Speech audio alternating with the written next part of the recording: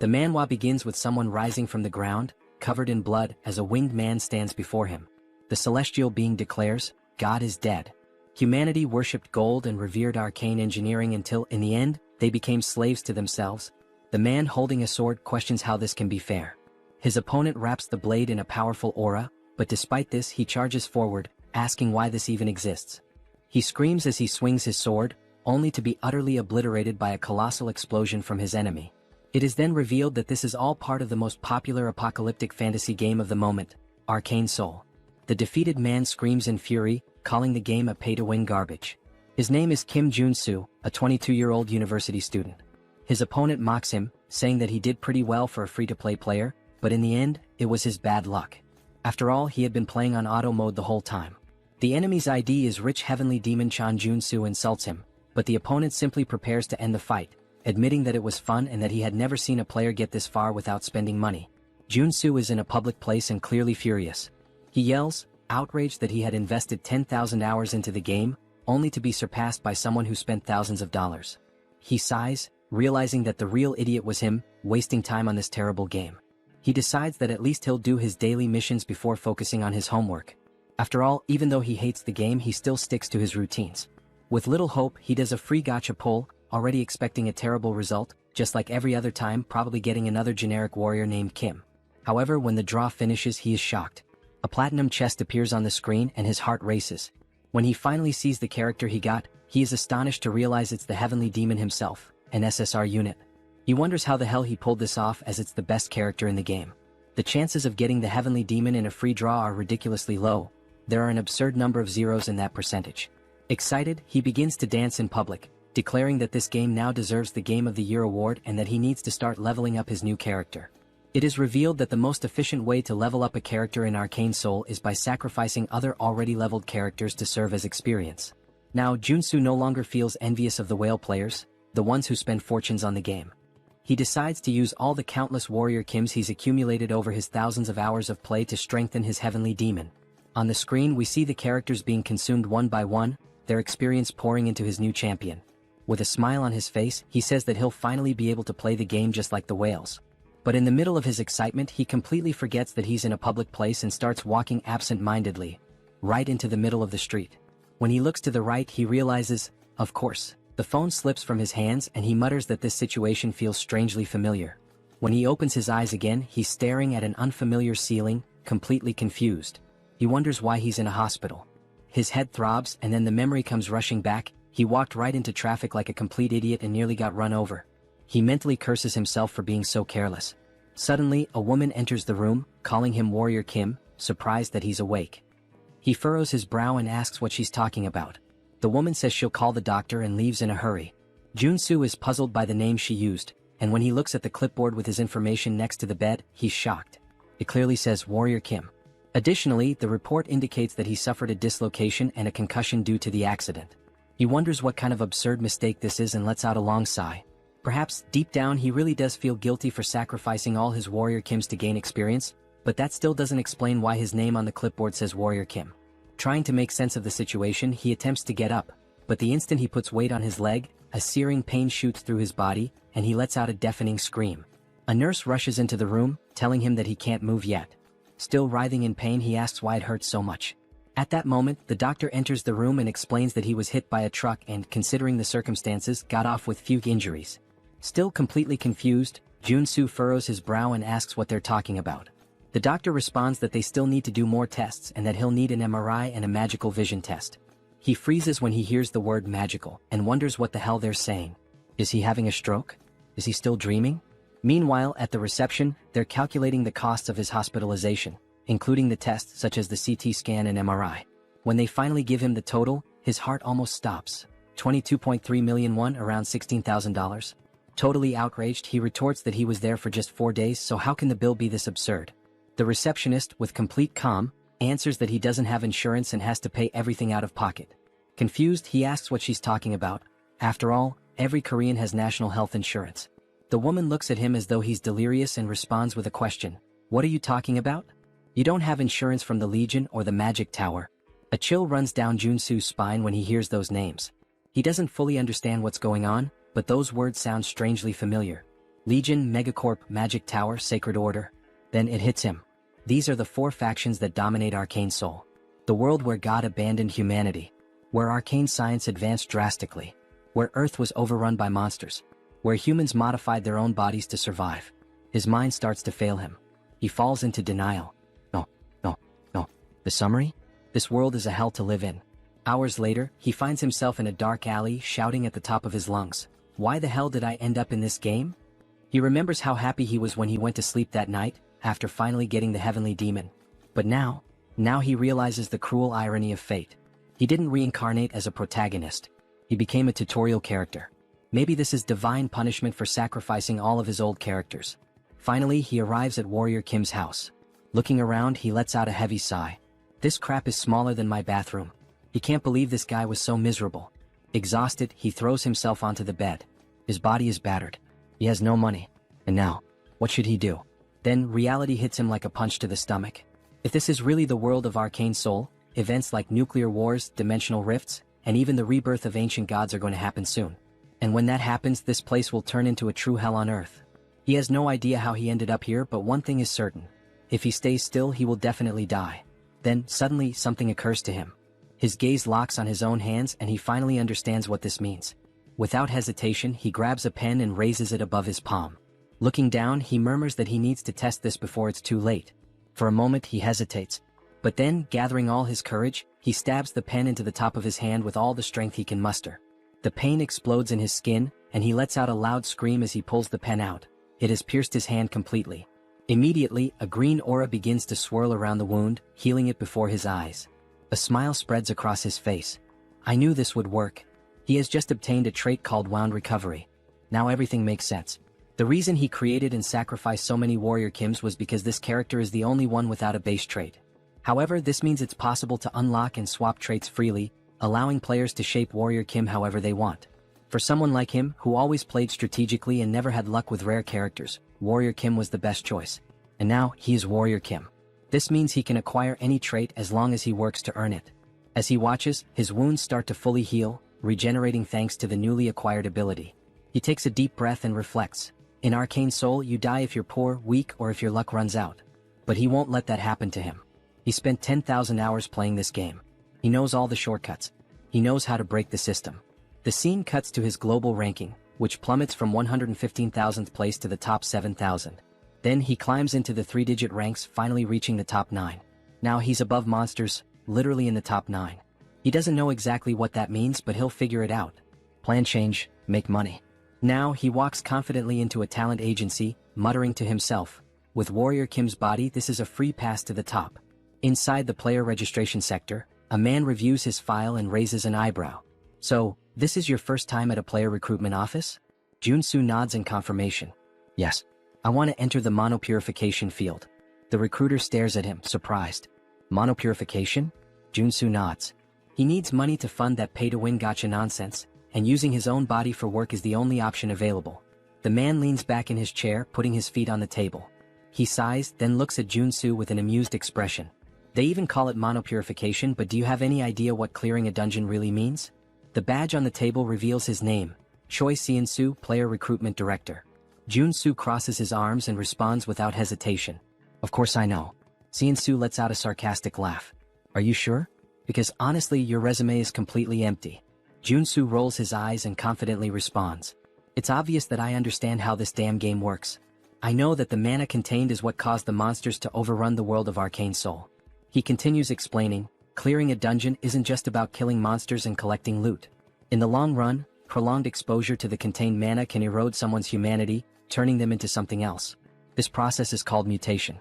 And that's what makes the job so deadly. Seon-soo sighs and says it's fine. Once they gather enough people, he'll assign him to a team. Joonsoo thanks him, but the man still looks skeptical. He stares at him and asks if he's absolutely sure about going through with it. I am, Joonsoo answers without hesitation. Seon-soo sighs again and comments. I've seen many guys like you take this job for money and come out completely dead inside. Joonsoo laughs casually. Relax. I'll leave here in better shape than you. Seon-soo frowns, confused by the response, but Joonsoo just smiles and says, working hard without spending a dime has always been my specialty. First contact with the team. He then meets his team leader, a man named Deer. Deer crosses his arms and looks at him with a stern expression.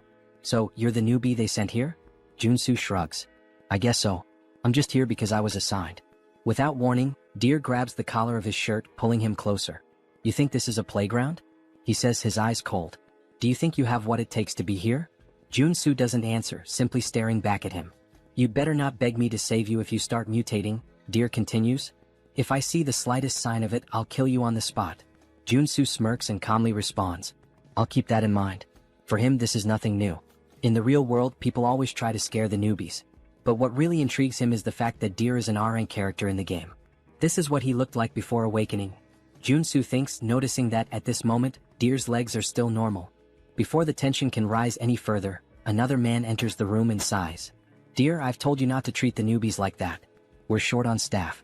The man is introduced as Hedgehog, a veteran with 5 years of dungeon clearing experience.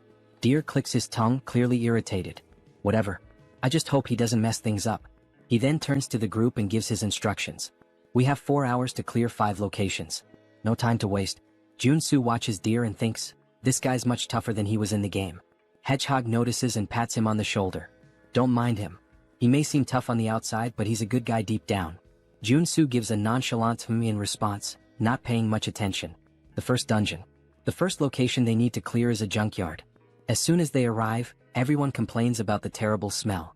No matter how many times I come here, I never get used to this stench, one of the workers says. Deer ignores the complaints and says, I'm opening the entrance. Get ready. He activates the access card and the dungeon door opens. What they see on the other side is simply disgusting. The place is covered in filth, a complete mess of waste and magical residue. Deer gives the command. Everyone, position yourselves. Inside the dungeon, there are low-level monsters known as contaminated slimes, creatures that feed on trash and residual mana. Joonsoo quickly assesses the situation and starts explaining to himself. The core of mana-contaminated clearing is eliminating these slimes. They're weak but troublesome. If you cut them in half, they just multiply. The only way to truly kill them is by destroying the small mana core inside their bodies. As they begin to fight them, the workers quickly realize the problem. How the hell are we supposed to find these cores in the middle of all this mess? Someone shouts, frustrated. Joonsoo takes a deep breath, steps forward and says, Get out of the way. Before they can react, he rushes toward the slimes, holding nothing but a shovel. He leaps into the air, preparing to strike. If this goes south, don't blame me. He shouts to his teammates. With a precise swing, he drives the shovel directly between the legs of one of the slimes, hitting the mana core dead center and destroying it instantly. The other workers stare in shock. Hedgehog's eyes widen. He's killing the slimes way too fast. Deer also watches, intrigued. Meanwhile, Joonsoo just smiles. This is perfect. He continues to move forward, destroying the cores one by one before the slimes can multiply. And the most impressive part? He's doing all of this with nothing but a shovel without needing a real weapon. The other workers watch in disbelief as he moves rapidly across the battlefield, crushing slimes as if it's the easiest thing in the world. Is this really possible? One of the workers exclaims. Joonsoo answers with a confident smile. Of course it is. Suddenly the scene cuts to a flashback from 2 days ago. We see Joonsoo crawling on the ground as if searching for something. The curious detail? He's in the middle of a children's playground. Joonsoo looks around and murmurs to himself. It must be around here somewhere. After a few seconds of searching, his eyes finally spot what he's looking for. Found it. He crouches down and picks up a coin from the ground. The moment he holds it in his hand, an invisible notification seems to appear in his mind. Trait acquired, Treasure Hunter. A wide grin spreads across his face. Got it? This is the most important trait for Warrior Kim. Excited, he starts spinning in place, celebrating his achievement while holding the coin like a trophy. Nearby, a mother watching the scene covers her child's eyes and sighs. Just think happy thoughts. Joonsoo doesn't care about the strange looks and continues on his journey to acquire more essential traits. The price of evolution. He learns some fundamental rules while hunting for important traits.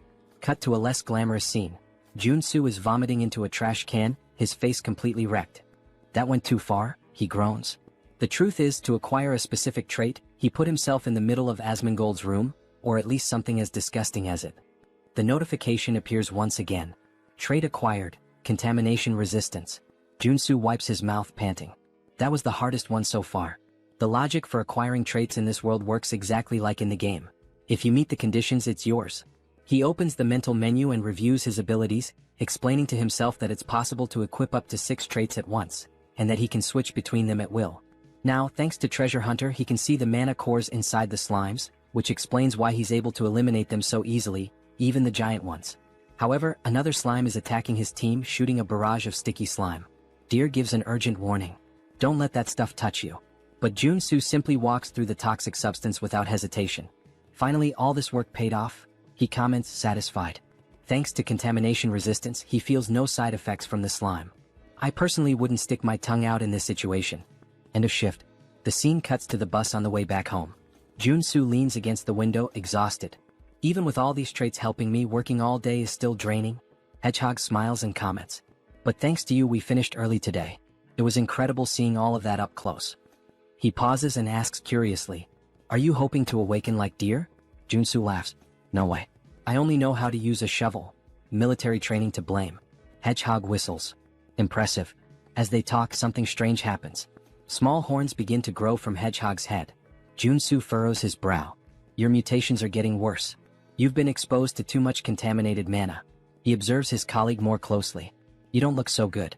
You should rest for a bit. Hedgehog just shrugs and lets out a bitter laugh. I'd rather mutate than face the debt collectors. Joonsoo sighs, understanding his situation better. Now it makes sense why you wanted this job. Not exactly the kind of position people queue up for. 4 days later. A time skip brings us 4 days forward. The work finally comes to an end, but everyone is exhausted. We're done, someone murmurs. The team members are wrecked after days of non-stop dungeon clearing. On the other side, a worker is vomiting uncontrollably, almost doubled over. Joonsoo immediately recognizes him. Hedgehog. I told you not to push yourself so hard.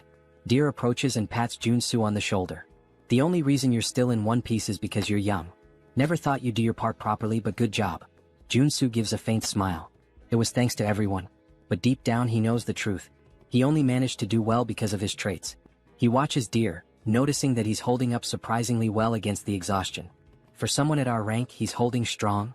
Before they can continue talking, a desperate scream echoes through the area. Joonsoo turns to find Hedgehog. Something is terribly wrong. A dark aura begins to form around him. His colleagues look horrified. What's happening to his spine? Deer runs over, his expression turning serious. Hedgehog. Hang in there. Joonsoo understands everything in that instant. Hedgehog is mutating. Deer tries to hold his friend back. Hold on. We need to get out of here. But it's too late. The mutation consumes Hedgehog completely, and his body explodes into pure energy, creating chaos around them. Joonsoo feels the impact and murmurs. Shit. Now this is serious. The battle begins. Hedgehog has lost all trace of his humanity. His silhouette now resembles that of a giant porcupine, and his foaming mouth makes him look like a rabid dog. Joonsoo watches the creature and immediately concludes. He's gone. There's nothing left of Hedgehog in there. If they don't defeat him, no one will walk out of here alive. But there's a problem. All the traits Joonsoo has acquired so far are specialized for monster cleaning. None of them are useful for combat. He struggles to find a way out, but nothing useful comes to mind. The first attack comes directly at him. Joonsoo has no time to react.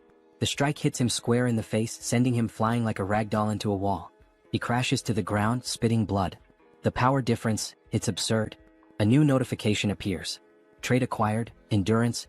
He smiles faintly, wiping the blood from the corner of his mouth. It's still too early to give up. If he wants to survive, he needs to act now. He quickly opens the menu and starts switching his traits. I need something that will actually help.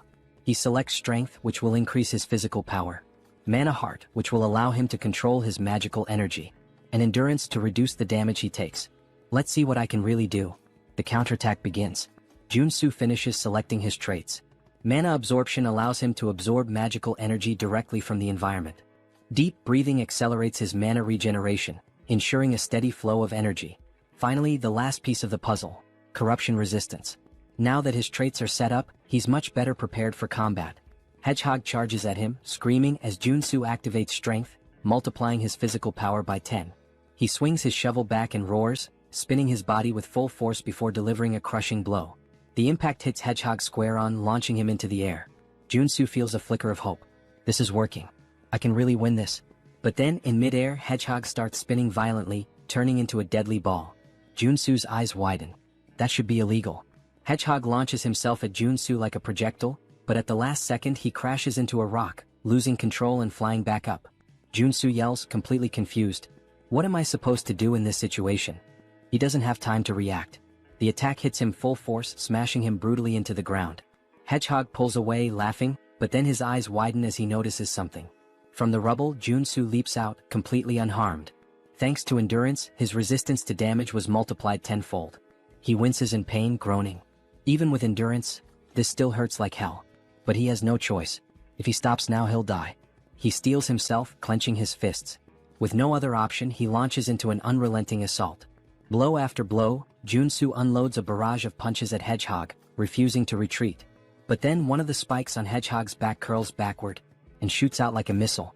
Joonsoo dodges at the last second, but before he can react, a swarm of spikes is launched at him, piercing his body and embedding themselves in his flesh. He is thrown to the ground, completely covered in blood. But he refuses to give up. Joonsoo forces his body up, breathing heavily. Just a little more.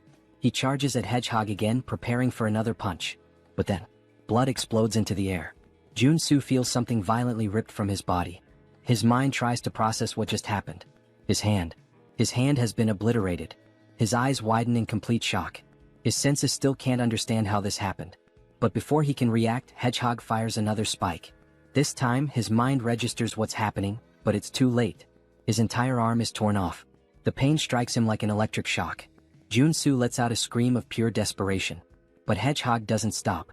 He clenches his fists, preparing a final crushing blow. Joonsoo closes his eyes, gasping. This is exactly what I expected. Hedgehog lands the blow. The ground shakes violently as the impact hits where Joonsoo had been lying. The price of victory. A flashback unfolds in his mind. He remembers when he used to play this game just as a mobile game. Back then, everything felt easy. All he had to do was press a single button to defeat monsters. He never stopped to think about what the character felt. He pushed it to the limit over and over under the guise of efficient training. But now he finally understands. He understands the pain. He understands the suffering required to earn even a mediocre trait. And above all, he understands that there is no victory without sacrifice. When Hedgehog looks down, he realizes something is wrong. Joonsoo blocked the attack. His arm regenerated. Before Hedgehog can react, Joonsoo rushes at him with lightning speed. His fist connects with the creature's face, and the impact is devastating. Hedgehog is thrown away, sliding across the ground, incapacitated. Joonsoo exhales deeply, gritting his teeth. There is no victory without a price to pay. He looks at himself. His muscles are pulsating and growing uncontrollably. His body has been pushed to its absolute limit. A notification appears in his mind. Trait acquired, mutant muscles. Joonsoo smiles despite the pain. The real fight is just beginning. The awakening of the monster. Joonsoo's body is still covered in spikes. Hedgehog is thrown against a wall and Joonsoo grins to himself. The reason he had recklessly charged at him with all those attacks was for the trait. By pushing his limits with mana, heart, and strength, he knew he could gain something greater. And now they merge, activating his new trait, mutant muscles. Hedgehog charges at him again without hesitation. But Joonsoo stands his ground.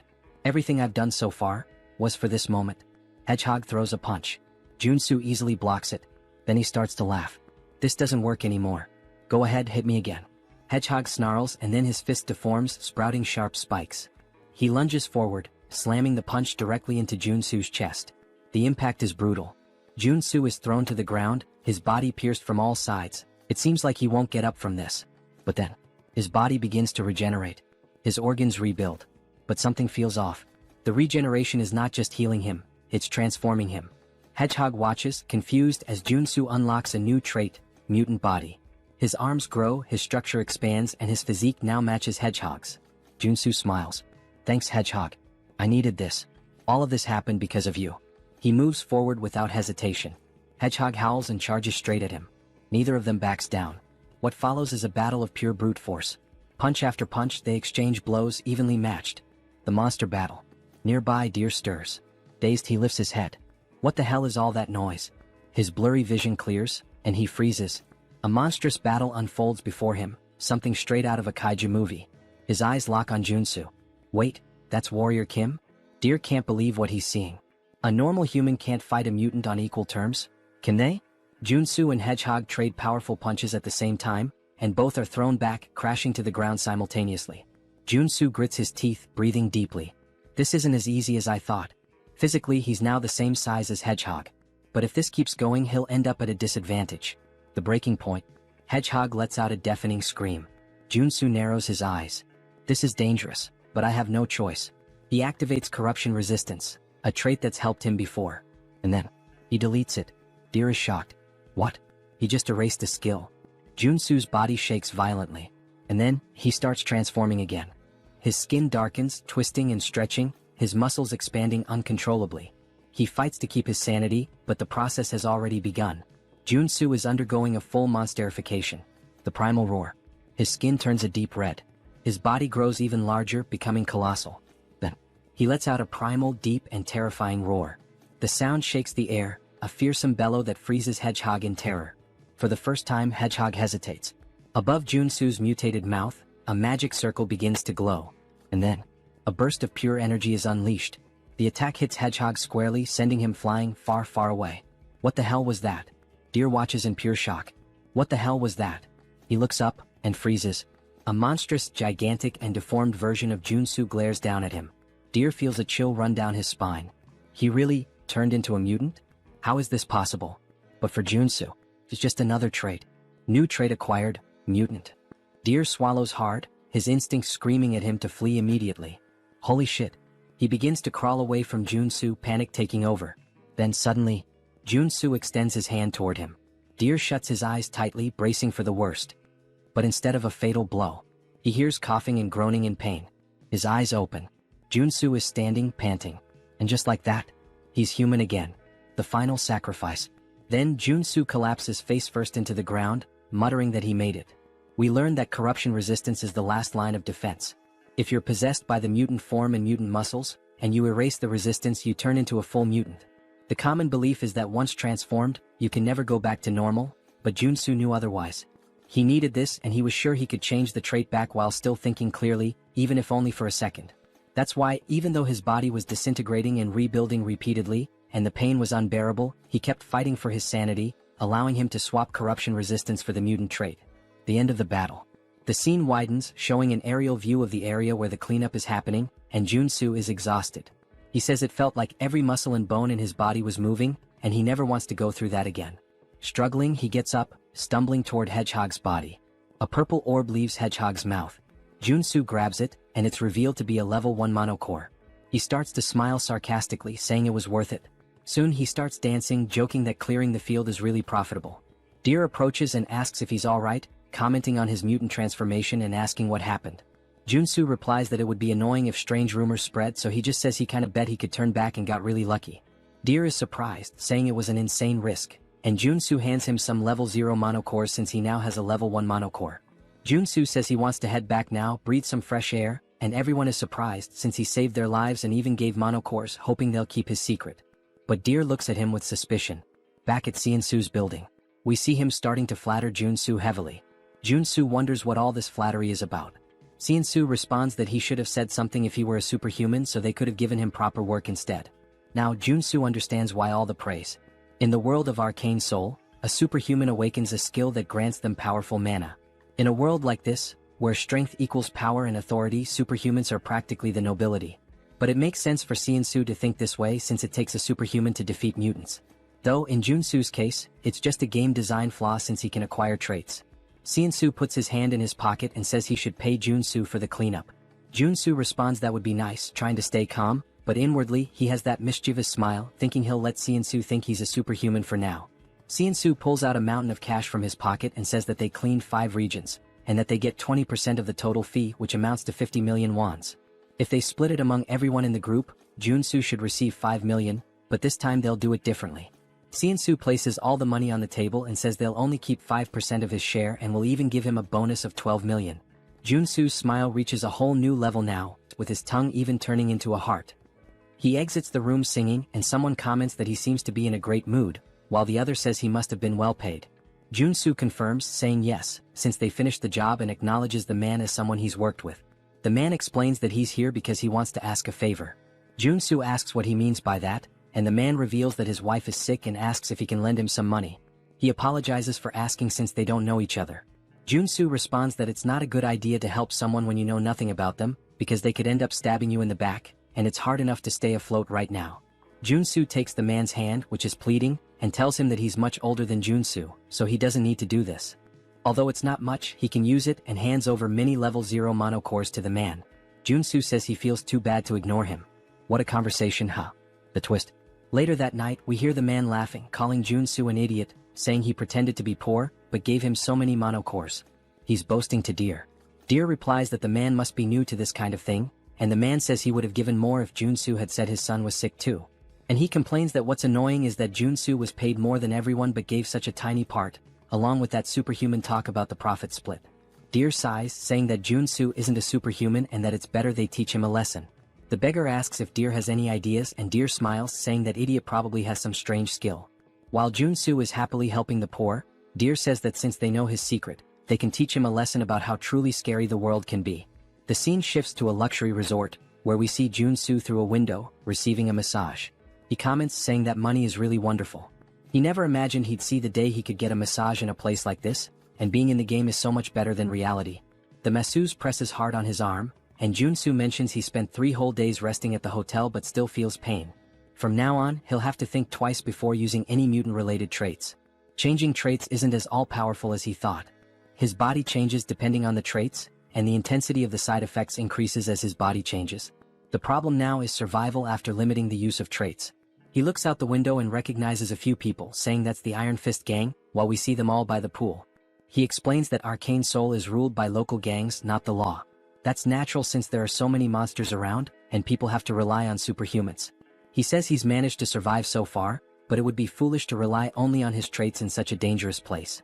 He starts to smile, saying that in the end, it all comes down to being overloaded with equipment. He goes to a miscellaneous goods store, and a woman asks if he's there to sell things. He says yes and mentions he has some monster byproducts. She looks at his clothes and warns that they don't buy level 0 monocores since he's not dressed well. He replies that he already knew that. He pulls something out of his bag and says that this is what he would like to sell, revealing a blue monocore, which surprises her. She asks if it's a level 2 monocore, and he confirms, telling her to take a good look at it. He comments that it's nice to see she's surprised. He's really happy he managed to get a level 2 monocore, and the effort at the hotel was worth it. If he can sell it for the highest price, this will be the right path. He asks if she sells weapons and armor. She replies that she does and lets him into the back area. As he enters, he's surprised, saying that it looks like she has everything back there. He thinks the government should start keeping an eye on this woman since all the essential game items are there as well. She tells him to make himself comfortable. He responds affirmatively and then begins to get excited. He says that now is the time to get properly equipped. He starts putting various weapons into his backpack and says that now that he has weapons, it finally feels like he's playing Arcane Seoul. Then he hears a woman calling for him and turns around. She asks almost casually if he's a mercenary, saying she needs help. He replies that he's not a mercenary and suggests she should look for someone else, but she pulls out a little money, explaining that she's on a business trip and that the Iron Fist gang scared her. She asks if he could protect her until she reaches her lodging. He realizes she's trying to offer him at least 500,000 to be her bodyguard, and wonders if he should accept now that he's well equipped. He places a hand on her shoulder, saying that he can't ignore a lady in distress, and tells her it's time to go, looking ready for the situation. They start walking through some alleyways and she says they're almost there. He wonders why she's staying in such a shady place, saying that, forget about people, there isn't even an ant around there. She quickly dashes around a corner, and when he turns, all he sees is darkness. She says they're nearly there and urges him to hurry. He replies that it's too dark and he can't see anything. Then his eyes begin to glow yellow as he acquires the night vision trait, and says that now he can see, but he didn't plan for this. In her hands there's a pistol aimed directly at him, and she remarks that he's a lot more cautious than she expected. He wonders who she is and if all of this was a trap, only for him to turn around and see Deer, who laughs and asks where he thinks he's going. Deer says it's good to see him again like this, asking if he agrees. Joonsoo asks what he did to deserve this, and Deer responds that he didn't do anything, he just looks stupid. There's no other reason, calling him naive. Joonsoo lets his weapons drop, immediately rushing to knock the woman down. Deer asks why he would start a conversation just to run away. He tells the woman to shoot him and she fires her gun directly at him, hitting him in the back. He starts falling down the stairs. Then Deer asks, "What the hell?" saying she should have shot him in the leg, not the chest. She responds that it's better than him running away. Deer says, "Damn, I think he's dead. Honestly, I think the guy can just get up, he looks fine." The woman mentions that someone might want to buy his body since he came back from being a mutant. The beggar says it's time to loot his gear now. When Deer looks down again, he says there's no way and they should do this first, only to find that Joonsoo's body has disappeared. They all start wondering where the hell he went, growing uneasy. The street lamp breaks and the beggar is hit in the neck. The rest of them start panicking, wondering what's happening, and Deer says there's no way he's still alive. Joonsoo says that he can't die at the hands of someone who repays kindness with betrayal, and it's a good thing he left the store after putting on the bulletproof vest. Thanks to that, he acquired the trait of playing dead after being shot. Deer looks around in panic, saying he can't see anything since the street lamp broke, wondering where Joonsoo is. Joonsoo suddenly appears behind him, saying he's right there. He says he saved his life, so now he's going to take it, landing a punch directly to Deer's face. Joonsoo punches Deer in the face, sending blood flying everywhere.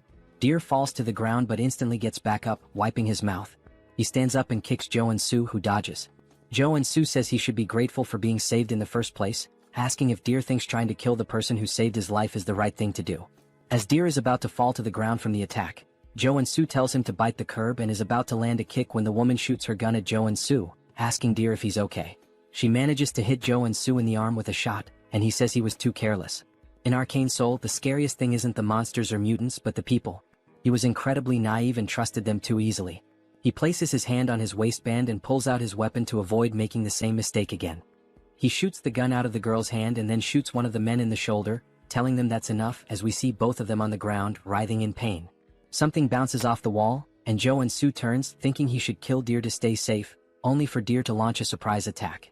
Joonsoo wasn't expecting that but manages to react just in time by blocking the kick, although he loses his weapon. We see that Deer's legs have now transformed, and he's awakened as a level 1 superhuman. Joonsoo says the game is poorly made, explaining that the superhuman awakening is something all playable characters can undergo. It's considered the basic growth system in the game. According to the world of Arcane Seoul, a level 1 superhuman is strong enough to threaten an ordinary civilian with an automatic rifle. Joonsoo starts backing away to create distance, while Deer declares he will kill him, and now Joonsoo has to deal with a superhuman with nothing but his body. Deer disappears instantly before Joonsoo, and he wonders where the hell he went. We learn that Deer has 2 unique traits, stereoscopic movement and kick. Stereoscopic movement allows him to use his incredible leg elasticity to move freely in any direction he wants. In his case, he's running on wall. Joonsoo looks up and sees him coming from above. He used stereoscopic movement to gain height and is now coming down with a kick, using both the momentum and the height. Joonsoo says he needs to dodge this and he rolls to the side, letting the ground get completely smashed. Deer is surprised and irritated that he dodged, preparing to attack again, saying that this time Joonsoo won't be able to dodge. The impact happens and Deer starts to smile, thinking it's over. But Joonsoo says, "Sorry, but I didn't plan on dodging." As we see, he blocked the kick with a weapon, calling him a mutt who doesn't know his place. He knew buying that extendable baton was a great idea. A few hours ago in the girl's store, he was wondering if a weapon would really be worth it. Since Warrior Kim is a warrior class character, even though he gets stronger, there's a limit to how effectively he can use a weapon. That's why he decided to buy a close combat weapon, which turned out to be nothing other than this extendable baton. Each character has weapons and traits that are more effective for their class. We see Deer's leg trembling, and Joonsoo manages to push him back. To defeat Deer, he needed to use a close combat weapon and traits suited for a warrior like him. He swings the baton downward, hitting Deer and knocking him to the ground, then acquires a trait called Strike. This is a trait specific to the warrior class. He then starts spamming his attacks to acquire even more traits, using moves like a downward strike, uppercut, and even an advancing attack. He tries a side strike, though it's unclear if he gained a trait from that moment. Deer searches for an opening and as soon as he finds it, delivers a direct kick toward Joonsoo. Joonsoo hesitates, wondering whether to dodge or not, but decides he can't stop now after coming this far. He grits his teeth, saying that even if he has to break bones, he'll block the attack with his elbow, hitting Deer's leg. He tells himself he needs to keep attacking. The fight continues with blows exchanged one after the other. Then Joonsoo acquires a trait called Combo and starts smiling, saying, "That's it. The best trait build for the warrior class at the early stages is combining strike and combo." He uses his left hand for punches and his right hand to swing the baton, taking down Deer like it's a cut scene. Deer begs him to stop as he begins to lose consciousness, but Joonsoo throws the baton directly into Deer's chest, hitting him with the strike trait. Deer finally loses his strength and collapses to the ground. Joonsoo shouts, saying that he succeeded and defeated an awakened one. His arms begin to burn, as though the air itself is searing his skin. He wonders what this sensation is as he looks at them. His whole body starts to ache as a red aura begins to swirl around him. He says he can feel something about to overflow inside him, thinking he knows what's happening. There's a brilliant explosion from where he stands, and now, with a golden aura surrounding his fingers, he says, "This is the day I learned the cruel truth of the world of Arcane Seoul, and now I am awakened as a level 1 superhuman." Joonsoo clenches his fist with excitement and starts shouting, saying that the time has finally come. He then pulls the fiercest face he's ever made, resembling Lloyd, and is so pumped up that he does a handstand, announcing that he's about to start taking low-interest loans and landing high-paying jobs. A man approaches him, asking what he thinks he's doing. When Joonsoo turns around, he's shocked to see a giant, old man holding an enormous weapon. This man is Iron Fist Kim, the second basic character available in Arcane Seoul after Warrior Kim. He's a reinforced soldier class character who specializes in firearms, primarily using his prosthetic arm to shoot. The issue is Iron Fist Kim is the feared leader of the Iron Fist gang, and since Joonsoo fought within their territory, he's probably stirred up quite a mess. Iron Fist asks if Joonsoo checked where he was before all of this. Joonsoo responds that he was caught off guard and couldn't just stand there and not fight back. Iron Fist unlocks his weapon, saying this means they're more terrifying than his own gang. Joonsoo is taken aback, saying that if he fights under these conditions, he'll die for nothing. Iron Fist presses the weapon directly to Joonsoo's chest, stating that he made a terrible choice and will show him what happens when someone messes with his territory. Joonsoo pauses for a moment, then asks if that's the best he's got, mentioning that Iron Fist forgot something. Joonsoo grabs the weapon and puts his finger on the trigger. He shoots himself in the chest, saying that he's not the type to die so easily. Iron Fist is stunned, seeing the guy just kill himself with his own weapon, calling him a psychopath for pulling the trigger on himself. Joonsoo starts laughing, asking if that's all, saying it was easy. We see that he acquired the regeneration trait. Iron Fist laughs, calling his ability interesting. Joonsoo explains that the upgraded version of Wound Recovery is regeneration, and it can only be obtained when you become a level 1 superhuman. He warns Iron Fist that it will be the end for them if they start underestimating him. He realizes he'll need to bluff his way out of this. He points to the triple homicide case behind him, saying that, as they can see, he didn't survive by chance and that he doesn't care who they are. If they mess with Warrior Kim, they'd better be prepared. Iron Fist laughs, asking if that's his name, saying he likes his audacity, but he'll let him go this time. However, now Joonsoo owes him a favor. He puts a hand on Joonsoo's shoulder, saying that he surely knows what he means. Joonsoo says he'll remember this, wondering if maybe Iron Fist recognized him. Iron Fist then extends his hand, suggesting that they might work together on a job next time. When Joonsoo looks at her hand, he thinks that Iron Fist is not the type of person who would betray him. In that case, it wouldn't be bad to form a connection here. He says it's a deal as they shake hands, telling her he'll see her next time. The scene then shifts to the superhuman tower in Jamsil, where Joonsoo says he had no idea when he first saw this place in the game, but now he realizes that it's really impressive, completely different from anything he's seen before. A woman then catches his attention, thanking him for visiting the tower and asking how she can assist him. The guy is stunned by her beauty and mentions that she looks familiar, wondering if she's an NPC. She tells him that if he's there for certification, he needs to head to the machine to measure his mana and trait circuits. He thanks her and starts walking towards it, thinking that he didn't even ask for help, but she guided him anyway. It just shows how much of a novice he must look. He thinks that once he gets his certification, he'll truly start his life in Arcane Seoul. Suddenly, he hears a loud noise that startles him. When everyone tells him to look at the ceiling, saying the saint has arrived, he looks up and sees a bright light descending from an airborne ship. As the light appears right in front of him, we see some enchanting text spread across, while people are teleported. Joonsoo is shocked, recognizing it as the Old Father's order and wondering why a boss monster is there. People begin praying, saying it's an honor to be in her presence, but Joonsoo remembers that, since he's still in the tutorial timeline, she's a saint and not a boss monster. As the story progresses, it's revealed that the order is actually a cult disguised as a religion, and she is a complete psychopath. While people continue to praise the saint, they mention that she must be there for a level-up renewal. She then starts releasing a powerful aura, so strong that it knocks people down, with a golden light pulsing around her. Joonsoo looks away, saying that it's a rather flashy way to do things, and that it's kind of too noisy. As the machine begins reading her mana, it starts collecting her energy until it completely disappears, leaving everyone in suspense, wondering what she'll get. We then see that she is 27 years old, a priestess class with mana level 8 and a 6-layer circuit. They can't believe she's only level 8. She smiles as they say she has up to 6 traits, which the layered circuits represent. But Joonsoo has a different opinion. He's sweating nervously, saying that it's not the time to celebrate. A level 8 superhuman can be compared to an aircraft carrier, and she's a walking national powerhouse.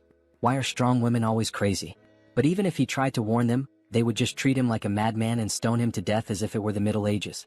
For now, he decides to just measure his mana. It would draw too much attention if he had 6 traits, so he'll lower it to 3. The saint suddenly turns, sensing something. When her men ask what's going on, she says that she's found something that caught her attention. She appears right behind Joonsoo, saying that he has an interesting ability. He says, "Damn," surprised, and then repeats what she just said, asking if she really noticed that he swapped his traits. He freezes for a second as the window remains open. Everyone wonders why the saint is talking to him, saying he looks like a normal guy. She then takes his hands, asking what his name is. He says his name is Warrior Kim and comments that the only reason a priest would ask someone's name in Arcane Seoul is. Before he finishes his thought, he's interrupted as she declares that she represents the Old Father's order and baptizes him. Since the Old Father always desires powers like his, she tells him that he must submit and find peace in this hellish world, as the enchantment table begins moving across his arm. Everyone around him envies the fact that he's being baptized, especially because she is the Old Father's first daughter. Joonsoo, however, has a different perspective. He's extremely nervous, thinking that if he's baptized and gains the baptism trait, he will have no choice but to become a paladin of the order. However, the Old Father's order loses to major figures in Arcane Seoul during the war with South Korea, and this figure is none other than the celestial demon. As she continues with the baptism, he rips her hand off of him, saying it feels like being forced to invest in a stock that's about to crash. He kneels, refusing the baptism. We see her eyes turn completely psychopathic as she says that he must not have heard her correctly. He responds, saying he's very serious despite being a little exhausted.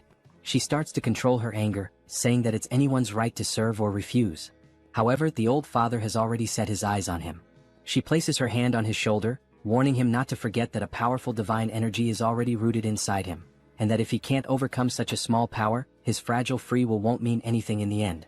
Then he begins to be enveloped by a yellow flame as he starts screaming in front of everyone. They question how someone like him can refuse the baptism, asking if he isn't religious or something. We see that he's being affected by divine fever, and that he will suffer a burning, endless pain as punishment for refusing the baptism. He was prepared for this, but it still hurts like hell, his whole body burning. This is one of the strongest debuffs in the entire game. The effect causes continuous, searing pain, preventing the person from continuing their normal life. The only way to get rid of it is to go to a temple and be baptized. He refused the baptism thinking about the future, but it seems he might die right here as we see his eyes rolling back. He loses consciousness until someone splashes water on his face, waking him up again. He wonders who it is, only to see the woman from before asking if he's okay. She seems genuinely concerned.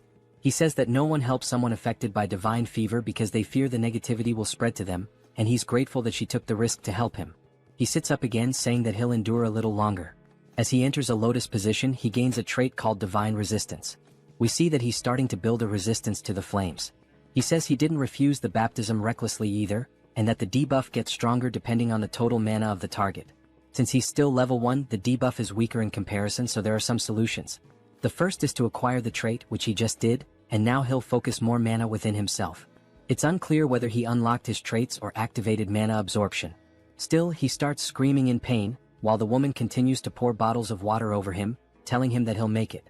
This immediately cools his body, and he says it feels like life-giving water. He needs to focus on this contrasting sensation between the fire and the water. As he begins to balance them inside him, it feels as though time stops. The burning pain and the sensation of cold begin to merge into one, while he uses the mana within him to extinguish the fire. When he opens his eyes, a powerful blue light starts emanating from him. It even blinds the poor girl. We then see that he has gained another trait called Mana Barrier, as the flames can no longer harm him.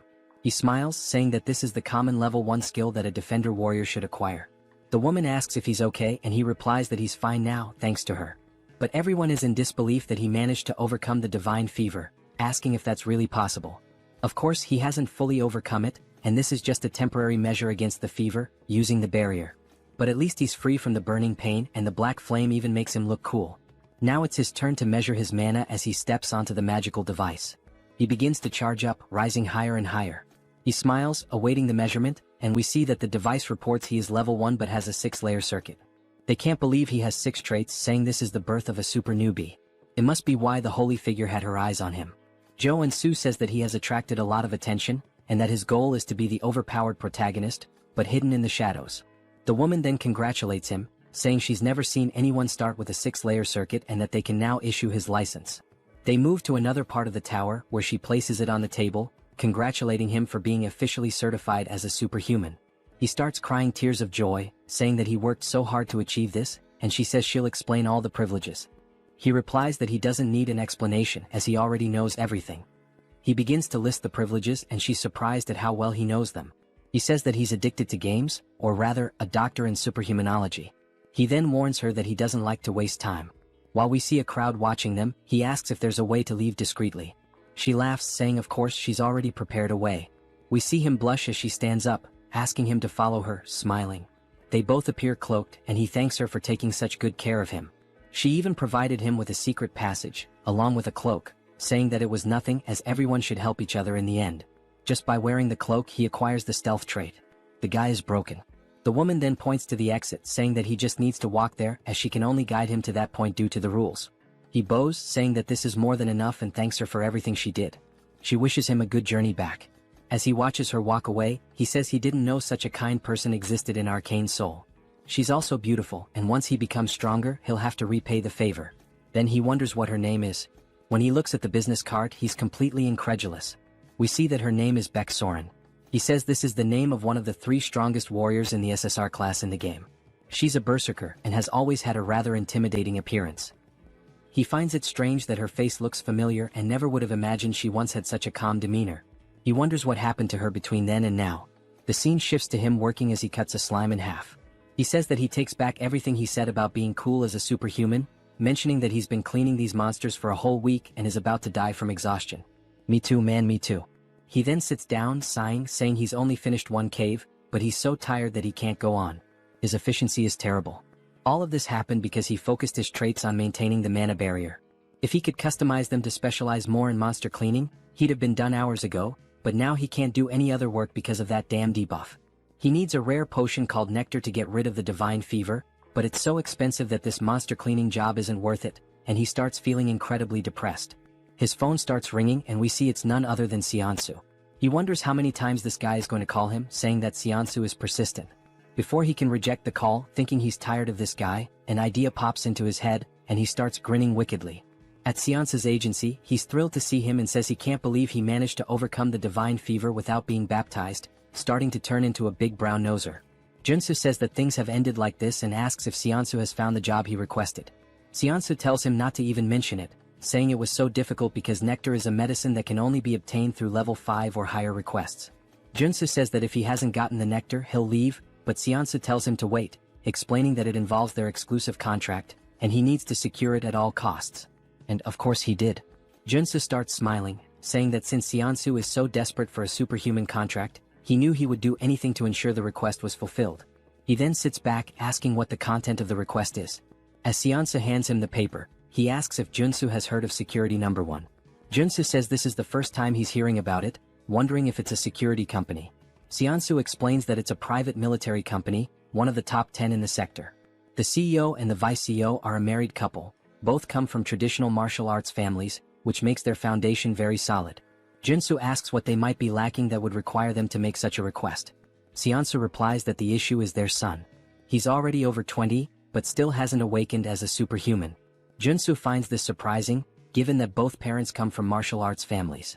Seonsu says the rumor is that he's already accumulated level 8 mana, but simply can't awaken, which is a mystery. Their condition was for a warrior-type superhuman, level 1 or higher. So, it seems to fit perfectly. Joonsoo then starts smiling, saying that he'll go see them right away.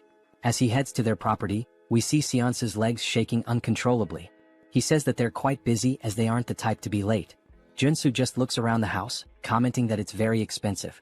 We hear a woman apologizing, saying she's very sorry for making them wait so long. The guy's about to have a heart attack. Finally, we are introduced to them. She says they are the clients. The husband's name is Seo Youngju, and the wife's name is Lee Miria. Seonsu bows, saying it's nothing, thanking them for the time they've spent with them. Joonsoo does the same, saying they must be superhumans of at least level 6, as both have a considerable amount of aura. Youngju sighs and says he can tell this one is weak just by looking at him. Miria tells him not to be like that, and if he's going to act that way he should go back to his room. He sits on the couch, saying he can't do that, and she says he's so stubborn before asking both Joonsoo and Seonsu to take a seat. They thank her, and Miria says that since they've come all the way here, it means they intend to accept their request. Joonsoo says that first he'd like to see the condition of their son, as there might be a special reason preventing his awakening. Youngju bangs his fist on the table, asking if he really thinks he'd share that with a novice like him, and he's absolutely furious. Miria tells him to calm down and apologizes, saying he gets worked up easily about anything concerning their son. She says this isn't something they can tell a stranger, but if he accepts the request, they'll call the son in and explain the situation. They're sure he's also desperately in need of the nectar, as they can tell the divine fever is affecting him. Joonsoo says that if it's a confidential matter, but they know exactly what he needs, it only makes him more certain that he will accept the request. He says he'll accept it and asks them to call the son in. While they do, he opens the door. He introduces himself as a Woojin. Joonsoo says it's a pleasure to meet him and shakes his hand, noting that he doesn't feel any mana coming from him. Then he notices something and tells the guy that his cloak is really cool. The guy responds that it's more than he deserves, but he always wears it with gratitude. Joonsoo says he imagines he needs it to seal his mana. The entire family is surprised and Joonsoo smiles, saying that the moment he saw the gloves he was sure of it. Although it's a matter involving a noble family, he deliberately set the conditions for a level 1 superhuman and used the nectar debuff to summon him. He was baptized under the order of the Old Father. The reason their son couldn't awaken is because he rejected the baptism and sealed his mana to avoid the divine fever.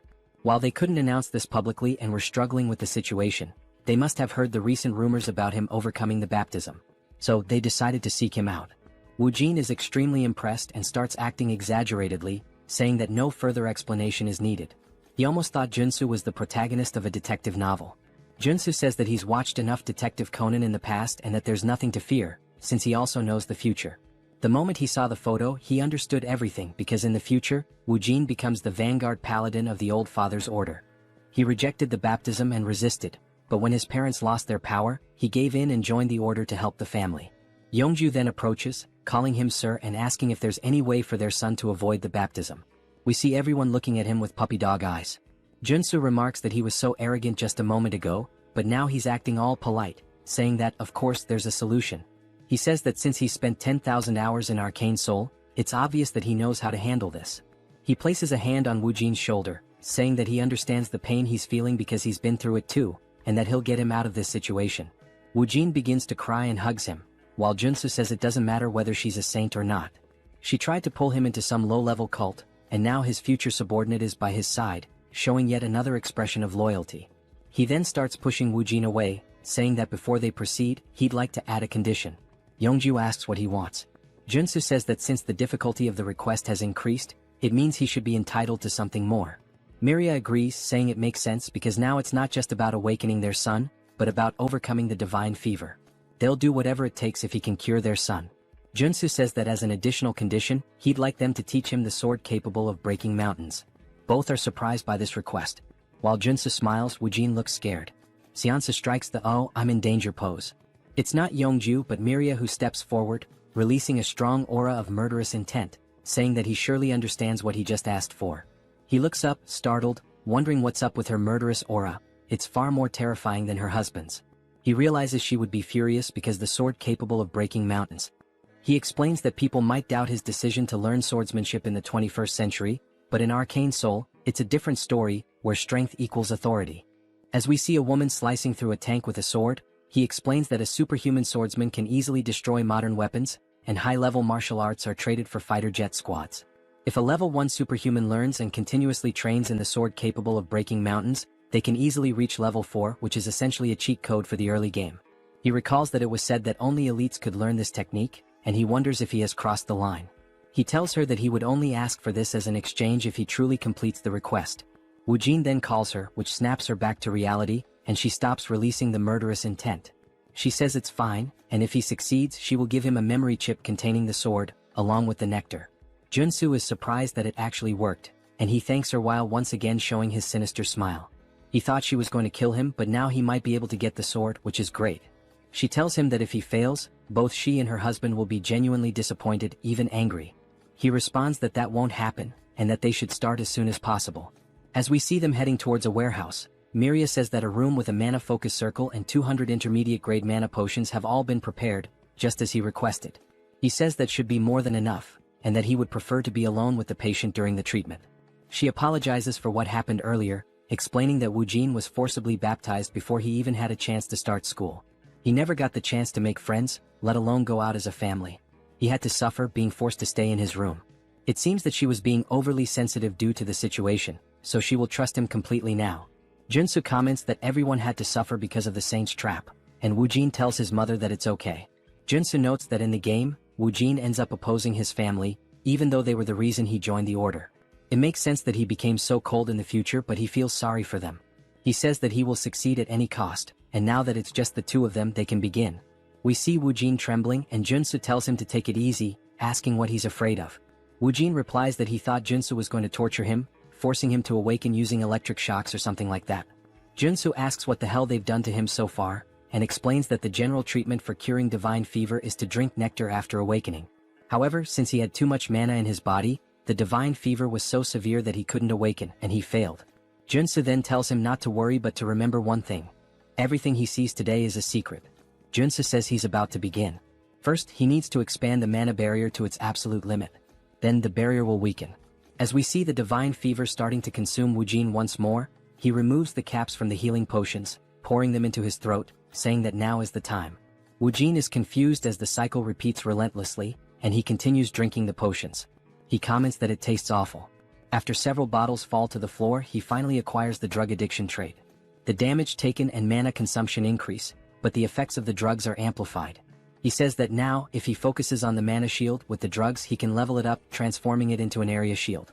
After configuring the shield around him, he wipes his mouth, saying that the divine fever has been completely expelled from the barrier. Woojin says that was amazing, and Joonsoo responds that it's still too early to be impressed, asking him to take off the glove. Woojin is confused, asking if he heard correctly, and Joonsoo explains that he needs to push his hand through the barrier, and then he just needs to grab his hand. Woojin says that the two divine fevers will create a resonant reaction. Joonsoo begins to step out of the barrier while the divine fever starts to burn him again. He says that the pain will be bearable as he stays inside the barrier, and asks him not to question why, just follow the orders. Woojin's heart starts to race because it's the first time he's taking off the glove since he was baptized. He places his hand through the barrier and it starts to burn intensely. It's even more painful than Joonsoo's divine fever, even though it's only his hand. Joonsoo wonders how much mana this guy has in his body, to the point of being terrifying, but he grabs his hand because there's no other choice. Then he experiences one of the most unbearable pains he's ever faced, as if his entire body is burning. He screams in agony, saying it hurts much more than when he was originally baptized. Joonsoo's eyes start to roll back and he says it feels like his bones are being shattered into pieces. He bites his lip, saying that he needs to stay focused and endure it. Then he hears the notification of a new trait appearing, and he immediately jumps back into the barrier toward Woojin, and the two of them fall to the ground. Joonsoo starts to pant, and we see that he's still holding Woojin's arm, while Woojin acquires the damage absorption trait, meaning he can absorb damage from others. Joonsoo says that this was a success, and Woojin is staring at his hand, now gloveless, saying that he can't believe it's still bearable. Joonsoo says that everything was planned to go this way. Besides the barrier, he used damage absorption to take some of his divine fever for himself, which means his fever is severely weakened, and now it's the final stage. He hands a wooden sword to Woojin, saying that he can't stop and that he needs to attack him until he awakens. Woojin says he understands, and that it's time to use the swordsmanship he's been training since childhood. He then takes his stance and attacks Joonsoo, who we see getting hit in the forearms. While using the armor to block the attack, Woojin runs behind him, and Joonsoo just looks at his guards, armed with fear, since they're made of iron and were broken by a wooden sword. This means the situation is going to get bad. He acquires the protection trait and says that even with this trait, he'll be in a critical state if he's hit even once by these attacks. And to think that this is coming from a guy who hasn't even awakened yet is pretty terrifying. When Woojin begins to attack again, Joonsoo extends his hand, dodging the strike. He places his hand on Woojin's shoulder, spinning in the air, wondering what on earth they've taught this boy. He's struggling even to dodge the attacks. When he lands, he turns around and notices a small aura starting to leak from Woojin, and he's also acquired the evasion trait. Joonsoo smiles, saying that this means Woojin is about to awaken. As Woojin releases more aura than before, Joonsoo remarks that this is bad because the sword also starts to glow, and Woojin is now ranked SSR. It seems like he's unlocked a powerful trait, one with the sword, a state where the sword becomes the person themselves. That's an insanely powerful trait for a warrior class. But it's not the time to get excited, as the guy is completely in a trance, firing a wave of aura directly at Joonsoo. He watches it approach and says that if he gets hit, he'll definitely be dead. Joonsoo says he needs to use all possible defensive traits and focus the barrier on his arms. With the help of the mana focus circle in the room, he might actually have a chance, and he begins using them together.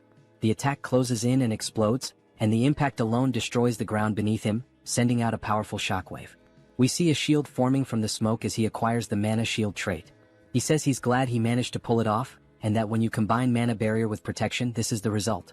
He comments that he really almost died there. Woojin starts to stagger, which surprises Joonsoo as he watches the guy fall unconscious. Joonsoo asks how he can just lie there so peacefully after trying to kill him. He's relieved that Woojin is just sleeping, since he was a bit worried he might be having a seizure. He probably just lost control due to the awakening. In the game, Woojin was a strong character with an SSR rank just like he is now. But because he awakened as a warrior instead of a paladin, he acquired the sword trait as his initial one. Joonsoo then picks him up, saying he doesn't know how this is going to change the story, but Woojin is a guy with privileges and immense strength. It's good that he now owes him a favor as he smiles again. This guy might just be a villain. We see Joonsoo lying on his bed, and they're extremely happy that he's truly overcome the divine fever to the point of bowing in gratitude to Joonsoo for everything.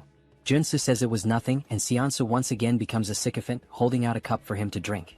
Miria gently pats Woojin's head, saying it's been so long since she's seen him sleep so peacefully and that she doesn't know how to repay this debt. Yeonju nods and she does the same.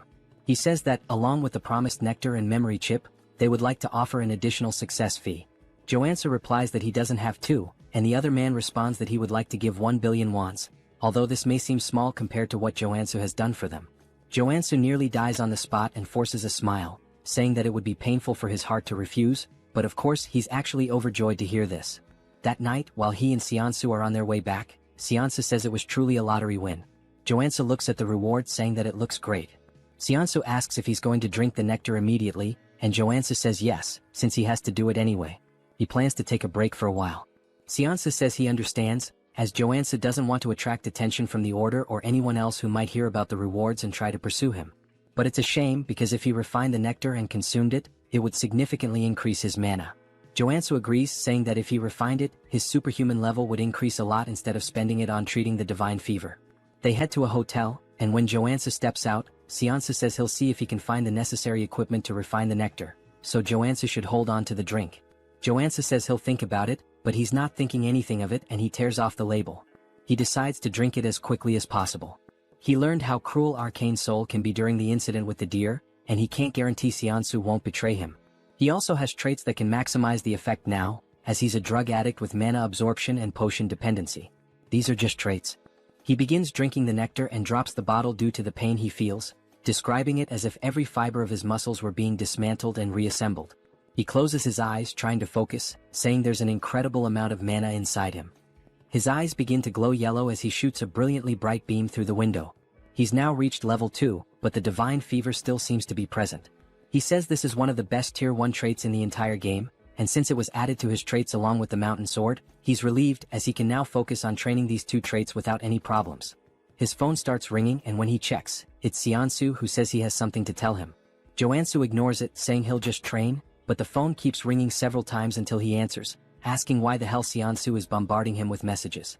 He looks at the phone and sees that it's actually a strange message. He starts decoding the letters and reads between the lines, saying it's telling him to run from the Dagger Gang. He says he can't believe he found a secret message in the text and that the Dagger Gang is one of the rival gangs to the Iron Fist. If Seonsu had wanted to betray him, he would have called as usual to buy time. Considering that he sent the secret message, it must mean he was captured first, and it looks like the information was leaked while Seonsu was trying to prepare the equipment. Joansa starts to feel a little guilty but decides to ignore it since he got the nectar he needed, and everyone is responsible for their own life in Arcane Seoul. Then the scene shifts to Seonsu screaming as loud as possible, and we see him sitting in a chair surrounded by 3 men. They say he's a stubborn man, and despite an entire night of interrogation, he still hasn't said anything about the superhuman rookie. Seonsu says he signed a contract because he trusted him, and he won't reveal anything no matter what they do to him. The man says he didn't want to resort to this but he had no choice. A man starts walking toward him menacingly, holding an axe, asking if he's going to use his right hand or left. Seonsu doesn't answer, and the man raises the axe, laughing, saying he doesn't care and that he's going to cut off Seonsu's right hand. But just before the axe comes down, an explosion happens behind them and they turn wondering what it was. Then a man starts crawling forward calling for his boss, saying that a madman is attacking them. It seems like he wasn't lying as we see someone aiming and firing rocket launchers at their building. He says they're about to face the consequences of messing with him. He can't just let someone who keeps their promises in this cruel world of Arcane Seoul be left alone. He pulls the trigger, saying that, with any luck, this will be a good lesson to show them that the war has just begun. The rocket strikes the side of the building, exploding violently and sending armed men rushing out in a panic. They look around frantically, trying to pinpoint the source of the shot, saying they need to find the shooter first. Joansu chuckles, commenting that, just as expected, they're spilling out of the building like a bunch of cockroaches. Even though the structure looks like a regular residential complex, he knows for a fact that they were all inside. This is the hideout of the Dagger Gang, a place he's cleared so many times that he's honestly sick of it. It's a complicated dungeon, made up of 6 different buildings. Since this mission is part of the tutorial, he can practically finish it with his eyes closed. He crouches down, then leaps from the rooftop, grinning as he says he's about to speedrun this thing. Nearby, in a narrow alley, a few gang members are patrolling, muttering that this must be the work of Iron Fist, since they're the only lunatics crazy enough to pull something like this. They confidently declare that once they find them, they'll wipe them out. Suddenly, one of them hears a noise coming from a dumpster and decides to check it out. His buddies warn him to be thorough. The man creeps forward, peering down the alley, trying to locate the source of the sound. He doesn't see anything. But in the blink of an eye, Joonsoo emerges from the shadows. Before the man can react, Joonsoo grabs his face with a crushing grip and slams him brutally into the nearest wall. Joonsoo laughs, saying the guy didn't even recognize him despite being right in front of his face. And that when it comes to infiltration, there's no better combo than playing dead and using stealth. With the henchmen stumbling around outside like fools, he takes the opportunity to slip into the main building. He lifts the lid of a dumpster and begins descending a hidden staircase, commenting that this is one of the gang's secret entrances. Moving swiftly and silently through the corridors, he takes pride in the fact that he's avoided combat so far. Pressing forward, he notes the gang's unusual obsession with hostages. He remembers that the boss's room is on the 5th floor, which means he still has a long way to go. Because of that, he decides to advance as stealthily as possible, making sure no one notices him. Suddenly, the building's loudspeaker crackles to life, blaring an urgent announcement. Enemy infiltrated the building. All members, arm yourselves and assemble at the rendezvous point immediately. Joonsoo stands before a door, murmuring to himself that he needs to make a decision.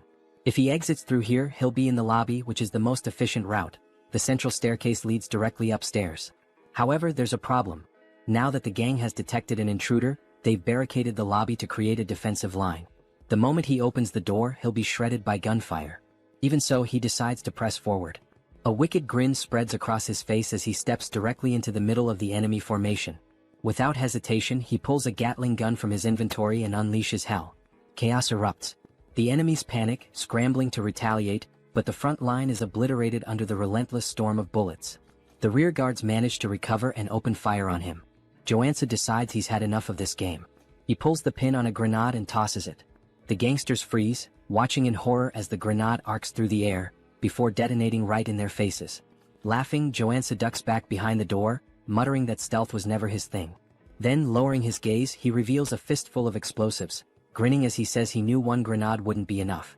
Without hesitation, he hurls 8 more into the room and slams the door shut. Screams of terror echo from the other side. Joonsoo simply smirks. "Hope you guys enjoy the show," he muses. Moments later, silence. Stepping back out, he surveys the scene. Bodies litter the ground. He wonders if he managed to wipe out the entire group in one go, but he knows better than to lower his guard. And sure enough, as if on cue, one of the enemies suddenly staggers to his feet, gun raised, screaming that Joonsoo is going to die. Joonsoo watches calmly. Then, at the very last moment, he sidesteps the shot. A notification pops into his mind. New trait unlocked. Sensory awareness. He chuckles. This was exactly the trait he needed from this dungeon. And now, there's not much left to gain here. Joonsoo stares down the enemy, letting out a cold, sharp laugh before stating flatly that the only one dying here is him. The only sound that follows is the man's scream, cut short by dead silence. When the scene is revealed, a bullet hole is cleaned through the unfortunate man's skull. With the henchman out of the way, Joonsoo announces that it's time to move up. He may have reached the 4th floor without much trouble, but he knows the real danger begins now. The 4th floor houses the gang's gambling den, and directly above it on the 5th floor is the boss's room. Moving cautiously, he edges toward a corner and peeks around, expecting enemies. But to his surprise, there's no one there. His brow furrows. Keeping his guard up, he advances to the game room's door and carefully pushes it open. Empty. Something's wrong. He can feel the air itself thick with danger. At that moment, a notification flashes. New trait unlocked. Focus. Suddenly, a sound from above catches his attention. He snaps his gaze upward. It's not an enemy. It's a drone. And worse, it's dropping a grenade. His eyes recognize it instantly. A flashbang. The grenade detonates. For a moment, Joonsoo is left blind, deaf, and completely vulnerable. Taking advantage of the opening, a man bursts from one of the side rooms, sprinting toward Joonsoo from behind, knife raised high. The impact lands. The attacker laughs, convinced he's caught a rat in a trap. And just like that, the boss of the Dagger Gang makes his entrance, a level 2 assassin named Tung. But Joonsoo remains unfazed. He smirks and tells Tung he really shouldn't be so excited. Tung, confused, notices something's wrong. His blade didn't pierce. What? Why the hell didn't it go through?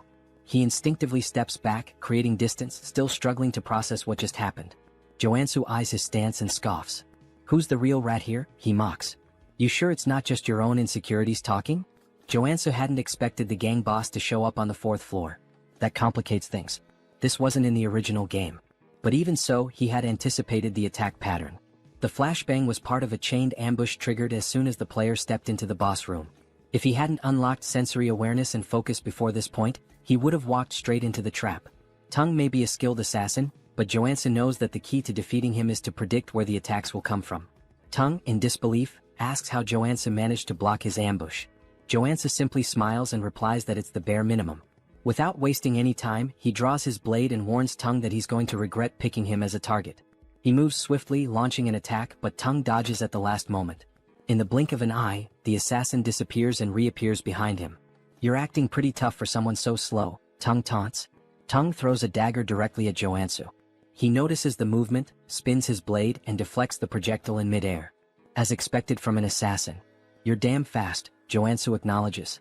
He quickly realizes that the dagger was enchanted with poison. One simple touch and it would be lethal. The longer the fight drags on, the worse it'll be for him. Tung grins maliciously. "You're pretty lucky, huh? How about making a deal? If you surrender now, I'll only cut off one of your arms." Joonsoo rolls his eyes. "Less talking, more fighting?" Tung laughs and mocks him.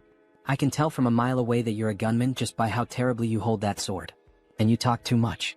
Joonsoo wonders why Tung is so confident about that. Maybe it's because until now he's only used firearms.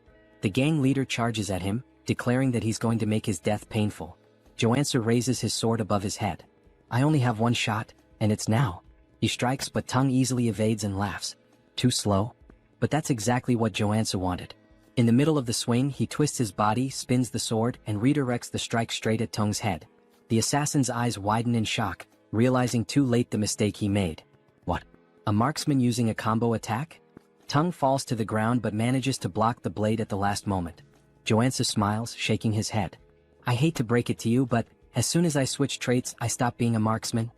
He releases a faint aura around his body and declares, "Now I'm a classic warrior trained in fencing." He adjusts his stance and activates the Mountain Crusher style. His blade descends with overwhelming force. Blood flies. Tung lets out a scream of pain as the blade tears through his chest. Joonsoo laughs. "You dropped your guard. That's why you lost." Tung, on the verge of death, grips his knife tightly and throws it forward, shouting that he won't fall so easily. Joonsoo, completely caught off guard, didn't expect anything more from someone who was already defeated. The impact happens. Blood sprays through the air. Tung is sprawled on the ground, motionless, but Joonsoo looks to his side and sees the blade lodged in his own body. "Damn it. I dropped my guard. Amateur move." He feels the poison spreading quickly through his veins. Without wasting any time, he reshuffles his traits to counteract the toxin. He manages to hold on, but the pain is intense. Outside he hears voices. "Hurry. We need to get in. There's an intruder in the building." Joonsoo looks around. His vision begins to blur. He feels his energy draining from his body. No time to waste. "I need to get out of here." On the 5th floor we see Joonsoo tied to a chair. He struggles until he falls to the floor, trying to reach a shard of glass. "I need to get out of here fast." He hears footsteps approaching. He looks up and sees none other than himself. The other Joonsoo crosses his arms and asks, "How the hell were you captured?" Without waiting for an answer, he crouches down and begins to untie him. Once Joonsoo is free, he can't hold back his tears. "You came all the way here, to save me?" The other Joonsoo merely sighs. "We'll talk later. We need to get out of here. They're coming." Now free, Joonsoo tries to stand but can barely walk. Joonsoo watches him and clenches his fists, frustrated. "I can't believe they did this to you." He then crouches down. "Get on my back." Joonsoo hesitates. "I can't ask for anything more. We don't have time for that. Hurry up." Joonsoo hesitates for a moment but eventually gives in. "Just this once." He climbs onto Joonsoo's back, apologizing for the inconvenience. Joonsoo, however, is surprised by his loyalty. "I thought this world was a hell where I couldn't trust anyone, but I guess I was wrong." Back in Joonsoo's office, Joonsoo devours healing soda bottles one after the other, trying to purify his body. After a while he finally smiles. "I did it, poison resistance. That took hours." Joonsoo says, bringing even more bottles. "Drink as much as you need." Joonsoo grabs one last bottle and refuses the rest. "That's enough. I got the trait I wanted." Joonsoo lowers his head. I can't apologize enough. It looks like information leaked while I was preparing the nectar. I shouldn't have trusted my employees." Joonsoo just smiles faintly. "Relax. In the end, I drank the nectar anyway." Joonsoo is shocked and asks why he did that. Joonsoo responds casually. "If I hadn't drunk it, I never would have been able to save you. Shinsu starts to feel incredibly guilty. I can't believe you wasted the precious nectar just to save me. Of course, that wasn't the real reason, but Joonsoo prefers he thinks that way. Suddenly, someone starts banging loudly on the door. Shinsu panics. Is it the Dagger Gang? What do we do? Joonsoo smiles. Let's welcome them. He opens the door and to Shinsu's surprise, it's not the Dagger Gang standing there, but the Iron Fist Gang. The leader of the group looks at Joonsoo with a half smile. It was about time I got here. He crosses his arms. I knew you weren't an ordinary guy, but I never imagined you'd wipe out the entire Dagger Gang. What do you want from me? Joonsoo reflects for a moment. Well, it's my turn to receive the reward for cleaning up this tough mission. He begins to explain how the two gangs hated each other and were constantly fighting over territory. In the game, the tutorial required the player to annihilate the Dagger Gang by helping the Iron Fist Gang take the building. As a reward, the rival gang offered various advantages. But now, Joonsoo is struggling with an internal dilemma. Iron Fist asks, do you intend to create your own organization? Joonsoo shakes his head. That's not my style. I called you here to tell you that you can have the entire area that used to belong to the Dagger Gang. The gang leader is surprised. You don't want anything for yourself? I prefer to work alone and have no intention of getting into the crime world. This is the best deal I can offer. Iron Fist ponders. Such a deal has no drawbacks for me. Compared to the debt I had before, this feels like a bonus. Joonsoo laughs. Looks like we're on the same page. Now that Iron Fist has the territory, Joonsoo finally makes his request. So, I want a favor. What do you want? Just thinking about it, Joonsoo starts laughing darkly, but at the same time he smiles genuinely. I want a house. Iron Fist is taken aback by the request. A house? Joonsoo explains. I've been alone for a long time, and I realized I need a real base. He then begins clutching his stomach, pretending to be gravely wounded. Shinsu panics. Joonsoo, are you okay? Iron Fist clears his throat. You wiped out those bastards. Then it's a deal. Joonsoo smiles. I like direct people. Inside he's buzzing with excitement. What kind of house are you looking for? A villa? An apartment? Joonsoo shakes his head. None of those. I need a secluded house with security, soundproofing, and an underground training center. Iron Fist thinks for a moment, then starts listing some options. Joonsoo bites his lip, hoping he'll mention exactly what he's waiting for. Then, finally, Iron Fist mentions a place. There's a house on the outskirts of the area, on the Jenyabang slope. Bingo. Joonsoo feigns indifference, but inside he's ecstatic. That's the first house the player gets in the game. The main base in Arcane Seoul. He heads to the location and upon arriving, can barely contain his excitement. Finally, he takes in the view and laughs to himself. This house is way better than I imagined. Memories flood his mind. When he first fell into Arcane Seoul, he had no idea what to do.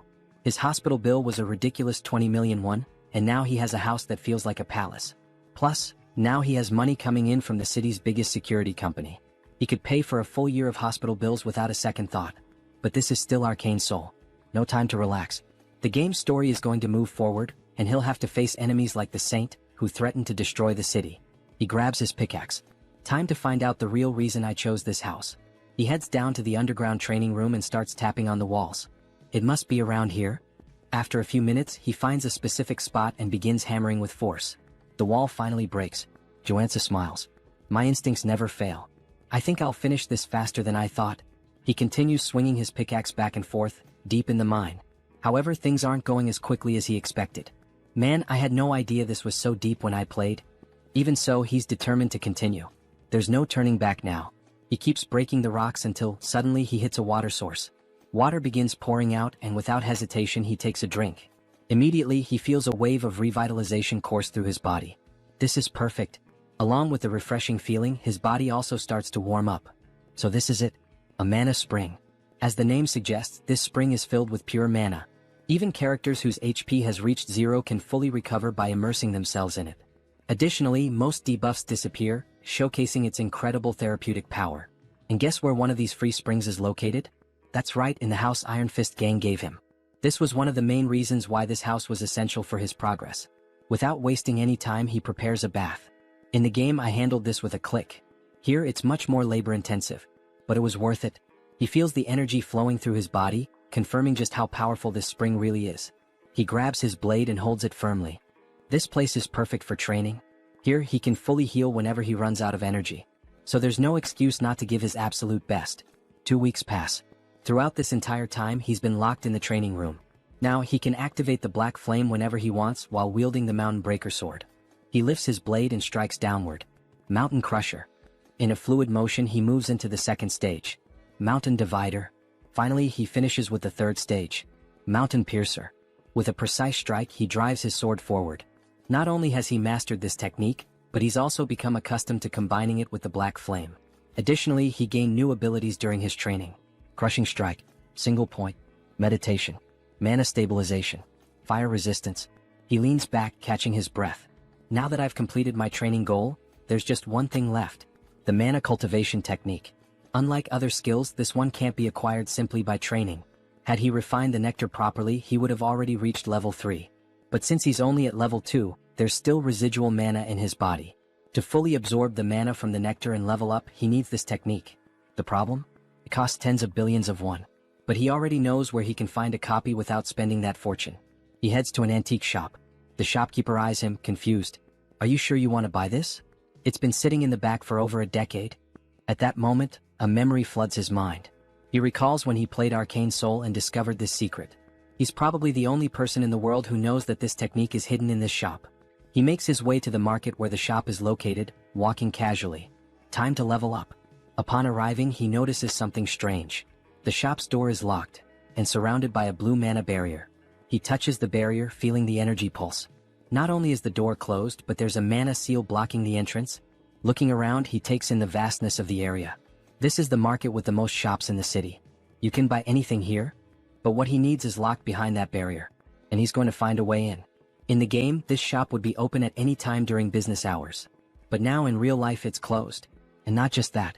All the other shops around it are closed, leaving only this one standing.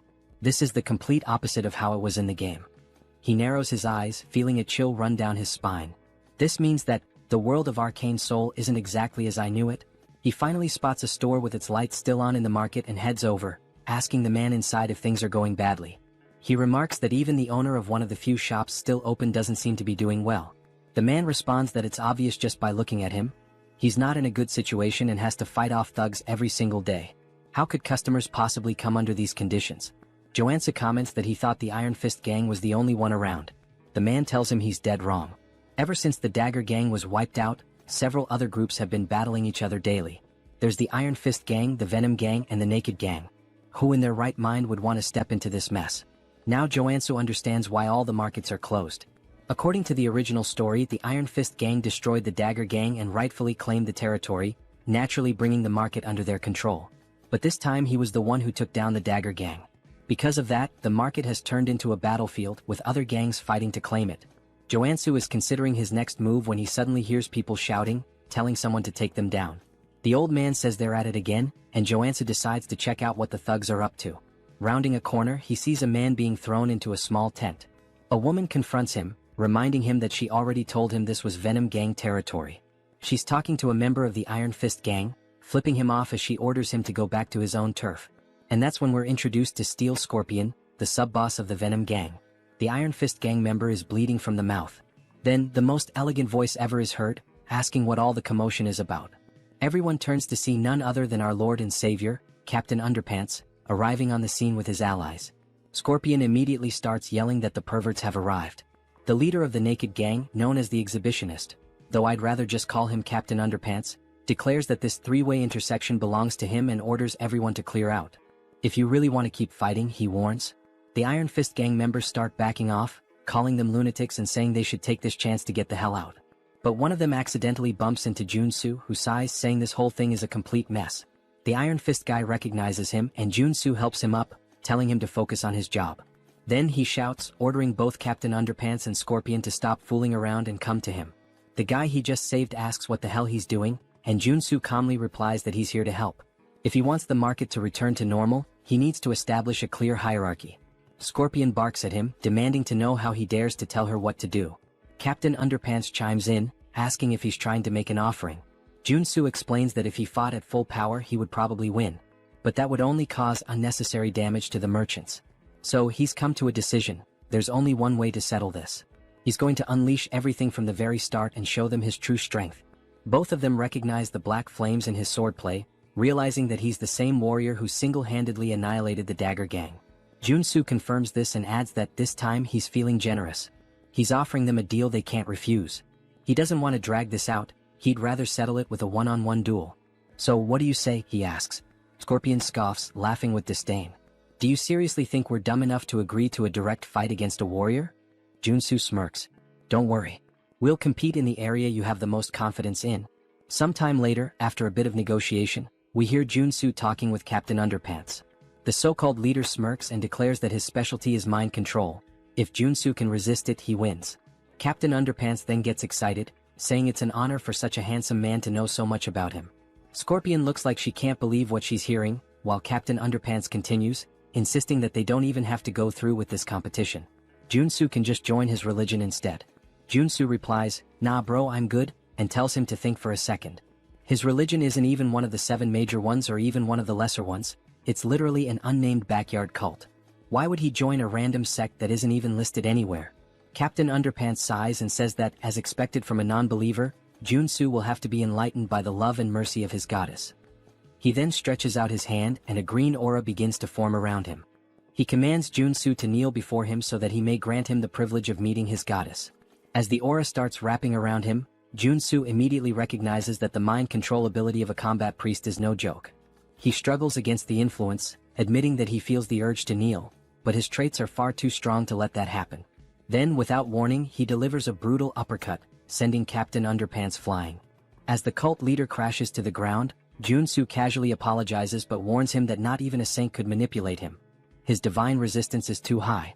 Captain Underpants' followers rush to carry him away, muttering that it was one hell of a fight. Joonsoo then turns to Scorpion and says it's her turn now. She folds her arms and smirks. Not bad, I'll give you that. But the Venom gang is on a whole different level compared to the perverts you just dealt with. Joonsoo grins. Yeah, I don't think so. But I guess we'll find out soon enough. He tilts his head toward her. Your specialty is obviously poisons, right? Then go ahead, prepare the strongest one you've got.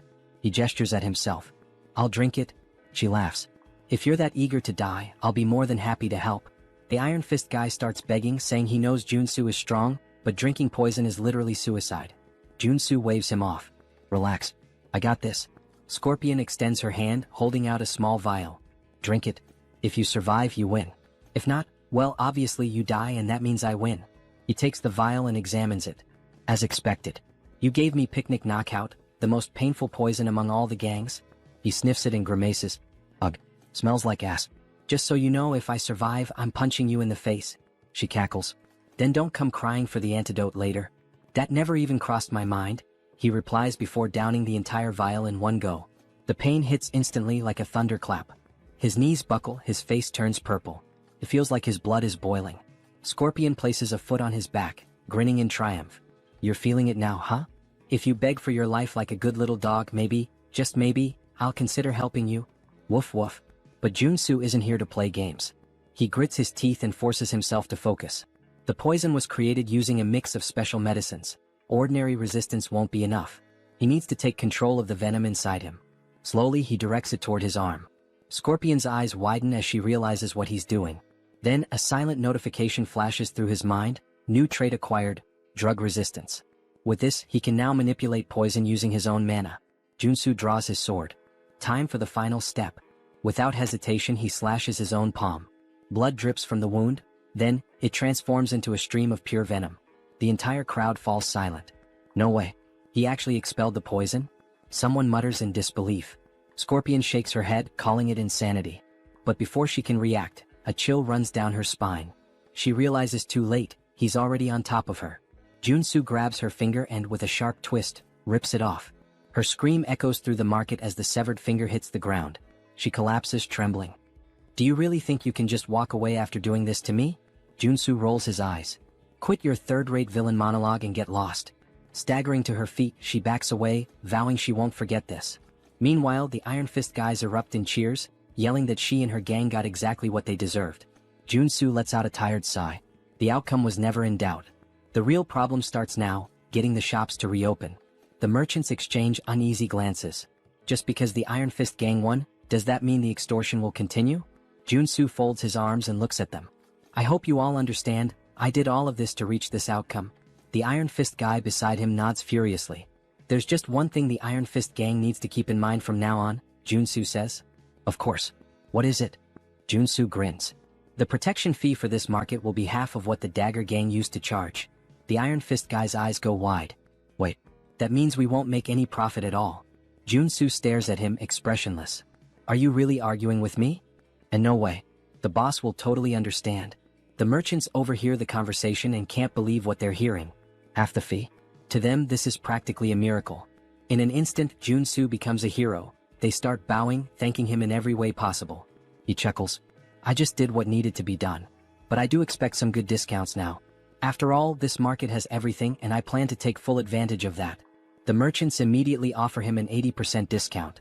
Joonsoo smirks. Good thing I leveled up my NPC affinity. With the antique shop finally open, Joonsoo heads inside. The shopkeeper greets him with a smile. I've heard a lot about you from the other merchants. The hero who saved the market. Joonsoo shakes his head. Nah, I just did what was right. The shopkeeper laughs.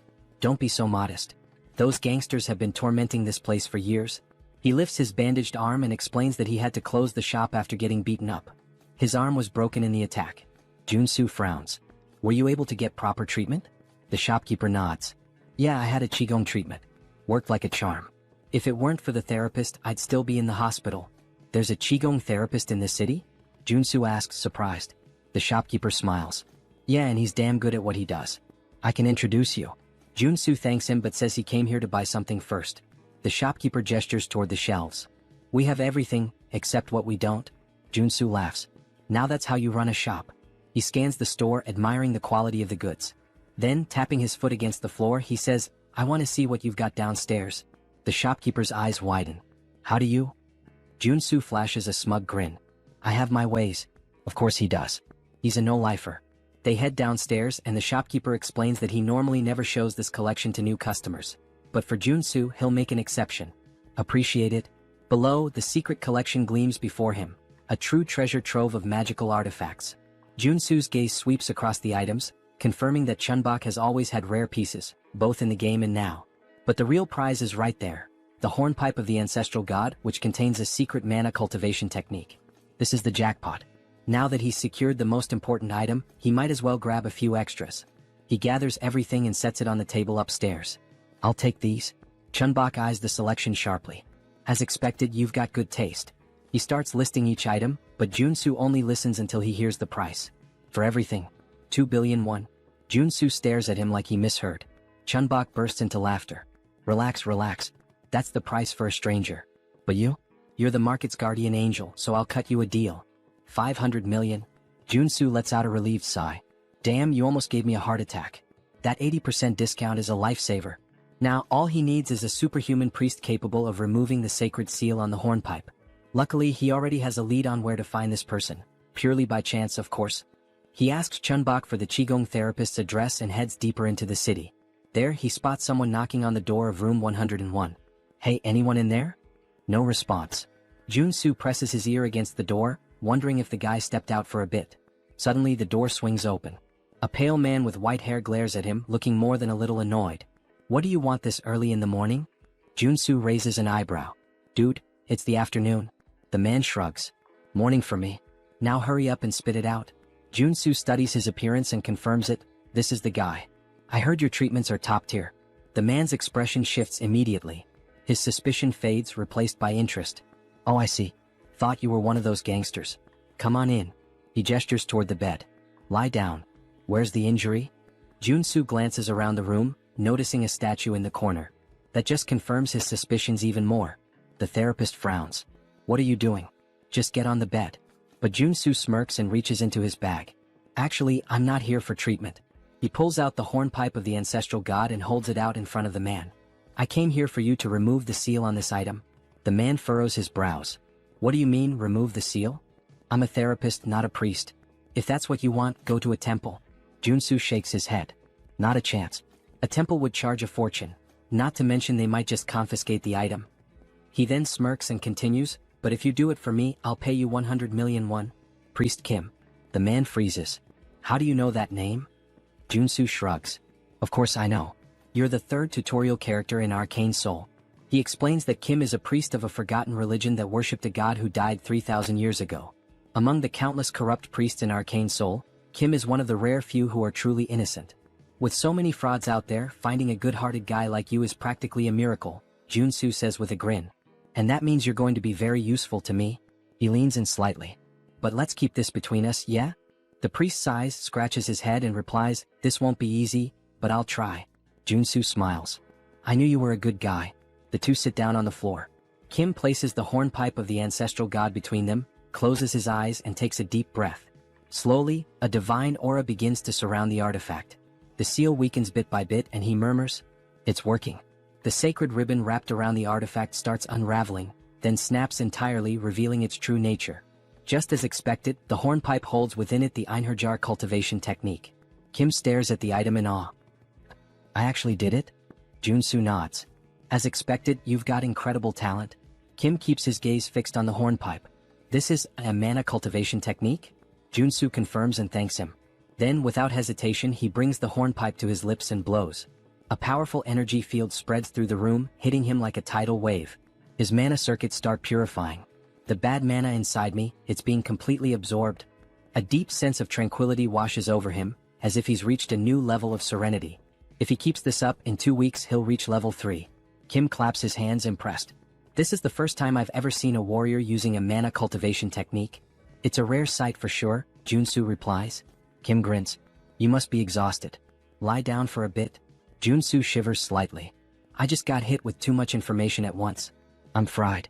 He lets out a deep sigh and collapses onto the floor. I'll rest for a while. I'm in your care. Kim chuckles. For what you paid me, you can stay as long as you want. As Joonsoo drifts into deep sleep, a thought lingers in his mind. This guy is really reliable, just like in the game. Having a trustworthy priest around is going to be a huge advantage later on. Sometime later, a sound wakes Joonsoo. Something is being poured.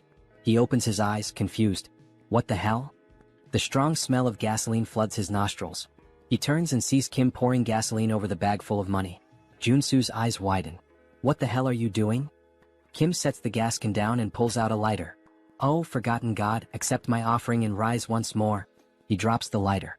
The fire devours the bills instantly. Joonsoo can only think, what the hell is happening? Without hesitation, he lunges forward and grabs Kim's wrists. Are you insane? He pushes the priest to the floor, pinning him by the shoulders. What the hell is wrong with you? Why are you burning the money I just gave you? Kim, his eyes glowing with devotion, responds, it's an offering to my god. Joonsoo clenches his jaw. And why the hell would a god need money? Kim answers as if it's obvious. Because my god only accepts cash offerings. It's the only way to obtain divine power. Joonsoo sighs. Ah, so this is that phase where you still believed in this nonsense. He crosses his arms and continues, the god you worship has been dead for 3,000 years. Even in the game, your religion was weak and had no influence, until you resurrected him. Which means, you clearly didn't know how to worship him properly. And you know what? Your method is wrong. Kim furrows his brows. Wrong? Yes, Joonsoo states firmly. You're not supposed to burn cash. What you actually need to burn is gold. You have to melt it down and vaporize it. Kim's eyes widen in outrage. Only a heretic would say that. Joonsoo shrugs. Or maybe it's something only someone who actually knows what they're doing would say. I bet you've never even tried it before. Kim scoffs. Don't talk nonsense so confidently. The Order has practiced this method for thousands of years. Oh yeah. Joonsoo smirks. Then why is your god still dead? The argument hits so hard it practically leaves a bruise. Kim is speechless. Joonsoo stands up and dusts himself off. Melting gold is kind of complicated these days. But I have another solution. Kim eyes him suspiciously. What solution? Well, Joonsoo grins. You helped me obtain my cultivation technique, right? So now it's my turn to help you. Cut to a pot filled with a shimmering golden liquid. Kim stares at it, hesitant. I'm pretty sure we shouldn't be doing this here. Joonsoo pushes a bowl toward him. Just drink it. Kim hesitates. If you do, your divine power will increase drastically, Joonsoo insists. But you need to focus and sense whether your god is responding. Kim bites his lip. Jisuke, since you won't shut up about it? He closes his eyes and downs it all in one go. Joonsoo smiles, satisfied. Suddenly, Kim trembles. His chest burns, his hair stiffens, and divine energy begins to surge through his body. Joonsoo crosses his arms. So, how do you feel? Kim's eyes widen in shock. Holy shit, this is real. This is way better than burning millions in cash. Joonsoo nods. Your growth will skyrocket if you stick to this method from now on. Kim wags his tail excitedly. I have no idea how I can ever repay you for this. Then, as if suddenly remembering something, he pulls a necklace from inside his robes and hands it to Joonsoo. Take this, Kim says. Joonsoo takes the object and examines it. A sacred artifact with the heal ability. Not bad. Kim smiles. I believe my god will be pleased to see you with it. Joonsoo holds the necklace between his fingers. Well, since you're offering, it would be rude to refuse. Then he thinks to himself, this turned out to be even more profitable than I expected. In fact, Kim's order also provided incredible quests in the game. He suddenly grabs Kim's hands, looking him straight in the eyes. Let's pray together. Kim blinks, confused. What? Why? Joonsoo grins. Because I want to repay you. And just like that, in true Pokemon fashion, Joonsoo captured Priest Kim. 1 week later, the room is filled with bottles of shimmering golden liquid. Kim is pleading. Please, no more. If I keep drinking this, I'll turn into gold. Joonsoo crosses his arms. Until you become Midas himself, you have to keep drinking. Kim trembles. I am going to die of mana poisoning. Joonsoo's eyes shine like a shoujo anime protagonist. Do you really think so? He smiles. I guarantee that won't happen. Kim swallows hard. Joonsoo picks up another bottle, grabs Kim's face, and pours the entire contents into his mouth. Now just pray. Kim thrashes in protest, but Joonsoo keeps smiling. Oh, and one more thing, he adds. The 4 tutorial characters each have unique traits. He watches as Kim writhes on the ground. If Warrior Kim had an entirely white body, then Priest Kim? Joonsoo's grin widens. Is completely immune to mana poisoning. This allows his growth rate to skyrocket. The bottle empties and Kim feels like absolute garbage. But then his divine power explodes, forming a glowing circle around him so intense that it blinds Joonsoo. Kim has reached level 3. His eyes widen. At this level, I can even start preparing to become an apostle. Joonsoo laughs. Perfect. At this pace, it won't be long before you're ready. I'd say you've accumulated more than enough divine experience. He then crosses his arms, thoughtful. Besides, now that you're level 3, you need to call a regional assembly and gain official recognition as a bishop. Kim nods. Yes. I have 2 bishops already, and thanks to your help, I've grown so fast that I'll never forget this debt. Joonsoo waves his hand. Oh, relax. I just like helping people. But of course, he's betting everything on the fact that this guy will want to repay the favor for the rest of his life. After all, he wants access to the artifacts in Kim's god's vault. Kim then takes a deep breath. Actually, I'd like to make a request. Joonsoo raises an eyebrow. What is it? Kim hesitates. I need to call a regional assembly, but I'm worried about going alone. Could you be my bodyguard until the meeting? The other bishop will be there too. Joonsoo smiles. Of course. That's easy. Now that Kim has completed his growth, it's time to start the mission line. The next day, the church is still under reconstruction. The faithful surround Kim, congratulating him for reaching level 3. Kim thanks them, but Joonsoo just watches disappointed. What's this? The scale is so small. I can't believe this is all that's considered an assembly. Then a man enters the room. He looks around and scoffs. What a sight, pathetic. The other bishop finally appears. He glares at Kim. Tell me, who gave you permission to organize an assembly? Kim breathes deeply. Every priest in the order has the right to call one. The bishop smiles coldly. That only applies to regular priests. He leans forward. When it comes to an apostate, it's a whole different story. Kim furrows his brow. What do you mean by that? I never renounced my faith. The bishop smirks. Your level increased to 3 in just 3 months. There's no way someone could grow that fast by normal methods. So there's only one explanation. His eyes gleam. You sold out your brothers to gain more powerful divine power. Kim's eyes widen. That's absurd. I just found an efficient method. The bishop sighs. Enough with the excuses. He raises his hand and soldiers enter the room. Capture him. But before they can move, Joonsoo steps forward. Hey, we can't let you scare the kid like that. The soldiers turn to him. And who the hell are you? Joonsoo laughs. I'm his bodyguard. The bishop narrows his eyes. This is an affair of the order. We don't need outsiders interfering. Joonsoo smiles. But I just said I'm his bodyguard. So I'm not an outsider. He crosses his arms. By the way, what kind of boomer logic is that? Kim then speaks up. I just drank gold to level up. This can't be considered a crime. The bishop grows furious. Consuming gold is the act of a heretic. How dare you commit such blasphemy and still expect to escape unscathed? Kim opens his mouth to retort, but the bishop raises his hand. A fireball materializes in his palm. I'll purify you personally and offer you to our god. He casts the spell.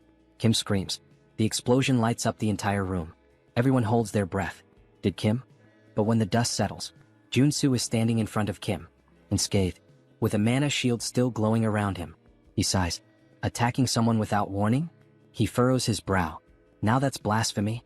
The bishop is left speechless. Why you blocked my magic? Joonsoo smiles. So, you really want to attack a potential apostle like this? The bishop grits his teeth.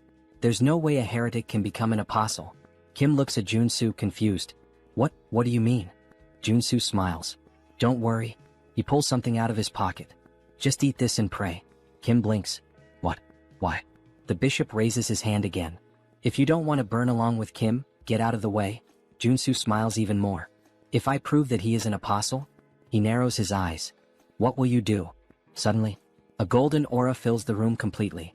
Kim falls to his knees, his eyes shining. He begins to pray. The bishop's eyes widen. It can't be. The arrival of an apostle? Joonsoo crosses his arms. There's a reason I didn't make Kim an apostle yesterday. He glares at the old man.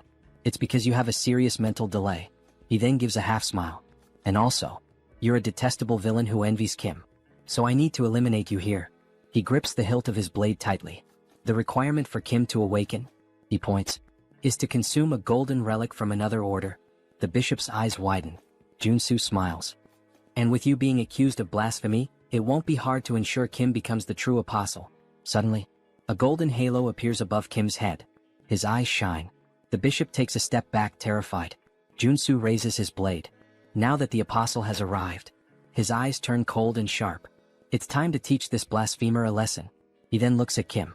By the way, I want to ask something to your god. He smiles. How should we punish a bastard who murdered a bishop out of envy and tried to blame his own son as a heretic to kill him? The bishop pales. How do you know this? Then, Kim hears the voice of his god. He lifts his head, and with an unwavering tone he responds. The only answer is to kill him.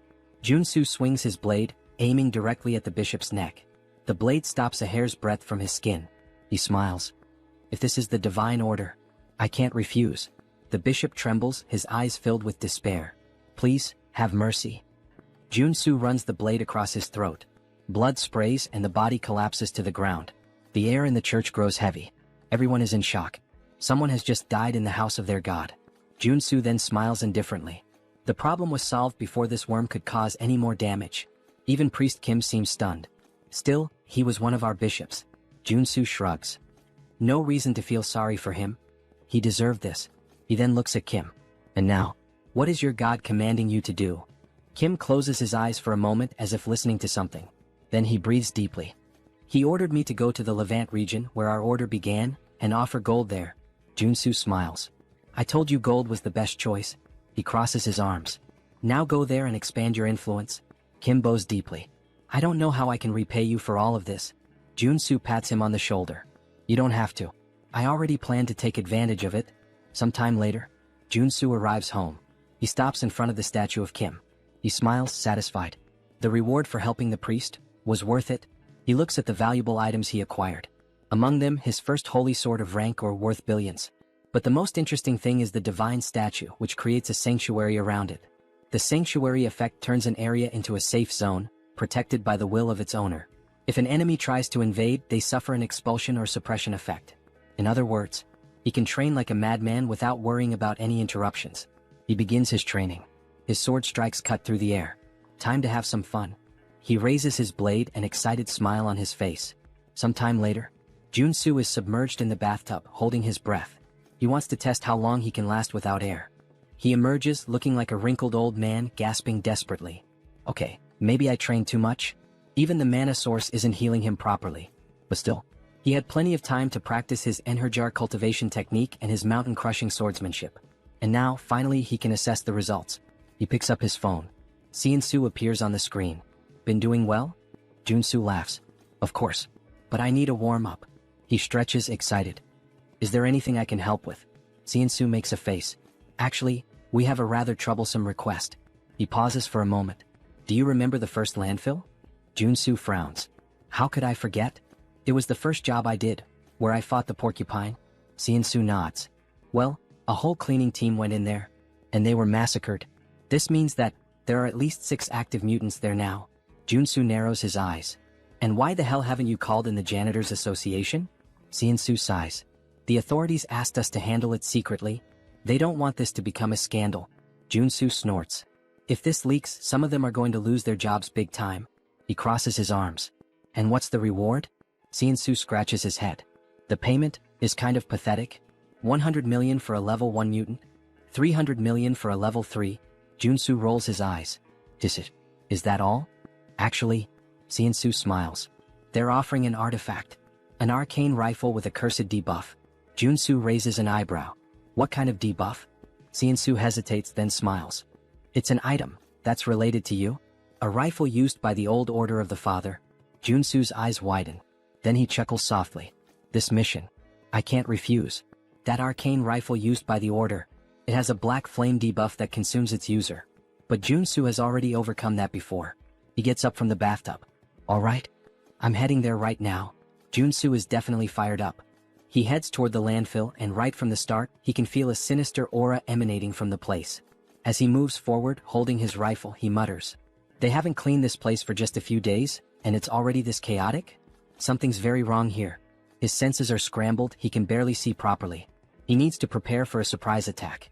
With a quick movement, he activates his sensory focus. Almost like an immediate warning, he feels something moving fast in the mist. He looks around, tense. The sounds of the creature come from multiple directions.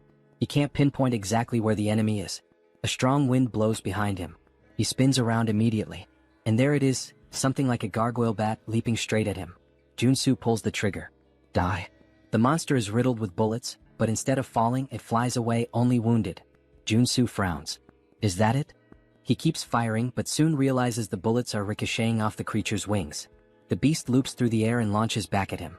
Joonsoo rolls to the side, sliding to avoid the strike. Oh shit. If he hadn't switched to the evasion trait, he would have been torn in half just now. A flying bulletproof enemy? If I keep this up, the longer this fight lasts, the worse it'll get. There's only one solution. He lowers the weapon, aiming directly ahead.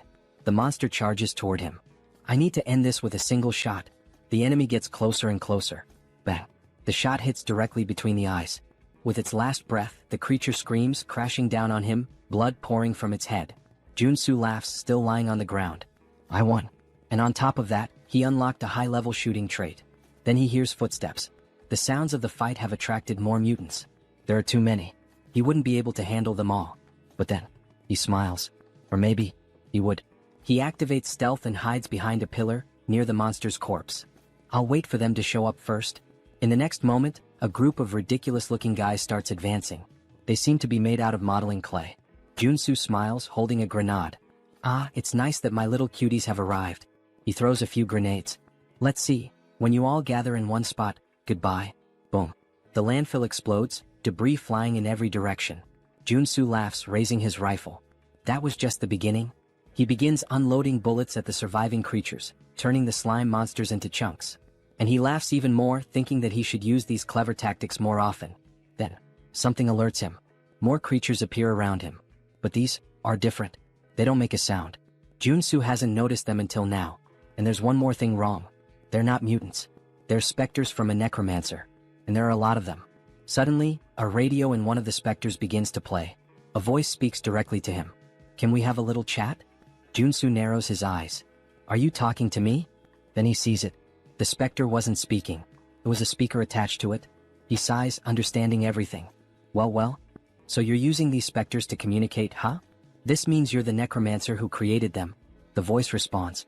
Why are you causing destruction in my territory? Joonsoo scoffs. Your territory? This is a contaminated landfill, my friend. But then, something clicks in his mind.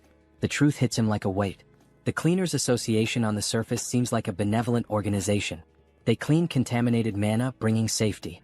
But in reality, they're one of the most dangerous groups in Arcane Seoul. Ah, I get it. The mana cleaning is just a cover. Behind the scenes, the organization is involved in all kinds of crime, expanding its influence. And this is probably yet another one of their schemes. They created this situation on purpose.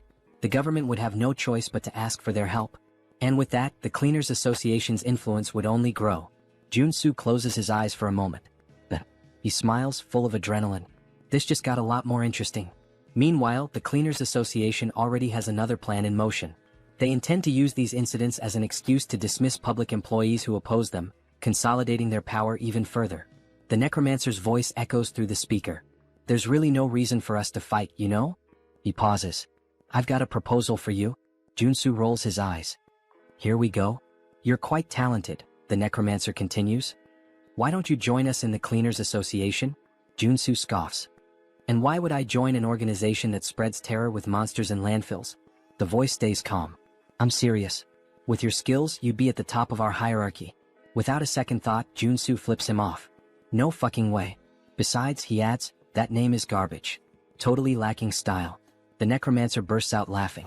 Looks like you don't know your place. If you don't want to join us, the voice turns cold and sharp. Then you can just die. The specters charge toward Joonsoo.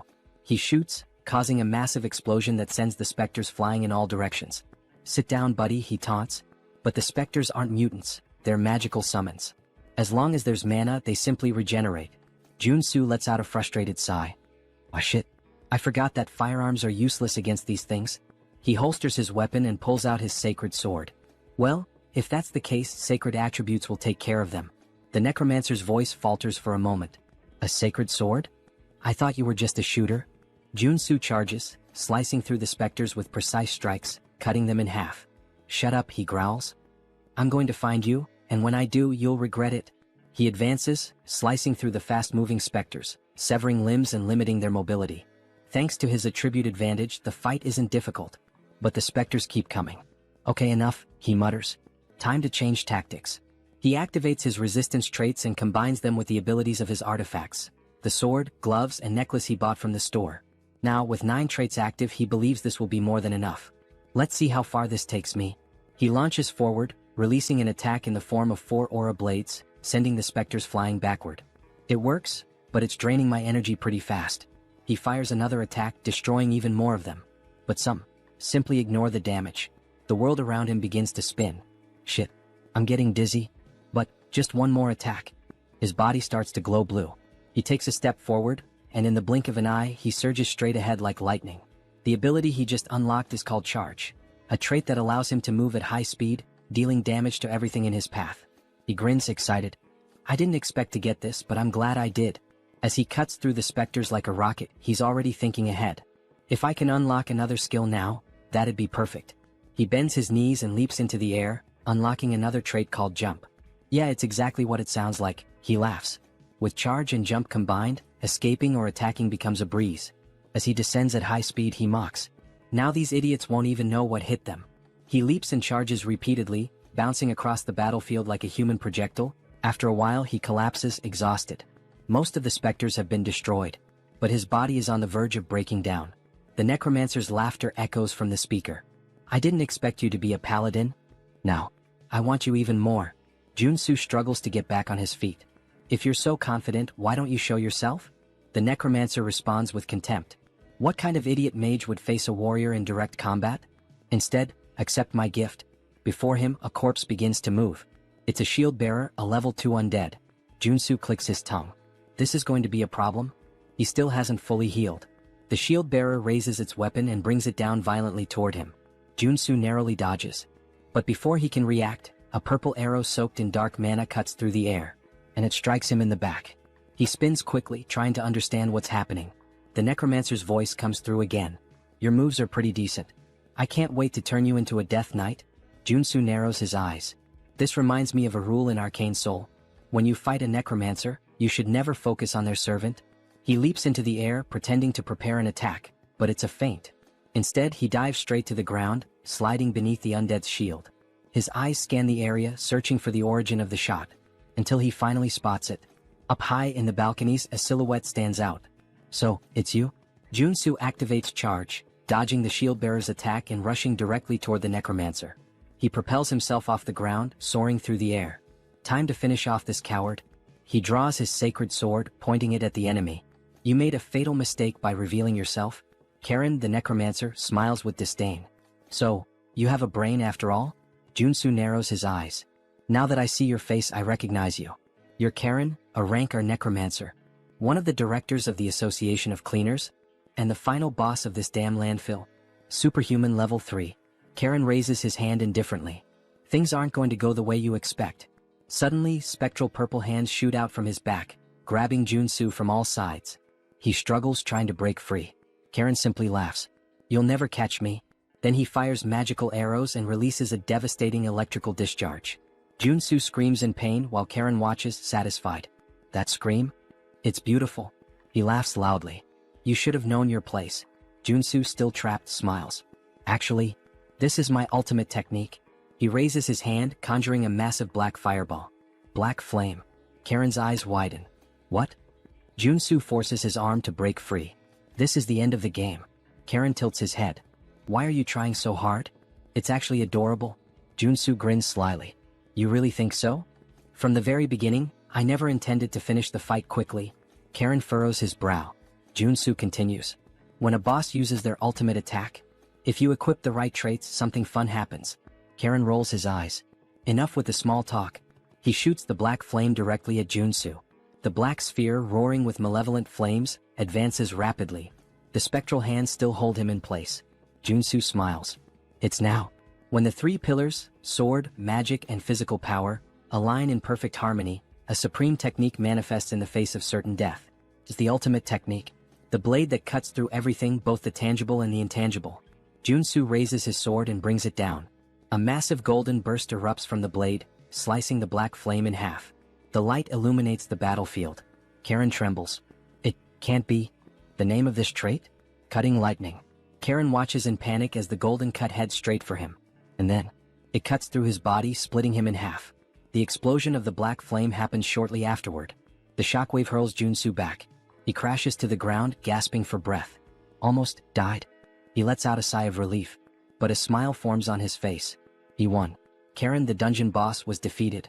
In the game, if you want to defeat this boss on level 2, you need an entire group.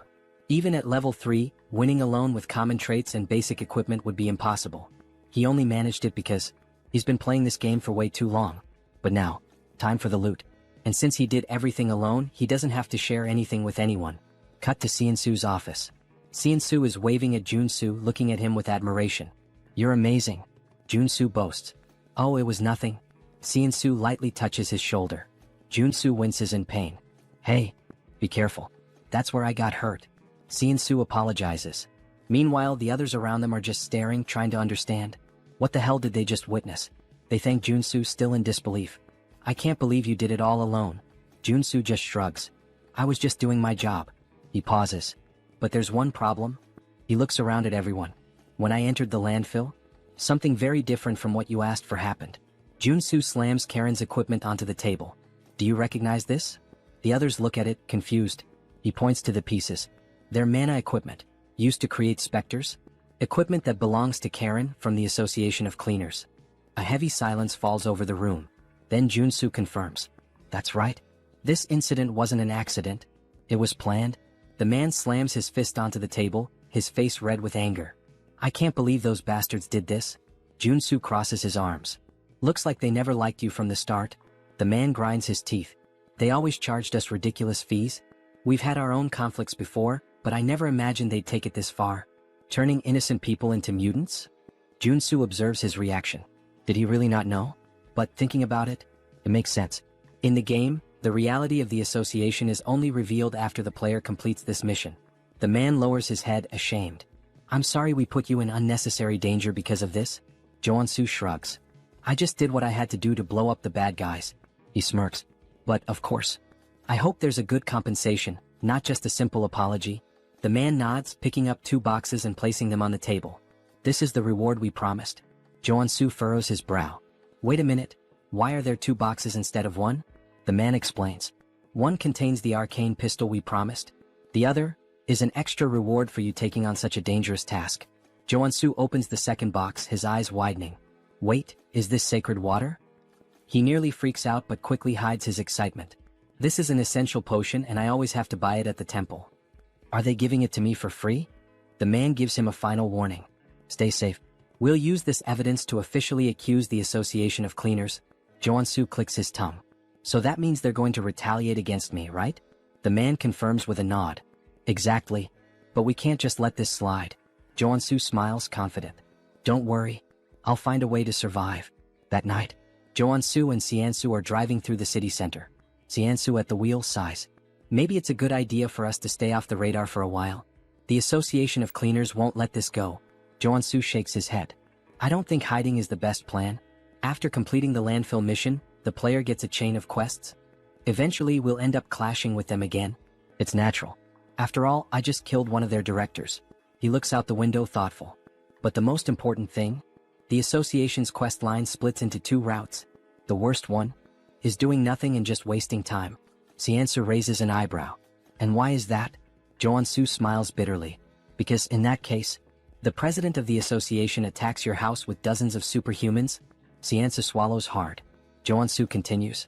On the other hand, the easier route is the one I'm considering. He turns to Seansu. Have you ever heard of Genyabong? Seansu goes serious. Of course. It's that restricted area south of the region. There's a huge poppy plantation there. If you're caught inside, you're screwed. Joonsoo smiles sideways. Exactly. And guess what? That place belongs to the Association of Cleaners. Seansu's eyes widen. They have dealings with poppies? Joonsoo shakes his head. No, it's not about the poppies. They're conducting body modifications and human trafficking there. They're nothing but a luxury crime syndicate. Seansu's eyes widen. Are they crazy? Joonsoo nods. Exactly. And that's why I'm going to strike first. Seansu jerks the steering wheel abruptly, almost crashing the car. What? Say that again? Joonsoo ignores him and instead pulls out his phone, showing a list of supplies. Claymores, EMP bombs, among other dangerous and expensive things. Seansu blinks, confused. What the hell do you plan to do with all this? And, do you have any idea how much this is going to cost? Joonsoo smiles wryly. Money is something only amateurs worry about. These items? I got them while cleaning up the monsters at the landfill. Seansu inspects the materials and nods, impressed. This should cover the costs. But, Joonsoo, even you couldn't take on the association alone. The president is level 4. The executives, level 3. Joonsoo leans back in his seat, looking at him with a confident smile. Who said I'm going to fight alone? For now, just focus on getting the items on the list. 2 days later, Poppy Farm hideout. The night was dark. Guards patrolled the perimeter. But they didn't notice the shadow creeping up from behind. Joonsoo, in stealth mode, holds a cloth and presses it against one of their faces. The guy trembles, his eyes widen until his body goes limp and crumples to the ground. High level, he's done. The other guard turns at the sound. Hey, what? Bang. A direct shot to the chest. The man falls dead immediately. Joonsoo deactivates his stealth and cracks his neck. I never get tired of infiltration. He smiles, satisfied. This should take care of the external security. And, to think I said I didn't like stealth before. Well, sometimes it's worth it. He moves away, grabbing his communicator. But before he could speak, crack. A man flies into the wall, his face deformed by the impact. And then he appears. Iron Fist. Thanks for clearing the way. We've taken control of the underground with no trouble. He spits on the ground, scanning the area. These guys are real monsters. They forced body modifications on both kids and adults, and then trafficked them out of the country. Joonsoo nods. That's exactly why we need to put an end to them. He adjusts his earpiece. Did you finish checking the place? Iron Fist walks through the lab, examining the machines. Yeah, this place is a legitimate modification workshop. Joonsoo smiles. Great. Once we're done, it's yours. I'll help you strengthen your men.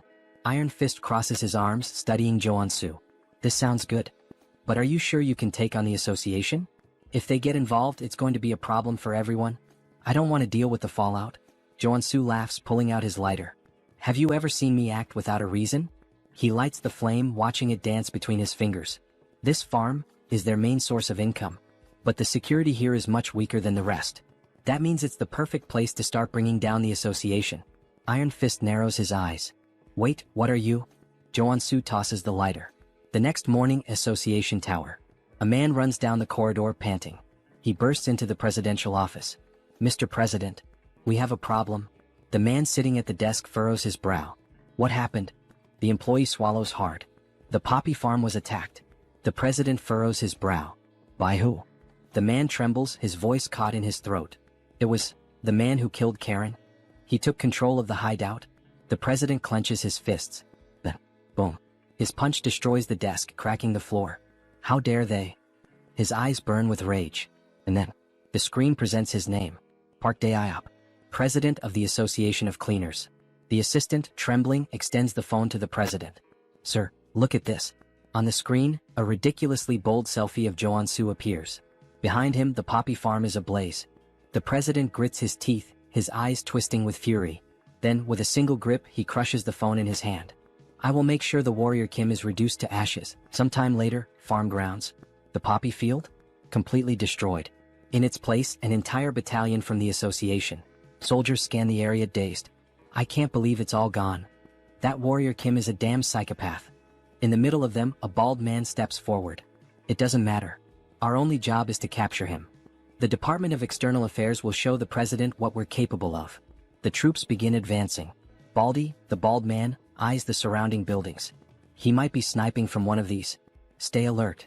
One of his men grips his weapon tightly. If he shows up, we blow him to hell on the spot. Suddenly, something glints from a window. There. Gunfire rips through the air, striking the barrel of a rifle. Falls and Baldy smirks. My prediction was right. The troops start celebrating, but then the ground trembles. Baldy frowns. What? Boom. A massive explosion sends soldiers flying. The survivors glance around, panic setting in. Are those claymores? Before they can react, a rocket streaks across the sky, heading straight for them. Baldy looks up. Oh shit. Our IP brother didn't even last 5 pages. Meanwhile, in the underground security room, Joonsoo laughs, watching everything through the cameras. Good thing I spent all night setting up these bombs. And of course, thanks to my special talent. Stealth, obviously. They never would have found them in time. The troops start retreating, but it's too late. Every step triggers more mines, throwing them into total chaos. Joonsoo crosses his arms, satisfied. I may be crazy, but I'm not crazy enough to take on hundreds of them head-on. I'll wipe them all out from right here. Explosions consume the battlefield. In the midst of the carnage, something gleams. A mana barrier. The association's president, Dae Iop, narrows his eyes. Looks like he came well prepared, despite the way he taunted us. Beside him, a man steps forward. Leave this to me. I've analyzed all his patterns. His voice is so cold, so precise it almost sounds... Wait. He talks exactly like me. He must be a robot. On the screen, a name appears. Cyborg. Superhuman class R level 3. Vice President of the Association. Dae Iop glares at Cyborg, his voice dripping with hatred. Bring him to me. I'll make sure he dies the most painful death possible. Suddenly, boom. A grenade detonates near them. Cyborg doesn't move. The blast radius doesn't reach here. Well, since they're throwing grenades to test the waters, we can just clear the traps and move forward. Another rocket fires straight at them. Sometime later, Cyborg raises his hand and simply swats the rocket aside, sending it exploding behind him. His men stare, slack-jawed. He turns to them. Did you track the shot? Yes, sir. It came from the right side of the rooftop. Good. Shoot him. The troops open fire, tearing the location apart. But as the dust settles, it was just automated turrets. Cyborg grins, satisfied. We're almost at his hideout. Time to show that bastard what hell looks like. Or maybe, he's already getting a taste of it. Inside the bunker, Joonsoo clenches his teeth. As expected of cyborgs. Not even remotely human. Suddenly, a red alarm flashes on the control panel. Joonsoo leans forward, surprised. They're here already? Faster than I thought. This newbie hunting event really lives up to its name. Then, crash. The doorknob explodes. The door creaks open. And in the entrance, 2 women appear, smiling. Why are you hiding down here, little rat? Come play with us. God, I wish I were him right now. The moment that thought crosses our minds, we're introduced to Ebony and Viper. Both are level 3 superhumans and executives of the association. They step into the room and... The chairs? Empty. The screens? Just images of Joonsoo flipping them off. Viper frowns. How did he know we were coming? The answer? Joonsoo, invisible, grinning in the corner. Of course I saw this coming. As Ebony and Viper scour the room, Joonsoo observes. The Custodian Association wants to put on a big show, pretending this is a straightforward conflict. Meanwhile, their assassin executives attack from behind. He chuckles softly. Too obvious. I know all your tricks. Click. He pulls the pin on a flash grenade and tosses it to the floor. Ebony narrows his eyes. What is? Flash. Both are blinded instantly. They realize too late. It was a trap. Joonsoo dashes past them, cackling. Damn, that was perfect. I've got no business with you too. Viper, still dizzy, screams in fury. I'll kill you, you little shit. But he's already sprinting up the stairs. The assassins will catch up soon. I need to move fast. Gunfire. Bullets zip past his head. He twists, gritting his teeth. Shit, they're already on me. I need to focus on defense. He activates his mana barrier, forming a shield in the hallway. Bullets slam into it, but don't break through. And yet, crack. The barrier begins to splinter. Joansoo grins defiantly. Shoot all you want. I'll block everything. Ebony smirks. You sure about that? Bang. A bullet pierces the barrier. Joansoo's eyes widen. Shit. The shield shatters. Shards fly across the corridor. He stumbles back, trying to recover. Ebony steps forward, gun still smoking. How'd that taste? These bullets are laced with explosive magic. Joonsoo mutters a curse under his breath, but then his eyes land on a clock. Important enough to catch my attention now? Viper pulls out a crossbow, loading a shot. Oh, and don't forget. The sweets come from the sides. Twang. The bolt whistles through the air and buries itself in his side.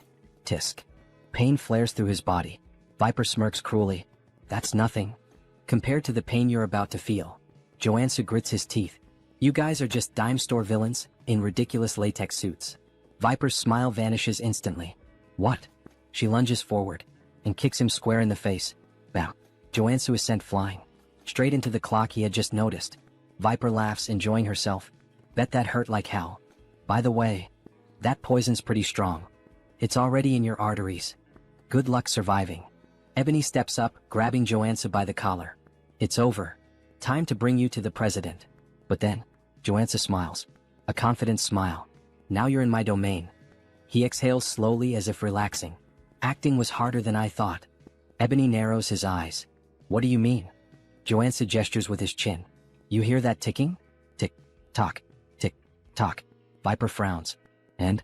He chuckles. Surely it reminds you of something? Joonsoo grins wickedly.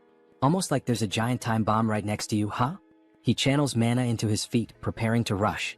With a burst of speed, he rockets down the corridor. Stay put and rot. As he runs, his mind races. Ebony and Viper are stronger than Karen. If this were a direct fight, I'd have no guarantee of winning. So I had to play my role perfectly. I disabled all my abilities to appear weak. Lured them toward the clock while they let their guard down. Because, inside the clock, he had planted white phosphorus munitions worth over $1 billion. Pretty sure that's illegal under the Geneva Convention. Now he shifts into a dramatic tone, like a character from a novel. Sleep tight, ladies. And dream of me. With a smug grin, he presses the button. Boom. The explosion engulfs the corridor. Ebony and Viper's weapons fly from their hands, their eyes widening in horror. They realize they've walked right into his trap. But it's already too late. After the explosion, Joonsoo starts laughing. He has successfully eliminated the executives, but more of them are coming. He needs to recover quickly, so he equips all his healing abilities, especially because he has no idea when the guy with the machine will show up. And then, suddenly, multiple enemies start appearing. Speak of the devil.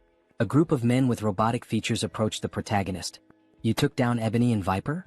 Yeah, Joonsoo replies, grinning. And you'll be the next one buried in a grave in just a few moments.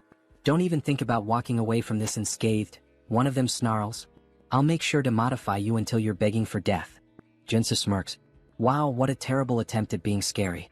Try acting a little more human next time, he mocks, playing on the fact that his opponent is part machine. I can already tell talking to you is a waste of time. I'll end this right now. The enemy growls as a metallic claw extends from his wrist, just like Wolverine's. The others raise their weapons. Joonsoo chuckles. I love how you guys modified your bodies based on your own wild imaginations. Thanks, idiots. He grins, pressing a red button. Suddenly, sparks erupt from the area, and an electrical surge paralyzes all the enemies. Without missing a beat, Joonsoo opens fire. $1 billion in EMP bombs. EMPs and rifles, my best friends when fighting machines. With the robotic men stunned, Joonsoo mercilessly guns them down. However, one of them remains standing. I guess that's the real RoboCop, he mutters, staring at the unfazed enemy. Damn. How much money did you pour into that stupid body of yours? The EMPs didn't even faze you. This is unavoidable, the cybernetic warrior growls. I'll rip you apart and kill you right here. Dragging his blade across the floor, he charges at Joonsoo, swinging with lethal intent. Joonsoo narrowly dodges, but in the process he loses one of his guns. You're just gonna keep dodging forever? The enemy taunts. Fight like a man. Or better yet, like a machine. Damn, he's seriously strong. I have to be faster, Joonsoo thinks. He slashes at the enemy's midsection, but even his abdomen is made of iron. Only his eyes remain human. What a joke, the enemy laughs. What a pathetic excuse for a sword. Then, with a burst of fire from the thrusters in his feet, he lunges forward. That sword strike didn't even scratch me, bastard, he sneers, delivering a brutal kick to Joonsoo's chest. The force sends him crashing into a concrete wall, blood spraying from his mouth. His entire body is covered in mana, so swords don't work on him. Before Joonsoo can react, the enemy steps on his chest, pinning him down. What did you expect with such a weak body? The enemy scoffs. Humans are pathetic. You machine bastard. Wait. Joonsoo's eyes narrow. A mechanical body that only moves using mana? How the hell is that even possible in this world? I'm going to cut off your arms and replace them with umbrella handles, the enemy sneers. Just as he raises his blade to strike, something unexpected catches his eye. What the hell is that tiny pistol? He scoffs. Joonsoo smirks. Looking at your body, I had an idea. Are you seriously trying to shoot me? Haven't you realized yet? Ordinary bullets can't hurt me. Who said these are just ordinary bullets? Joonsoo says darkly. Black flame.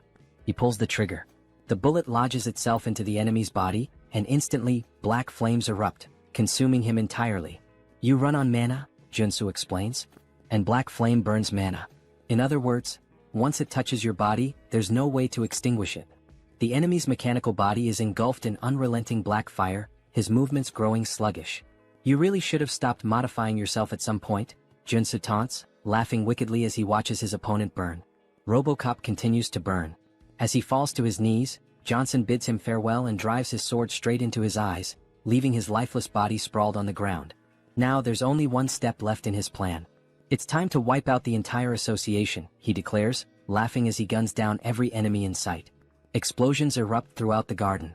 They're just headless chickens without their executives. Run, run, there's no hope for you. The screams of his enemies are music to his ears. Suddenly, a deafening sound rings out, sending a sharp pain through his head. What the hell is this? And then he finally arrives. Eyes glowing red like a tiger's. It's really him, the president of the association.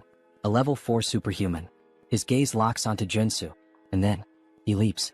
A massive jump, like something out of a superhero movie, soaring straight up and landing right in front of Joonsoo.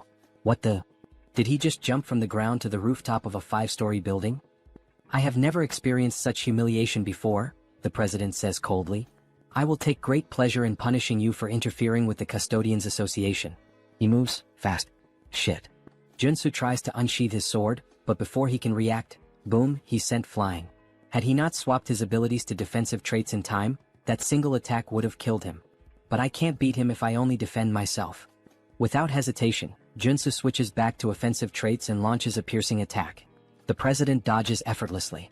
Interesting skills you have, he muses. But how will you handle this? Joonsoo pulls out his pistol loaded with black flame rounds and fires. The president smirks. Oh, I like that. With a flick of his hand, a barrier materializes, blocking the attack with ease. He nullified my 2 best abilities like they were nothing. Before Joonsoo can react, the president charges in and lands a rapid barrage of punches, knocking him to the ground. He's unbelievably strong. Is that all? The president sneers. As expected. It was impossible from the start. Park Daop was born with an SR rank, his stats overwhelmingly powerful from the beginning. Meanwhile, Warrior Kim was just an NPC. A weak, low-level character. The gap between them was absurd. Is this your final battle? The president taunts. You know how I took down your subordinates? Joonsoo asks, wiping blood from his mouth. What? I took out Ebony and Viper with white phosphorus rounds. The cyborg? EMP bombs. Now tell me, what do you think I've got prepared for you? You? Prepared for me? Impossible, you idiot.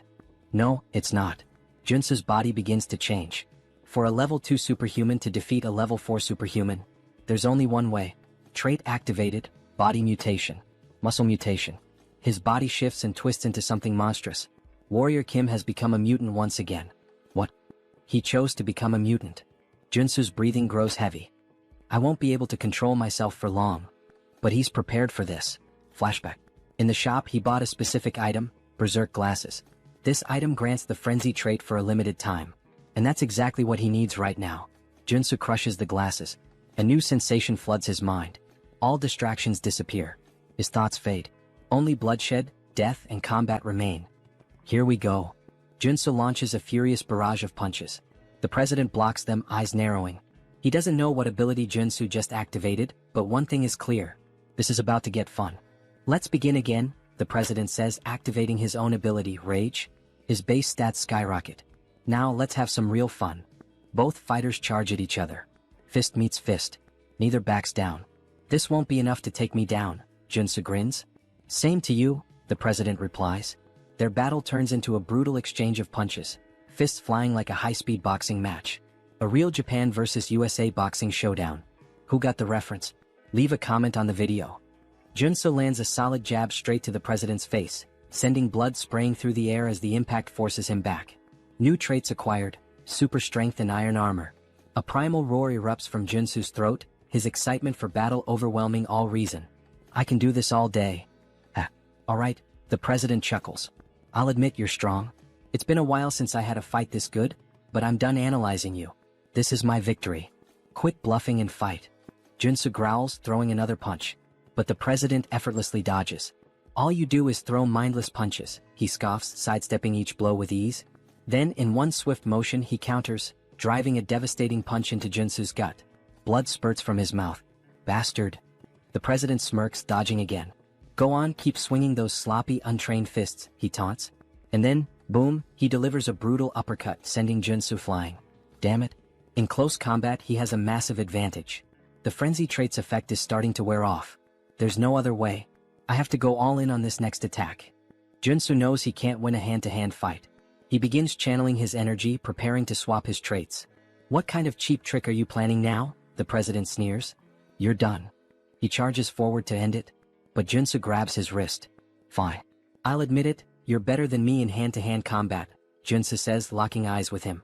But as you can see, I'm not a brawler. A dangerous grin spreads across his face. I'm a swordsman, you bastard. Joonsoo channels power into his hand, and in an instant, a massive sword materializes. Before the president can react, a blinding light erupts point blank, piercing straight through his heart. You can use that ability bare-handed? The president gasps. This was a good fight. His body trembles, and then collapses lifeless. Joonsoo exhales heavily. Shit. I really pushed my body too far this time. A system notification appears. Status effect, disease. Suddenly, a wave of unbearable pain surges through him, like his body is tearing itself apart. Arg? But then, a golden beam of light bursts from his body. His monstrous form begins to fade, his body slowly reverting back to normal. Warrior Kim has ascended to level 3. Oh god. Thank you, I leveled up just in time. A weak chuckle escapes his lips. I really am one lucky bastard. Then, his body gives out. He collapses unconscious. When Joonsoo finally regains consciousness, he finds himself submerged in the bathtub of his own home. Home? Mr. Superhuman, are you alright? Joonsoo blinks, looking up at the concerned face of Director Choi. What happened? Choi. I thought you were dead. Choi says, tears welling in his eyes. You were lying there, surrounded by all the members of the association. So, you brought me back home? Joonsoo asks, piecing it together. Yeah, Choi nods. I noticed you were still breathing, so I threw you into a mana spring. You've been unconscious for a week. A whole week. Now that Choi mentions it, he does feel a lot better. You're seriously amazing, Choi says, shaking his head. You single-handedly wiped out the president of the Plumbers Association. Yeah, I know, Joonsoo smirks. I guess I'm kind of a big deal now. Not just kind of, you're insanely incredible. Stop flattering me, Joonsoo laughs. Oh, and by the way, Choi adds, I took the liberty of collecting all the loot from the fight. Take a look later and let me know if you need anything. Got it? But first, I need to fully recover. Joonsoo's expression darkens slightly. Now that I'm level 3, there's somewhere I need to visit. A malicious smile crosses his lips. 1 week later, Joonsoo arrives at the Mana Measurement Center. Now that he's level 3, he will officially be promoted, receive a certificate, and gain access to countless benefits. This is insane, Mr. Superhuman, Choi exclaims. I've never seen anyone level up as fast as you. You're gonna start your own country soon at this rate. Joonsoo scratches his head, looking embarrassed. I wouldn't go that far. Maybe I should get my certification now? He asks, flashing a JoJo fan grin. The examiner chuckles. Of course. Please come this way. After a while, the girl officially hands over the certification paper. Thank you. I'm so jealous of you. Ha ha ha. Me? Why? Joonsoo asks, puzzled. For so many reasons. I wish I were as strong as you. Beck Soren showing this kind of emotion? Feels so strange. Unimaginable, even. In the game, she's a berserker warrior, a ruthless killing machine, more like a psychotic girl drenched in blood than someone who'd ever say something like this. Joonsoo pauses, thinking. He doesn't have any immediate plans after this, so... Hey Beck, would you like to become a superhuman? Of course. Who wouldn't want that? Then how about you become my student? Beck blinks in surprise. If you agree, I promise, I'll turn you into a superhuman. And a strong one at that. And how exactly do you plan on doing that? Trust me, Joonsoo smirks. Warrior Kim has the ability to see latent potential. Beck's cheeks turn slightly red. That's right, Joonsoo nods, grinning as he makes a Dragon Ball Scouter reference. After all, he can see the potential radiating from an SSR rank individual like her. So what do you say? Want to be my student? Beck hesitates for a moment, then firmly shakes his hand. All right, I guess I can trust you. A wise decision, Joonsoo says. But inside, he knew it, he'd captured her just like a Pokemon master. Now it's time to train an SSR rank warrior. You won't have to pay me anything, Joonsoo continues. Just return the favor once you awaken as a superhuman. That's nice and all, but I should warn you, I already failed to awaken once, even after undergoing rigorous training. It won't be easy even for you, Mr. Superhuman. Joonsoo just grins. Don't worry about that. Just have faith.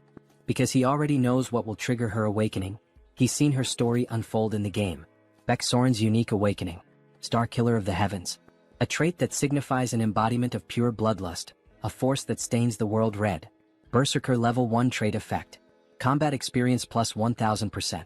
While this trait dramatically increases the experience gained in battle, it comes with dangerous side effects. It risks corrupting her mind, turning her into a bloodthirsty psycho killer obsessed with combat. Her awakening event perfectly matches her unique trait. You'll need to prepare yourself, Joonsoo warns. Prepare? As in, I'll need a lot of money? I don't make much in this job, Beck jokes, making a quiet hand gesture. No, Joonsoo shakes his head. You'll need something far more important than money, mental fortitude. Beck tilts her head, confused. But before she can ask more, Excuse me, Mr. Kim, a staff member interrupts. You've been invited to a meeting. Would you follow me to the 5th floor lounge? Joonsoo's eyes narrow. An invitation to the 5th floor? That's strange. As he and Beck step into the elevator, a realization dawns on him. In this tower, superhumans are divided by their power levels. If he's being summoned to the 5th floor, that means a level 5 superhuman invited him. Who could it be? As the doors slide open. Professor? Wait, it's really you? A familiar voice greets him. Seo Woojin, a level 5 superhuman. Congratulations on earning your level 3 certification, Woojin says warmly. I'm so happy to see you here. I'm happy to see you too, Joonsoo replies. But inside he's assessing him. Despite his natural-born talent and wealthy family, Woojin reaching level 5 this quickly is still surprising. He's already surpassed me. Also, Woojin continues, I'd like you to have this. He hands Joonsoo a small ornate box. A gift? You didn't have to. Inside, Joonsoo sees the item description. Item acquired, Mana Focus Crystal. A rare artifact that enhances mana control and efficiency. Perfect for Warrior Kim. A warrior who relies on mana. For a split second, Joonsoo almost drools at the thought. But instead, he clears his throat and coolly says, I shouldn't refuse a friend's gift, right? Thanks, Woojin. Use it well, Woojin nods. But then Woojin's expression turns serious. Mr. Warrior, he says, there's another reason I called you here. Joonsoo raises an eyebrow. A favor? Yes, Woojin nods. Joonsoo leans in slightly. Why do you suddenly look so serious? Could you help some of my friends who are also suffering from divine fever just like you helped me? They contracted it as well? Yes. The 4 of them have been dealing with this since childhood. They were blessed alongside me. For people suffering from divine fever, huh? Wait a second. Is he talking about those characters? If so, then this is the perfect opportunity to make things a lot easier. Of course, Joonsoo nods, radiating an angelic aura. I could never refuse to help those in need. Thank you so much, Sir Warrior, for your generosity. But before we begin the treatment, I'd like to meet them first. Of course. I'll arrange a meeting right away. Later that day, Woojin's estate. Here they are, Professor. As expected, Joonsoo was right. These 4, they're the supporting characters meant to assist Paladin Seo Woojin. They're all children from wealthy families, essentially kidnapped and forcibly baptized under the orders of the Old Father. Joonsoo folds his arms and cuts straight to the point. Let's be clear, you were all forced into this baptism without consent, right? Yes, that's correct. Is it really possible to cure this? One of them hesitates. My treatment is painful, Joonsoo warns. But if you endure it, you'll awaken, just like Woojin did. If you follow every single one of my steps, you will succeed. Do you have what it takes to withstand it? For a moment, the 4 hesitate. Then, in unison, we'll do whatever it takes. Please help us. Joonsoo smirks. Spreading massive black angel wings, he declares. Then let's begin. 1 week later, all 4 of them awakened.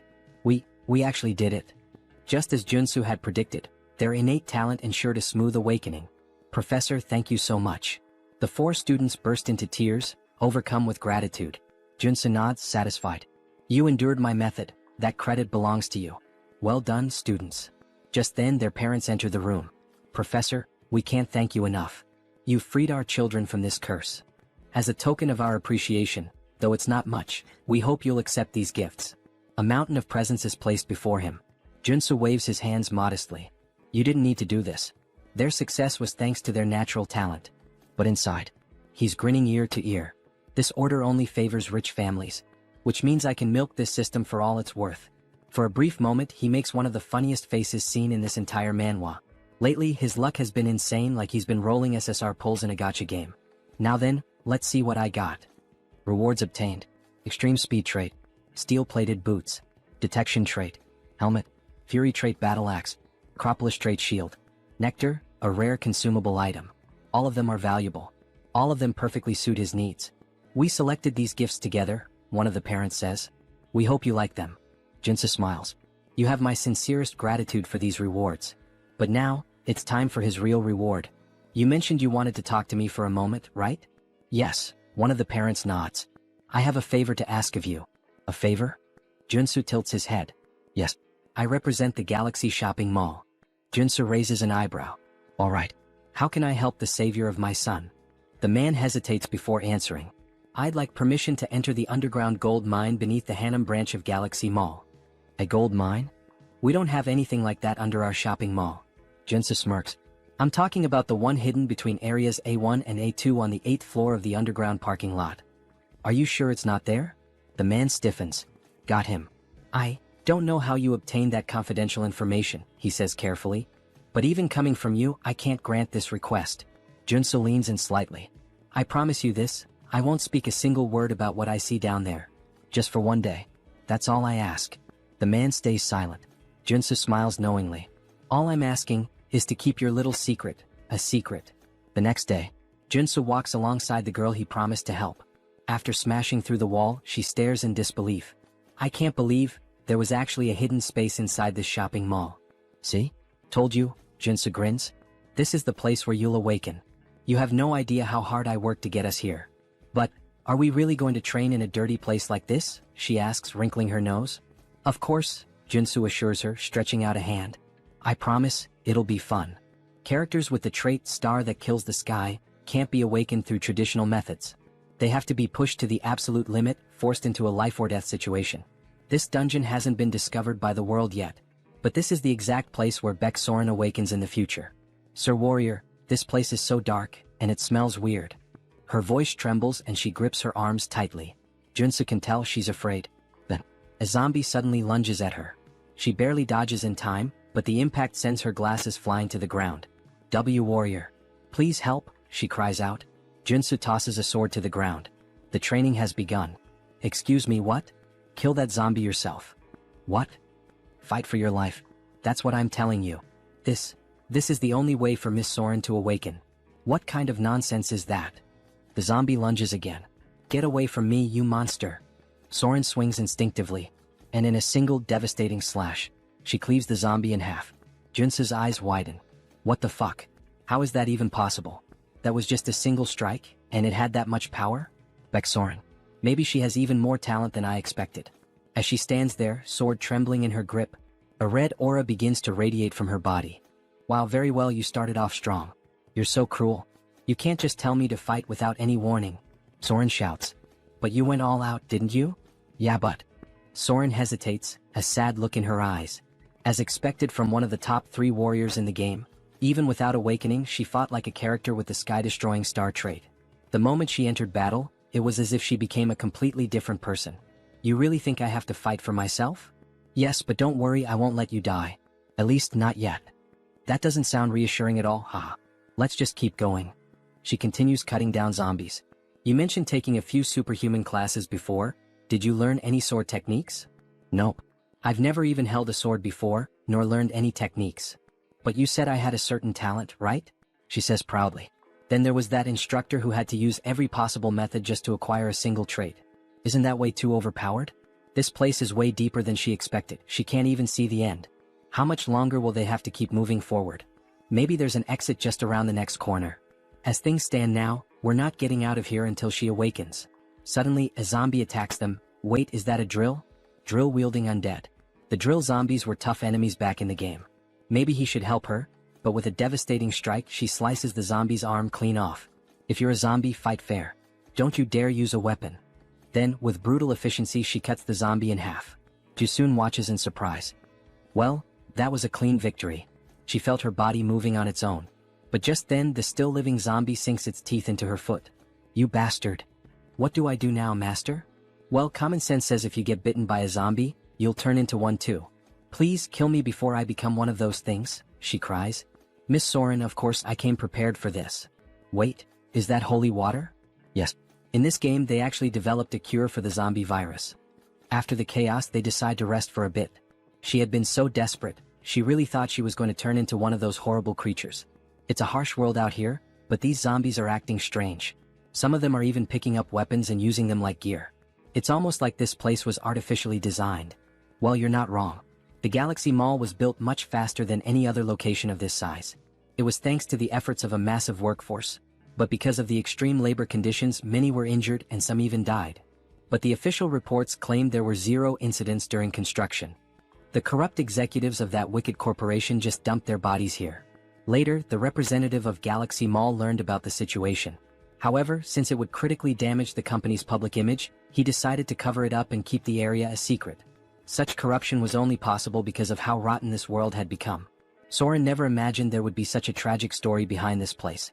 But how did you find out about their secret? Because when the Order of the Old Father unleashed zombies to overrun Seoul, the dungeon that opened up was none other than Galaxy Mall's forbidden area. Well, let's just say the professor has a special ability. Wow, and you already have so many abilities.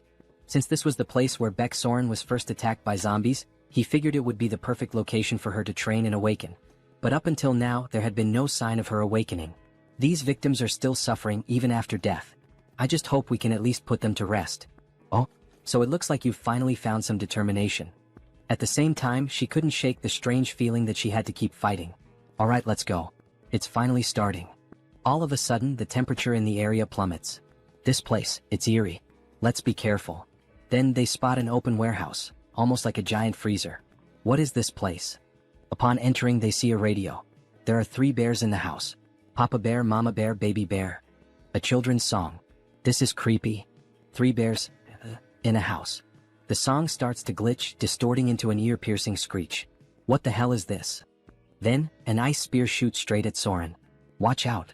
Joonsoo throws himself in front of her, blocking the attack with his own body. Sir Warrior, are you alright? He hadn't expected an ambush like this.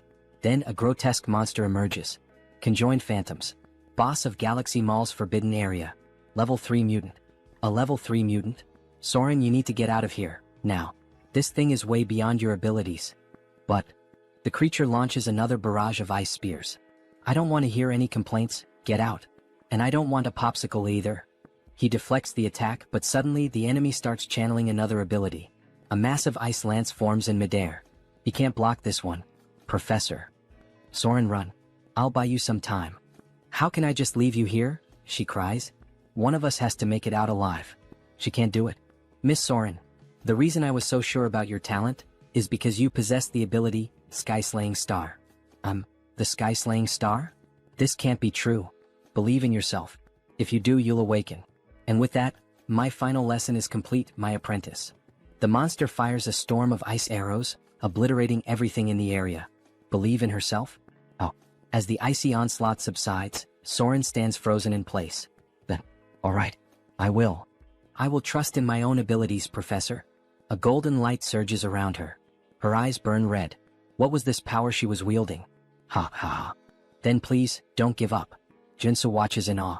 In an instant, she shatters the thick layer of ice encasing her. She has finally awakened. Beck Soren, SSR rank superhuman, level 1 warrior. What is this power? It's real. I've truly awakened. Before a spear can pierce her, Joonsoo moves, cutting it to pieces. Now that you've awakened, it's time to drop the act. The Sky-Slaying Star has a condition for awakening. You must face a life-threatening situation and possess the mental strength to overcome it. You put yourself in danger just to make me awaken? You did an excellent job. But now, it's time to fight. Beck Soren, the Sky-Slaying Star. The mutant lets out a furious roar, then begins channeling a new attack. He looks pretty pissed off, Professor. Don't worry. You'll be fine as long as you deflect his attacks before they touch your body. To prove his point, he demonstrates, effortlessly knocking aside an incoming strike. See? It's not that hard. But when he glances back, he sees Soren trapped in ice. Are you alright? Right. Even though she's awakened, she's still just level 1.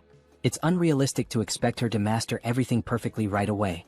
She had been caught by multiple ice barrages, yet she wasn't seriously injured. Looks like you're fine. Upon awakening, every warrior receives their initial trait. Hers was Indomitable, a trait that grants strong resistance against all abnormal status effects. Before awakening, she constantly felt like she was about to die. Now she barely feels a thing. Fascinating. As expected from an overpowered character, she got Indomitable, the best defensive trait. As for him, since he had overseen multiple awakenings from his previous apprentices, he had gained the Perception trait, allowing him to see all of his enemies' traits. A ridiculously powerful PvP ability. Oh yeah, that's broken. I don't think that'll be of much help right now. Well, don't worry about it. For now, let's train with your new awakening. Both of them start running. She acquires the Haste trait. Good, you've already picked it up. Her combat growth is incredible. Her body feels like it could take off at any moment. She wants to keep fighting. Watching the professor leap to dodge 2 ice blocks, she instantly learns the same technique. Wait, I'll cut it for you. But before he can react, she's already next to him. What the? How did you get here? Well done. You can already use that ability. It felt like I was flying. Will she surpass Joonsoo in just a few days? Just like Seo Woojin did? Alright, Professor. What's the next move? Use the traits you just learned to pull the mutant's attention. While you keep him occupied, I'll finish him off. I've already taught you everything I could, so it's best to end this quickly. Understood. Soren starts dodging every attack with ease, gliding across the ice as if she were skating. Come on, hit me, you dumb mutant. She suddenly gains 2 more traits. She keeps accumulating traits. Her talent is truly something beyond normal. Alright. Now that I've helped Beck Soren awaken, it's time to wrap this up. Joonsoo channels a golden aura into his sword. With the skill flash, he unleashes a devastating light-infused slash, instantly obliterating the mutant. Well, congratulations, Professor. That was amazing. Nah, that was nothing. Then a phone appears on the ground. So this was the monster's mana core? How does a phone work as a monster's mana core? Well, this happens a lot with ghost-type monsters. A worker who ended up here valued his daughter more than his own life. Before he died, his resentment possessed this phone, turning it into a monster's core. I hope he can rest in peace now, Soren says, tears welling up in her eyes. I'm sure he will. Suddenly, the phone transforms into 2 mana cores. These are called crystals. If you hand them over to someone who knows how to use them, you can get some pretty good equipment. This is an incredible reward, something only obtainable by defeating this area's boss. Suddenly, the ground starts shaking. What's happening now? We already defeated the boss. This area is collapsing. Then what should we do? Have you managed to fully adapt to the traits you just acquired? What? There's no time. Start running if you don't want to die. Now. Both of them take off at full speed. Run as fast as you can, Soren. If you keep going this slow, it'll be the end for you. This is as fast as I can go, Professor. There's still a long way to go before they reach the teleportation portal. If she doesn't push past her limits, she won't make it. Suddenly, large chunks of debris start falling in her path, blocking her way. No, not like this. She just awakened. There's no way she's going to die so easily. There. The teleportation portal. Hurry. Joonsoo can't help her. There's still one last trait she needs to obtain.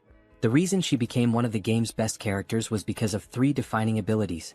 The Skyhunting Star trait allowed her to grow rapidly in battle. Indomitable nullified the deadly side effects of Heaven-Slaying Star. And the last trait. Soren keeps running, desperate to survive. A massive rock crashes down, slamming into her arm, injuring her. Damn it. I won't give up that easily. I will survive, no matter what it takes. She pushes forward. Here I go again. Trait unlocked, Runaway Train. Ignoring the pain, she dashes forward, barreling past the obstacles in her path.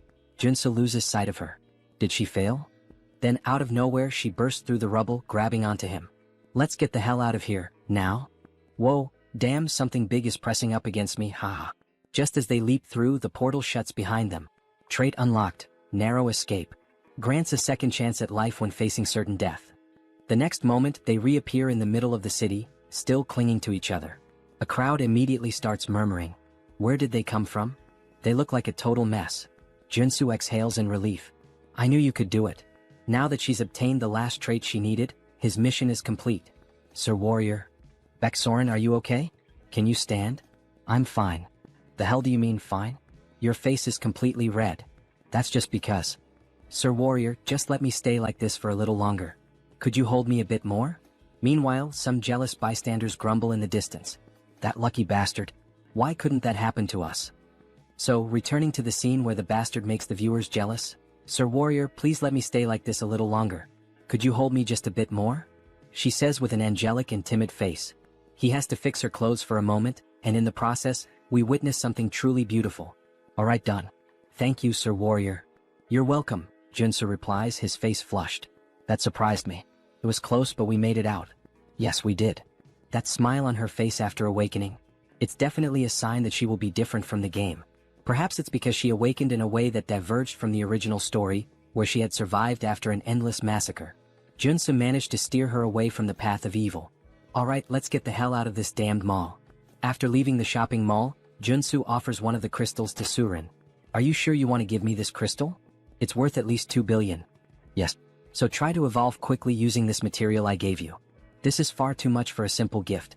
Honestly, I don't even know how to repay you for this, or if I should even accept it. Don't worry about it. Just pay me back in the future when you can. Of course, our protagonist had a plan behind this. There was another reason he was willing to spend so many resources to awaken Baeksoren. The Martian sword technique, one of the 3 top-tier sword techniques in the Arcane of Seoul. Once learned, a character experiences rapid growth. However, it's a unique trait that only Baeksoren can use. The only way to acquire it is to obtain the trait in the form of a memory chip. Thank you very much, Sir Warrior. Don't worry about it. Just don't forget what I did for you because I'd really like to learn that sword technique that only you know. Hehehe. After returning home and finally getting a chance to rest, a car honks in front of his house. All he wanted was a little break. Sir Warrior, please come here. The damned world of Arcane Seoul wouldn't simply let him rest. Alright, Woojin. Thanks for coming to my residence at this hour and making the trip all the way here. I'm so happy to finally be able to repay you for healing all of Woojin's friends. I would have preferred if he hadn't come now. We miraculously managed to schedule a meeting with the Armor Meister. I'm beyond excited. There's no devil in existence that could stop me from attending this event if he is the one we're meeting. In this world, good items belong to those with good skills. The master craftsman we contacted this time is incredibly busy, but he can forge level 7 armor. Level 7? Alright, let's go now. Moments later, they arrive at the entrance of a grand house, with several guards stationed outside. Are you serious? What a fine house for such a fine craftsman. Woojin, do you have any idea what religion this artisan follows? Religion? Why are you asking something like that all of a sudden? I see, so you don't know. Of course he wouldn't. Considering all the suffering he endured because of the Order of the Ancient Fathers, it made sense. This is the home of an artisan devoted to the Order of the Old Father, Joonsoo. Joonsoo is a devout believer firmly committed to his faith. In the future, he will stand at the forefront of the war artisans of the Order. Joonsoo, the Artisan of Death, mid-boss of Episode 3. I already refused to be baptized, yet he's still willing to craft armor for me? What does he want from me? Stop. Extend your hand for identification. Identification. Show me your black flame. Grabbing the protagonist's hand roughly, what the hell is with this guy? Here it is. He then releases a powerful surge of black flames. Are you satisfied now? Yet the guard doesn't seem pleased. What is the meaning of this? Let go of his hand. We are visitors with a reservation to see the artisan. Stop. Who said you could treat my guest this way? The master artisan, Joonsoo. Level 6 superhuman. Sir. My apologies for the intrusion. Refusing baptism and awakening the black flame. You are indeed an honored guest. And this is how you treat me? Please forgive me. The light and the savior recognized by the saint. What? The light and the savior recognized by the saint. What the hell does that nonsense even mean? Alright, now come inside. Let's start discussing what kind of equipment you're looking for. Alright. A plate armor of this style is my specialty. Since it's a request from the saint, I can craft it in this design if you'd like. Before them stands a medieval suit of armor, reminiscent of the Templars. Joonsoo scans the area, searching carefully, until he finally finds something that catches his interest. Alright, I've decided. I'd like this outfit. Its appearance resembles a military uniform. Seriously? You want that kind of clothing? Yeah, I love its style. This is ridiculous. Infusing magic into that type of armor is incredibly difficult. We won't be able to create a holy armor with it. He doesn't need holy armor, the artisan remarks. I just need to infuse it with the magic of giant and extreme. Judging by his reaction, Joonsoo can already tell what the order is trying to do: push him toward holy armor. Also known as Paladin's armor, it grants an absurd amount of attributes to tank-type users. However, in order to wield it properly, the user needs immense divine power. To increase his divine power, he would have to join a religion. The artisan sighs in frustration. So he's choosing the worst option instead of the best one. But fine. The customer makes the final decision. They're pretending to offer me something good while trying to trap me in their religion. Then I'll be expecting great work from you, Master Artisan Joonsoo, Joonsoo says with a grin, shaking the artisan's hand. After a long discussion, they finally leave the house. Woojin hesitates, then asks, "Are you sure that was the right decision? Not choosing the holy armor?" Joonsoo shrugs. "No. I just like the other one more." Meanwhile, the guard from earlier continues watching Joonsoo strangely. "I can only imbue a few traits into this type of armor," the warrior comments. "Are you really going to make it the way he asked? So, you want me to defy the saint's order? She said that man is the light and the savior of our order." The warrior cannot believe the saint's words. No matter how many times he thinks about it, there's no way Joonsoo is the Messiah. He'll have to confirm it with his own eyes. 1 week later, Joonsoo is back at the shopping district. "Sir Superhuman, you really shouldn't be downing mandrake elixirs all at once like that. You glutton." "Thanks, but I'm fine." "Are you sure?" "Of course. I got the treatment I needed." A notification flashes. "New trait obtained, energetic. Thanks a lot for giving me these elixirs for free." "Don't worry about it. It's thanks to you that our market was saved. Now we're flooded with customers every day. Consider this my way of saying thanks." "So that's why there are so many people here today? Looks like business is really thriving." "That's great." "Hello, Superhuman," a man says, lowering his head in respect. "Hey, you're that guy from the Iron Fist gang? It's a pleasure to see you again," Joonsoo says, laughing loudly as he slaps the poor guy on the back. How have you been, sir? Could I kindly request a few minutes of your time?" "For what?" "Our boss wants to see you for a bit. There are too many eyes around." "Let's move somewhere else," Joonsoo says. "Understood." They get into a car and drive onto the road. "We've prepared a high-quality bulletproof car for you, sir. Do you like it?" "Not bad." A sign reveals their destination, Miram. Something feels off. Has the Iron Fist gang always used Miram as their meeting spot? If Joonsoo remembers correctly, that place is nothing but a slum filled with human garbage, the worst kind of murderers and degenerates. The car runs out of gas, forcing them to stop at a gas station. Of course. Wait, this place is Miram gas station. Joonsoo turns back, only to see the driver grinning. "All right then, have a nice rest here, sir." With a murderous gleam in his eyes, the driver grips a detonator. "Seriously? He's trying to set me up?" Joonsoo glances at the car. Several C4 explosives are planted inside. "Shit. I walked right into a trap. Hey buddy, do I look like an idiot to you? Who do you think you're messing with?" "Excuse me? What the hell are you even saying?" Joonsoo suddenly kicks the car door open and swiftly jumps out. "Stay in the car, you idiot, with all those bombs you set up. Go ahead, stay inside forever." Then Joonsoo throws a grenade. The driver screams in panic as the car erupts into a massive explosion. Joonsoo dashes forward, activating his abilities, speed and breakthrough. But something is off. That explosion was way too powerful for just a single grenade. There was no way it should have caused that level of destruction. As expected, that guy was a traitor. The bulletproof luxury car speeds toward Miram and ultimately the gas station. That lingering sense of déjà vu, there was a reason for it. A flashback begins. We see Iron Fist's boss lying on the ground. Then it becomes clear. Joonsoo knew this would happen because all of these events had already played out in the game's story when Iron Fist Kim was betrayed by his own men. He doesn't know exactly why, but this time, the traitors of the Iron Fist gang have chosen him as their target. Suddenly, a hail of gunfire rains down on his location. One of the men shouts, "That's him. The guy on the most wanted list. Ah, if we take him down, we'll get that billion-dollar bounty." Excitement spreads through the group as they ready their weapons. Guns, knives, and eerie grins. Of course, this wouldn't end with just that bomb-filled car, Joonsoo thinks, dodging the storm of bullets. The gunmen keep firing relentlessly. Joonsoo ducks behind a car for cover. Damn it, there are too many of them. He knows the vehicle won't protect him for long. With no other choice, he activates his leap ability, launching himself onto a nearby building. They probably didn't expect this. I should be safe up here. But the reprieve is short-lived. There he is, on the rooftop. "Shoot him down," one of them yells. Damn it, they caught on fast. Joonsoo grits his teeth, raising his mana shield just in time to block another volley of bullets. They're not even enhanced. How the hell are they reacting so quickly? What's wrong with these bastards? Then their leader shouts, "Everyone aim for the center of the shield. Fire all at once. Let's end this now." A synchronized barrage slams into his barrier. The sheer force causes it to crack, leaving Joonsoo momentarily stunned. What the hell? How do they have this kind of precision? He instinctively takes a step back, just as a bullet grazes his arm. He clenches his teeth. He had underestimated them.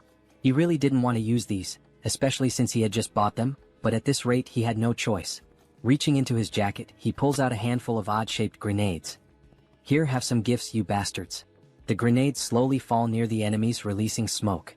They begin coughing. What the hell is this smoke? Wait, these are tear gas grenades. Damn it, I can't see him. We can't let him escape. We need to kill him to get the antidote. Who do you think you're chasing if you're not even superhuman? Joonsoo mocks them. Well, anyway, it's time to say goodbye to the failures. Time to get the hell out of here. As he runs between the buildings, he finally manages to lose them. Finally, a group of thugs showing focus almost like superhumans, huh? Joonsoo thinks. There's only one way that could happen, the damn combat drugs. They have serious, harmful side effects, but they can temporarily enhance combat abilities. That's probably how they almost trapped me for a while. Considering they mentioned something about an antidote, Joonsoo is sure that's what they're after. The only problem is, the only person who could lead that gang in Harem is the human hunter. He's the first person that comes to the protagonist's mind.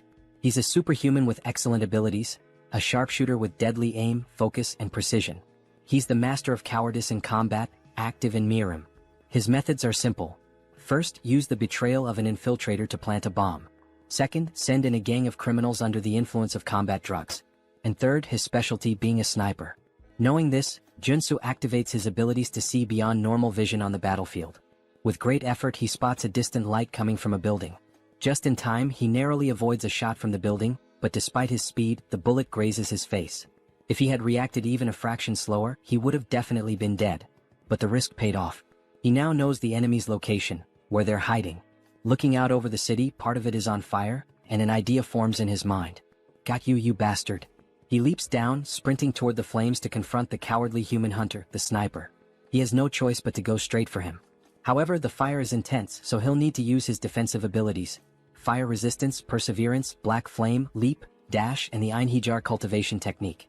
He pushes through the fire, running as fast as he can, even though the flames are burning him. He ensures that the sniper can't see him through the smoke, making it harder for the shots to land. To fight such a skilled sharpshooter, he has to get close. Finally, as he looks up at the building, he sees a red light. So that's where you're hiding, you bastard. I found you. Locating the sniper's position is the top priority when facing these kinds of players. Damn, I can't see him, the sniper grumbles. Maybe I'll need to change positions. As the sniper scans the city, looking for Joonsoo and aiming at every possible spot, he catches sight of a blue trail in his scope. He realizes he has to get closer and create an unexpected variable. Wait, did he jump from that height? The sniper is taken aback by Joonsoo's move. And how dare he challenge a sharpshooter to a shooting duel? With that, the sniper activates all his abilities: sniper, focus, deep breathing, insight, gun shooting, Ein. He fires his pistol, the black flame, at the same time that Joonsoo shoots. What will happen next? Who will win this cowboy-style shoot? Then both fire at the same time. They take a deep breath in this moment of tension. It's all or nothing. The sniper's shot hits Joonsoo's arm. Shit. He really is a damn sniper. And to think that even in this surprise situation he was still able to shoot. But we know our protagonist never does anything for no reason. With a smile on his face, he declares that it's over. He also managed to land a shot on the sniper's shoulder. The sniper is shocked. After all, it was just a shot from a regular pistol. But then, flames start spreading rapidly over his body. Black fire engulfs him as he screams in agony. Joonsoo barely manages to land on the ground, struggling due to his injured arm. Their bullets are deadly even if they only graze the enemy because they consume their target's mana. As he writhes in pain, Joonsoo declares his victory, only to realize he has fallen into a trap. A pool of sand appears beneath his feet. It's a magical snare. Meanwhile, Human Hunter starts taunting the protagonist, calling him a brat and a fool. Don't think this is over, you bastard. He pours holy water over himself to extinguish the black flames. Shit, this is bad. If Joonsoo doesn't get out of this trap now, he's dead. The moment I put out this damn fire, I'll fill your body with bullets. You'll look like a damn sieve. Damn it, I need to think fast or I'm a dead man. He hadn't expected this to turn into a race against time. For now, he needs to slow down the infiltration of magic and minimize the damage. He equips the traits: mana barrier, perseverance, and resolute. Then he adds the traits of brute strength, strength, and super strength. Pressing both hands against the ground, he yells that survival comes first, pouring all his strength into escaping the trap. He activates his last available trait: purification. With purification, he will destroy as much mana in the trap's magic as possible. But before he can react, his enemy is already in front of him, fully recovered. The enemy acknowledges the protagonist's resilience against the magical trap, but it's too late. Has he already extinguished the black fire? This victory is mine. If he kills the protagonist now, he'll spend the rest of his life relaxing on beaches. He raises his gun to shoot, but the protagonist vanishes. Before he can grasp what's happening, a fist slams into his cheek, making him spit blood. This is what a comeback feels like, you bastard. Thank God he managed to obtain the trait at the last second. Earth resistance. It worked. Since you're a sniper, don't even think about fighting back at this distance. Now tell me who ordered this assassination. Alright, he admits defeat. He'll tell everything he knows, he just wants to light a cigarette first. Fine, you're free to talk, start now. As he lights a cigar, the protagonist already finds it suspicious. His expression shifts as if he knows exactly what's happening. So, do you enjoy the taste of that cigar? Of course he does, without a doubt he loves it. His mouth changes shape. Because it tastes like my sweet victory. He looks like a zombie now. Just as he is about to attack Joonsoo, a sudden gunshot rings out, and a hole appears in the human hunter's chest. So, you knew what was going on. Of course he did. Did he really think that a player with 10,000 hours of experience wouldn't recognize the cigar that turns the smoker into a mutant? What a mess. In the end he had to put him down. That was unexpected and bizarre. The hunter was always a cunning bastard, but in the game he usually surrendered after admitting defeat. This time though he chose to fight to the very end, transforming into a mutant? Maybe he had a hidden motive. Not that it really matters. What's important is making it out of this alive. As he searches through the hunter's clothes, he finally finds a flash drive. Alright, let's see who's behind this plan and trying to kill me. The next day, the news is all over TV, reporting on the chaos from the previous night. Last night, a large-scale shootout between gangs erupted in Harem. The explosion of a gas station triggered a massive fire, and it is estimated that the death toll is in the dozens. The president doesn't believe Joonsoo was involved in the massacre. How did you even survive that? That's why he's in such a complicated situation. It was truly dangerous. Who the hell tried to kill you? Tell me now. That's a long story. Where should he even begin? Suddenly the door is kicked open. The president of the Iron Fist gang steps in and throws a body onto the floor. Both the president and Joonsoo are taken aback by his sudden arrival. The gang leader immediately starts apologizing. He failed to keep his subordinates in check. At least now he knows what happened. Hey you bastard, stop breaking the damn door every time you come in, the president complains. So, was it the Iron Fist gang that attacked you?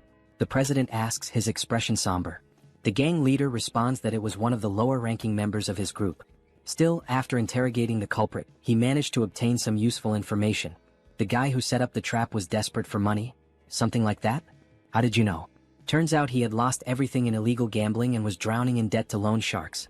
Well, the reason for his betrayal is pretty obvious, isn't it? Whatever the reason, it's his fault. Once again, I apologize.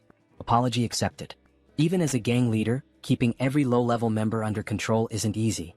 Iron Fist Kim truly had no knowledge of what was going to happen because if it hadn't been Joonsoo, he would have been the target of the betrayal himself.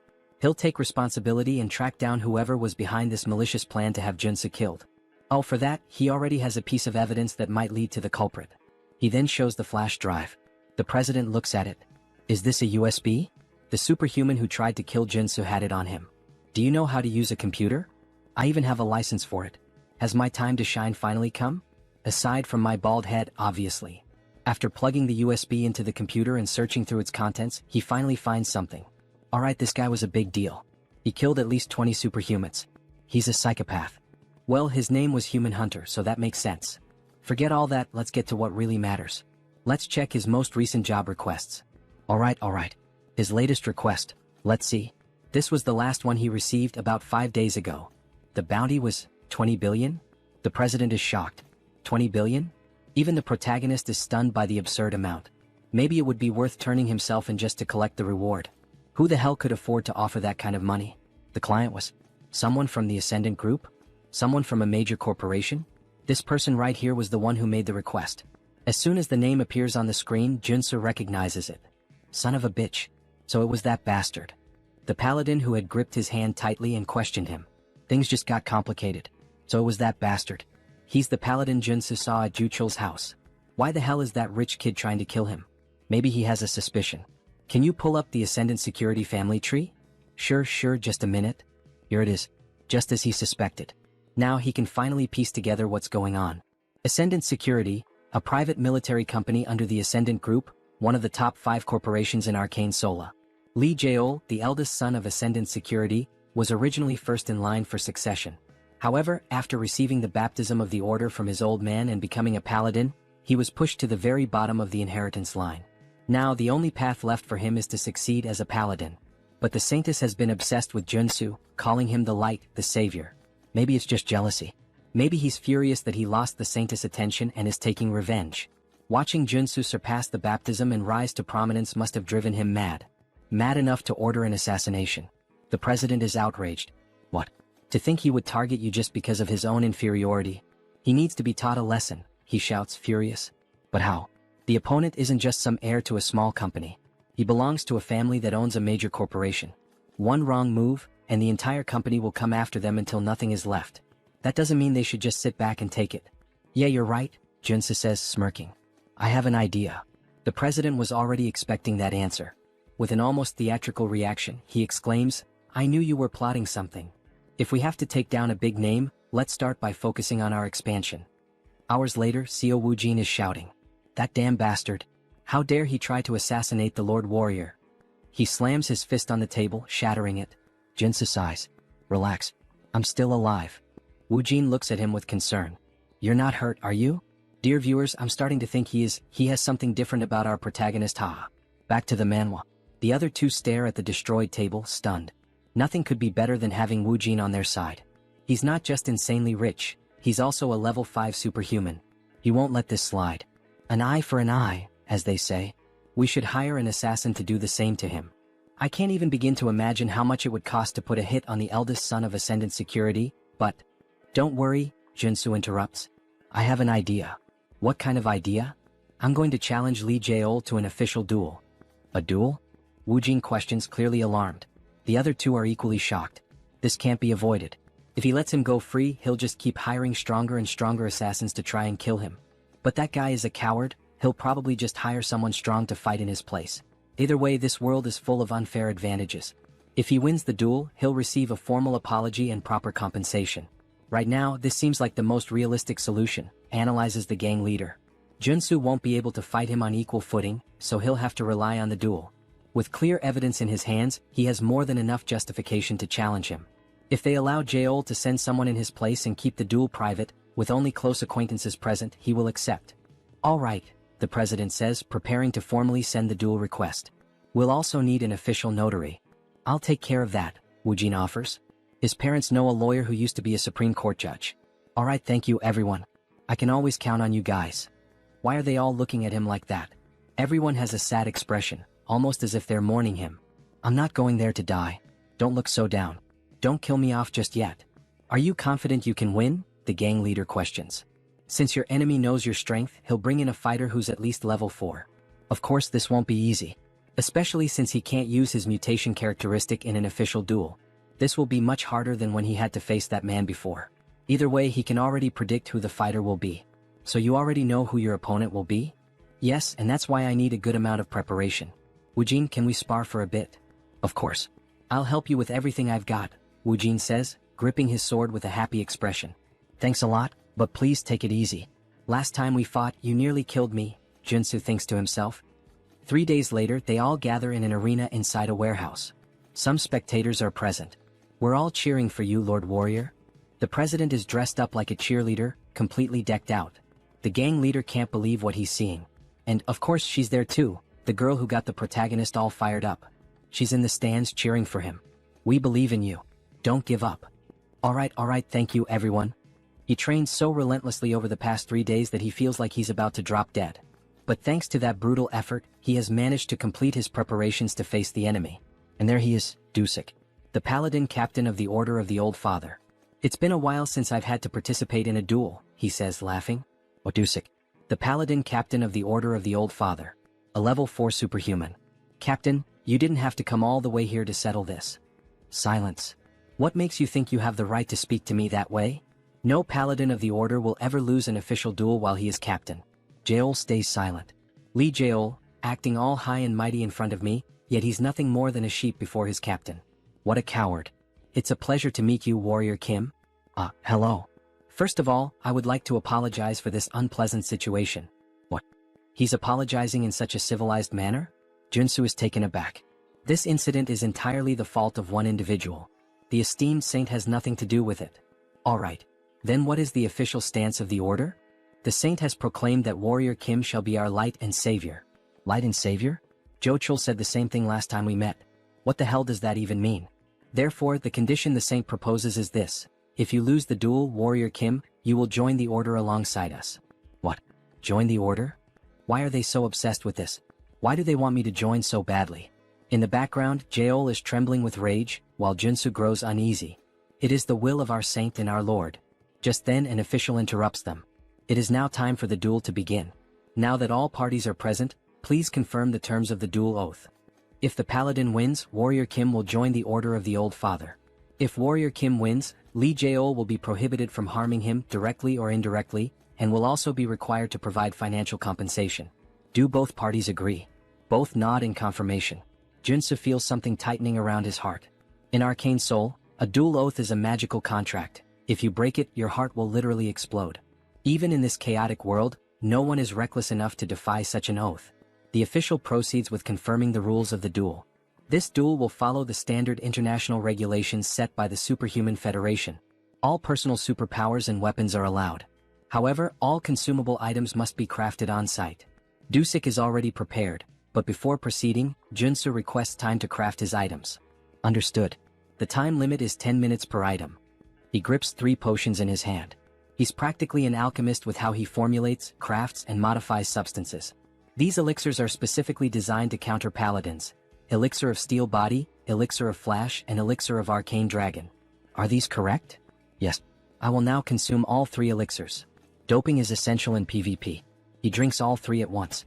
Now that both sides have completed their preparations, the duel is about to begin. 10-9-8-7. Both warriors stand face to face in the arena. Warrior Kim, it is a great honor and privilege to have you join our order. Why not reconsider and join us voluntarily? Just start the fight. Alright, we tried. If you refuse salvation, then so be it. Dusik raises his hammer. It's like watching Thor himself. But there's no need to worry too much. After all, he can't kill Joonsoo. He needs him to join the order. Then suddenly his entire body radiates an overwhelming aura, filling the arena. He looks like a Greek god, just like Thor.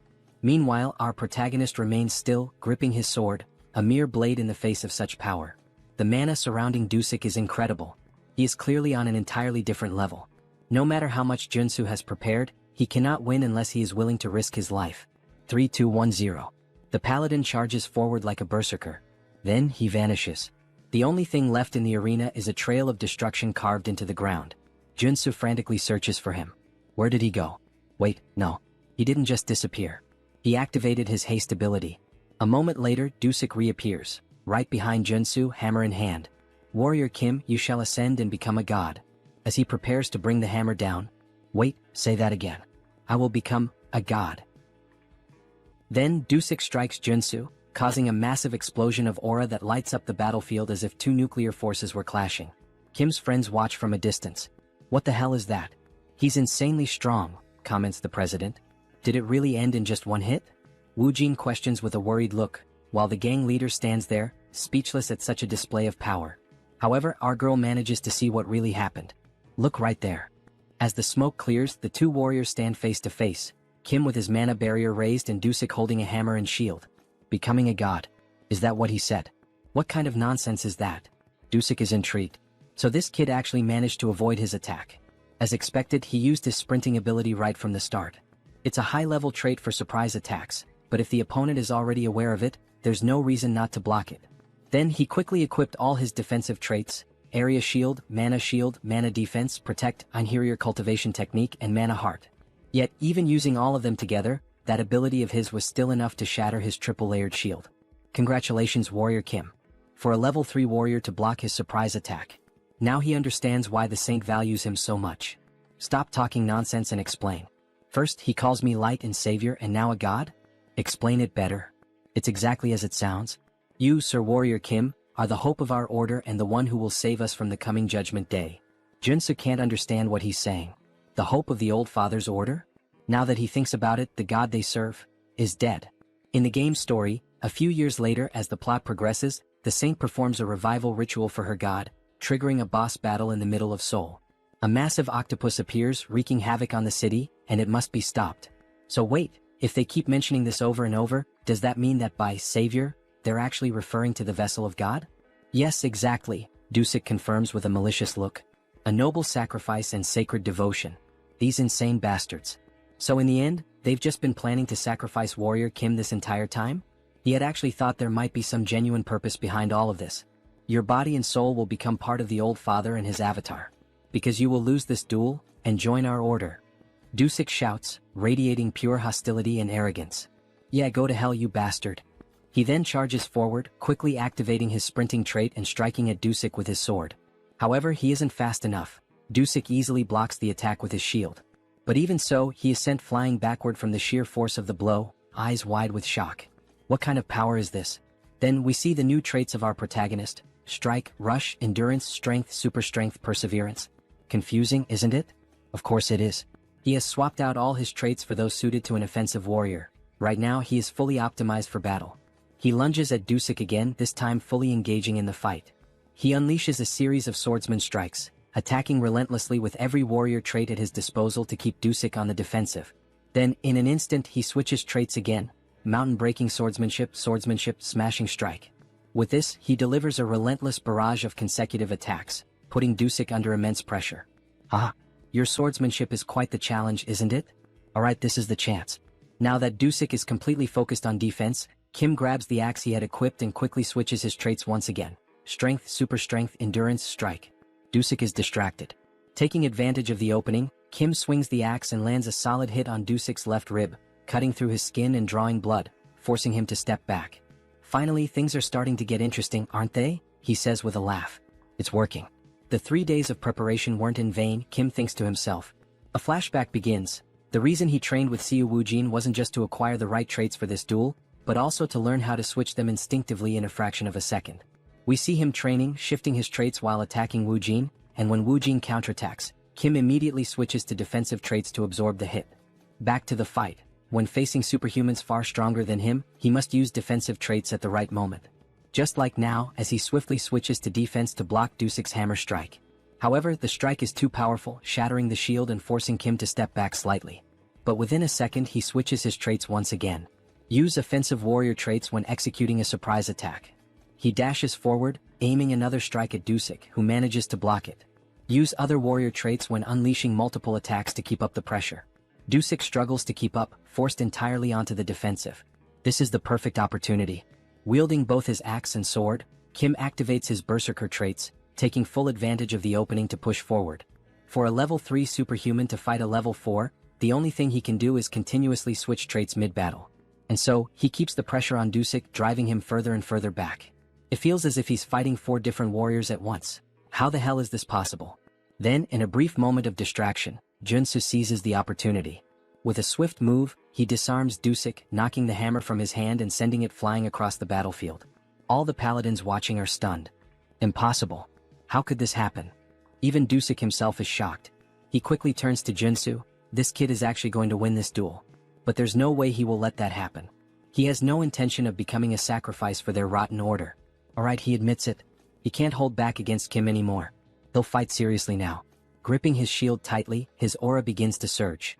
He has given up on being Thor. Now he's Captain America. Dusik channels power into his shield and warns Kim. This next attack could kill him, so he'd better be ready. Then, with a sudden motion, he hurls the shield like a spinning blade. Kim quickly raises his own shield to defend. A direct attack like this won't work, or so he thinks. But in an instant, his shield shatters, and the sheer force sends him flying to the far end of the arena. Shit. The power output just skyrocketed. Was Dusik really holding back this whole time? Before he can recover, Dusik appears right in front of him and lands a devastating punch straight into his stomach, striking in a stance straight out of JoJo. How dare you mock our order? Kim is sent crashing into the wall, spitting blood as his body collides with the thick stone. If he begs for forgiveness now, Dusik will accept his surrender. But as Warrior Kim stumbles back to his feet, rolling onto his side, he simply smirks. No. The only way I lose is if you kill me. So be it. Now both warriors engage in an all-out frontal clash, neither backing down. Kim charges at Dusik, who manages to block his attack. Then, in a calculated move, Dusik allows himself to take a few hits just to land a clean strike on Kim. With all his strength, he slams his shield into Kim's shoulder, cutting deep. The pain is so intense that Kim nearly loses consciousness, but he refuses to give in. In an instant, he counterattacks, driving his axe once again into Dusuk's ribcage. Dusuk grits his teeth and retaliates with a powerful kick to Kim's chest, sending him flying across the arena once more. Both fighters lock eyes, exhaustion weighing on them. Their bodies are battered, barely holding together, they are at their absolute limit. Dusuk declares that it's time to end this meaningless battle. "Oh, great Father. Lord, hear my prayer and fulfill my wish. From heaven bring down the hammer of your wrath." Raising his shield to the sky, he calls upon a massive storm. Dark clouds swirl, and the arena trembles as if about to be swallowed by a raging sea. Kim instantly recognizes the ability, Dusuk's ultimate move. Darkness Tsunami. Now that he's seeing it with his own eyes, there's no doubt, this is a catastrophe. If that attack lands, he will lose. 100%. But there is no way to dodge it. If he wants to win this fight, he has to go through it. He stares directly at the approaching tsunami as his sword begins to glow.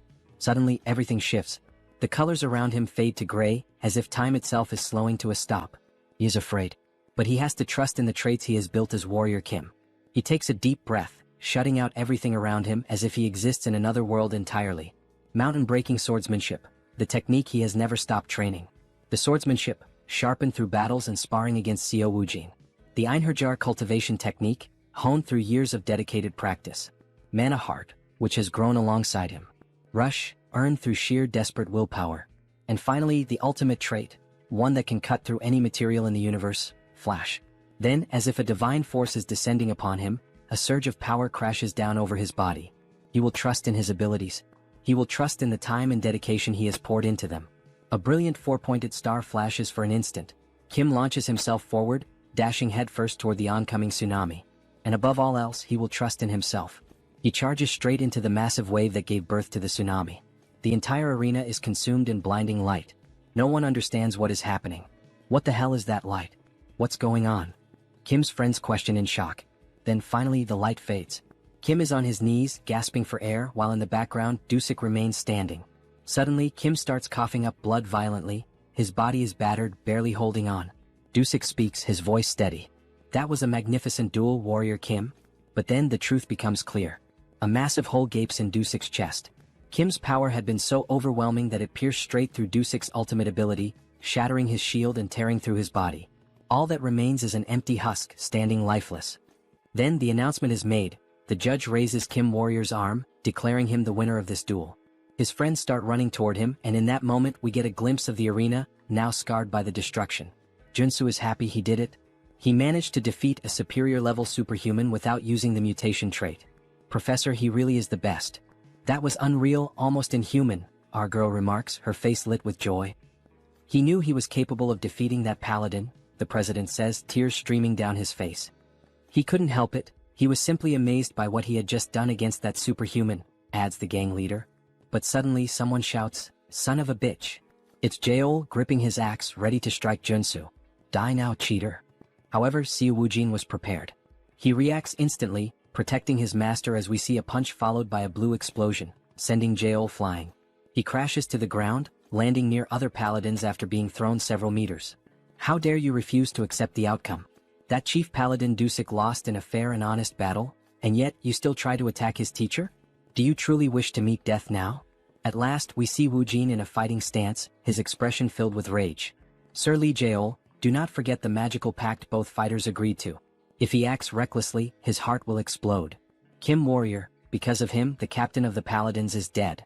We see his heart being crushed by magic, making it impossible for him to even breathe properly. They will have their revenge. The Order of the Old Father will not forget this," the other Paladins shout. "So they're saying that Kim was the one who killed Dusuk in this duel? Is that really what that worm is trying to claim?" "Yes, everyone saw it, he was killed by Kim Warrior's hands." "Stop talking nonsense," Joonsoo says in a serious voice. The one truly responsible for Dusuk's death was none other than Jaeol himself. Though he was an enemy, Dusuk was an outstanding example of a warrior. He fought bravely for what he believed in and battled to the very end.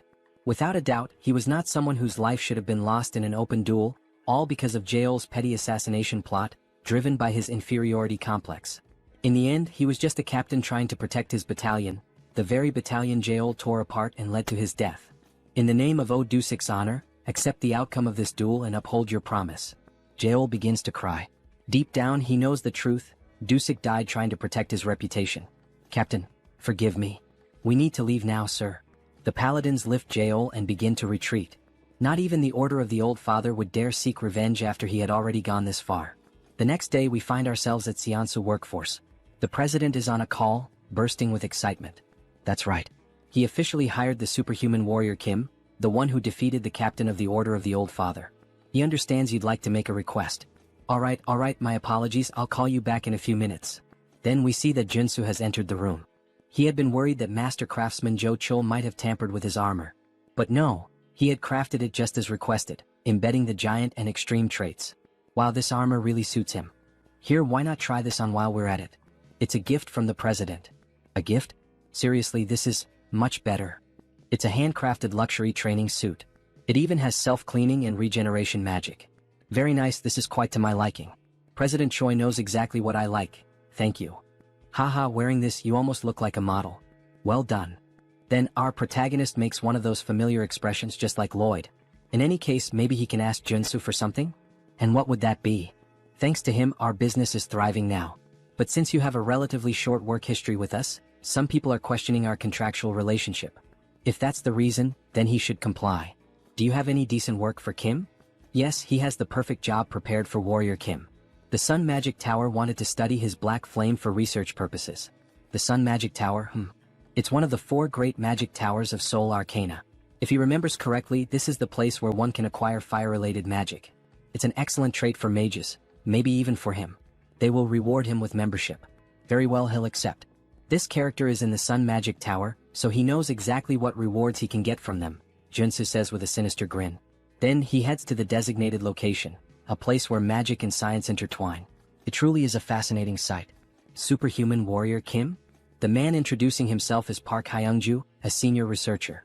You must be here because of our request to study your black flame, correct? Park Hyungju, senior researcher, level 5 mage. Yes, that's correct. He had expected him to be much older, but he's actually quite young. There's not much time, so they'll get straight to the point. Please, this way. Then he introduces a capsule surrounded by cables and a computer. First, we'll perform some basic measurements. This machine looks oddly familiar. Please step inside. You only need to remain still. So he enters the machine. The assistant shuts the door and a robotic voice announces, initiating ultra-precision measurement. Ultra-precision? Wait, this is the machine used to reveal everything about a character to the player. He's walked right into a trap. Information about him starts appearing on the screen. This machine will expose all the secrets of his traits. Hey you bastard, what the hell? Shut this thing down right now. This wasn't the reason he came here. Please stay quiet and still. This is all part of the necessary process. This information was in our contract. Screw you, you bastard. He pulls back his fist and smashes the machine's glass with a single punch. Hey, what's the meaning of this? The contract he signed only required him to demonstrate his black flame to cooperate with the research. Who the hell do they think they are to pull this on him? Then the assistant gets slapped across the face by an old man. Park Hyungju, you idiot. Are you doing this again? Boss. Now we're introduced to the old man, Yoon Myung-seok, chief researcher, level 6 mage. How dare you try to ruin my project? This is a misunderstanding, chief. A misunderstanding, my ass. He had planned to sell Mr. Warrior's information, the sole possessor of the black flame trait. There's surveillance footage proving it. My apologies. I let my greed get the better of me for a moment. Get the hell out. You're exiled from this team. What the hell is going on? Kim has no idea what to make of any of this. 1,000 apologies, Warrior Kim. I am Yoon Myung-seok, the head of this research division. This was an unfortunate incident. What he means to say is, well, it wasn't his fault, you know. He thinks this kind of thing must happen often. So, that idiot sold our confidential information because of his gambling addiction. If it weren't for his mentor, Elder Joe, he would have been kicked out of this place a long time ago. I see. In any case, I came here to fulfill your request and nearly had my personal information stolen. As an apology, we'll upgrade your membership status. Alright, I'm listening. What exactly are the benefits of this so-called upgrade? You'll have access to our commercial facilities as well as our training grounds. I assure you he'll make excellent use of them. The training facilities of the Magic Tower can only be used by its mages. What an unexpected stroke of luck. Yes, this doesn't seem too bad. Please, take some time to rest while we prepare for the research. Alright then. He'll take a look around the Magic Tower. As he enters a room, a floating golden orb appears. He almost fell for it, just as expected from Arcane Seoul. But in the end, everything worked out. This is a chance to acquire many excellent traits from the Magic Tower's training grounds. Initiating electric magic training. The golden orbs suddenly begin releasing fierce lightning bolts that strike the protagonist. The pain is unbearable. He complains that it feels like it's shocking him down to his very bones. But if he can endure it for a while using his traits, perseverance, determination, revitalization. After withstanding the pain for some time, he gains a new trait, electric resistance. Nice. He has finally obtained the ultimate resistance trait for all 6 attributes. Okay. Even with resistance, this still hurts. You can turn it off now. At this point, he's going to get fried alive. However, something happens. The lights turn red and the robotic voice announces. Training system has been switched to manual. Warning. The intensity of the electric magic has been adjusted. Wait, what? It said the training was already over. Who the hell switched it to manual? Wait, that bastard, what is he doing there? He tampered with the settings, that son of a bitch. So he pulls on the machine. Maximum output. Electric magic beginning. All the golden orbs begin to gather massive amounts of energy simultaneously, and then they release it all at once, like a huge Kamehameha of electricity aimed straight at Joonsoo. Hey, calm down, what the hell is this? Die, you bastard. Then Joonsoo receives an enormous, concentrated surge of energy. Hyungja laughs a lot. This is what happens when someone messes with his business. Now die. However, after a moment he's surprised. What the hell is going on? Is he actually withstanding this massive electric discharge? There's no way he would go down from a simple low-level lightning strike like this garbage. There's a reason he's been training during his free time. We see his trait window showing 5 resistances already acquired. Divine resistance, which he gained by enduring the holy baptism. Fire resistance, obtained by boiling himself in the mana spring. Darkness resistance, earned during the battle against the necromancer Sharon. Cold resistance, obtained in the fierce blizzard of the conjoined ghosts. Earth resistance, which he acquired while trying to escape the magic trap set by the human hunter. And lastly, not least important, electric resistance, which he obtained through the training he just did. With all 6 traits now combined, we see a bright green aura surrounding the protagonist's body, as if he's undergoing some kind of mutation. His body begins to change from the inside. His heart starts beating harder as it draws more blood, more veins connect to his heart to increase its power. Then he finally gains a new trait, magic resistance. A green shield forms around him. How thrilling. This new trait came at exactly the right time. Hyungju can't believe what he's seeing. How is this possible?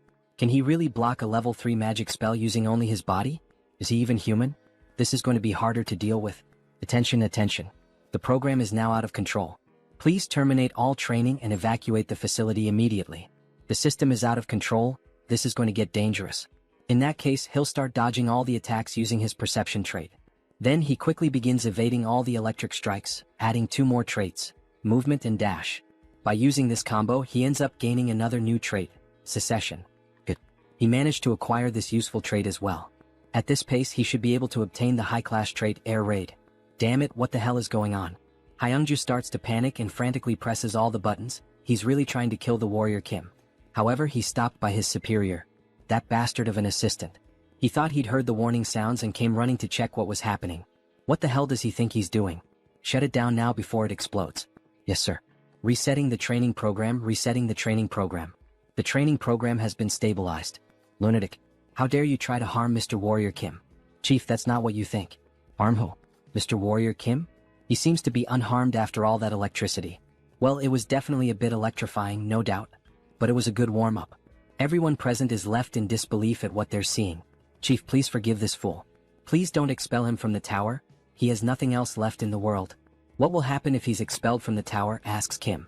He'll be magically marked in the brain so that he can no longer learn any new magic, just like a thief who loses his hands after stealing. His life as a mage will be over and he'll be useless for the rest of his life. That seems fair considering the trouble he caused Joonsoo. He's already done many bad things. This is just a natural consequence. And look at this, Mr. Kim. It may not be much, but it's a symbol of our apology. This is an elixir. It's a miraculous potion that can take you from 1 HP to full health in a single gulp. Thank you. This gift is like an extra life for him. He needs to calm down. Ah yes. He believes this is the proper compensation. He doesn't want this incident to turn into something bigger. But there's something else he needs to gain from this magic tower. But he must say that although this gift is great, still, it's not enough to make up for the fact that he was attacked twice after visiting this tower. So, could he be informed of what he might need in order to receive proper compensation? He's held on to this request for a long time, ever since he arrived at the tower. It's to experience the 4 magical spells from the 4 great magic towers. Pardon? Is he perhaps saying that he would like to experience the solar explosion? Yes, that's exactly it. Please, fire the solar explosion at him. The doctor is afraid that this request might not be possible. A level 3 superhuman can't withstand the solar explosion for even a single second. Maybe after he becomes stronger and grows a bit more. No. He's certain he can endure it for about 15 seconds. But that's a feat not even a level 5 superhuman can achieve. Alright, but he is different. Then he starts emitting black flame from the palm of his hand. Ah, the black flame, it can burn away an enemy's mana. Maybe with that, he'll be able to withstand the solar explosion a bit longer. But even so, it will still be dangerous. Let's see it, says Kim, excited. And of course, our protagonist clearly has some kind of plan. Then we see a massive cannon being aimed directly at Kim. It's quite terrifying now that he's about to be hit by the solar explosion. But it can't be avoided. There are only 3 ways to obtain the solar explosion trait. First, enter the magic tower as a disciple of a tower master. Second, defeat the tower master in a one-on-one duel. But both of those are only possible for mage-type superhumans, so he can't do either. Alright, pay attention, Warrior Kim. We're about to begin the explosion. Get ready. In any case, there's one reliable way to obtain it. He can use a hidden quest, which is unlocked when he builds enough favorability with the tower master. A man who looks slightly old, dressed like a corporate executive. Then we see the solar explosion starting to activate like a rocket being powered on. In other words, he's putting on a show to prove his worth to him. The solar flare will be activated for 15 seconds. Then, the solar attack is launched. Kim stands with his chest exposed, ready to endure this insane assault. He begins to burn, but he can handle it. Because there's a trait he can obtain, magic armor. Through the trait embedded in his gear, magic armor. Wait, is he actually withstanding it? So they're telling us that this superhuman isn't level 6? He's only a level 3 warrior and yet he's enduring all 15 seconds of our strongest magic? That bastard is level 3? How is that even possible? It hurts. He prepared so much, acquiring all the necessary traits, but even so, it still hurts a lot. Alright, the 15 seconds are over. Shut it down now. Abort the solar eruption. Finally, the machine stopped. We see smoke rising from it after being used. Damn, it's finally over. He really thought he was going to die. Those were by far the longest 15 seconds of his life. Even longer than when the woman's on top, haha. What was his name again? Warrior Kim? Truly very impressive. Then we see the 2 of them having a cup of tea together. That was truly impressive, Mr. Kim. Using the black flame to endure the solar explosion for so long. He will be a great help to our long-awaited project. It would be a great honor if he could help in any way. Favorability increases at this moment. Haha, he enjoyed the words spoken by Warrior Kim. So, he would like to request a favor from Kim. A request, you say? Yes. It worked. I triggered the secret quest. Grandfather, I came because I got a call. Was it you? Yes, and say hello to Mr. Warrior Kim. He's a level 3 superhuman. Nice to meet you. Nice to meet you too. His name is Mage Kim. Magic Kim is the mage-type tutorial character who appears after Iron Fist Kim and Priest Kim. Apologies, he's late. Was he always this gloomy? He's my grandson. He has the potential to become a high-level superhuman, but his growth was halted at level 1. That's strange. He apologizes for being strange. Forgive me for being the shame of this magic tower. That's not what he meant. What the hell is wrong with this kid? So, how does this work, Mr. Kim? He heard that Kim also healed Director Seo's son. He believes, and hopes, that maybe Kim might have some idea on how to awaken this boy. Awaken him, right? Of course I can help. It would be an honor. Is that true? Please help us. If he somehow succeeds, he will be given anything he desires. Anything you say?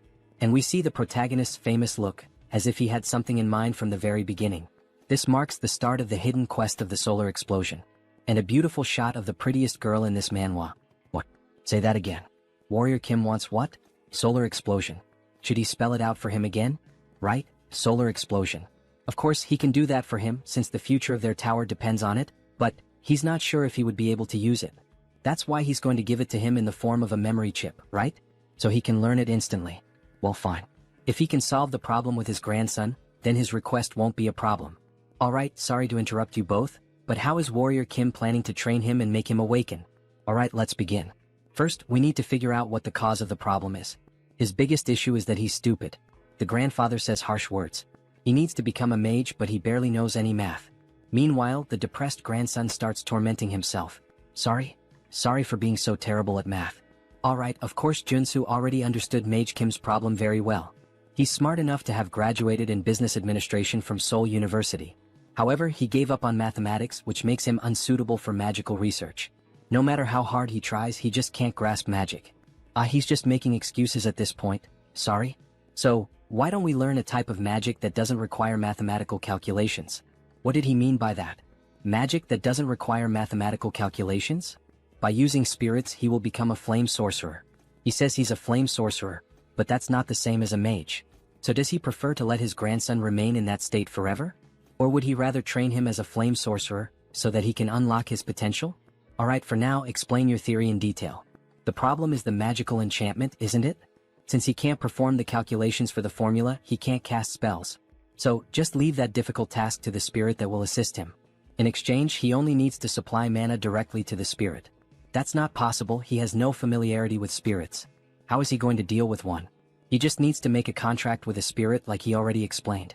The boy will only be using the spirit's strength. He inscribes just a single spell into the mana circuit. That way, the user handles the mana, and the mana circuit handles the spell itself. Incredible, he's right to suggest that we capture a spirit and use it as a mana circuit. Or better yet, we could simply transplant it into his circuit. That's right. Truly amazing. An incredible theory. He thought he was a warrior. How does he come up with something like this? Of course, he knows, after all, the guys thought of this in the future of the game. He didn't just come up with this now. And honestly, he doesn't even know what the hell he just said. He just repeated what he saw in the game. But there's a problem. The gate to the spiritual realm is closed at the moment. We can't summon any spirits. So instead, we can use spiritual animals. Spiritual animals? Like a phoenix? That sounds difficult. How are we going to find a legendary creature? Don't worry about that. Warrior Kim has a way. Then we see several phoenixes gathered, flying. Wow. There really is a phoenix valley in a place like this. Even high-level superhumans have difficulty finding places like this, so how? Contrary to the rumors, it was hidden in the alleys. He also found it by accident. My god, he really is one of the luckiest. So, about the promised solar explosion. Yes, he'll make sure to give him one. This mission can only be completed with the knowledge of a sweet spot. By the way, how do you plan to use the solar flame as a warrior? You would like to enhance it. So, he begins producing the black flames. His goal is to create his own polarization. Polarization, he says? That's not an easy task, not by any means. We've spent a whole decade working on it.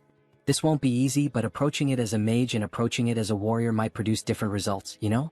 Who knows? Maybe his polarization is better than yours. Really? Then how about we make a 2-year bet? Let's compare the magical tower's polarization with yours and see which one is better. That sounds fun. How much are we betting? If Warrior Kim wins, the director will grant him one wish. But if the director wins, Warrior Kim will join the magical tower's security team. Alright, that sounds like a fair bet. Don't forget this promise. Another chance to benefit from the magical tower of the sun, hehe. Alright, now it's time for the verification. Then we see Kim waiting near the operating room. That was incredible, superhuman Kim. And to think that he paved the way for flame sorcery in our magical tower. Hello, boss. Yes, that's what happened. But first, we need to hope that the operation is successful. Indeed. But about that mage who was expelled earlier. That failure? He did a thorough investigation on him after he was expelled from the tower. And it became clear that he received money from the Humo Group. The Kumo Group. One of the 5 largest conglomerates, known for their highly aggressive and predatory commercial expansion. They are mafias, politicians, criminals, and all kinds of bad people gathered in one place, represented by a black crow. They were basically the villains in the game. The problem is not that they stole information from our magical tower. It's that they specifically demanded only your information. Perhaps they are trying to recruit you? You wouldn't want to have to participate in this. You would never join villains like Kumo. Damn, another thing to avoid again. Suddenly, the silence is broken. That was a huge success, all thanks to him. Superhuman Kim. Your grandson is now a mage, no, a superhuman. Ugh, it's good to hear that, but that slap really hurt. Incredible, so this is the power of an 8th level mage. Seriously, really thank you, Mr. Kim. We see the boy surrounded by flames. Mr. Mage Kim. What the hell is this? Is he already as strong as Joonsoo? Starting at level 3? This is the power of genetics. Joonsoo took so long to reach this level. He feels so strange while being able to use magic so easily. From now on, he suggests he drinks fire attribute elixirs to accumulate more mana. He's even telling him how to get stronger, thank you. Good work, Kim. Here's what was promised, your reward. That didn't take too long. Yes, solar eruption. But what the hell is this? Open it and see for yourself. He placed an allowance for him in this bag, enchanted with space expansion magic. I like you, Master of the Tower. Your favorability is off the charts. Moments later, we see the protagonist back at his boss's side. You received a bonus reward of 5 billion? That's incredible. He thinks it's time for you to get used to his greatness, Director Choi. Anyway, he thinks it might be time for him to take that nectar he's been saving for a while. Nectar, he says? It hasn't even been a month since he reached level 3. Doesn't he think it's a bit early? He might suffer side effects. So, can you refine the nectar, Director Choi? Refine, huh? You can count on me. Then he opens a cupboard with several items ready to start the process. Yes, Director Choi. He just needs the main ingredients. These are the most popular ones. He will gain different resistances depending on the ingredients used, so it's done. We see some items on the screen that grant different attributes. Super resistance, steel, regeneration. He already has super strength and regeneration, and he has steel armor on his shield. He will choose the heart of the horned tiger. Oh, this one? Does it have to be the horned tiger? What's the problem? It's an endangered species, so it's hard to find these days. Endangered? Well, in the next scene we see a car speeding down the road. If that's the case, then he will search for it himself. The problem is how he will find the horned tiger in such a vast area. He is in a wide forest looking like the safaris in Africa. He didn't want to resort to this, but he would rather smell a durian. Surströmming is too much. It's a smell that many YouTubers make videos reacting to and vomiting. Fermented herring from the Baltic Sea. So after vomiting he gains a new trait. Dog nose. God, it still smells like rotten shit in his lungs. But thanks to this trait he can now smell all kinds of things. Like this. He smells a lot of blood here. Was there a predator nearby? That means yes. Here it is. He spots a car with hunters in it. They're chasing some animal. Shoot, guys, over there. Get that damn thing. Shit, other competitors? Wow, that's Scar. It's not an ordinary horned tiger. King of the mountain. It's the most famous mystical creature of the Chulwan Plains. And it also has 6 full traits. The monster charges toward our protagonist. He will die if he lowers his guard and doesn't take this fight seriously. Then the king of the mountain charges swiftly toward the protagonist, who narrowly dodges the sudden attack. However, even while using the evasion trait, he still gets slightly injured on the face, showing that the monster is a real challenge. He won't have many chances if he plays around. He needs to take this seriously. He has to finish it with a shot. A lethal shot, fast, and preferably one that doesn't damage the heart. He needs to trust his own senses and instincts. The tiger charges quickly to strike him, but he dodges by leaping over the tiger, equipping all the perfect traits to execute the shot perfectly. Gun shooting. Focus. Resolve. Shooting technique. Rapid reloading. Then, with steady composure, he pulls the trigger. However, he misses the target, hitting only part of the face. Alright, so even after using all those traits, that monster still managed to easily dodge the perfect shot. But he's not done yet. He has one last trick up his sleeve. Face to face with the king of the mountain, he unequips the rifle and draws his pistol, while wielding a sword and a shield. He's feeling confident in his shooting techniques even while fighting as a warrior. So he switches his trait, resolute for black flame. Then he manages to land the shot. The black flames, which primarily target the enemy's mana, begin to consume the body of the Tiger King. However, even with Kim thinking it was over, the king keeps advancing toward him, as if the flames weren't affecting him as severely as Kim had expected. He narrowly dodges the brutal attack from the king. This thing can still move like that even after being hit by the black flames? What an insane monster. If the black flames aren't enough, then he'll have to engage in close combat. After all, he is a warrior. The tiger notices the shift in Kim the warrior's stance and prepares as well. With all its strength in its legs, it charges swiftly at the protagonist using the trait Rush. There it is, the strongest ability of the King of the Mountains, Rush. He accelerates his massive body, weighing over 1.5 tons, and pierces straight through his target. Compared to its infamous reputation that has frustrated countless users, the strategy to defeat it is ridiculously simple. So, with a leap to the right, he narrowly avoids the explosive attack. The key is to use the tiger's own strength against him. Surprised? With that speed and mass, there's no way he can dodge in time. Alright, he already knows he can't evade this attack.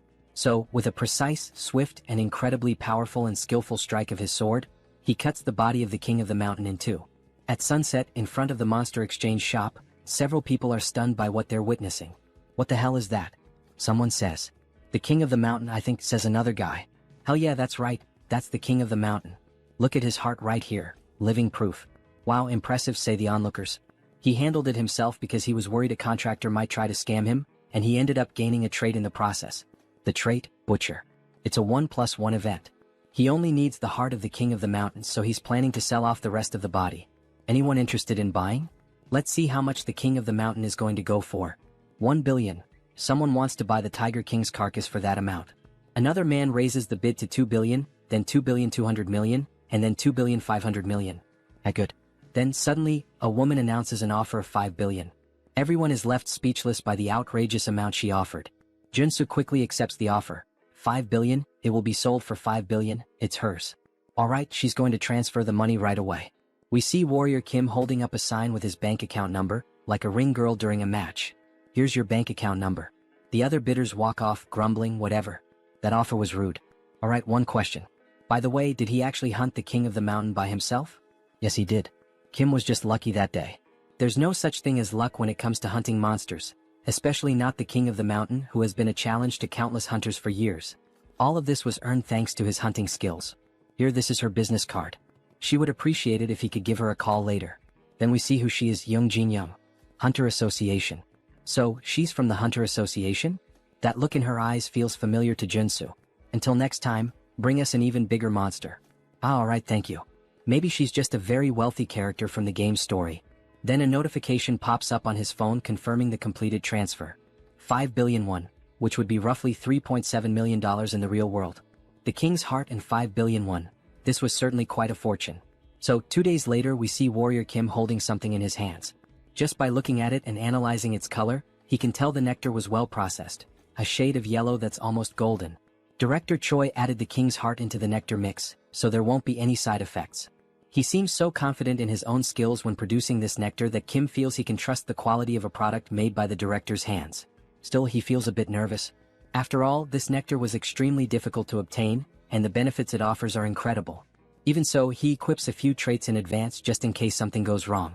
Then finally he drinks the nectar in a single gulp. Smoke begins to rise from his mouth and from all over his body. It's extremely hot, hot like lava. It burns from the inside all throughout his body. Then we see the nectar entering his lungs, passing through his heart, and beginning to circulate throughout his entire body. His body is evolving. A hormonal shift is being detected. Adrenaline secretion is accelerating.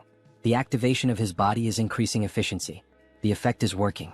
Mana circuits are being restructured. We see his entire body being transformed from the inside. He leveled up. Level 4. His stats increased significantly. Awakened. Level 4. Superhuman, Warrior Kim. Now that he's at level 4, he definitely feels completely different. It's as if his soul has ascended to another plane, to another level. He is, quite literally, a new person now. Audacity, he's gained a new trait. And just as he said, the nectar was successfully processed. Thank you, Director Choi. There's a reason why he went out on his own, hunted the monster himself, and even sold the items by himself. With the 3 traits he gained in battle, strength, super strength, and pressure, and if he can also acquire traits through his equipment using this diamond which he runs along his clothing, he ends up obtaining 2 more traits. Robust and giant, the same ones he had requested from the blacksmith. The preparation work is complete. Now it's time for the final stage. We see all 6 traits equipped at the same time. Then he begins to grow in size by activating the giant trait. However, the system reports, status condition. Significant damage detected in muscle fibers. We see all his muscle fibers tearing apart as he becomes stronger. His skeletal structure is being readjusted. Then, with all 6 traits equipped, the system begins merging them to create a new trait. The traits are resonating, fusing into something new. Then a new trait is acquired. Giant strength has been obtained. He finally achieved this trait. We see Warrior Kim completely pumped up, his body muscular and massive, looking like those strong anime characters with small heads. Giant strength. It's a high-level ability for a warrior, a legitimate S-rank ability. Holy shit. He's the size of a mutant. Let's see how strong he really is. Then, with just a single punch in the air, testing his body's movement and strength, he crushes it with nothing but the shockwave. What insane power. However, we notice his face looks quite exhausted. The system notifies, significant damage detected in muscle fibers. Recovery is required. But he's clearly experiencing some side effects. As expected, in order to use this trait he needs the diamond body which makes his body more resistant, or the invincibility trait which boosts his regeneration. But these 2 traits are high level. We see his body slowly returning to normal. He could learn from their equipment just like he did with the 2 new traits, but he has a problem. He no longer has any diamonds. He used up all he had this time. Well, no problem. Because he knows exactly where to get more diamonds. Alright, we don't have any more diamonds available. Kim is stunned. Seriously, none left? No, they'll be replenished next month as soon as possible. But he thought the Shinwon market would have everything he needed. Next month? That's so late. I need them as soon as possible. Then Warrior Kim, the old man, begins speaking softly, as if to ask if Kim has an interest or urgency in obtaining the crystals. So, he could accompany him to extract some diamonds. He says, mine? He doesn't remember that from the game. This is a route that can't be leaked under any circumstances. So, Warrior Kim, are you interested? Of course, Kim replies. Let's go ahead. Time for faster growth. Then, in the city, the old man drives Kim in his truck. He's sure Kim already knows that obtaining something like diamonds requires taking risks, right? He'd assume so. Just like everything else in Seoul Arcane. First, brush up, and if you don't feel like doing that, you can quit. What's with all these disclaimers? Then, the direction of the city they're headed to, Buchin. Buchin, right. Now he understands where they're going. The place we're headed is where superhumans fight for their lives. Beat them. Kill them. Dismantle them. Everyone in the arena is ecstatic as they watch the battle. The largest battlefield in the capital, the Colosseum. And right off the bat we see two men fighting with blood splattered everywhere. Warrior Kim and Chunbok watch from a distance. The scale is enormous, the Colosseum is truly massive. Did he already know anything about the Colosseum? No, he's only heard some rumors. This is his first time visiting the place. By the way, is he affiliated with this place? Ah, he got him. Well, he was wondering where all those rare items were coming from. After all, they were from here. Now that he thinks about it, Chunbok's history in the game also seemed pretty suspicious. Kim Chunbok, the owner of the antique shop. One of the founding members of the Shinwon market. He sells magical items from unknown sources and occasionally offers high-level magical products at surprisingly low prices. But he'll let him know that he didn't bring him here to force him to participate. After everything he's done for him, how could he? But anyway, he brought him here, right? As part of his plan. Well, yes. He can't get things for free in this unjust world. This is one of the many ways to obtain his diamond as quickly as possible. The rule is very simple. The winner takes everything from the loser, including the diamonds. The loser will have to dismantle their magic circuit to create a diamond. This basically completely resets his experience points. So, he would have to fight with his entire battle life at stake, wouldn't he? But the higher the risk, the greater the reward. Yes. If this isn't to your liking, we can always leave. Leave now.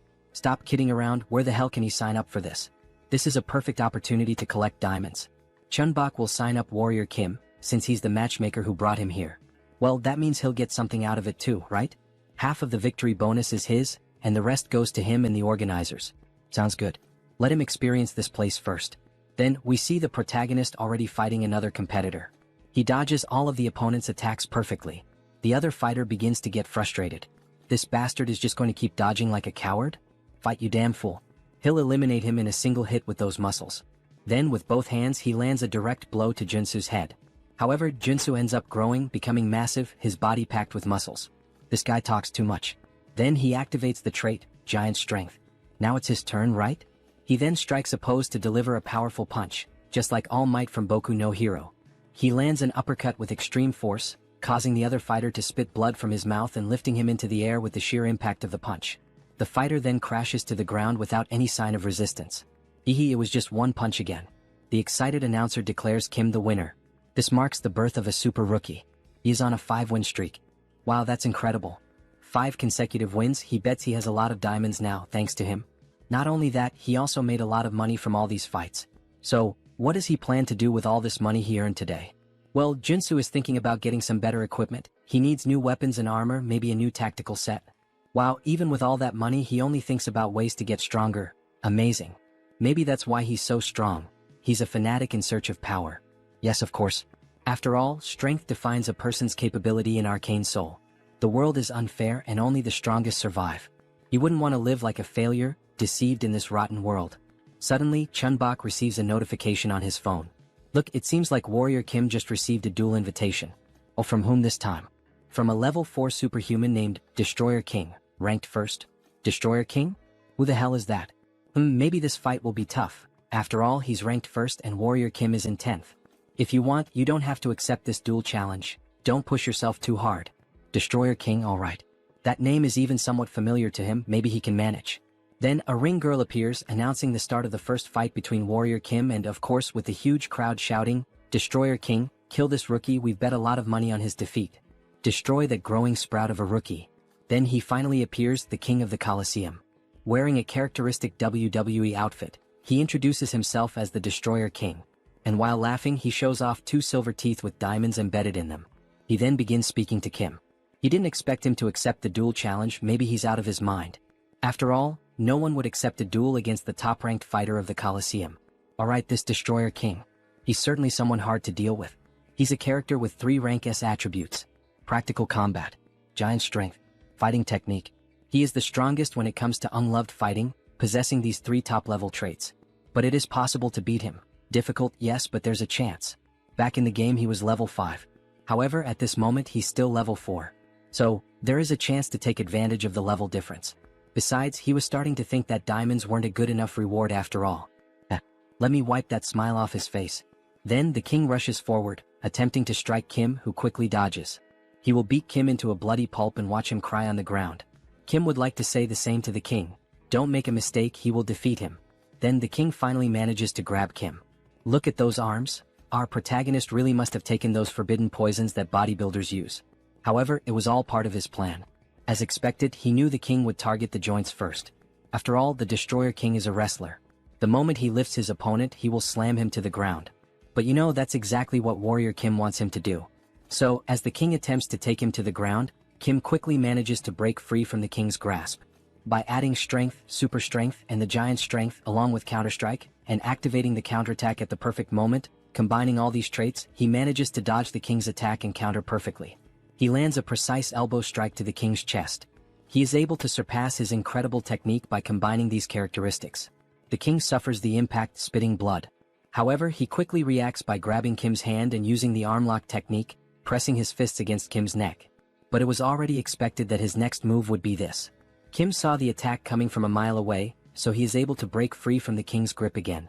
Then he grabs the king's clothing and with immense strength, he lifts the king as if he were nothing, throwing him to the ground with tremendous force. He obtained a new trait, Suppression. Suppression is a trait acquired by repeatedly predicting the opponent's movements. Now he's mine. This bastard, it seems like he's predicting every single one of my strikes. He's wondering how the hell Kim is predicting and dodging all his attacks. Well, unfortunately for him, Warrior Kim is just starting to warm up and will finish him off quickly. By obtaining the suppression trait, he has collected all 6 basic combat traits: strike, combo, counterstrike, protect, evasion, suppression. And when combining all these 6 traits, we see the 6 traits merging and evolving into a single trait, practical combat. He has obtained a new characteristic. Alright, let's put this bad boy to the test, shall we? Then we see him assuming a new fighting stance, emitting an intense aura. What the hell is that? What the hell is he trying to do now? Then he advances with a classic boxing stance to strike the king. What the hell is this? What did he do to completely change the atmosphere of the fight? He even changed his fighting stance. It's like another person is fighting. He's sharp. No wonder he's ranked so high. He's right. When he first entered the ring, he was just a big newbie. Now he's a complete fighter. Now that he has gained practical combat experience. Those blue eyes with that fighting expression remind me of Satoru Gojo. Then he lands a precise blow to the king's stomach. Even though the king blocked with both hands, the impact is still so strong that it forces him to retreat. By equipping the new trait, Practical Combat, his basic attacks now always have the combo trait active, in addition to adding all types of bonuses to all of his combat moves. So now he can use 6 traits at the same time, taking up only 1 slot, leaving 5 more free slots to add more damage or defense. However, the king gets angry and tries to return the punch, but Kim easily dodges the attack. And while using Practical Combat, if he combines other lower-level traits once again, even the Destroyer King won't be able to stand against him. Then he grabs the king's arm and applies an arm lock, pressing with all his strength as the king groans in pain. Touch the ground if you don't want him to break your arm. Surrender now. Shit. Fine, he gives up, he surrenders and taps the ground 3 times. And the winner of this historic match is Warrior Kim, announces the announcer. To the surprise of everyone in the Coliseum, he has risen to first place in the Superhuman Level 4 Division rankings. He's really in great shape with a muscular body. Then, everyone in the Coliseum begins to clap for his performance. This is crazy Warrior Kim. He arrived today and has already become the new king. No, now he will be known as the Warrior King. Warrior King, Warrior King. Everyone starts cheering, calling him Warrior King. Joonsoo feels shy about the current situation. What kind of humiliating name is this? Stop calling him that. However, we know he likes it, he's just embarrassed. Alright, now let's begin, announces the announcer. Let's start the process of creating diamonds, here we go. Will he accept and lose all the strength he has gained so far? After all, the diamond creation system resets all the experience earned. Or maybe he will use the other option. Then he requests to use the special contract. Exactly what Joonsoo wanted him to request. Alright, are you really sure you want to use the special contract? The announcer asks. The special contract is an agreement made with the organizers when the Destroyer King became the level 1 fighter. The condition is that, if the Destroyer King is defeated, the organizers will provide the diamonds in his place. However, this is only possible with the winner's consent. Will Warrior Kim accept these conditions? If he accepts these terms, they promise to give him 10 diamonds. Even the announcer gets excited. Wow, this is an unprecedented deal. Considering that it is expected to extract 3 or 4 golds from the Destroyer King, it's a good deal. He suggests that Warrior Kim should accept the offer.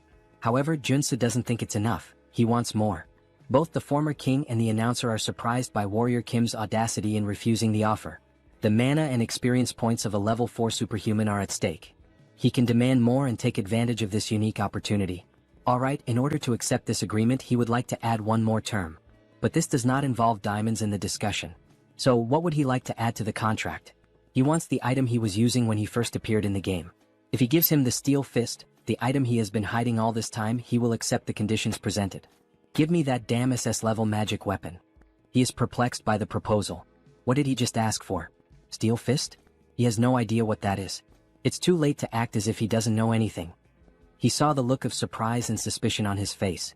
He will accept nothing less than the 10 diamonds and the Steel Fist. If he doesn't accept, he will lose all his mana and experience points. Damn, how does he know about that? This bastard is very suspicious. So what will be done? He can't refuse Kim's proposal. If he breaks his magical circuit to create diamonds, he will lose all his abilities.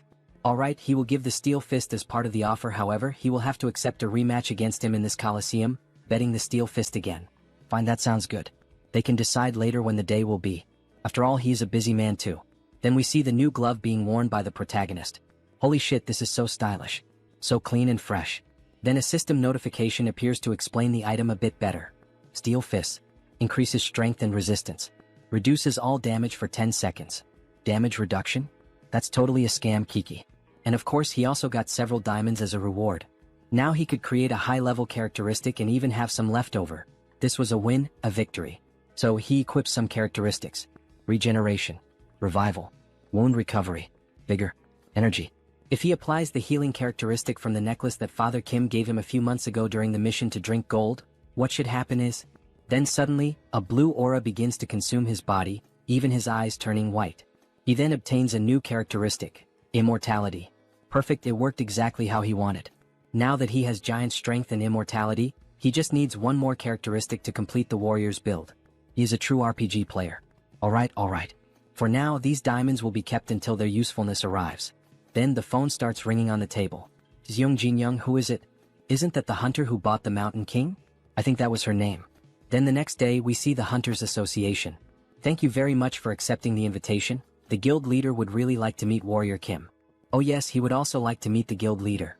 Since the leader of the Hunter Guild is an NPC who often gives many missions with good rewards, it might be a good idea to build a friendship with him early on.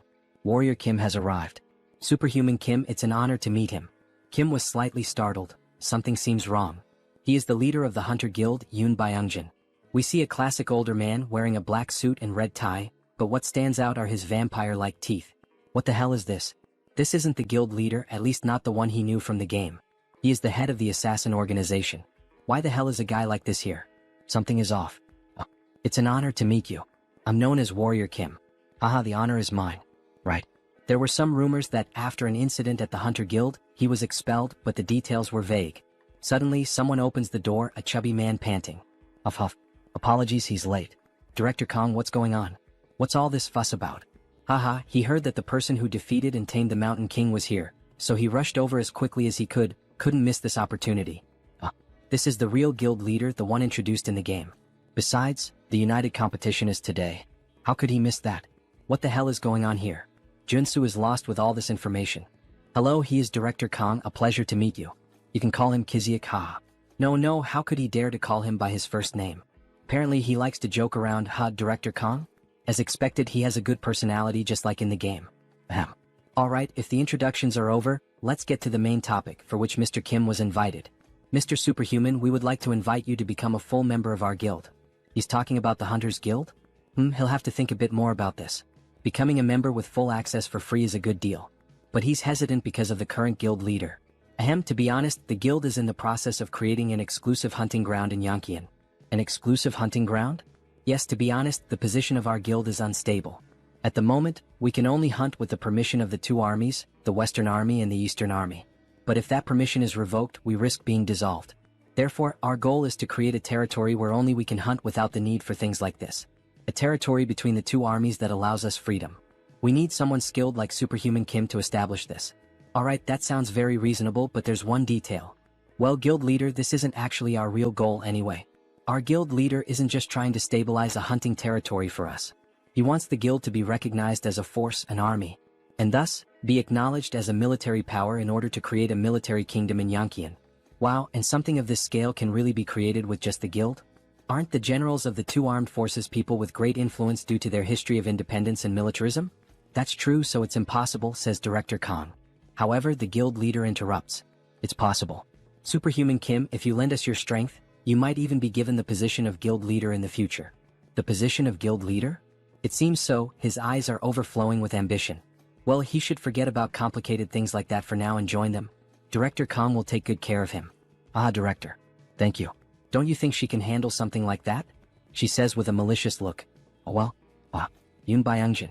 A cruel man whose actions are unpredictable. The man behind the assassin organization, not trustworthy.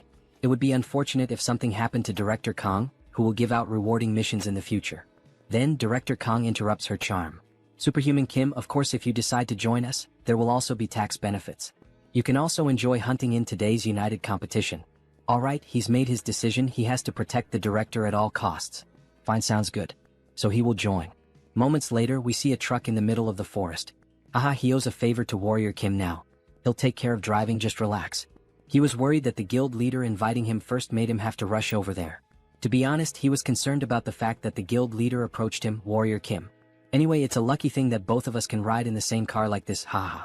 We see Joonsoo's ears bleeding, and he complains that the game never mentioned how chatty he was. Director Kong, why are you against the exclusive hunting area? It's because of the Yanqian faction. The Yanqian faction? It's a group of guild members who follow the guild leader.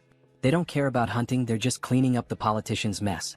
So, the guild leader was trying to recruit him to his side? Exactly. He's doing everything wrong. Shouldn't merit be the most important thing in a guild? Instead of getting involved in nonsense like this. But lately, all the guild members who agree with me have been sent on expeditions, so his position has become unstable. He thought the director was just a happy-go-lucky guy, but he has some pretty deep thoughts. Meritocracy is good. After a good while of talking, they finally arrive. So, they finally made it. This is the secret hunting ground of our guild. Wow, it's really well set up. Damn, there are so many hunters gathered here. Look at those weapons. Hunter Kim, he's finally arrived. We see our beautiful hunter, look at that gorgeous stomach. Wasn't he supposed to come with Director Kong? Yes. But suddenly he had to go to the bathroom, ate something bad. Right, good timing. She would like to talk to him herself. It would be better not to get too close to Director Kong. Do you think he will join him? It seems like he already knew about the factions within the guild. Well, he has a general idea. That there's a difference in thinking. Yes, that's correct. He's someone who can't see the bigger picture and is too focused on the small details. Yellow eyes with a scar? He really thought she looked familiar. She was a member of Yoon Byung-jin's assassin organization. Young Jin-young, Wolf Claws. He's understanding now. The Yanqian faction is the predecessor of the assassin organization. Even about the hunting grounds. He had been going crazy with some small illegal activities. He likes him, you know? So Joonsoo, in an intimidating position, says, he doesn't speak behind others' backs and seems to be a genuine person. This leaves the little girl feeling all awkward. Well, do it your way. Just don't regret it when it's too late, I won't be able to help you. Now that he has a sense of the situation, he should start preparing. Then we see several sunscreen bottles placed on top of a sink. His face is covered in sunscreen. Then he acquires a new trait, sensitive skin. He only acquired it after buying cheap skincare products and applying them until it hurt. But he finally got all of them. Sensitivity. Bright eyes. Enhanced hearing. Dog nose. God's tongue. Sensitive skin. Now he can combine all of these into an absolute trait for hunting. Sixth sense. The sixth sense is a great trait for hunting, but it's also useful in other situations. We see the protagonist with his face all distorted from the excess of products. Should he check if someone is having evil thoughts? Then, as he leaves the bathroom, he is shocked by the situation. Everyone in that area has a purple aura. What the hell is this? Don't tell me most people here are evil? Warrior Kim, finally he found Kim. Let's have some drinks and eat something before the competition begins. These two people are hunters who are like his right-hand men. Director Kong had many good things to say about him. He can drink. But in reality he wouldn't want to drink because of that person whom the director thinks is his right-hand man. He smells like something rotten. The poisonous stench of betrayal. So by late afternoon, everyone was already pretty drunk. Director Kong already needed help just to stay on his feet. Meanwhile, Joonsoo was handling the barbecue, watching the whole situation unfold and thinking about what to do. They don't even know there's a spy among them. What should he do? He needs to tell the director. But will the director believe him, someone he just met today, if he tells him that his right-hand man has betrayed him? Mr. Warrior, please take care of the director for a moment. All right. Meanwhile, the director is shouting from the back that he's going to buy more drinks. After all, today is a good day. Kim will have to just observe the situation for now. Then the director comes up to Joonsoo, reeking of alcohol and rambling a bunch of nonsense. Mr. Warrior, how are you enjoying the party? Having fun? Haha. With a discouraged look, Joonsoo replies that yes, he's having fun, without mentioning that there's a traitor here. What is this, a mafia game? Then the traitor announces to everyone that there's still more beer for everyone. Yes. Please serve drinks to all of us, says the director. He will have another shot of alcohol. Soju and beer for Director Kong, right? Let him mix one with the other. Ah yes, he always loves his usual ratio. Here, it's ready. He should drink it all at once to fully taste the flavor of the drinks. All right, hand that drink over now. But then Warrior Kim shouts, asking them to wait. He takes the glass from Kang's hands and offers the first shot to the man who prepared the drink. The man is surprised by the situation. What's going on? Why does he have to try the drink first? Kim applies more pressure. What is it? Is there some reason why he can't take the first sip? The best time to expose a traitor is right when he's about to set his plan in motion. He couldn't hide the malice in his expression. And he seemed nervous.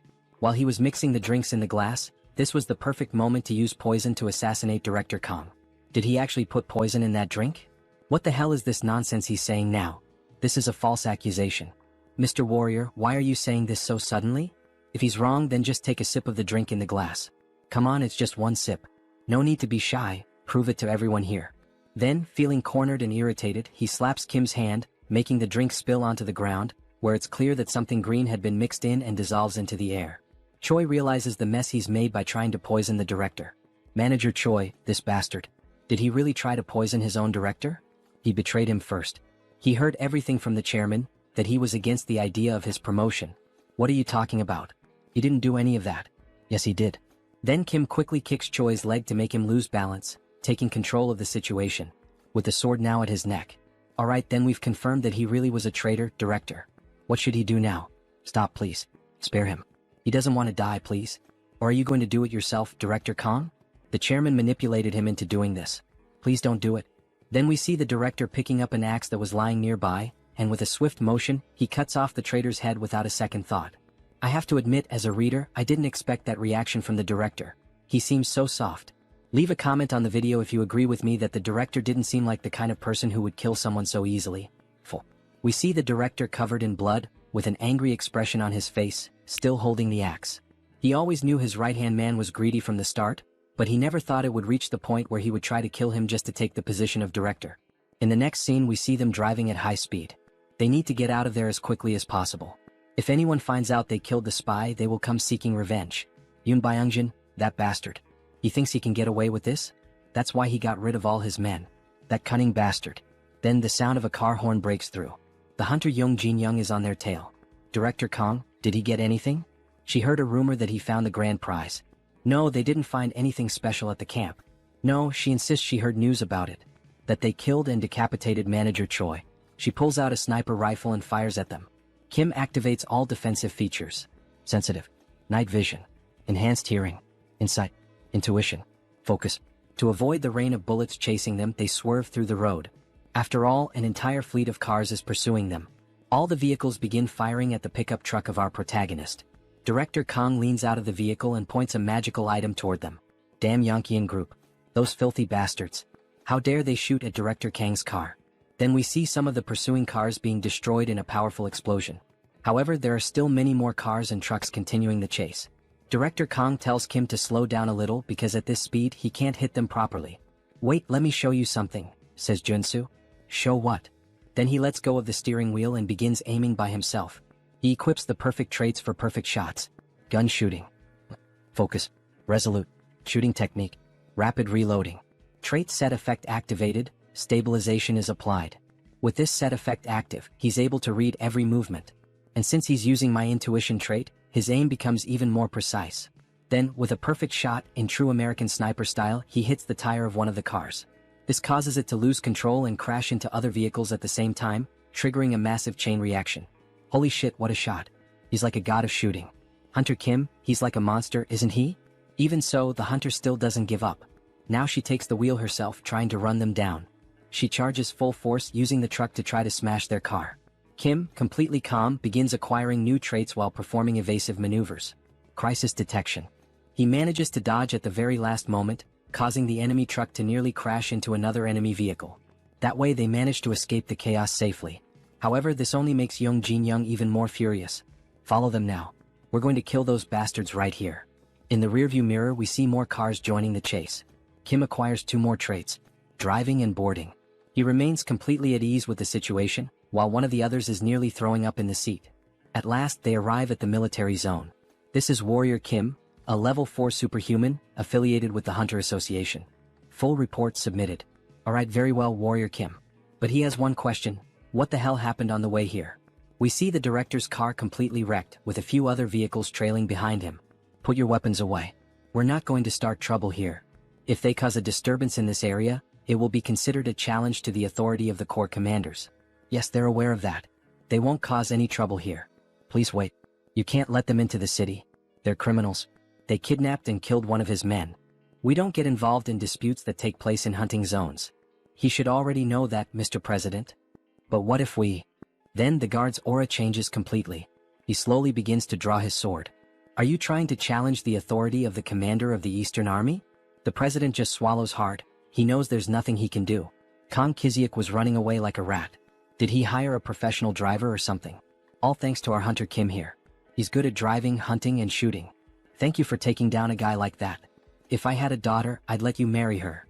Marrying into that guy's family? What a horrible thought. Damn it. He didn't think Warrior Kim would take the side of that fat bastard. Director Kang, come over here for a moment. We don't want to see any blood spilled. No. He must not forget, this isn't his territory. He better not cause any trouble here. Then someone suddenly appears, yelling. What the hell is all this noise? Everyone is caught off guard by the sudden voice. It was a short-haired man named Gu Hyungwon, a level 7 warrior, division commander of the Eastern Army. Division commander. My apologies. We were just trying to talk. There he is. One of the 4 division commanders of the Eastern Army. A level 7 superhuman, Gu Hyungwon. He couldn't care less about other hunters fighting among themselves or even killing each other. But they cannot do that on this territory. This shit isn't some damn playground. You two understand, right? He doesn't want to have to say it again. If he sees this happen one more time, before he could finish his sentence, he looks at Warrior Kim, thoroughly analyzing him as if he could see everything about him. Alright, he will mediate this dispute between the two as representatives of the Eastern Army. What is this? With all due respect, sir, this is a matter for the Hunter Association. Not even he can get involved in this. This is an order from the heavens. Everyone is shocked. Wait, does that mean the Corps commander? At noon tomorrow, there will be a duel of honor in front of the city hall. Only one person present at this location may volunteer to fight. What? Why is he looking at me? The loser must offer their head. If anyone refuses the duel, their head will be condemned. The next day, exactly at noon, everyone gathers under the rain near a park. Hunter Kim, is he sure about this duel? He knows he volunteered, but still. Don't worry. This duel of honor was prepared to test me from the very beginning. He must be behind this sudden challenge. Then we see Gu Hyungwon approaching the duel scene, followed by greetings from several members. The level 8 superhuman, the one who stands in the tower called Heaven. The commander of the Eastern Army Corps, the Tiger King Kyujigum. Alright then, let's begin. Judge me as much as he wishes. We see that Warrior Kim's opponent is the president of the Hunter Association. Kim is wielding a shield and sword. It's a shame, Warrior Kim. If only he were on our side, we could have had something wonderful. But he refuses to work with their dirty group. Well, if that's his choice, then he just has to kill him. We see the president transform into what we suspected from the start. He's a vampire. Wow, that bastard is a vampire. He was a shapeshifter? It's understandable that everyone is shocked. Vampires are known as extinct monsters. But Kim has known his true identity from the beginning. And he knows all the countermeasures. The night before, just a few hours before the duel, we see Kim holding a diamond. He went through every exchange house to gather as many as possible. Are you sure that will help him fight this vampire? Just wait and see, Manager Park. Then he begins acquiring new traits to finally reach the Trinity. Endurance, Perseverance, Iron Armor, Acropolis, Resolute, Extreme. Mixing the 6 traits, he obtains a new one, Diamond Body. He will soon reveal it in the duel. He now has the Trinity build. Then the vampire attacks first. With his claws extended, he tries to strike Warrior Kim. However, Kim easily blocks the blow with his shield. How can a mere level 4 block his attack so easily? Because he isn't at a level where a monster could kill him. Then Kim uses the trait, Giant Strength. counterattacking with a sword strike that forces the president to retreat several meters. What the hell kind of power is that? He is utterly shocked. Did you fake your level? The correct answer is this: giant strength, diamond body, immortal. It's the synergy of the three most powerful traits in the game, combining diamond body and immortal to withstand the full force of giant strength. He can exert power that surpasses that of a level 4 superhuman. He then continues attacking the president with full force until he finally breaks his extended claws, his steel claws. Now that it has reached this point, there is no avoiding it. Red eyes and veins appear on his face. He is beginning the transformation. His body starts to change. His face takes on a more vampiric look with huge fangs. His claws grow again. He begins to sprout new arms. Director Kong, what the hell is this? Oh my god. Is he a mutant? This is the secondary awakening of a shapeshifter, using the mutant trait. There is a risk the user will lose consciousness and become enraged, but he gains enough power to annihilate an entire group of level 5 superhumans. That's why the highest priority is to suppress him before this transformation fully develops. Then Kim quickly tries to strike him with black flames. However, the mutant manages to block the sudden attack. He resisted the black flame. He could possibly become a level 7 if he completes his transformation 100%. While Kim was thinking of a solution, one of the vampire's wings hits him in a blind spot, leaving him badly injured. So much power in a single strike. Then the vampire advances, attacking with all his wings at once against Warrior Kim. He finds it truly regrettable, Warrior Kim, thinking he would have to kill such a talented individual. Then he hits him with a powerful blow, attempting to pierce his heart. We see debris on the ground and some black flames around the vampire's body. Wait, why is he still alive? Damn, he was almost screwed this time, he nearly died. Then we see him using the new item he acquired from the tournament, Steel Fists. Effect: reduces all damage for 10 seconds. But what the hell is this?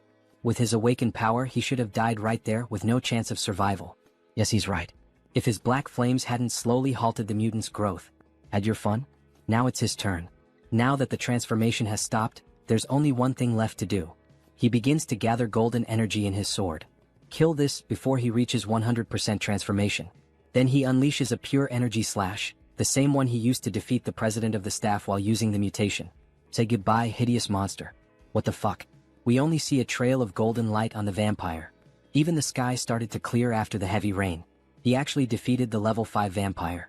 He still can't believe it even after witnessing it with his own eyes. Phew. It was a fierce battle. He knew from the beginning that he would win. He defeated the president of the association. We're screwed. Screwed, he says. Hunter Young, say something, what are we going to do? But she remains silent, showing no reaction, only a look of sadness in her eyes. What is Director Kong planning to do with the association now that the president is dead and there's a vacancy? He's not sure what to do, but what if Hunter Kim were to take the position of president? It would be great to have him as president. No, thank you. The director knows the association better than Joonsoo could ever imagine. So he wants to believe the director will do a good job. Kong is pleased to receive the praise. Of course, all of this is driven by interest. After all, he can only obtain his mandatory quest once Kong becomes president. Then we see Gu Hyungwon approaching after the duel has ended. Warrior Kim, follow him. The Corps commander wishes to see you. As expected, that man had been watching the entire time. Kyujigum. Night falls and we see the moon above a brightly lit tower. The Tiger King's palace. Inside, for people are in the room, 3 servants and possibly the master. Hello, his name is Warrior Kim. He thought Kim was over 100 years old, but he doesn't seem to have that age. He's heard that from level 8 onwards they transcend human limitations. Yes, he saw his battle and it was entertaining. Who is his teacher? He doesn't need to exhale his mana to dominate me. He can sense every muscle fiber and mana pathway trembling. He has no master. Seriously? So that means Warrior Kim is self-taught? As expected. Their movements are still unrefined. His sword skills were basic and his combinations weren't very smooth. They are being overly critical of him. Interesting, my child. Tell me, would he like to become your student? Joonsoo had anticipated this situation because he makes the same offer in the game as well. When he becomes your student, his rapid growth is guaranteed. And as a reward, he will receive the Corps Commander's technique, the Tiger King's sword. But unfortunately, it is a great honor to receive such an offer, yet he would prefer to follow his own path. He dares to refuse the father's offer. Has he gone mad? If he accepts the offer, he will face many restrictions. Taking the easier path is not always the answer. He should be bowing his head at this moment. He is going to discipline this young man. Quiet. He explodes with rage, emitting an aura that leaves everyone in the room frozen. That killing intent. Just feeling it is like being stabbed by millions of blades all over the body. But somehow he will endure it. Then he activates defensive and morale-boosting traits. Oh, so this kid managed to hold out? He is genuinely a little surprised. After all, not even his own subjects could. Even with so much talent, why does he still refuse to become his student? It's as if he has to face a tiger bigger than a mountain. He almost fainted, because he has a dream he wants to fulfill. That is to reach level 9. It's to reach the constellation that only 4 have attained so far. But to reach level 9 as a warrior, he would need a high-level swordsman, mana cultivation techniques, and most importantly, enlightenment. However, he worries that his bad habits might hold him back when he reaches level 7. Even so, he wants to follow his own path, whether it's right or wrong, because that is his resolution. Understood. He values his courage highly. Then he begins to pick up a sword. Here, boy, take this with you. The servants are stunned by what they just witnessed. Wait, is that the Black Tiger sword of rank SSR? He unsheathes the sword, which emits a golden aura. Is it really the SSR rank Black Tiger's sword? Even his hand trembles with nervousness. Yes, boy. Now come over here and take this. I have another gift to give you. The elders present are stunned by the situation. Then Joonsoo approaches Kyujigam, who places something in his hand. We see a flash drive. It contains the Tiger King's secret technique. The Tiger King with the sword. From what he's heard, the sword you use, the one that shatters mountains, is known for symbolizing dominion. The Tiger King's swordsmanship is similar. As dominance and speed blend together in perfect harmony, it will suit you well. Thank you, Commander of the Army Corps. But why would Kyujigam give such great gifts to someone like Joonsoo, a complete stranger? He's not going to refuse them, of course, he's not insane. But still, it's a heavy burden. Answering the child's question, he saw both passion and talent in him. His eyes lit up as he spoke about the ambition to follow his own path.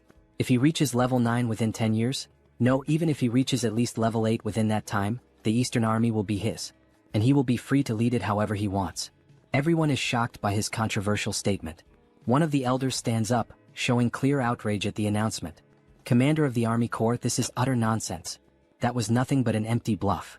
Then he turns his attention to the other elders. You all listen closely as well. The moment anyone here reaches level 8, that person will take his position. That damn Tiger King, he can't be allowed to act like this. 10 years. He can follow his own path during that time, but if he fails to reach level 8, he will have to return the Black Tiger's sword. Gripping the sword tightly, he makes a promise. That's fine, he'll remember it well. Kneeling down, he makes his declaration. He promises to show results within 10 years. No, in just 5 years he will bring results. He has no real interest in succeeding the Eastern Army, but it doesn't hurt to have another option. Besides, turning down a favor isn't exactly polite. He says this while hiding a sly smile. Oh yeah.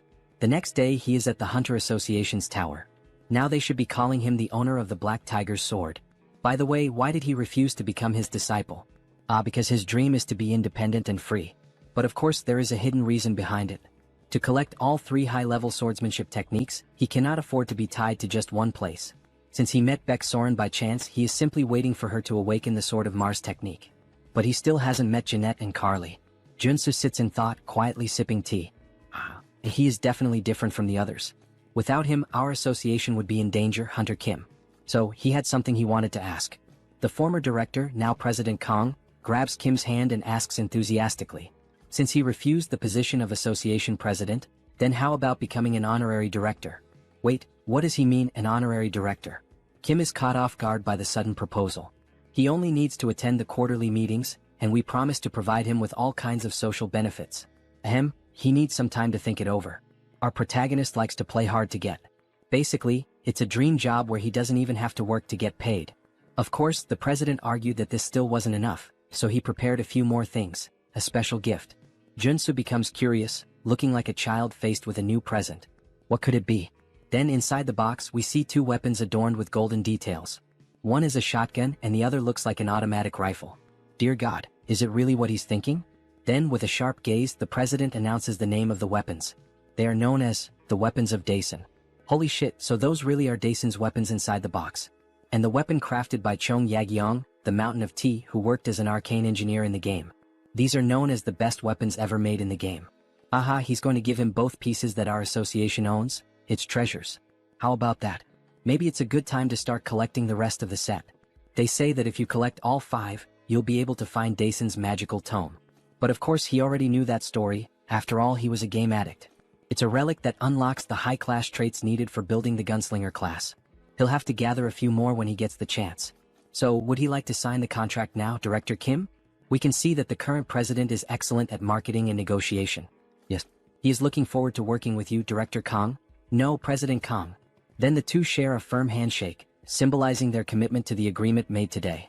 He absolutely loves this president. The first rewards have already begun. Back at his house, we see sparks flying. More precisely, golden lightning bolts. We see Kim training with his newly acquired sword. The four sword forms of the Tiger King. The Tiger King's advance. He charges swiftly at enemies as if using the rush trait. The Tiger King's fierce strike. A slashing attack in the shape of a crescent moon. The Tiger King's double slash. A dual strike performed simultaneously. And of course the final move. He stands still, channeling all his power while holding the sword. The essence of the Tiger King's swordsmanship lies in mana control. When executed with the proper movements, the sword's aura is unleashed. Then he opens his eyes, we see the moon reflected on the blade and we get a glimpse of what this technique, when fully mastered, could truly accomplish. The Tiger King's elevated sky, a technique powerful enough to slice even a star like the sun or the moon. We see an ancient master demonstrating that it's possible. And at the same time, we witness the raw devastation unleashed by Warrior Kim. He's still far from being able to cut a star, but judging by the damage done to the reinforced wall and the short amount of time he spent refining the new sword, we can already see its firepower. However, it seems he'll need to train much more to master it completely. He's only able to draw out this level of sword aura thanks to that item. Even so, with a smile on his face, he's gained 2 new traits, so the training was worth it. The system announces the 2 new traits, Quick Draw and Moonslash. Soon he will unlock the Sword Specialist trait. Only 2 more traits to go. He wishes he could obtain them right now, but he's taking a break today. It's time to enjoy life. We see him calmly sipping tea on the balcony of his house, completely relaxed. But of course he wasn't going to stay at peace for long. Something catches his attention. What is that? He thought he would finally be able to rest. Then he sees a car parked in front of his house, with a wounded man lying on the ground. Warrior Kim, please help. No, actually, save his younger brother. Wait, that's Iron Fist Kim? What the hell happened to him? Later that same day at night, the two of them are on the rooftop of a hotel. So his subordinates betrayed him because he opposed the idea of the business? They were running a human trafficking operation without Iron Fist's knowledge. He punished the instigators, and they betrayed him for it. We see his metal arm torn off, and his face and body covered in injuries. You know, this probably isn't everything. What? Then he equips a few espionage traits. Detection, intuition, insight. His gaze changes completely, becoming far more serious as he analyzes the building that used to be Iron Fist's headquarters.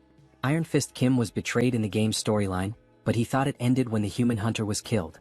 Even though Iron Fist Kim has already been mostly neutralized, there are still many armed individuals standing guard. Right, that means they're looking for Warrior Kim. After all, he's the one who killed the human hunter when a bounty was placed on his head. The other 2 brothers, the bomber and the demolition specialist, are probably involved in this. He's going to enter through the main entrance. In the meantime, the other should find his younger brother.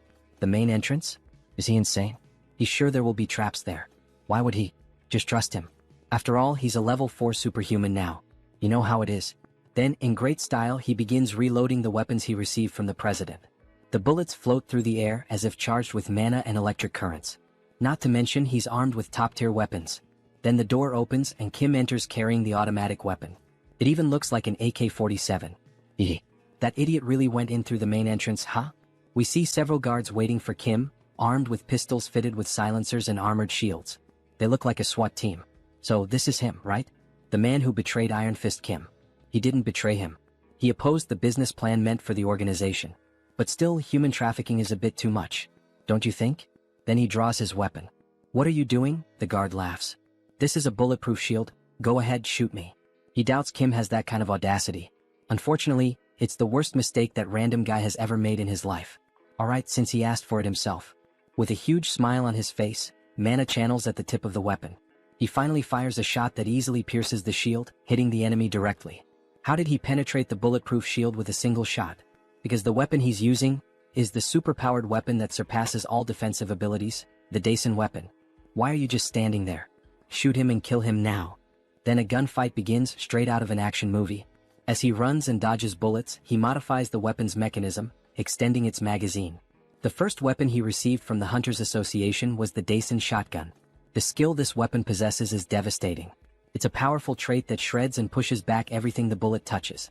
We see multiple shots fired at once, hitting the entire front line of enemies. He keeps running while using his mana shield to deflect attacks. He equips 6 traits for this combat. Einherjar cultivation technique. mana heart, mana shield, gun shooting, insight, rapid reloading. And if he adds more traits that have synergy with these, we see him reloading the weapon with incredible speed as he rushes toward the enemies. He could obtain the final piece needed to complete the gunslinger build. With a single shot, he hits several enemies at once again. He gains a new trait, Spitfire.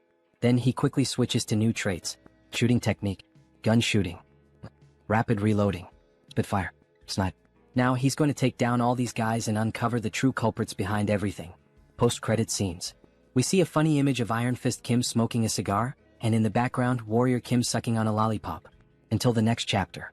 If you watched all the way to the end, leave a comment and subscribe to the channel as well as like the video. Then he starts gunning down all the guards who try to shield themselves behind ballistic shields. However, they don't work. At least not against those special bullets which completely bypass all forms of defense. One by one they begin to fall to the ground. They look just like the zombies from Resident Evil 4 when they're hit by a submachine gun. If you got that reference, leave a comment on the video. When the storm of bullets finally ends, only one soldier is left alive. It's the same one who, at the beginning of the invasion, was confident and laughing, thinking that Warrior Kim was a fool for entering through the front. What the hell? How did he manage to pull all of this off on his own? This guy is literally a one-man army. There's no way he came up with this entire plan by himself. Where are the others? As he interrogates the last remaining soldier, a phone on the ground begins to ring. Kikik, very well done, Warrior Kim, for getting past those worthless soldiers. Alright then, Warrior Kim, let him give you a little farewell gift. Wait, what does he mean, a gift? Suddenly, he hears a deafening sound coming from above. No way, that can't be. We see a massive explosion heading straight toward him. The noise he heard was the bombs detonating inside the building he had just invaded. The building is shown in ruins. Columns shattered by the force of the blast, chunks of concrete falling from the sky. Pieces of metal torn in half and collapsing. Anyone left inside wouldn't stand a chance of surviving. However, that's not the case for Warrior Kim. By using the trait known as Dash, he managed to run fast enough and leap through a window, narrowly escaping being consumed by the flames or crushed by the building's debris. We get a clearer view of the building's condition. These lunatics. They used the entire structure as a trap. He's going to have to teach them a lesson. He activates the trait, Trace, to locate the two brothers. We then see a red line extend from the protagonist's hand and spread across the floor, moving as if it had a life of its own, something that wouldn't stop until it had tracked down whoever he was looking for. Eventually, it reaches a new building, stopping on the 25th floor. So that's the way then. They can try to hide all they want. With his traits, he can find people like them with his eyes closed. However, before he even finishes that thought, he's suddenly caught off guard by a ballistic missile flying straight at him, which he narrowly manages to dodge. A massive explosion erupts behind him, showing that the brothers aren't playing around, they're actually trying to kill Kim. Alright then, so that's how they want to play, huh? Fine. He's going to settle this long-standing feud once and for all today. We then see Kim equipped with a powerful sniper rifle, one from the Daisen collection. A beautiful sniper with electric blue lines running along its frame, giving it the appearance of being charged with energy. He then activates the 6 core traits of a sniper. Gunner, Sniper, Focus, Insight, Intuition. Alright, let's see what these bastards are up to. He brings his eye to the scope and begins aiming. The visual effect makes it feel like he's inside a first-person shooter game. In fact, it almost looks like he's using wall hack, that infamous cheat that lets players see through walls. A glowing purple line marks the direction of the enemies. Alright, target acquired. Time to eliminate. He begins to channel the shot with mana swirling around it. A beautiful effect forms around the weapon. Fire. As the brothers attempt to escape, one of them takes a perfectly guided headshot straight to the skull. If he ever pursued a career as a professional FPS player, he'd definitely make it big. Hey, what the hell just happened, brother? We hit ourselves intentionally between the buildings, so how? You'd better find a good place to hide. Because the shots he's firing now can't be blocked by walls. That's because these are special bullets that pierce the tangible to strike the intangible. Then we see another shot fired in their direction. They're known as soul bullets. The bullet flies straight between the buildings and hits the second brother directly in the head, making it a double kill. Warrior is the MVP. He didn't finish them off completely because these bullets strike the soul instead of the physical body. But that's even better, because others will take care of the rest. He then grabs the brothers and throws them to the ground like gifts, dropping them in front of Iron Fist Kim.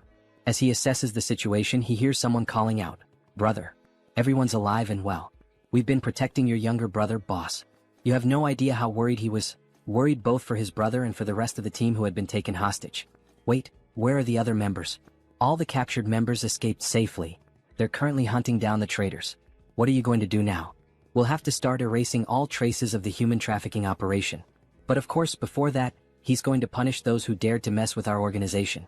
Iron Fist Kim is taking longer than he expected. Finally the wait is over. Warrior Kim, please listen to what he has to say. He then bows deeply before the protagonist. What happened? Tell me everything that happened. Please, he begs. Teach him how he can become as strong as Joonsoo. He's learned from this incident that he needs to become stronger to protect his people. And that right now he doesn't have the strength to do that. If you teach him how to become stronger, he will serve as your slave. So please, how annoying. If he's that grateful, then give him a reward that's actually useful. He doesn't want him as a slave. But still, he starts analyzing Iron Fist's body. Maybe with that method, Kim can definitely turn him into a stronger enhanced soldier. They can even perform a magical oath right away. He'll swear his loyalty. Wait, he's seriously willing to take a magical oath? Yes, of course he is. Alright then. He's going to train him like he's going to die starting tomorrow. Thank you. He swears he'll serve him well, sir. Maybe it's finally time for him to have a loyal subordinate. The next day, we see an abandoned area with several destroyed buildings surrounding it. Warrior Kim and Iron Fist are walking through the deserted place. Wait a minute, wasn't this place? Yes, this is where the body modification facility is located, the one we took from the Caretakers Association. That's right. And it's probably the place where those traders continued their human trafficking operation. Wait, this place? He told those guys to use this facility only for enhancement purposes. Wait then. He finally realizes the reason they're here. You brought him here to modify his body? Yes. This place is the best for enhancing a reinforced superhuman soldier. Today he will undergo a biological mutation and have prosthetics implanted at the same time. At the same time? But isn't that dangerous? Many people suffered mana overload attempting that. Don't worry. You just need to make sure the combination of the mutation factors and the prosthetic components is correct. We see a massive metal door, like the entrance to a secret hideout once controlled by the former organization that ruled this territory. Inside we see Warrior Kim working at a computer, programming the correct combination of mutation factors and prosthetic components. Meanwhile, Iron Fist is inside a green capsule. There are fewer ingredients than he expected. But it should be enough for a level 3 superhuman. Maybe those bastard soldiers of his stole some of the ingredients. The process of creating reinforced soldiers requires a method that is both standardized and unorthodox. Mutation factor plus prosthetic component. Just so he knows, this is going to hurt like hell. It's fine. He's ready. Let's do it. Alright then. Time to get this party started. He clicks the mouse. The capsule begins to emit a strong green radiation, lighting up the entire room. We see his body fully exposed to the blast. Then, looking inside the capsule, we see a high-speed spinning blade. He stares at it in fear, trying to imagine what's about to happen. Then, more blades appear and start slicing through his entire body, especially his mechanical arm, from which metal fragments go flying inside the capsule. He screams in pain. After all, his whole body is being torn apart. Iron Fist Kim from Arcane Seoul. His combat style relies on a prosthetic arm used as a melee weapon and a submachine gun for mid-range attacks, making him a versatile attacker. So, instead of choosing materials specialized for either short or long-range combat, he chose the trait of versatility, keeping open the possibility of transformation. And finally, if he manages to incorporate this mana core, then he inserts it into the machine, causing the green liquid to flow into a syringe, which is injected directly into his neck. Iron Fist begins to undergo a mutation. His entire body starts to bulge with glowing green veins, his eyes shine intensely, and he screams in agony with a deafening roar. It almost looks like he's turning into the Hulk. The protagonist looks a bit uneasy at the start of the transformation, but then a sly smile creeps across his face, as if everything he had planned was going perfectly. A huge success. He starts laughing like a mad scientist. We see the capsule slowly opening with thick steam pouring out. And then Iron Fist Kim. We see the foot of a beast. We see a massive mouth filled with sharp teeth. So, how does it feel to be reborn? He has transformed into a werewolf, the first one to appear in the story of the Manhwa. So this is what it feels like to be reborn. Werewolf mutation factor. The mana absorption through the prosthetic allows for the mutation, which is a necessary step for the rapid growth of an enhanced soldier. If he starts to recover, he shouldn't have any trouble reaching the intended goal. My god. Thank you so much, sir. What should the Iron Fist gang do from now on? How about you start expanding your influence throughout the entire Guanagu district? He needs a gang to maintain public order and keep an eye on dangerous and violent gangs. Throughout the whole Guanagu region, he says? With this kind of power, it might be possible. Then suddenly, Iron Fist's henchmen appear. Boss, please take a look at this. Guys, what happened? Wait, that voice, is that really the boss? But what the hell happened to his body? He enhanced himself by modifying his own body. By the way, what brings you all here? Alright. We found human trafficking sites that the traitor Ko Jumbum used. We also discovered traces of biological experiments. What? He said to destroy them as soon as they were found. But it's really hard to get close because there's a young witch shooting lasers. A young witch? A young witch who underwent a biological experiment? Wait, could it be her? Then they rush over to an abandoned building. The walls are being blasted apart by lasers, or at least by bursts of something powerful. Look over there. Inside that cage. From a distance, they can see a female figure locked up, with the ground around her completely destroyed. Is all this the work of that witch? The entire building might collapse if they don't hurry. As expected, with so much power there's no mistaking it. Inside that cage is one of the 3 most powerful warrior units in the entire game. Rank SSR. A heroine named Jeanette. If Beck Soren has the heaven-slaying star, then Jeanette possesses the natural-born energy. That's exactly what allowed her to rise to the rank of one of the top 3 warrior units. But the fact that she's using such a precious ability non-stop means she's currently fighting to stay alive because her mana is almost completely drained. She's instinctively using her power to protect herself. She keeps launching a relentless barrage of arrows made of pure energy toward the protagonist and Iron Fist. The wolf barely dodges her attack. Damn it. At this rate, they won't even be able to get close to her. Then Kim starts sprinting toward her, weaving through the beams of light. The beams suddenly focus all on him, and a massive explosion erupts, with thick smoke hitting the protagonist dead on. Iron Fist shouts out in worry, asking if he's alright, even though after an attack like that, it clearly doesn't look good. Then we briefly see the girl inside the cage and suddenly the traits start activating. Giant S strength. Diamond body. Immortal. Strength. Super strength. Sturdy. He transformed and modified his body to withstand the impact and, with sheer brute force, broke open the cell where the girl was trapped. Damn it, this hurts more than he expected. Then all of a sudden she starts conjuring an energy beam at point-blank range, which hits Kim directly, causing a massive explosion that leaves even Iron Fist panicking about what just happened. Holy shit, is he okay? All they can see is thick smoke rising, unable to make out what's underneath it. But then a mana potion is quickly used, leaving the werewolf stunned. Like he almost died burned alive. They see him carrying the girl in his arms, completely wounded, while she rests quietly against him. Sir, are you alright? Sure. He calmed her down with a potion for now. They need to get out of there before the effect wears off. Should he order his men to take her to a hospital? No, he will take her to his own house. He will take responsibility for healing this child himself. Then later that same day at sunset, Beck Soren appears in front of her master's house. Ah, so she's already at level 3? Congratulations.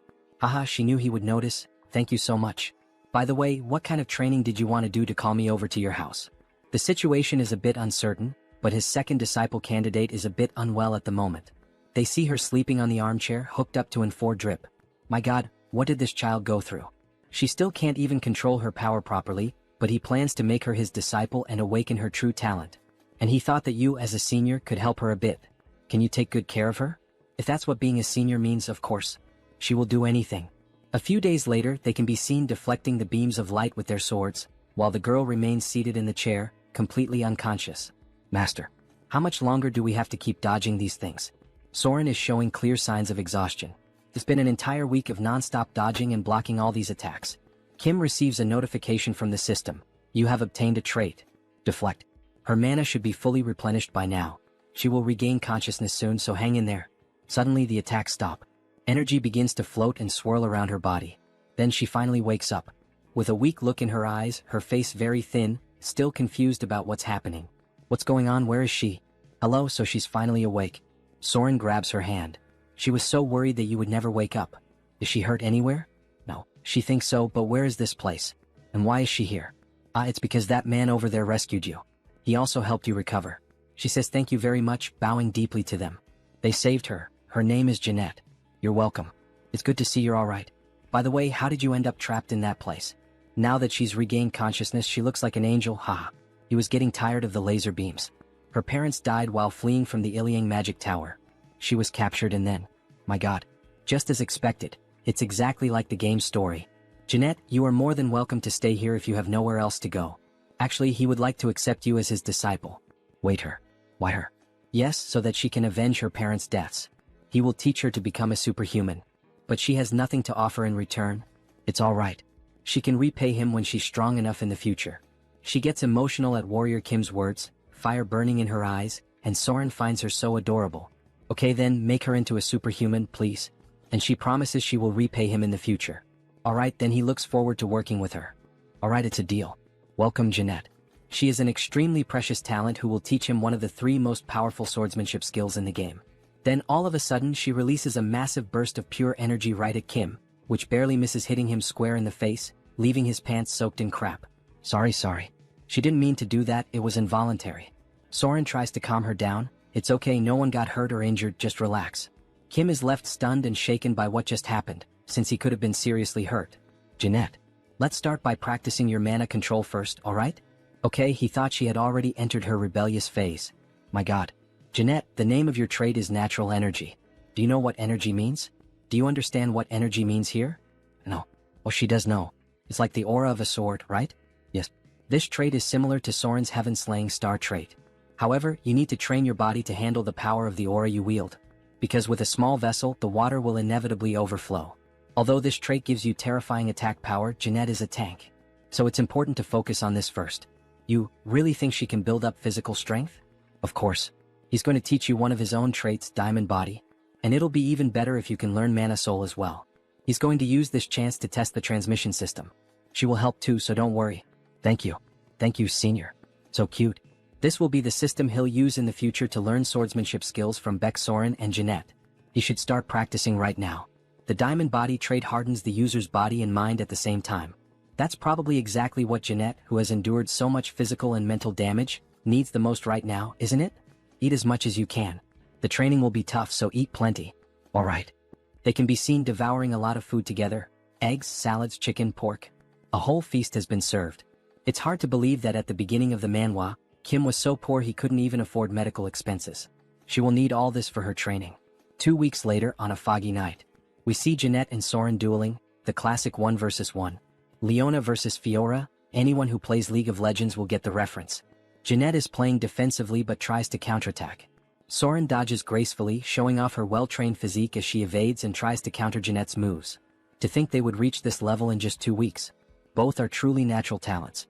Beck Soren has already mastered the sword skill. You can stop now.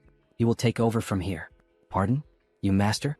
Now that her body is strong enough, she needs to train to control her mana with more precision. Yes. This is crucial, so try to block his attack. Both get ready. He's wielding the tiger sword he received, using a legendary sword against a poor little girl. Then he charges straight at her. She raises her shield to defend herself. Even though she blocked it, she feels the strong impact and gets pushed back a bit. Kim starts delivering a series of quick strikes, forcing her to retreat even more and focus entirely on defense. She starts blocking his strikes more precisely, even using her natural-born energy to her advantage. You can sense it now. Her refined movements give off a solid presence. Her natural-born energy. Natural-born energy. Diamond Body. Shield Technique. Mana Soul. And Jeanette's Mana Circuit. He then puts more power into a heavy sword strike and can feel her form clearly. Now he's the one who has to step back from the impact of her shield. Finally, he lets out a laugh. She's controlling her trait with precision now. Cesar Jeanette has finally awakened. Soren congratulates her. She finally managed to awaken, such happiness, while hugging her almost like she were her own daughter. A daughter of Kim and Soren in a way. Then he congratulates her too. Good job. Congratulations on awakening. Thank you so much. It's all thanks to the two of you. An SSR rank really is on another level. To think she would reach level 3 as soon as she woke up. Good girl. Well, considering the others, maybe she shouldn't be so surprised. After all, I'm the only one still low-ranked. She can't let her junior surpass her. She's going back to training. Wait for me. Great. Make sure to grow fast and master the art of the sword. That way I can learn from both of you. He's literally planting the seeds now so he can reap the fruits later, and maybe in more ways than one. Alright, he can't afford to fall behind either. Before his 2 disciples' personal missions begin, he'd better take care of a few things. We see on his phone screen a plane ticket that he bought. There's a beautiful view of the airplane flying over a large remote island surrounded by the sea. There are various buildings on it, and one of them stands out, releasing green winds almost like forming a cyclone. Finally, he feels that he's truly abroad. This is the city where the Divine Annihilation War took place, a hen. Beneath that hollow structure of the building, which emits a strong green light, lies the extra-dimensional space known as the Great Labyrinth. It's a troublesome place where ghosts of forgotten gods constantly launch attacks. But there's no need to worry because the most powerful organization of humanity, the Guardians League, protects a hen. The true reason he came to a hen is right here. Diana Bar. Because here he can inherit the Einherjar cultivation technique from this place. Then he walks into the bar and sees the receptionist with 2 horns, looking startled. First time here? Looking for a specific drink? We get a better look at her. An older woman with 2 horns and a cigarette in her hand. He's not here to drink. He's here to get some information. Information, he says? What is he looking for? He's looking for a man named Sigmund Sigurdsson. He will make sure to pay her very well for the right information. I see. She's afraid that won't be enough. Her husband is currently in very bad shape because of his illness. Now that he thinks about it, he remembers reading something about Sigurd having lost his wife. Madam, if that's the case, he can take a look at your wife? This might end up being much easier than he expected. Then the next day we see a house by the beach with a beautiful view and sand all over the ground. She's going to tell him in advance, but Sigurd will be very sensitive, so please forgive him. He understands. Sorry, Sigmund. A guest asked about your wife's illness. Oh my god, she sees that some guests arrived before them. There's a woman lying in bed while, at the same time, a priest and a nun are using healing abilities. The archbishops are going to heal her, it seems. Maybe they should leave them alone for now. However, Kim grabs his hand. What are you doing? Let go of her. We're in the middle of treatment. The order of Tho and Gaia. The clergy's method of treatment is too obvious. What you're doing doesn't make any sense. The holy light will only make her wound worse. Sorry, but what the hell is he talking about? And how would you know that? Stop this nonsense and get out of here. He doesn't believe that a mere superhuman would know anything about this. Then he's introduced, Sigmund Sigurdsson. He looks just like a Viking. Sigmund, this guest here says he knows how to treat Jordy's condition. Maybe you should hear him out. Jordy's is in a situation where every second counts. She should be receiving holy light, not this nonsense. Then her body starts levitating as if she's being possessed by a demon. Jordy's. No, let's resume the treatment. This can't go on like this, it will only lead to disaster. Then the nun starts using holy magic again. However, the woman just levitates even higher, leaving everyone terrified. Jordy's? Her eyes open, and a dark aura begins to emanate from her body as she screams in pain. What's happening to her? Resume the treatment immediately. It's too late. We can't stop this anymore with just light. What? Are you saying she has no treatment left? He starts to panic. But Kim answers him. No, she still does. Your wife's illness comes from the fact that she received the stigma of the demon god of the pitch-black Simmeries, right? How do you know that? Do you really know how to cure her? Yes, he's been telling the truth since the moment he stepped into this room. Then he kneels down and begs, he pleads, please save her. If he saves his wife, he swears in his own name that he will do anything Kim wants. And with that familiar sly smile, Kim accepts. Alright, he will save his wife. But he will have to keep his promise to do anything. Kim then begins the treatment, equipping 6 traits. Einherjar cultivation technique, mana soul, mana amplification, focus, and mana stabilization. Then he starts the treatment. Stigma. It's a disease contracted from the demons of the labyrinth. It's one of the worst debuffs where a decaying deity marks the soul. The demon's soul gradually drains the victim's life force. Her convulsions stop. He just put her to sleep with his mana. Do not wake her up. Sir, we brought the materials you requested. Great. Let's start immediately. Then we see the entire room in darkness with candles lit and a mark drawn in blood. It looks like a satanic ritual. He begins creating potions using his best traits for this purpose. Formulation, crafting, modification, intuition, insight, and focus. We lit all the candles, sir. Are you sure we can cure her with this treatment? It's more of a hope that she can overcome the disease than an actual cure. This debuff can't be easily removed even in the game, because the more healing you apply, the more vitality this thing gains. You'd basically be trolling if you did that. Therefore, to overcome the stigma, he forces her to drink the potion he made, and after that, she starts vomiting blood and something begins to come out of her mouth. You have to draw out the hidden sprout that's causing this debuff. Black flames start pouring out of her body, and the symbol drawn under the bed begins to glow too. She starts levitating again, and little by little she begins to transform. 2 horns start growing on her head. Bat wings begin to appear on her body. Why is Jordy's turning into a demon? Are you sure this is the right treatment? Yes, he is. It's going very well. And while holding a cross in a hand blessed with holy water, he says, because demons must be punished personally. Then he punches her right in the stomach with the cross. Begone, demon. Our protagonist, besides having the ability to possess countless traits, has now turned into a priest. A strong light begins to fill the room, all the black light drains out of her body, leaving only a golden glow. She finally falls back onto the bed. Darling, are you alright? Can you hear me? Can you see me? Sigmund? What happened? Why is he crying? Darling, you had been asleep for almost a year. Of course he was sad. You really would have died if it hadn't been for him. Now it's your turn, archbishops. He leaves the rest of the treatment in their hands. After all the commotion, Sigmund thanks Mr. Kim. By the way, what brought you here all the way from Korea? To meet you, of course. Me? You said you would do anything, right? He needs you to teach him the Sigurd cultivation technique. Sigmund's ancestor is Sigurd, the most famous mortal hero in Norse mythology. The Sigurd cultivation technique, passed down through his bloodline for generations, is a superior trait of the Einherjar cultivation technique. They sit down and Sigmund begins gathering energy and places his hand on Kim's back. He starts transferring the Sigurd cultivation technique. Every cell in Kim's body starts awakening. His mana attribute is changing, stronger, more resilient, more durable. His heart is undergoing a transformation infused with mana and the new technique. Then a new system notification appears. Sigurd cultivation technique. You have obtained a trait.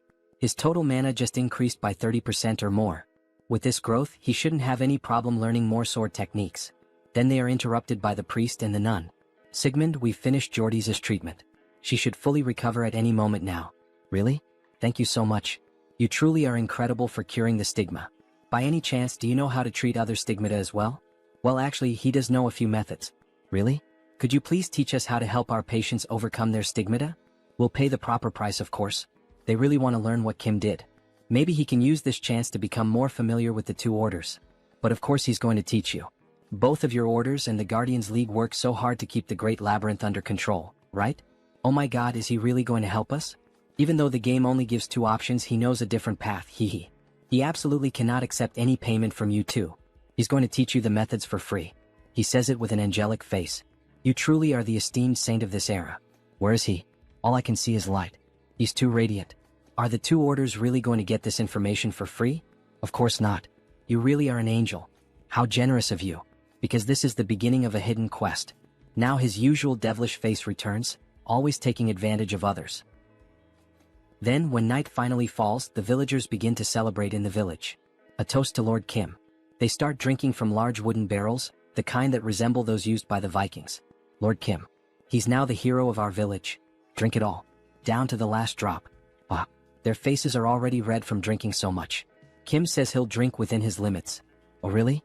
Our hero isn't as strong with alcohol as he looks, huh? Dear, you can still drink more, can't you? Oh ho ho, of course. Then they raise their mugs full of beer once more, making a toast to life. Just how much do these people drink, anyway? Meanwhile, he is passing out from exhaustion after working so much. Then we see a flashback to 1 week earlier. Kim is in an auditorium with several priests, nuns and members of the church. A man is chained up around the torso, possibly suffering from the same illness as Jordi's.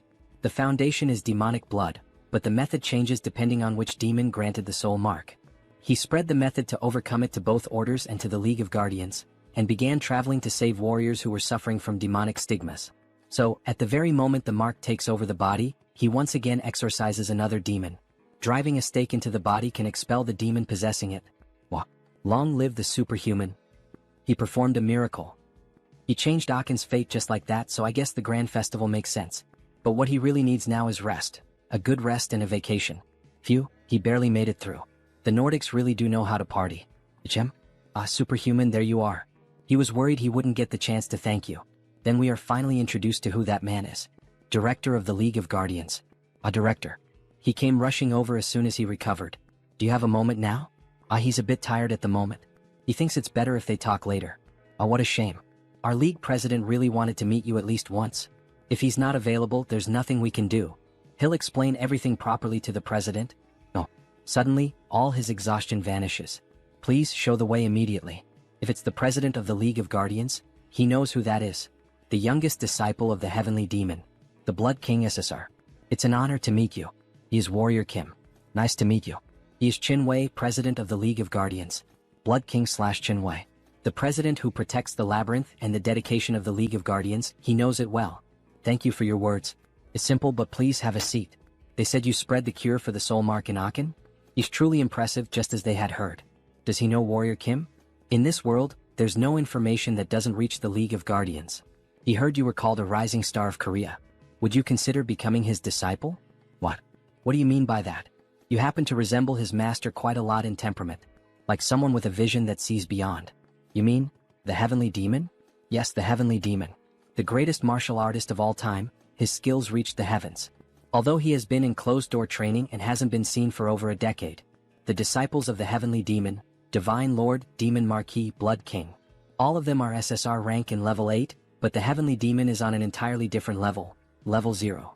And the reason for that is the Heavenly Demon's divine art.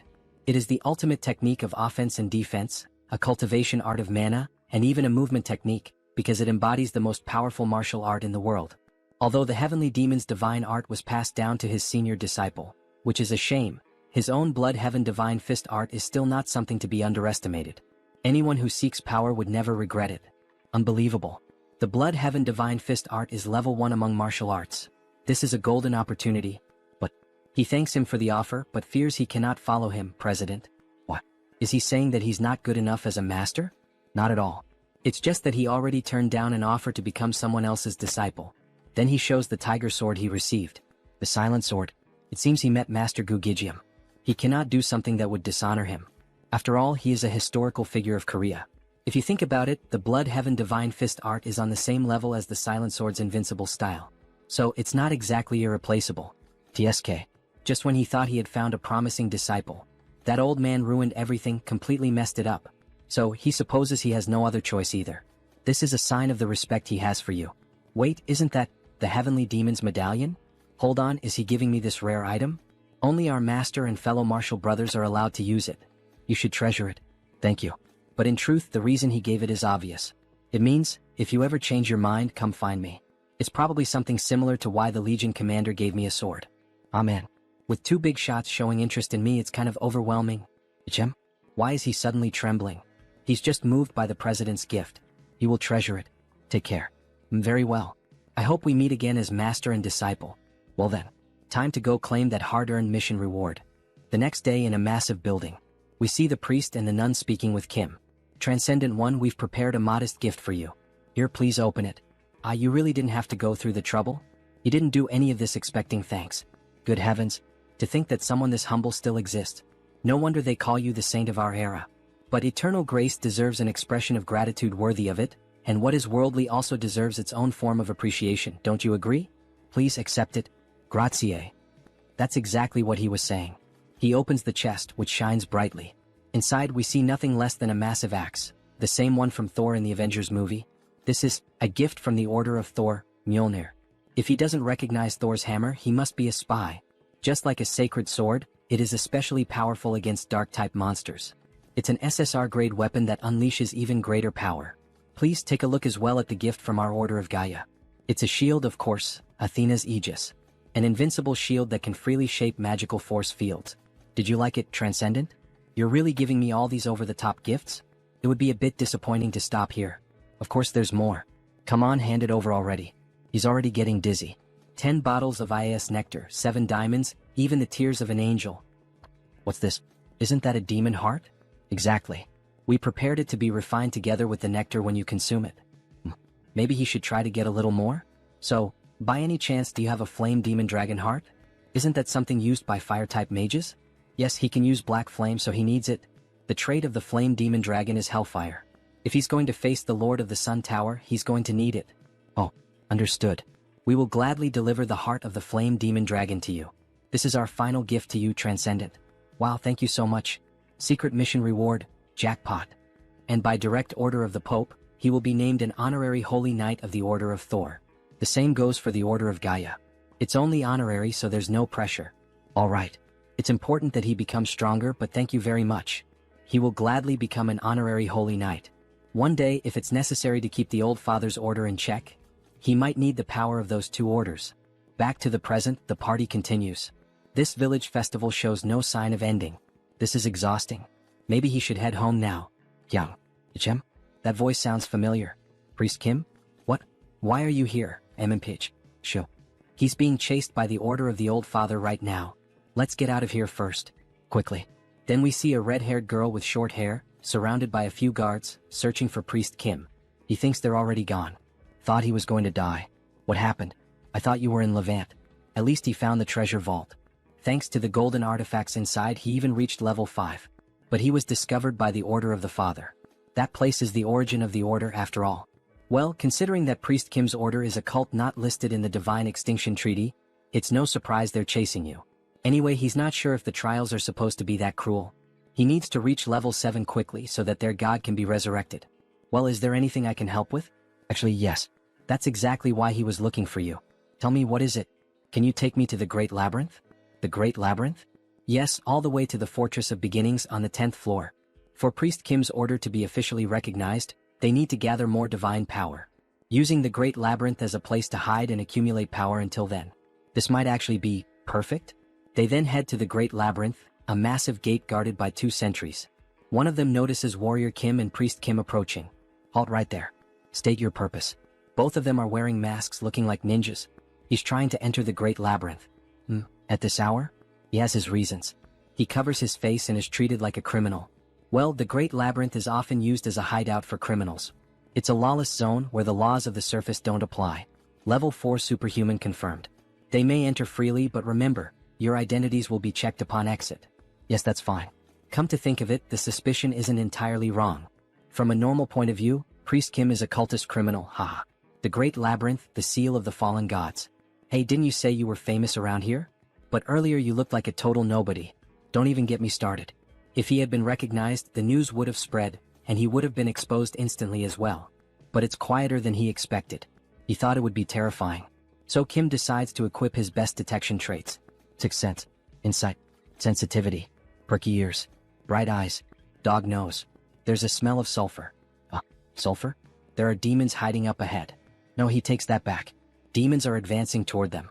One-eyed bats, one-eyed goblins rush toward them at high speed. Priest, bless our weapons. Yes. Perfect timing. He was just wondering how the new weapons would perform. We see Thor's hammer glowing intensely with the priest's buff. SSR-grade weapons with golden blessings. Man, you could just throw them and it would already be a total massacre. He then equips the Thurring trait and wipes out all the demons with a golden lightning strike. As expected, Mjolnir is Mjolnir. It's incredible to think he wiped out all those demons. His blessing was insane too. It felt like it doubled the power. That's what you'd expect from a level 5 priest. Honestly, he was afraid the old cult of the father would follow him all the way here. But once they pass through that gate, they'll be free from the 9th floor so he can finally relax. But Kim begins to stare intently at the door and the priest asks why. What was with that sudden look? He thinks things aren't going to go as planned. They came in a swarm. They're much later than we expected, Savior. An inquisitor from the old cult of the father. How did they find me? No. Thinking about it now, he realizes it was obvious. They followed Priest Kim here. They must have the same tracking trait he has. No wonder they found us so easily no matter how much we ran. This tiresome pursuit finally ends here. And at last, Savior, he'll join our faith. Join your cult? What the hell are you talking about? The saint has blessed us with a divine message. If the Savior joins our cult, he will be treated as her equal. He will offer both his body and soul to the old father. So they're basically declaring without any pretense that they're going to sacrifice me now. Are you insane? Who gave you permission to decide that? No need to worry so much. Because right here, the ascension ritual for you, Savior, is already prepared. So they want to break me, trap me here, and offer me as a sacrifice. Did you throw the Westphalia Treaty into a soup pot or something? You know that doing things your way could cause absolute chaos, right? Someone so well-informed, why act so surprised? This is the Great Labyrinth, free from the laws of the surface, a place without restrictions. Then holy knights, kill this wicked cultist who deceives people with a false and twisted god, and bring the Savior here. Yeah, this place is beyond the laws of the surface, which means he can also rip their limbs off without consequences. Young, do you think we can handle this? There are 2 level 5s and the rest are all level 3 or higher. We can do it, because he has. Priest Kim, bless me. Yes. All the high-level traits he's gathered and the weapons he's earned. He then throws the blessed grenade toward the enemies, which explodes right in the Inquisitor's face, causing a massive blast boosted by the priest's buffs. What a cheap trick you're trying to pull. These little toys won't even scratch my skin. We see the guards taking position to defend her. Then, suddenly, Kim appears above them with a massive missile launcher. He equips his best traits: gunslinger, shooting, aiming, rapid fire, insight, black flame. He fires multiple missiles at the enemies. It's useless. Old father, protect your children. Then, in the shape of a cross, lightning strikes down from the sky and forms a powerful magical barrier. It precisely deflects all the missiles. This is the true power of the old father, Savior. Well, up until now it's only been friendly punches. But now the real punch is coming. Then he activates the new trait he acquired, Sigurd's combat method. His hand starts crackling with electricity, and the mana overflowing beyond its limit makes his blood boil. My head, it feels like it's burning, blazing like molten fire. A blue lightning slash cuts through all the enemies. His heightened senses pick up every detail of the world. He finds someone with an opening. Then he draws the tiger sword and strikes. Collapse. Multi-strike. And he slices one of the enemies clean in half, as if cutting through a slab of meat. The formation's been broken. Return to your original positions. Wait, something's wrong? He tore through our weakest line. With eyes surging with energy, the soldiers panic.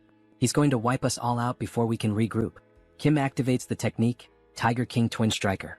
With 2 X-shaped slashes, he annihilates several enemy soldiers. Do not retreat. The Great Old Father watches over us. Sword Shadow Knights form a wall. Where do you think you're going? Tiger King Fierce Blow. He quickly slaughters the soldiers before they can form a new defensive position. Inquisitor. The enemy is advancing. What should we do? Please give us an order. Accept a glorious death. What? Your deaths will please the Old Father in the Divine Kingdom. This is his will, you must not avoid it. We can see she's a sadistic bitch who doesn't care about death. A difference in numbers and levels means nothing before the Savior. It's utterly overwhelming. Tiger King Rising Slash. Meanwhile, he keeps slaughtering the weaker enemies. And she, watching such a display of strength, with that golden aura surrounding him.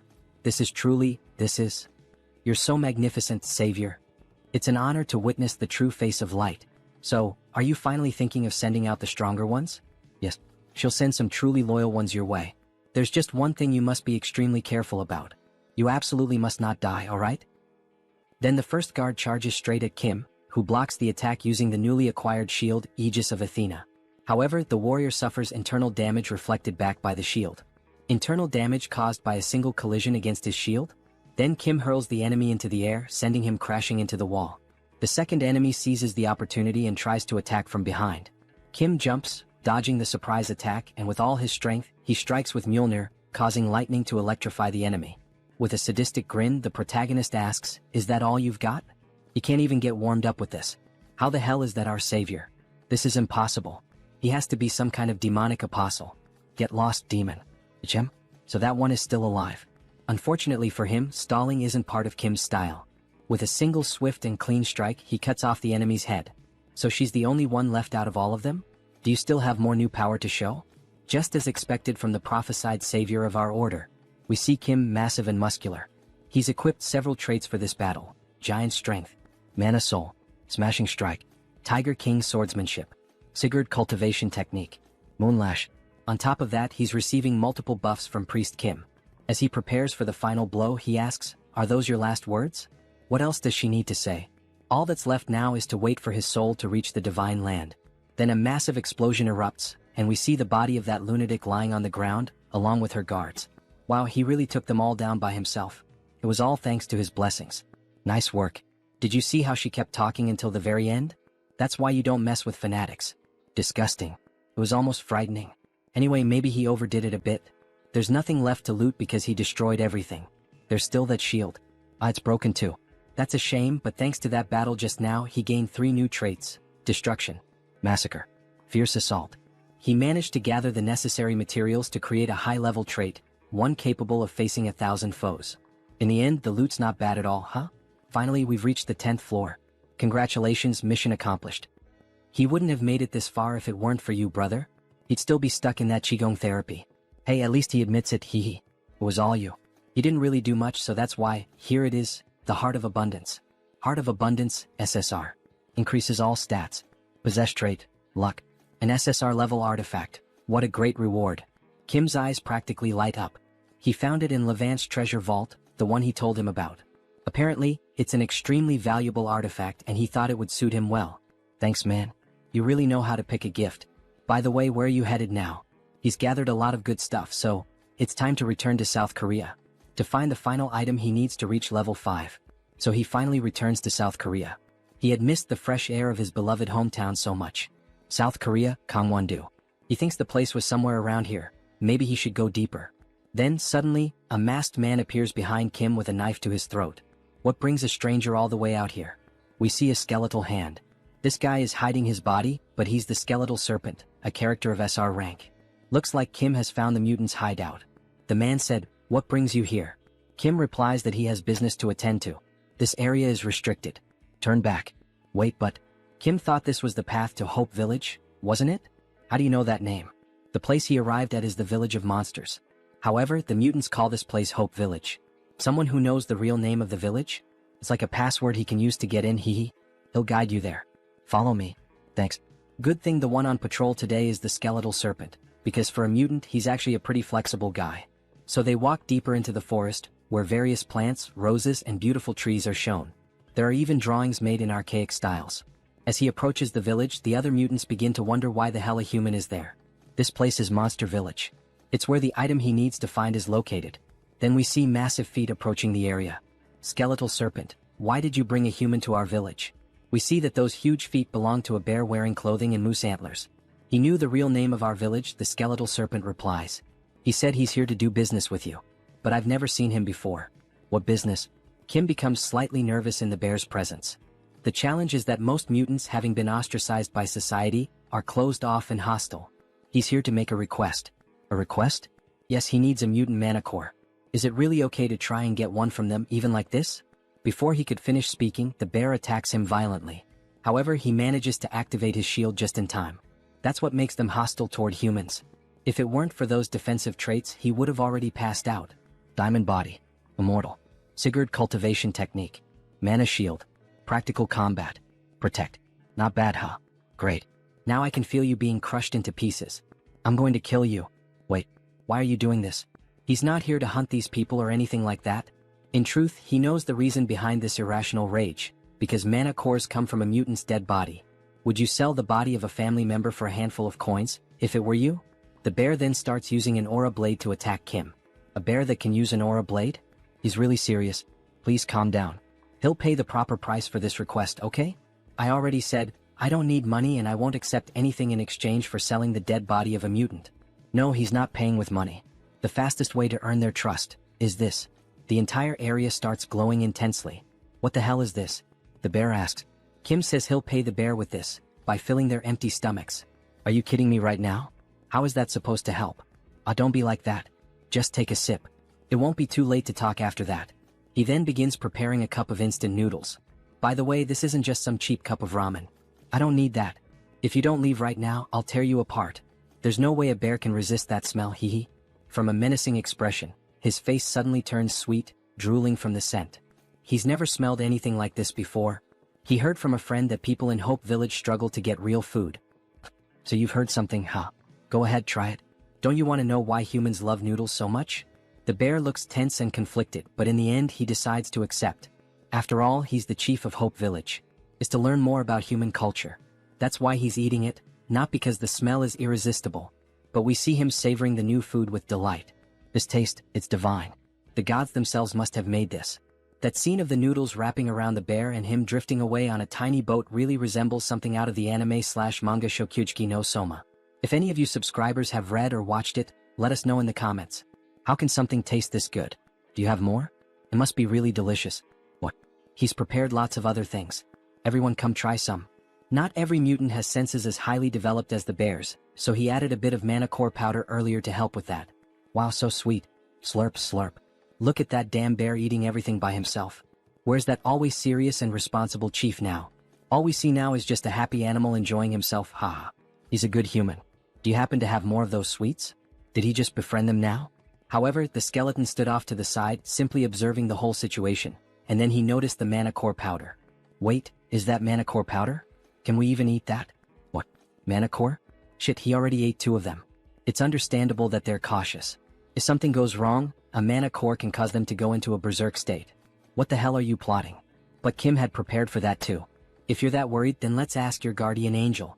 He's talking about the entity with the power of prophecy. The one known as the godmother of the monster village. The tree goddess. The guardian angel of the monster village, the tree goddess. Although the power she possesses is weaker than that of other transcendental beings, she is indeed a divine entity. We see a very ancient tree shaped like a human, almost resembling an old woman. And so, all important decisions are made by her. The bear gathers in front of her along with the other mutants and Kim. Is what this human said really true, Great Mother? Yes.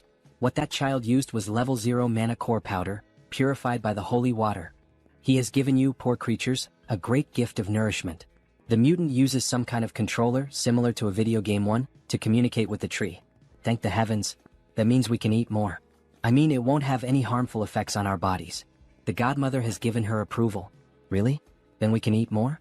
Thank you so much for granting us your wisdom, godmother. He kneels down to offer the proper thanks, while the other mutants celebrate, many of them overjoyed to finally eat something good. Then the skeleton approaches Kim. With this, the doubt has been cleared. It seems he made a fuss for nothing. Sorry. It's alright, he understands. There's no need to apologize. Now that the misunderstanding between us has been resolved, how about we have a Korean barbecue party? We see 4 beautiful cuts of meat, even resembling bacon, ready to be cooked. Then he starts grilling the meat and everyone around goes wild. The smell, the look, even the sizzling sound as the meat cooks, everything about it sends the mutants into a frenzy. Meanwhile, Kim is having fun cooking for all of them. The tree begins to laugh, her expression turning joyful. It seems that an honored guest has paid a visit to our Hope Village. As night falls, we see the bear completely drunk. Isn't this a crime? Ah, now he understands why humans love alcohol so much. It's refreshing. I'm glad you enjoyed it.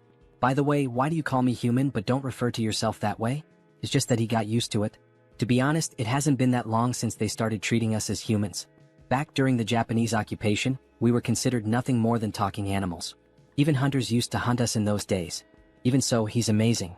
From what they've heard, he played a major role in the Korean War, and that's why mutants have more rights nowadays.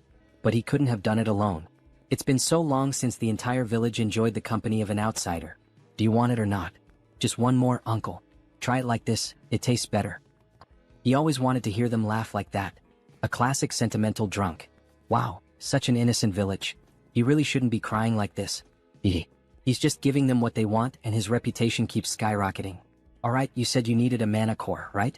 Therefore, go ahead and take them. Reputation quest complete. Come to Papa mana cores, haha. Thank you very much. And with that, he finally wraps up the festivities for the day and starts heading out. He's finally ready to become level 5. Good job, me. Suddenly he hears a voice. Hey, are you leaving? It's the skeleton. He still hasn't properly thanked him. There's no need. He already received valuable gifts from the village. But the skeleton feels that he gave the village something far more precious than that. Understandable, since they hadn't had real food in decades. With a somber tone, he says that if he ever needs more mutant mana cores next time, just let him know. He'll gladly give him his own. What? Please don't say something like that again. He has no intention of taking the heart of someone who's still alive. He's not that kind of person. But he's serious, really. He truly means it. Because he received a prophecy from our godmother. She said that he was destined to give a part of his body to someone who would return my blood and flesh. Okay, Korean barbecue isn't worth that much. He knows the skeletal snake's quest has something to do with this, but he's never heard anything about a mana core being part of it. Maybe it's just a metaphor? She could be talking about something other than her mana core. Of course, he'll find out when the time comes. You can go now. Sorry for taking up your time. Alright, take care. He's looking forward to the day he sees you again. Obviously, that skeletal snake is hiding something. The next day we see a new house, quite large even with a pool. Yes, finally. What's right in front of me now is the large single-family home that will be mine from now on. The entire property spans over 660 square meters. And there's even a pool. But it's not just those perks. The real reason he came and chose this place. He takes an elevator down to the basement of the house. It leads to the high-quality, high-security secret training center. Yes, he never thought he'd see this day. Kim is truly happy. Enjoying the nice weather, sir? Yes, Director Choi. Thank you so much for suggesting this amazing place to him. Don't mention it. Still, why did you decide to make the move so suddenly? Because his disciples have been visiting his home quite frequently lately. He just wanted to provide them with a better environment. He also needed a bit more space. And since you brought that up, of course he's already prepared everything. Please feel free to use this to help you reach level 5. We see a massive capsule, equipped with advanced technological components. Hello, Master. She is a magical spirit born to support you, Master. How can she assist you today? First, precise measurement. From this point on, leveling up requires a more complex process. To achieve the best results, he needs the help of a spirit. Beginning precise measurement. Inside the capsule, all of his attributes, abilities, and powers begin to appear on the screen. Level 4 Warrior Class. Musculoskeletal Class, Giant. Musculoskeletal Class, Diamond. Healing Class, Immortal. Mana Class, Soul. Mana Class, Sigurd. Battle Class, Tiger King Swordsmanship. So that's how it's structured. However, several error messages suddenly start flashing on the screen. He doesn't understand what's going on. Master, there's been an error in reading your mana circuit. That's probably his fault. He's capable of altering his mana circuit in real time. That's actually top secret information, by the way. Is that even possible? That's not recorded in any of his data. She just saw it with her own eyes. So yes, she just witnessed it herself. That's why he'd like to prepare a level 5 elixir that suits him well. The spirit pauses in thought. A regular elixir wouldn't work, but if it's custom-made, it's possible. Really? The performance does match the high price, huh? Please tell me all of your abilities. Please tell her all of his abilities. All right. First of all, he possesses 11 high-level traits, successfully registered. The master's abilities total 136. The design has been completed based on the Celestial Throne elixir. Celestial Throne? He's referring to that elixir that only exists in theory. Is everything ready for the elixir's production? That's not the elixir he expected, but that's fine. He trusts that the spirit found the right elixir for him. Absolutely. Let's begin. Then, initiating production of the level 5 elixir. We see the mutant's mana cores being used in the process. The full moon night has arrived. The house is lit up from top to bottom. Congratulations on becoming level 5. Congratulations, Master. We brought you some gifts. How did you know? That man over there told us. Great day for a party, don't you think? Congratulations, warrior. You told them, Director Choi? Of course he did. It would have been a waste not to celebrate an occasion like this. Then he hears an explosion. It was fireworks from the first family he helped. The great achievement of Warrior Kim. Congratulations, from security number 1. Wow, unbelievable. He turns red like a strawberry. You too, Woojin? You're making me embarrassed. Oh, and by the way, there's also a flower wreath at your door. Congratulations on reaching level 5, Warrior Kim. From the Order of the Old Father. How far has this news spread? Is this supposed to be a provocation? Now that he's level 5, he'll have to act discreetly. Everyone will be watching his every move. And they send me something like this? He starts tearing apart the flower wreath. While Kim was tearing it apart, a car pulls up beside him. A beautiful woman with purple hair and dressed in executive attire steps out. Finally, more women are starting to appear in this manhwa. So, who the hell is that now? Everyone, even everyone's mother, is coming to his house today. Superhuman Warrior Kim, right? Congratulations on reaching level 5. Aw, thanks. But who are you again? Apologies for the late introduction. She is Song Hee-young from the Kumo Group. Third daughter of the Kumo Group. Song Hee-young, level 6 superhuman. Gasp. She's the youngest daughter of the Kumo Group. And what business would the Kumo Group have with me? We were thinking of leaving a request. A request, huh? Wait a second. From what he knows, the Kumo Group is in the middle of a succession war, isn't it? Getting involved in the internal affairs of the Kumo Group will only make things more complicated. The wise choice is to refuse the request right here and now. We wish for him to participate in the 5 consecutive duels that will be held for the succession, as the champion. Then she begins to open the briefcase she was carrying. The compensation will be more than satisfactory. How about this as your payment? There's no doubt, this girl is strange. Those ears and eyes, and those marks on her neck. Wait a second. That pistol. Is that the gun that holds the power of destruction among the Daisen weapons? That changes everything. Bring me the contract right now. Time to get some rare items. The next day, they head straight to the main building of the Kumo Group. Such generosity on her part. Imagine her offering a Daisen weapon. He already owns 2 from the Daisen series. She knew he would accept the offer. Since she's willing to pay that much just as a fee, he can't help but wonder what she'll give him if he actually wins the duel. She will give him another weapon from the Daisen series, one that has the Paralyze ability. Wow, seriously? It's like one of those buy one get one free deals? Well yeah, if he manages to win consecutively, she'll give him even more incentives. But he shouldn't get too greedy. After all his opponents will be level 6. He just needs to defeat the one she tells him to. Other than that, he can relax. And so, the day of the tournament finally arrives. A massive arena with a huge crowd watching the spectacle. Even Kim is impressed by the sheer scale of these duels. The two of them walk toward the designated area and end up encountering Hee-young's brothers. Look who showed up, the little sister. They thought she wouldn't dare appear in this stadium to try anything, yet here she is, wearing that look of disdain. However, she simply ignores them and heads toward her seat. How rude of their sister. Eldest son of the Kumo Group, Song Hee-jun. Level 6 superhuman. Leave her out of this. This is a fight between you and me. Second son of the Kumo Group, Song Hee-cheol. Level 6 superhuman. It seems the two of them don't see Song Hee-young as a threat. It makes sense considering she's still young. The first duel will be between the champions of the eldest son and the second son. Yes, both are extremely strong opponents. We see the first superhuman. Mr. Armored Soldier, level 6 superhuman. Mr. Pyromaniac, level 6 superhuman. A level 6 cyborg and a level 6 human who manipulates flames through a mutant factor, huh? Being a conglomerate, they certainly have many enhanced soldiers. Please pay close attention to this battle. The Armored Soldier, team leader Kim, was hired by her second older brother. He is considered the key figure to watch in this tournament. And so, the battle finally begins. He charges straight at the enemy, trying to grab him with his own hands. However, Mr. Pyromaniac starts laughing and activates his ability. He brings his hands together, forming a cannon, and says, Solar Flare. Mr. Armored is caught off guard. Flames, an enormous explosion, is unleashed directly at Mr. Armored. Song Hee-young is taken aback by such a powerful display. The cyborg is fatally burned by the explosion, leaving everyone in the arena hearing his screams of agony. After the explosion, only destruction and ashes remained in the arena. Song Hee-cheol, the second son, is left in a state of shock. Everyone present in the arena wonders, could he be dead? Meanwhile, the first son gives a wicked smile, knowing that victory is drawing near. That flame just now. He's not an enhanced soldier, but a mage capable of casting the solar flame spell. But isn't murder forbidden within the Tower of Solar Magic?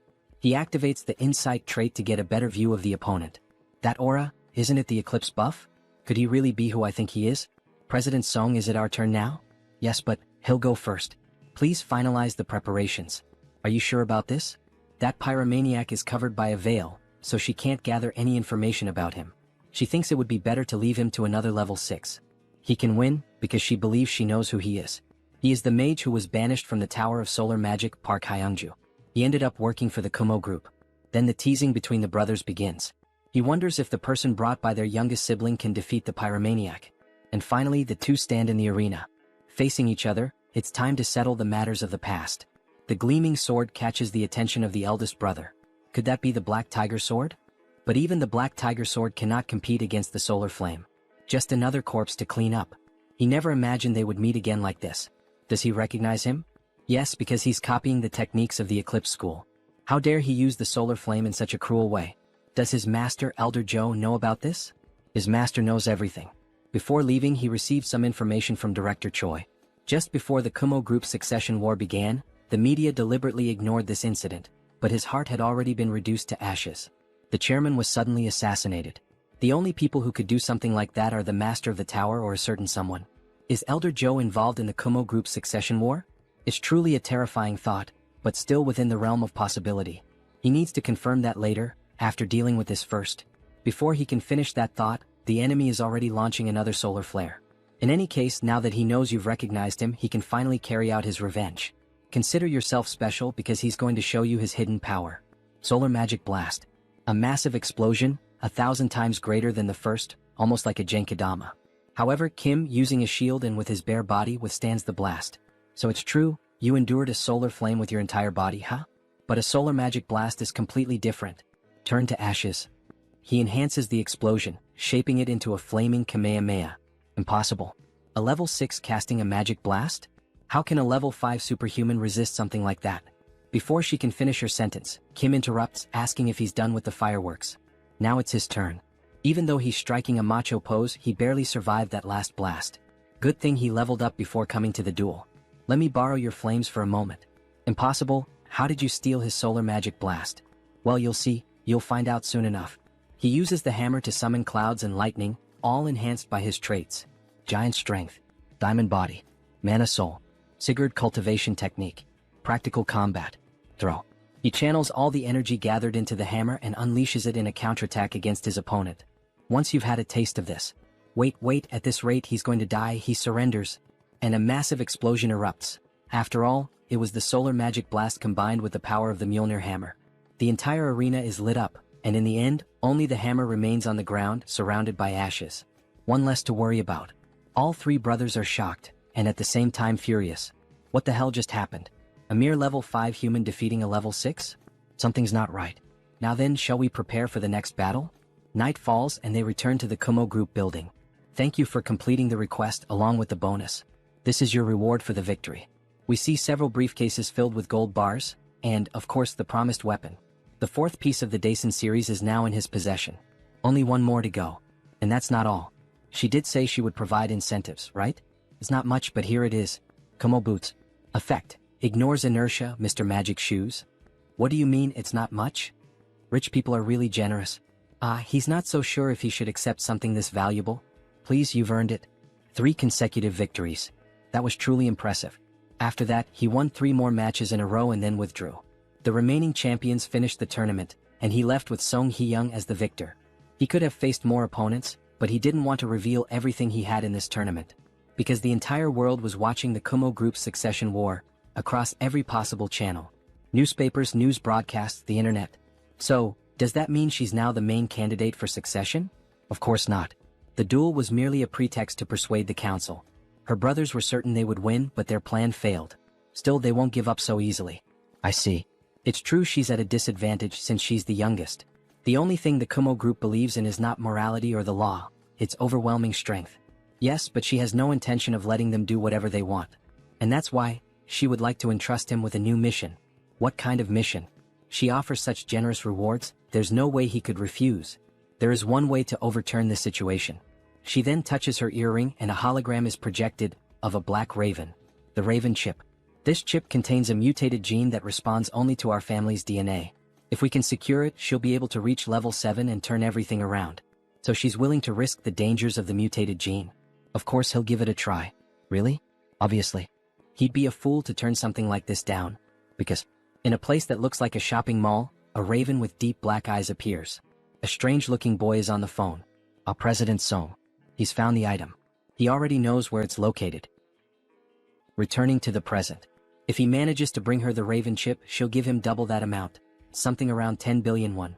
And if he manages to secure the position of president, she promises to grant him the Kumo helmet and belt that belonged to her brothers.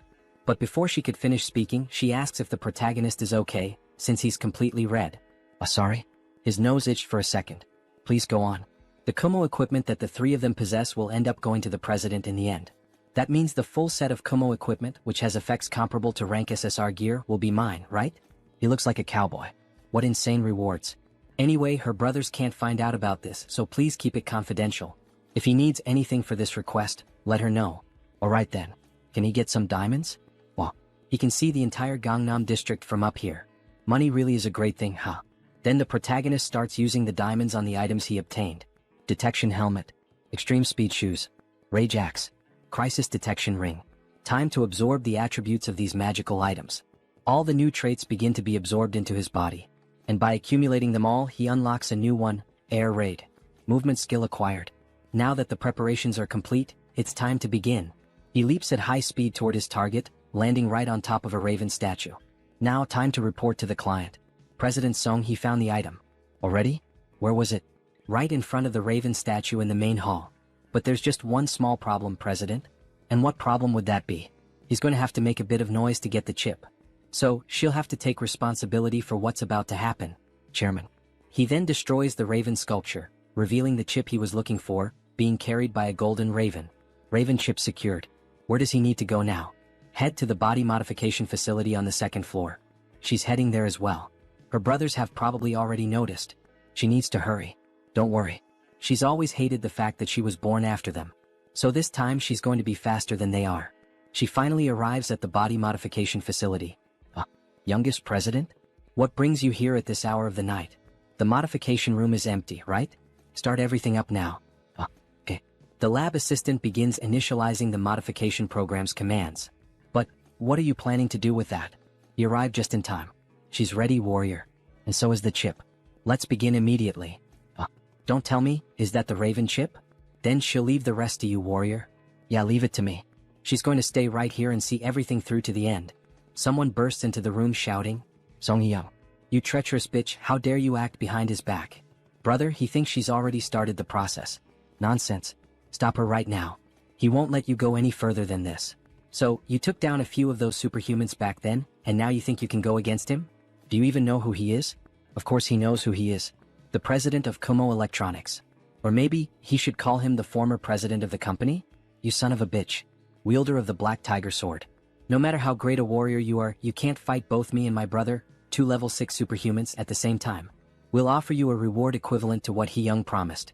So, how about we make a deal instead of clashing? Alright. If you want, he can give you the position of Deputy Director of Security at Kumo. How does that sound? Kim thinks over the proposal. Oh my god. What a shitty idea, man. Asking me to betray a defenseless client? That's such an old man way of thinking. Maybe it's because of your age? And he's even offering me an equivalent reward, like, he might have at least considered it if they'd offered double or triple the amount. But of course he values trust above all else, so he wouldn't have accepted it anyway. Siding with trash would only make him trash too, heh. Before he could finish, the older brother had already launched his attack, eyes red like a raven and sword in hand. He strikes directly at Kim, who defends himself using the shield he got from the island. Ark. This hurts more than he expected. So this is the power of a level 6, huh? Maybe he shouldn't have taunted them. Like they said, he can't handle both of them at the same time. But we see the older brother has been wounded. When He missed by just a little. But it was close, huh? Moonslash. Since they don't have practical experience, it's doable. How dare he do that? Then the second brother draws 2 automatic pistols and unleashes a true rain of bullets. New trait unlocked, shield blocking. He was wondering why the shield felt sturdier. Shoot as many bullets as you want, he's not going to budge an inch. Brother now? The older brother dashes forward, aiming to disrupt the body modification process from behind. However, Kim quickly switches equipment. The second brother is caught off guard. Daisen gun of halting? The older brother is frozen in place. That bastard, where the hell did he get that weapon? Wait, where did he go now? This is a leap boosted by the air raid trait. Exploit the opponent's opening in an instant. We see the 6 traits he's using: gunner, gun shooting, spitfire, focus, rapid reloading. And he rains down attacks like an airstrike. Are you thinking of giving up now, Mr. Song Hee-jun? How laughable. To think you'd win with such a minuscule amount of power. What, are you relying on an item now? He then transforms. This is the Raven of Absolute Darkness. In addition, several building security guards start to arrive and surround the protagonist. He's going to put an end to your insolence here and now. Damn it, not even he can guarantee he'll get out of this safely. Everyone stop. A golden light begins to shine from the body modification capsule. Everyone turns, stunned. Kim is happy it's finally done. The brothers are worried. This time, unfortunately, you arrived too late, my brothers. Third child of the Kumo group, Song Hee-young. Level 7 superhuman. She's taken on an angelic form, completely golden, a literal goddess with beautiful wings. She is now the Solar Raven. Solar Raven? Who does she think she's trying to scare? Alright then, let's fight. Please stop. If the youngest president were to fight seriously, this building wouldn't last a minute. He thought the outcome had already been decided in the last confrontation, and yet he's acting like this. Founding contributor of the Kumo Group, Director Young Kyung-jun. Is he disregarding the procedures decided by the shareholders? Now father-in-law. That's not what he meant. If that's not what he meant, then could he be plotting something beyond the president's death? He gets nervous and decides to back down. At last, we have a better view of the new president. A beautiful angel, or rather, a beautiful raven. Congratulations on reaching level 7, President Song Hee-young. He'll see her at the shareholders' meeting to elect the next president. A few days later, both are on the terrace of a luxurious house. As tradition dictates, her brothers have withdrawn from all their businesses and departed for the United States. Congratulations. She's about to become the next president of the Kumo Group. Fufu. It's all thanks to you. Did he receive the items from her 2 brothers as promised? Kumo helm, Kumo belt, Kumo boots. Ah yes, of course. Thanks to you he's completed the Kumo set. Ah, if you have more requests in the future, just call me. While sipping her fine wine, she remembered. Now that you mention it, she actually has one more proposal for you. What kind of request, with a high reward, is it this time? Then she offers a different prize. SSS rank ring. A ring? Sir Warrior, would you marry me? Sorry, but he's going to have to refuse. I can't understand this protagonist. He gets so few chances with women and refuses this beautiful level 7 woman? I'm suspicious of this protagonist. Back to the Manhwa. What? But why? There's no way you'd be lacking as a partner. And you're right about that. You have both wealth and beauty. Either way, she's just not his type. Making that romance anime face. What? That's absurd. Why would such an insignificant factor matter to people like us? In fact, is it significant? She herself is surprised, just like me, the narrator, to have been refused in this way. Yes, the narrator loves women in business attire. Whoever agrees with me, type it in the comments and I'll send you a heart. He would like to marry someone who shows genuine affection. Not someone like you who sees me as a means to consolidate power. Quite romantic, isn't it? Kim Joonsoo, 22 years old, who doesn't want his pure heart to be betrayed, not even in Arcane Seoul. He truly is an unpredictable person. In that case, she would like a cooperative relationship, where we can help each other at any time. Would that be alright? Yes, that would be more than welcome. And so, that night, a new alliance was formed with the clinking of glass cups. Then, after finally leaving her house and heading back home, he starts to grow pensive in the car. Kind of feels like he just threw away the chance to live in luxury for no reason. That leaves a bitter taste. After all, he's still in his intense early 20s. Marriage might have been too much, but if it were just dating. Look at this beautiful woman he just lost. Today, the narrator is disappointed with Kim. He even slaps his own face to stop thinking about it, startling even the driver. Control yourself. The situation is unfolding differently from the game, as far as he knows. What he should focus on right now is Elder Joe of the Solar Magic Tower. Back at the tournament, that bastard said his master knew everything about what was going on. She's acting suspicious. And just as he was thinking about this matter, he got a call from the Solar Magic Tower. The director's son. What convenient timing. The next scene is in Phoenix Valley. However, it looks deserted. Kim wonders why he doesn't see any phoenixes flying in this area. Well, it's been quite a while, hasn't it, Superhuman Kim? Oh, or should he call you the owner of the Black Tiger Sword? Tower Master. It's been a long time. And of course his grandson is with him as well. He's noticed that you've become a greater person, huh? He'd like his grandson to learn from you. Grandpa, why don't we get straight to the point? Now that Mage Kim has awakened, he's starting to show his true nature, huh? Superhuman Kim. He's sure you already expected this, but we called you here to make a request. Is it because of all the phoenix disappearances? Correct. He has no idea where they might have gone. He supposes that some mythical beast might have taken them all. That's very possible, but have you considered the possibility of unauthorized poaching? That's highly unlikely. Our security was flawless. But what if someone on the level of an elder of the Magic Tower had acted? Someone on the level of an elder, huh? That would be possible, yes. But who would dare do something like that?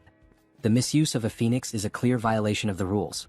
He then starts to get angry and ignites his entire body, showing why he is the tower's director. Of course, he will find every last missing phoenix, and find whoever is responsible for this. But you have to promise me an extra fee. Then we see a car speeding over the water at high speed. What do you think of this red stove? It's an amazing sports car, and it's really fast. If he entrusts the driving system to a spirit, automatic driving is possible. But no speeding. Meh, asks the spirit with an innocent face. By the way, how did you come up with the idea of getting this car as our advance payment? He could never even dream of driving it because his grandfather really treasures him. Because he needed it for the request. We need a very fast car to catch that thing. A huge bluish-green phoenix flying at high speed. A moment ago. Sir, what the hell is that? Oh, can he recognize what that is, made on the ground? It's a phoenix. Made of steel wires. It definitely doesn't look like one. You only replicated its bone structure. You can save the compliments about the quality. I will. He managed to get some crafting attributes from it, so of course. Alright then, Mr. Mage. Let's take a bit of your blood, shall we? Says Kim with a scary face. What does that mean? To think that that small amount of his blood transformed that wire into an artificial phoenix. His blood contains the essence of the phoenix, so if we can just use its homing instinct, we'll be able to find out where the rest of them are. When night falls, they finally arrive at an island called Ulungdu. So this is where they were, huh? But they don't seem to be in good condition. They look tired and dehydrated. They should have lived for more than 20 years, but they seem drained of energy. Can you check their mana, please? Yes. He begins to check, using fire as a sensor. These guys had their mana stolen. From the heart to the blood vessels, everything was burned dry. Wait, this traces. Yes, Mage Kim. He believes you can find out who did this. He then focuses more and finally discovers the Eclipse School? Yes, that's right. How clever. Let's contact the Tower Master immediately. The culprit is none other than Elder Joe from the Eclipse School. Joe Akbun, that crazy bastard. He erupts like a volcano. Grandpa, please calm down. She was caught trying to take all the phoenixes for herself. He swears to God if he catches her, he will. So he's saying that Elder Joe also disappeared from the tower? Yes.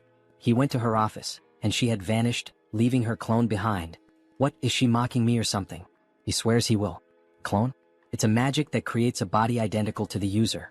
However, it dies after a while. Was she just trying to buy time? The death of the Kumo Group's president, whose heart was burned to ashes. The exiled mage reappearing as a reinforced soldier. The overexploited phoenixes taken to gain power. An Elder Joe hiding? You've already received so many clues. Come on. Tower Master, doesn't anything come to mind? Don't tell me. Joe Akbun got her hands on that? The forbidden ritual of the Eclipse School. The moon in complete darkness. The forbidden ritual. This ritual is carried out by emitting mana to block the sunlight, an event that appears in the polarization mission of the Solar Magic Tower. But this is even before the polarization research begins. It's the butterfly effect. A different course of events unfolded because he got involved with Elder Joe's disciple. What is this after all? She is using the power obtained from the phoenix to corrode solar magic. And not just that, through the sky, land, and sea, she is absorbing the mana from every form of life. Is she performing such an evil ritual in an era like this? And what if your magic tower is ruined because of it? We must find Elder Joe quickly. If she reaches level 8 with that power, we don't know what she will do. But how are we going to find her? He can feel a connection to a massive reservoir of mana in the distance. Follow him. He thinks he knows where that woman is. The mana trail leads them to a house near the forest. Upon approaching the place, they see an open portal. This is a subdimensional labyrinth? So he's saying she's hiding inside while the ritual continues? Yes, but the labyrinth is very resilient, so we cannot destroy it immediately. It was designed to withstand the power of a solar eruption. You stay here and he will take care of things. You can't, grandfather. There's no way Elder Joe wouldn't have prepared countermeasures against the Tower Master. He's right. This is far too dangerous. Leave it to me. He's going in there? Yes. Wouldn't it be better to have an outsider intervene to catch her by surprise? Looks like he owes him one more. In that case, take this. We see several objects in his hand, a ring and dice of different shapes. Magic dice. Rank SSR. Ring of Great Escape. Rank SSR. It's the Ring of Great Escape. Use it if you're in danger. Thank you. The Ring of Great Escape. He's just gained an extra life. In that case, he can risk his life without worry, because Elder Joe has one of the 8 treasures of the Magic Tower. Then he finally steps into the portal. What are all these things? We see a large ruined city completely abandoned. However, there's an unexpected visitor in this labyrinth. Why did you follow him into the labyrinth? You know you could actually die, right? But this is the responsibility of the Magic Tower. And he thinks that 2 would do better than 1. It would be a big problem if you ran into an enemy while installing those dice to neutralize the subdimension. Well, you have a point. By the way, does the School of Eclipse like this kind of atmosphere? Ah yes, the School of Eclipse is rooted in dark magic. The moon in the labyrinth is already black. While he was explaining, a larva-type monster tried to attack him from behind. However, Kim quickly uses the tiger sword to kill the monster instantly. What a damn scare. Where the hell did that ugly creature come from? He would have been all bitten up and screwed if he'd been even a second late. He thinks they smelled us. Stay close to my back. He will protect both of us. Then he activates the best traits. Intuition. Sensitive. Treasure hunt. Insight. Detection. Sword expert. Dozens of them will come at us all at once from now on. They start emerging from underground, several of them, but Kim quickly slashes through all of them in seconds, looking like a Japanese chef making sushi. And he ends up unlocking a new trait. Identify weakness. Attacking the enemy's weak point will deal extra damage. All those monsters were simply blown apart and sliced within seconds. Kim is truly very strong. However, from the top of the mountain, an old woman with a huge staff appears. Stop. How dare you set foot in this place? The crime of obstructing a great cause will not be taken lightly. She uses her power to create a crack in the walls, causing several rocks to start falling on the protagonist. Elder Joe is indeed a difficult opponent. But he's not going to die in a minigame like this. Hold on tight. What? Because he has already experienced this pattern many times in the game. He can see through everything. Then he activates the traits. Giant Strength. Air Raid. Intuition. Insight. Detection. Sensitive. He can see the battlefield with an overhead view, where each stone will fall and which route he should take. Running quickly, he saves the 2 of them from a terrible death.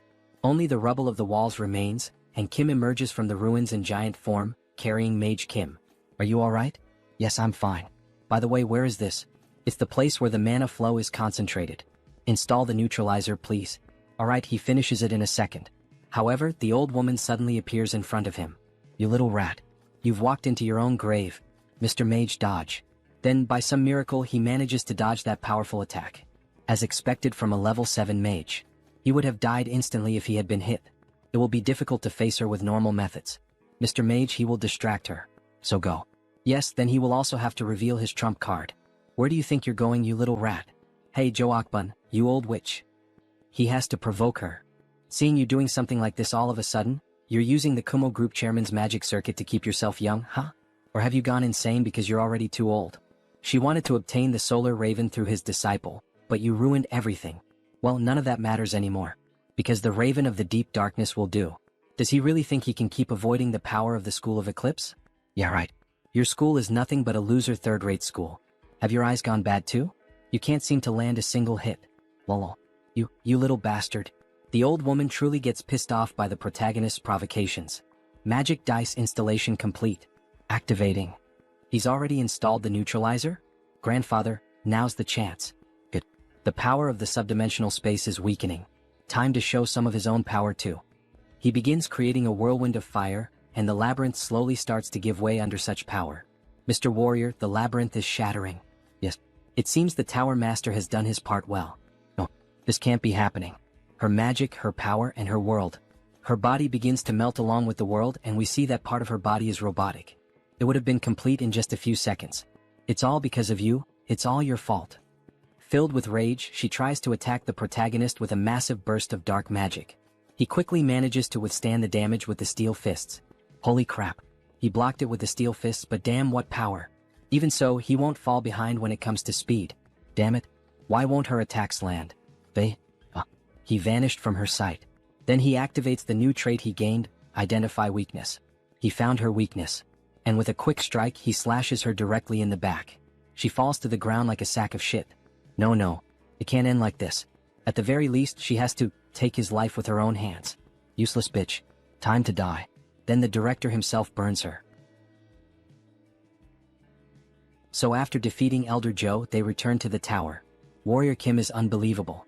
He thought you were an anti-magic warrior, but today you fought like a practical swordsman. Thank you for the compliment. It makes sense, however. That must be why that old tiger man gave you the black tiger sword. He thinks people call it the Celestial Star. That sounds like something the spirit said. What is the Celestial Star? It refers to those with infinite talent and 1,000 kinds of supernatural abilities. Doesn't that not seem exactly right for him?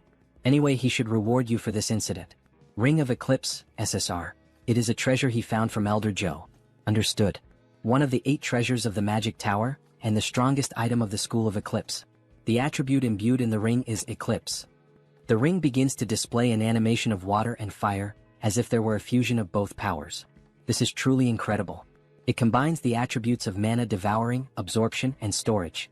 Says Kim while driving his new Ferrari that literally flies from being so fast. Time passed and autumn arrived. Beck Soren is training her attribute Heavenly Assassin Star, and Jeanette is training her attribute Innate Energy. Beck Soren will reach level 5 very soon. It will not take long until she learns the Mars Sword technique. We also have our werewolf. Having far surpassed level 4, Iron Fist Kim is in the process of expanding his territory throughout the country. And so, Arcane Seoul faced December 24th. Embassy of India in Korea. Wow. So an honorary paladin gathering is happening here? She wonders what it is like inside. This is the first time she spends the day of divine annihilation with other people. Make sure to enjoy today. Because tomorrow she will return to training, says Kim with an evil face, while Soren lightly laughs, seeming almost like a couple taking care of their daughter. She is going to enter first. Ah, Jeanette. Wait for me. December 24th, the day of divine annihilation. It is the day when the old father was officially killed, and the day to celebrate the Treaty of Westphalia. That is why it is commemorated as Christmas all over the world. Because this world does not have Christmas. Inside the Indian embassy it is beautiful. The girls become emotional upon seeing it. So much food and gold. Jeanette, look. It is Paladin Cha De-jun. Wow, he is so handsome. And on every day of divine annihilation, gatherings of paladins are held in several countries.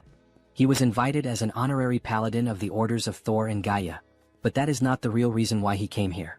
Oh, if it is not the owner of the Black Tiger Sword. He is Asim Kurat, the ambassador of India. He is Warrior Kim, level 5 superhuman. Thank you for the invitation. He came here because this man is the one organizing this gathering. This is his wife and daughter. His only daughter. Nice to meet you, Superhuman Kim. It is Kali, the last of the 3 most powerful warrior units of the game. SSR rank Kali Kurat. She will be the future owner of the Kalaratri. Let's use these girls as an excuse to talk to her. These are his disciples. And what a coincidence that his second disciple is. Before he could use the excuse to start a conversation with the ambassador's daughter, he is interrupted by strangers. Aren't you the owner of the Black Tiger Sword? What? The owner of the Black Tiger Sword? Really? Well, he is a big fan. He never thought he would see you in real life. Can we talk for a moment? What? Several begin to come forward wanting to meet the wielder of the sword. No, this was the perfect opportunity to become friends with Kali. You look great. He also wants to see you. Just a handshake. He leaves the rest to you girls. Our master was taken away by the crowd. He came out of there alive. He could not talk to Kali even for a second because of those people, but at least the girls made friends with her, so he thinks it is all right. Sometimes he makes this kind of face and, really, they are actually making fun of Kim behind his back, but at least they are making Kali laugh. Returning to Kim, he begins to pay more attention to the weather, since he is finally alone. Seeing the snow really conveys that end-of-year feeling. He wishes life were always this peaceful. However, the silence is interrupted by a girl. Hello. Would you mind having a small conversation, Mr. Kim? A beautiful woman in a black dress. But what we did not expect is that, in fact, that woman, this is the priestess of the Order of the Old Father. The very same one from the beginning of the story who forced him to serve her god. What brings you here? You must be busy since it is the day of divine annihilation. It is not the day of divine annihilation, it is the day of resurrection. Yes, of course, right? She is sure he already knows that she is showing great consideration. Consideration, she says? What kind? Have you never thought it strange? That he is still alive after you killed one of our inquisitors. That happened in the labyrinth, but even so she knows about it? If she had not intervened, his pathetic life would have already ended. It is all thanks to me working behind the scenes. Do you understand? Why did you do this? It is not as if he asked for it. He must do it, so that his great soul may become the light and the savior of our order. Soul. By soul she means the real world self? In the real world he was just one among countless losers. A fool who achieved nothing, failing both in love and in life. Is she mocking me or something? Why the hell are you doing this to someone like me? Could it be that she is referring to my ability to switch attributes? He means if you consider this ability as being imbued in his soul. He thinks you could call it the great soul, but he would like you to become stronger than ever, so that a great vessel worthy of the magnificence of the soul may be completed. Take that crap yourself. He is not going to let that happen. Today is the day. Today? Everything starts from today. It is mostly thanks to you, Savior.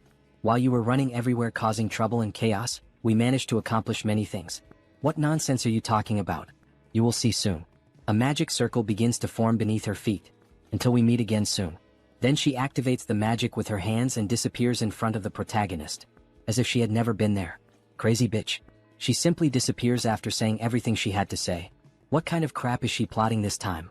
Everything starts from today, she said. The main story of the game has not even started yet. Arcane Seoul. It makes no sense that episode 1 with content equivalent to a full expansion pack would begin now. But today is the day of divine annihilation. On the very same day episode 1 begins. December 24th, 11 hours 59 minutes and 27 seconds. Back in the game, the mysterious words of the priestess marked its beginning. Could it really be? The seconds keep passing until reaching 59, and when it finally turns to December 25th, a huge explosion happens right behind Kim. What was that? What is happening? Damn, it has begun. Episode 1, Terrorist Attack in Seoul. Bombing attacks all over the city begin to be reported. Mysterious monsters also begin to appear at the event of the Indian embassy. Before they could attack, they are struck by sniper shots. Our protagonist has already rushed to save everyone. The owner of the Black Tiger Sword? Protect this side with the other paladins. Understood. And what about you, sir? There are people he needs to protect. It looks like the war in Arcane Seoul is really about to begin now. The manhwa is getting even more exciting. See you in the next recap. The attack began with monstrous serpents attacking everyone at the embassy. However, the two disciples of warrior Kim tried to defend everyone. Ambassador, are you alright? The terror in Seoul struck the entire city of Seoul. In the game, Callie's parents end up dying precisely in this terrorist attack. Ah yes, thanks to you. Hey, look behind you. With this as a turning point, Callie, devastated by grief, decides to become a superhuman. Then, the serpent is quickly sliced into pieces without having a chance to attack the family. The girls already knew whose technique that was, Professor Kim's. Won't he let this happen in this temporal life? Come to me, the rest of you. He is a busy businessman, as you can see. After finishing off the monsters, Kim leaves in the flying car and starts making calls. Hello, Commander? If it isn't the superhuman Kim. Sorry, but he is very busy right now with the terrorist attack in Seoul. He will have to return your call later. No, he has to tell him this right now. This terrorist attack is happening throughout the Seoul region, but there is only one real target. The president is in danger. What? Is that true? But he received a report saying that the Blue House was safe? That is true, but the president is not there. It is obvious where the single president would go on the night of the day of divine annihilation. He will send you the location. He will see you there. It is the building belonging to the president's secret lover. We have arrived at the destination. Should we land on the rooftop? There is no time for that. Anywhere the president stays, no matter how briefly, has strict security. To bypass the security procedures and enter immediately. He then jumps from the car and gains momentum in the air to break into the building. He will have to destroy the specially made glass. He manages to break into the president's lover's building. Wait, could he by any chance be the owner of the Black Tiger Sword? Are the two of them alright? Forget that, look behind. Then Kim is caught off guard by a sword attack from a mysterious woman. An explosion occurs from the clash of both swords. She is going to cut him into pieces and hang him at the Gwanghwamun gate. That old tiger will love this. The Japanese sword, Demonic Blade Masamyun. It is a weapon that inflicts a guaranteed random curse with every strike that lands on the enemy. Wielding two weapons, huh? Very well then, let's see how much he has learned from that old man. She then unleashes a slashing attack from a distance. Kim quickly switches the hammer for the shield to parry the attack, however, even so he is injured. All that damage from just one attack even after he blocked it? Mitchum, not bad, huh? But can he withstand this as well? She launches another slashing attack. Kim tries to stop it by matching her strength, but he ends up losing and is hurled against the wall. He cannot keep going like this. The Empress of Massacre prioritizes offense over defense. To survive even one more second against her, he will have to close the distance. He will not stand a chance if he only blocks her attacks. He quickly rushes to her back with impressive speed, the same technique he used to defeat the old woman of the labyrinth. However, she manages to keep up with that speed. How cute now die. She strikes the shield again, however this time Kim switched the traits to endure more. Giant strength, diamond body, mana soul, fierce assault, resonance, shield strike. This ends up reflecting the attack back at her, sending her flying. Then he quickly switches to the hammer charged with energy and tries to strike her. You damn bastard. The only weakness of the Empress of Massacre is extreme close quarters combat. One wrong move and he will die, but let's try. They begin the 1v1 PvP, Samurai Sword versus Mjolnir Hammer. The sparks and massive destruction in the apartment leave the president and his lover terrified. Damn it. Because of the Empress of Massacre's broken passive ability, invincibility, he was unable to inflict any damage. You annoying worm. This is the end. She then finally manages to land a blow and seriously injures him in the chest. He is more resilient than she thought he would be. Last words? Red. Take the president somewhere else. Confirmed. Moving to the designated location. Wait. The car speeds off at maximum velocity, safely taking the president and the woman away. What is he going to do now? She lost the target, huh? Ah, that bastard. He was aiming for this the whole time. This is the ultimate ability of the Empress of Massacre, annihilation of heaven and earth. A Japanese technique that slices the enemy in half. Damn, he cannot move because of the curse now. Is there really no way to escape this? Of course there is. What is that?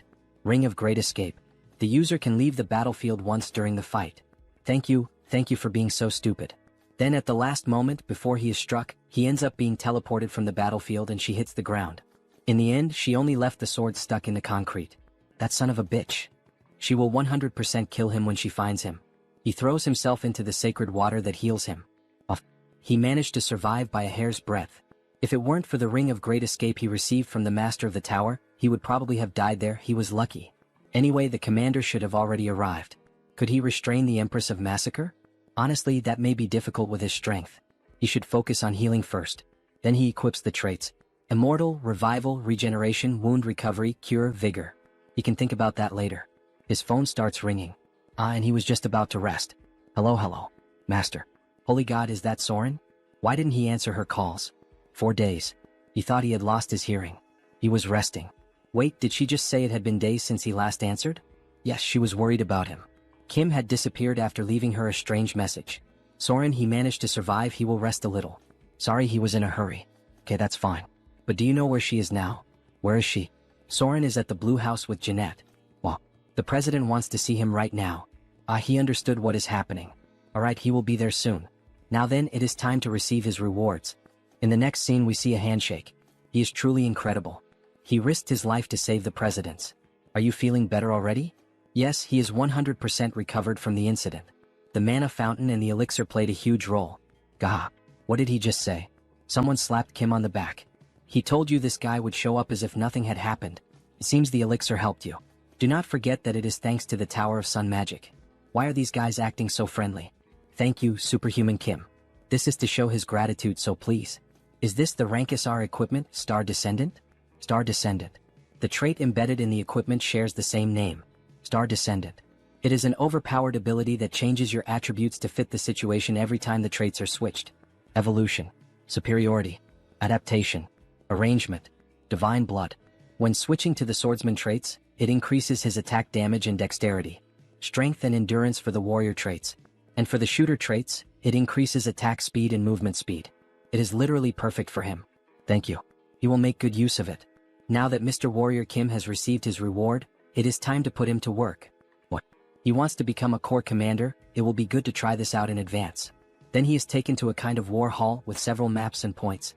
Currently, they are pursuing the leader of the terrorists, Shin Yaren, also known as the Empress of Massacre. He is familiar with this map because it is the mission map of Episode 1. If this were inside the game, he would have to complete each of those missions, but here, he sees the commander of the Western Corps, a war hero like the commander of the Eastern Corps. He even sees some executives from other orders and some people from the strike force of the Superhuman Association. The government plays a huge role indeed. That is why the Order of the Old Father was trying to assassinate the president, huh? Everything starts from today. Oh, what are you going to do, priestess? He thinks Episode 1 will end sooner than expected. Wow, we see a photo of Kim and the president together. The entire internet is talking about you, Master. Someone filmed a clip of you fighting at the Indian embassy. It seems Episode 1 will wrap up without too many complications. He will focus on developing his character for a while. When they are approaching home, they notice that someone is already waiting for them. Is that the ambassador and Callie? Right, Callie. He had forgotten about her. Hello, owner of the Black Tiger Sword. We came to express our gratitude. Ah yes, he understood. It is the perfect opportunity to win Callie's favor. He has to say something. Master, she would like to become your student. Getting straight to the point? Student, you said? What do you mean? After experiencing this incident, she came to the conclusion that she needs to be strong to protect those she loves. She also wants to be strong like his students. Thanks to Soren and Jeanette, her family is alive. Please, she would like to become his disciple. Callie, are you sure you will not regret this decision? They can think about it a little more and make the decision later. Kim understands why her parents are so worried. Because Callie's grandmother, who was the former owner of the Calaratri, which transformed into a kind of other world during the Rift expedition. The ambassador's family, upon reaching adulthood, manifests the destiny of the goddess Callie, and if they reject this destiny, death follows. Because of that, she also had no choice in the matter. But look at the time we are in now. Ambassador. No, Callie's father. This is a once-in-a-lifetime opportunity. The last of the 3 main warrior units has fallen right into our hands. He is well aware of his family's devotion to protecting humanity, and of the destiny passed down through the generations of their family. How could he know that? He understands his concern, but Callie has the talent to protect herself. Does this mean he knows a way for Callie to escape her suffering? Yes, and for that, Callie must become a superhuman. If he leaves that task to me, he will make it happen. He cannot miss this chance. That child has never wielded a sword in her life, and she needs to become a superhuman? There may be some other way. But dear, he already knows that Callie does not have much time left. Let us leave this to him. Callie, is she certain about this? Is this truly what she wants? Yes, father. She promises that she will do well, so please trust me. It will not be an easy path. But even so, if she is prepared, then do what must be done. You must overcome your destiny and survive. Yes, she will. Have you made your decision? Ah, yes. Then, Callie, she will undergo hellish training starting tonight. Tremble. She is looking forward to it. A few days later, we see Callie exercising and stretching. Calaratri is an assassin and a dancer. She unlocked the stealth trait some time ago, so now she needs to unlock the dance trait. It is already time for her to unlock it. As she dances, her golden aura keeps increasing as if she were leveling up. Goddess's blood. Stealth. Dancer. As expected, she has some talent. Now that they have built the foundation for her to challenge her destiny, all she needs to do is level up. Good work. She is already at level 3. Oh, thank you. Rest a little. Her stamina is still somewhat lacking, so he suggests that she should not push herself too much. No, she is fine. Let's just start the next lesson right away. She has to become strong like Soren and Jeanette. Beck Soren has already reached level 5 and Jeanette is at level 4. She is overtraining without even realizing it, due to her growing impatience. Hallie, she also has a God-given talent like the other two. All you need to do is train consistently at your own pace, so do not become too impatient. If you push yourself too much, it might slow down your progress. Okay, I will remember that. Oh, I'm getting a call. Rest a little. Hello. Mr. Kim, owner of the Black Tiger Sword. It's me, Kim Chunbok. It has been a while. So what is the matter? He just wanted to inform you that you have another challenge in the Colosseum. Do you remember the Destroyer King? He wants to fight to reclaim his steel fists? Yes, he does. This time he offered to bet some diamonds, and the statue of Mars. The statue of Mars? That is the divine statue that has the Mars sword technique sealed within it. So this is the quest to obtain the Mars sword technique. The battle will be in 2 weeks in the form of a 4-on-4 group match. Will you accept? Of course. You will see him then. He has 2 weeks to form a group. The Destroyer King will be fully prepared for this. He needs a group that can guarantee victory. He does indeed know some strong people, but he is still a little anxious about fighting a real battle with them, since he has never used them in a group fight. Very well then. He thinks this group will do. After 2 long weeks of anticipation, the day of the team battle had finally arrived. The arena was filled with tension as the fighters began to make their entrance. Leading the opposing squad stood the imposing figure of the feared Destroyer King. Right behind him marched the other formidable names, the Wyvern King, the Dark Demon King, and the Angel King. Despite his aged appearance, the leader radiated strength, proving he still had enough vigor to face his enemies head-on. Each member carried with them the promise of unleashing their full might in the clash to come. Old or not, everyone stood equal before sheer violence. The expectation had been that a few high-level fighters would appear, yet no one anticipated the arrival of the foremost veterans of level 6. Even so, there was no reason to falter. On the opposite side of the arena, the leader of the Warrior King's team emerged, Warrior Kim. Known as Iron Fist Kim, a lone wolf armed with a mechanical arm, he prepared to push his limits with the power that had been granted to him. Priest Kim stepped forward, proclaiming that even their god would answer the call of his brothers. Beside him stood Magic Kim, ready to give everything in honor of his grandfather and the Magic Tower. A few days earlier, the group had gathered at his summons. For them, his call was undeniable. It was their chance to repay Superhuman Kim, the one they owed so much to. He would have rushed to answer immediately, even in the middle of a meal. A traditional team had taken shape, composed of a warrior, a reinforced soldier, a mage, and a healer. The formation was one he knew all too well, though it carried a clear drawback. The greatest issue lay in their defense. Yet reassurance came from a brother who claimed to hold a support skill that could balance the flaw. Even so, the weight of responsibility seemed to press down on him, though there was no need for such harshness toward himself. In the end, they were up against the veterans of the Colosseum, making a direct victory nearly impossible. The question lingered: what plan could he be preparing to use? They needed to hold on to two guiding principles, explained through the example of chess. The first was to advance. The second was to fight. Back in the present, the clashes had already erupted across the arena. Iron Fist Kim clashed with the Destroyer King. Priest Kim confronted the Angel King. Magic Kim faced the Dark Demon King. Yet the fight unfolded in a messy, chaotic fashion. The struggle was brutal, filled with raw pain, resembling nothing more than dogs tearing into each other. Blows landed recklessly, even dragging at hair in desperation. Such tactics served one purpose only: to disrupt the opponent's specialty. Since every combatant was a mage, relying solely on fists left no room to unleash their special abilities. Meanwhile, Warrior Kim was engaged in battle against an airborne foe, the Wyvern King. The enemy dared to mock them with such a low tactic, showing not a shred of respect. Yet everything was unfolding according to plan. Their opponents had underestimated them, allowing their formation to break apart. The Angel King began preparing to unleash his light cannon. Fire erupted as the aerial battle revealed itself to be the Wyvern King's domain. Still, Warrior Kim carried a method of his own to counter it. He unleashed the trait Air Raid, granting him the ability to move freely through the skies, evading incoming fire and positioning himself strategically above his foe. To everyone's shock, he too could fly. Channeling Tiger King's soaring heaven, he delivered a massive slash downward at his opponent, leaving the enemy caught in a dangerous position. At Dawn's strike, the blade drove him into the arena floor, erupting in a brilliant golden explosion. The Wyvern King had fallen. Curses rang out as the realization hit: the Uncle Wyvern had been taken down. Distracted, his gaze turned elsewhere instead of the opponent before him, giving Iron Fist the chance to drive a crushing blow into the Destroyer King's stomach. The strike ended with his weapon aimed directly at the opponent. A pained grunt followed, a gasp questioning what kind of power this was. His strength was monstrous.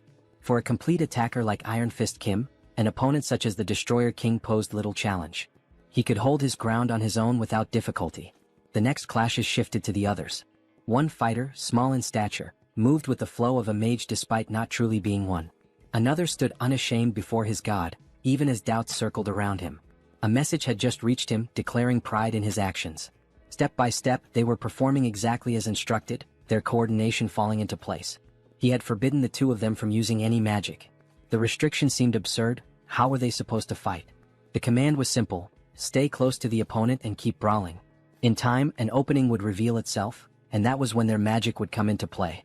The white mage struck first, casting a burst of light that blinded even his own allies. The chaos escalated as the black mage began conjuring an immense sphere of dark energy, while the white mage lent his strength, feeding more power into the growing spell. The moment of death had arrived as the attack was unleashed straight at Mage Kim and Priest Kim. Yet Warrior Kim intervened, raising the shield he had earned to block the devastating strike. The priest was called upon to act, channeling every defensive enchantment and blessing at his disposal. The force of the assault grew heavier with each passing second, but the shield endured, holding firm against the overwhelming power. In that clash, the protagonist awakened a new trait: Wall of Shields. Laughter echoed, mocking the idea that these youngsters would do nothing more than block his attack. But then the white mage noticed something unusual. A warning rose: Dark Demon King had sensed a threatening presence. When the dust finally settled, only the protagonist remained standing with his shield, and behind him stood Mage Kim. The question lingered: should this be the end? The decision was made. Kim wielded the Mjolnir hammer, charged with the last spell he had carried, while Mage Kim stood ready with the flames of the Phoenix. The time had come to finish it. Together, they unleashed a combined strike, shaping a magnificent phoenix, as the protagonist's barbarian strength surged forward with everything he had. It was a victory for the Kim family team. A massive explosion erupted at the center of the arena, sending the crowd into a frenzy over what had just unfolded. The battle was over. The winner was declared to be the Warrior King's team. Cheers rose higher as the announcement followed. He had obtained the Peerless trait. The condition had been to defeat 3 high-level opponents consecutively, and he had accomplished it. With this achievement, he now possessed all the necessary components for the fusion against 1,000 traits. Laughter echoed as the opponents conceded, admitting their defeat. It had been a worthy fight. The promised reward was delivered to him without delay, with the assurance that the others would also receive what was owed. At last, he had obtained the statue of Mars, the artifact destined to awaken Baeksoren along with her sword technique. A challenge for revenge was offered at any time, but the response was firm. Such a rematch would never come. Their time had passed. It was clear a new era had already begun. Days later, the scene shifted to the protagonist's residence, where a duel unfolded between warrior Kim and Baeksoren. The clash, however, leaned in her favor as she pressed the attack and forced him onto the defensive. Kim began to tire, sweat marking the strain of the fight. Yet his opponent showed no sign of slowing. She advanced again with unrelenting force, driving forward with the power of her charge trait. In that moment, the overwhelming might of the heaven-slaying star revealed itself. A few hours earlier. Pardon? He is giving this to me? Yes. The statue of Mars is somewhat useless to him. It is an item that only responds to her, the star that slays the heavens. No wonder that the moment she merely touched the statue, it began to shine intensely. But it gives off a strange feeling just to look at that thing. Her eyes slowly start filling with power little by little. It is all right, she does not need to resist it. She only needs to let her instincts handle the mana. The three main sword techniques are martial arts, but they are also techniques for cultivating mana. The reason he never taught the disciples a special mana cultivation technique was precisely because of this. At last she understood and grasped it. With her eyes glowing red, she swiftly draws her sword and unleashes a red tornado of pure mana, something tremendously brutal. This is the true power of the star that slays the heavens. The power of Mars, the god of war, and the star that slays the heavens. Using the traits, Heaven-slaying star, Indomitable, Runaway train, Sword expert, Narrow escape. And now she has finally awakened the supreme trait, Mars sword technique. This is incredible, but she cannot help imagining dark thoughts in her mind. That is only natural since it is the power of the star that slays the heavens. She just needs to accept it and focus on fighting, and she will become even more extraordinary. Thank you. She does not know how to repay him for this. After she made such a mischievous face, one could imagine how she might repay it. Ha! Right then she could start paying now, says the protagonist as he draws his sword. Could it be that he is finally going to take his payment? Of course not. Warrior Kim only cares about becoming stronger. Giving and receiving. Teach him the war sword technique. Returning to the present, they continue fighting for hours. She is fast and strong. Not only that, but she is also recovering her health and mana rapidly. He keeps being pushed back by her, as the one-on-one clashes are not favorable for Warrior Kim. As expected of such a powerful sword technique. If the dance of Kali was a dazzling sword dance, then Baeksoren's sword dance is the dance of a wild warrior. He can begin to feel it little by little. At that very moment, she realizes that something has changed. Kim's eyes have shifted and turned red. The world itself begins to appear in a blood-red hue. At last, he starts fighting on equal ground against her, no longer at a disadvantage, and the battle has only just begun. With a display of power, he hurls his disciple far away, slamming her violently against the wall. Surely that must have hurt. Trait. Mars sword technique. You have obtained a trait. So, this is the star that slays the heavens. The red energy courses through the entire body. Our protagonist has farmed aura. However, he forgot one detail. Beck is on the ground, nearly unconscious from the last strike. Baeksoren, are you alright? Do I look alright to you? I'm sorry. Phew. He is so close to reaching level 6 now, but still just a little short. He feels that he can reach it if he only accumulates a little more experience. And he has someone perfect for a moment like this. The next day. Joonsoo workforce. Well, look who we have here. If it isn't the pride of our association in person, the best result of our association, the savior of Seoul, Hunter Kim, the owner of the Black Tiger sword. Oh, he's here, the superhuman Kim. Aha, he's just the same as always, President. Anyway, he heard there is a major request pending? Warrior Kim called at the perfect time. Let him explain since he was the one who arranged the commission. He heard that the Terra Federation has fallen, right? Episode 1, the Terra Federation. They acted under the instigation of the Order of the Old Father. Unlike in the game, they were annihilated by the incursion carried out by the government. From now on, it will be very difficult for them to rebuild the organization. At present, the Empress of Massacre, Shin Yaren, and her subordinates are scattered. So, at the request of the National Army, the Hunter Association, specialists in tracking, was pursuing the terrorists, but one of them decided to hide in a strange place we cannot handle. A strange place? The Monster Village. There was a mutant among the terrorists there. Right, because any mutant is considered family in the Monster Village. But a terrorist is still an extremely dangerous individual. It has been difficult because that bear mutant has been protecting him. But to think that he has a connection with the monster village, that is almost like fate. So that is what happened. But he cannot simply accept this request. To reach level 6, he cannot go against the monster village. Yet refusing this request outright is a bit. Here is his photo. A chameleon mutant who hid in the monster village. Look at him. This guy is basically screaming that he is a terrorist. This guy is a mutant? Yes, is there a problem? That guy is not a mutant. Sub-boss of episode 1, Mr. Chameleon. He is a bio-enhanced soldier. The terrorist deceived the bear. He will accept this request. And so, the protagonist dashes off toward the forest. As soon as he uncovers the truth, he will cooperate. He does not know if the man will listen to him, but he will have to try persuading him. As he was approaching, an explosion suddenly burst from the sky. An explosion in the monster village. Chameleon. He is beginning to take action. The fire starts spreading quickly through the forest. Some mutants collapse on the ground, unable to breathe as if they had been poisoned by something. But what just happened? It is a magic burst bomb. Owner of the Black Tiger Sword? Why are you here? He heard that a chameleon from the Terra Federation came to this place. It must be him. He is a criminal pretending to be a mutant. What, pretending? Chief, Skeleton Snake has disappeared. The chameleon who was with Skeleton Snake has also vanished. Skeleton Snake? This is not the time for panic. At this rate, everyone will turn into a bomb and explode. Quickly raise the barrier now. Just obey me. Okay, fine. Oh Godmother, please protect us. Then the sacred tree begins to channel energy and form a barrier around the mutant city. He is still alive and all the other mutants start breathing again. Please maintain the barrier. He will find the terrorist and Skeleton Snake. Are you sure he will be fine on his own?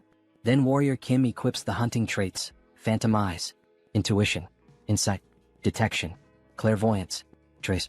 He will find them quickly and return. Kim arrives at a cave and around it there is something strange in the air. He knows they must be somewhere around here. Master. Beksoren? Why are you here? You called me saying you needed her help. Did I do that? Alright. He sees that she has come to help. He ends up collapsing. Teacher, are you alright? Yes, everything should be fine. That is strange. Why does his body feel so exhausted? She thinks he needs to rest for a while. She will continue searching from here on. HM, are you sure you can handle that? Of course. Leave the rest to me and take a break. Give me a break forever? Don't make me laugh. Who would be fooled by a hallucination like that? Is this holy water? But it's already too late. Then an explosion ends up happening, and it is finally revealed who that cheap copy of Beksoren was. We see Skeleton Snake tied up with several mana pouches inserted into his body. That damn chameleon, he's using mutant bodies to create bombs. Those batches of mutants were far too easy to take advantage of. Thanks to them, he managed to prepare the perfect terrorist attack. And now that he has lured that bothersome owner of the Black Tiger Sword, the Empress will be delighted. Some men appear behind him, forming an ambush for Kim. Does he by any chance think that this alone is enough to bring him down? This is a good moment to test it. He recently completed the set of Rage, Fighting Spirit, Fierce Assault, Destruction, Peerless, and Massacre. With this set, he now has the combination of the Mars Sword technique in matching against 1,000. With the union of the sword and hammer, he forms a red lightning bolt that leaves everyone in the room frightened, the same as Beksoren did when she finally unlocked the new power. But what the hell is this power of his? They didn't tell us anything about it. All of you ended up choosing the wrong person to anger. He charges forward with everything against the poor NPCs/secondary characters. After some time fighting, we only see blood dripping from his sword. So this is the Mars Sword technique. There's almost nothing left of this place, only useless NPCs lying on the ground. Such a fearsome power now in his hands. After finishing the fight, he runs with Skeleton Snake to the mutant city. The bear tries to communicate with him, asking what the hell happened, while the other mutants watch the situation. Skeleton Snake was exposed to mana for too long. This is going to get out of control, son. Please tell the Godmother tree to help now. Okay. Oh Godmother. Please save Skeleton Snake. It's too late. There's nothing she can do now. How could this be?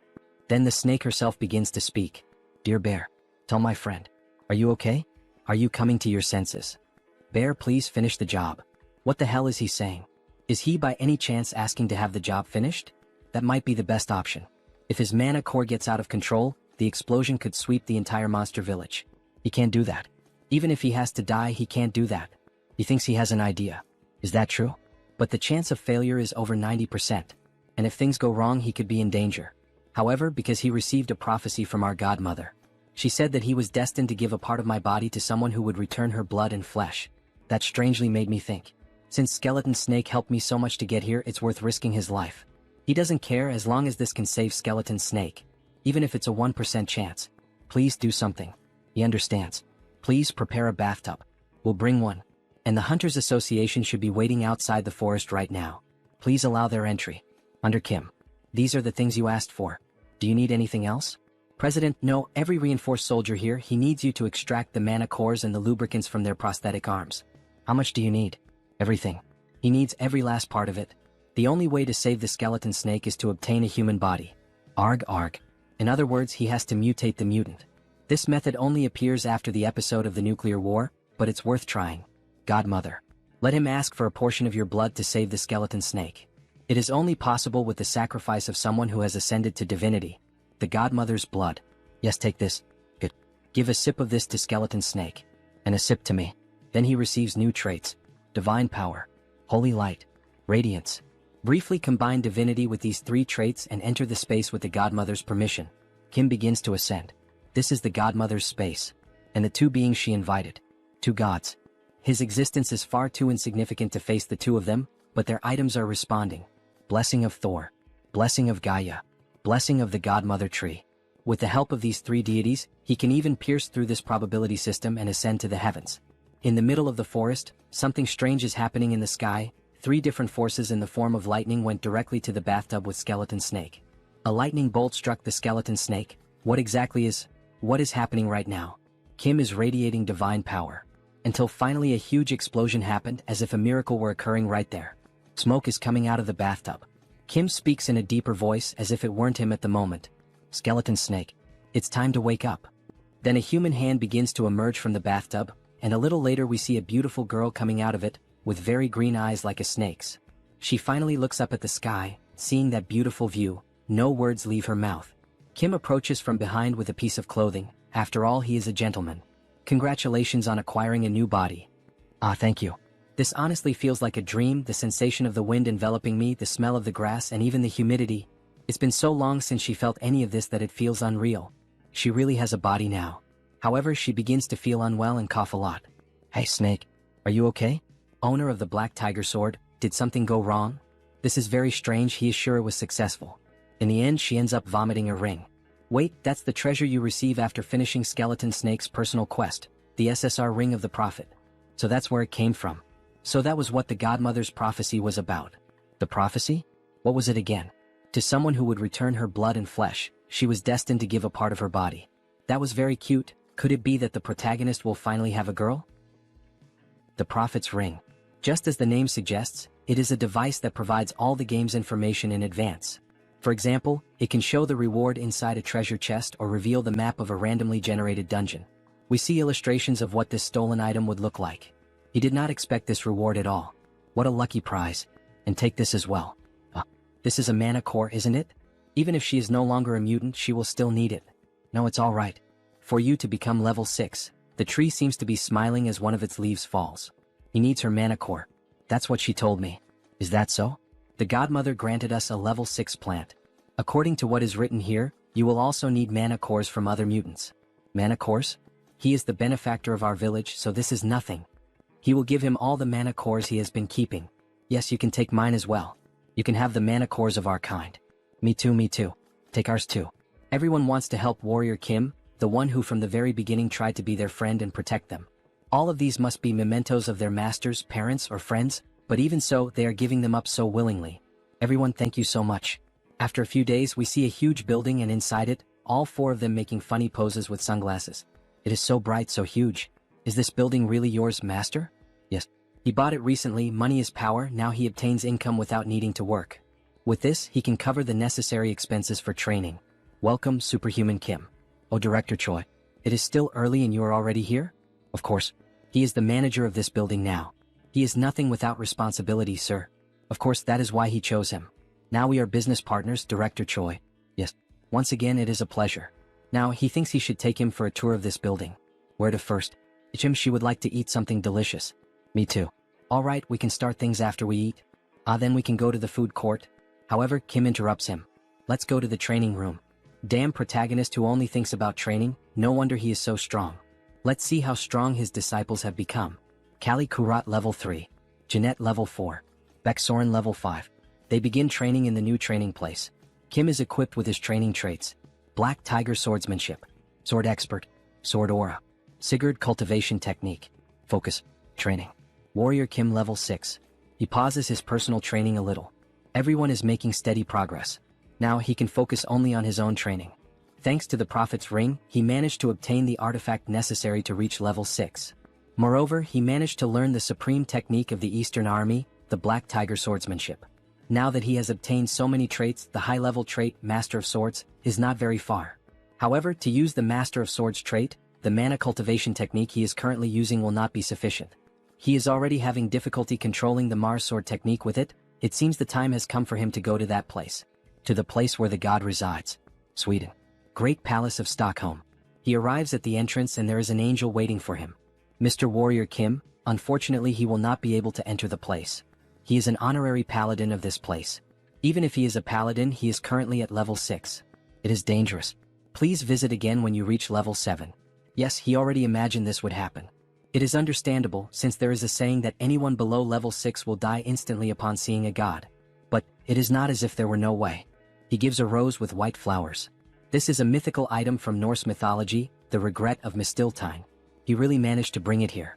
Gem with this, she understands. Allow her to guide him to God. She will allow you to witness the greatest of lightnings. Good thing he prepared this in advance. Some time ago at the square in Sweden. Before meeting Thor, there is something he needs to prepare. There is a quest that gives the regret of Mistiltine as a reward. He needs to complete it before meeting him. From what he remembers, he needs to find the distinguished individuals in this market. Then a mysterious hand goes on Kim's shoulder. Longtime brother. Mr. Sigmund? He did not think he would see him here. It really has been a long time. What a coincidence. It is all thanks to our new family member. Your new family member? We have a son now. We brought our son to receive some blessings. Wow. Congratulations. He is so curious to know what our son will be like. She is sure our son will be strong just like the father. Still a little lovebird couple, huh? Now that he thinks about it, this was the sacred land of the Nordics. Wait, the god who blesses babies in Norse mythology is... Wait, you two are here to receive the blessing of Frigg? But he heard that she was already dead. That's right. But there was a prophecy. In the castle floating in the sky, and in the lowest place, seek the rune that guards the twilight. Take the rune to the open field, board the skyship, and bring the world to order. Only then will the goddess smile. Interpreting the prophecy, the castle floating in the sky must be the great palace, and the lowest place must be here. We have already found the rune as well. Would you like to see it? This is the rune? Well, runes can also mean secrets or knowledge. Wait, this image? What happened? Is there a problem? This is the birth of the clearest and purest god. The birth story of Mistiltine? Now he understands. The distinguished individuals he had to find were them.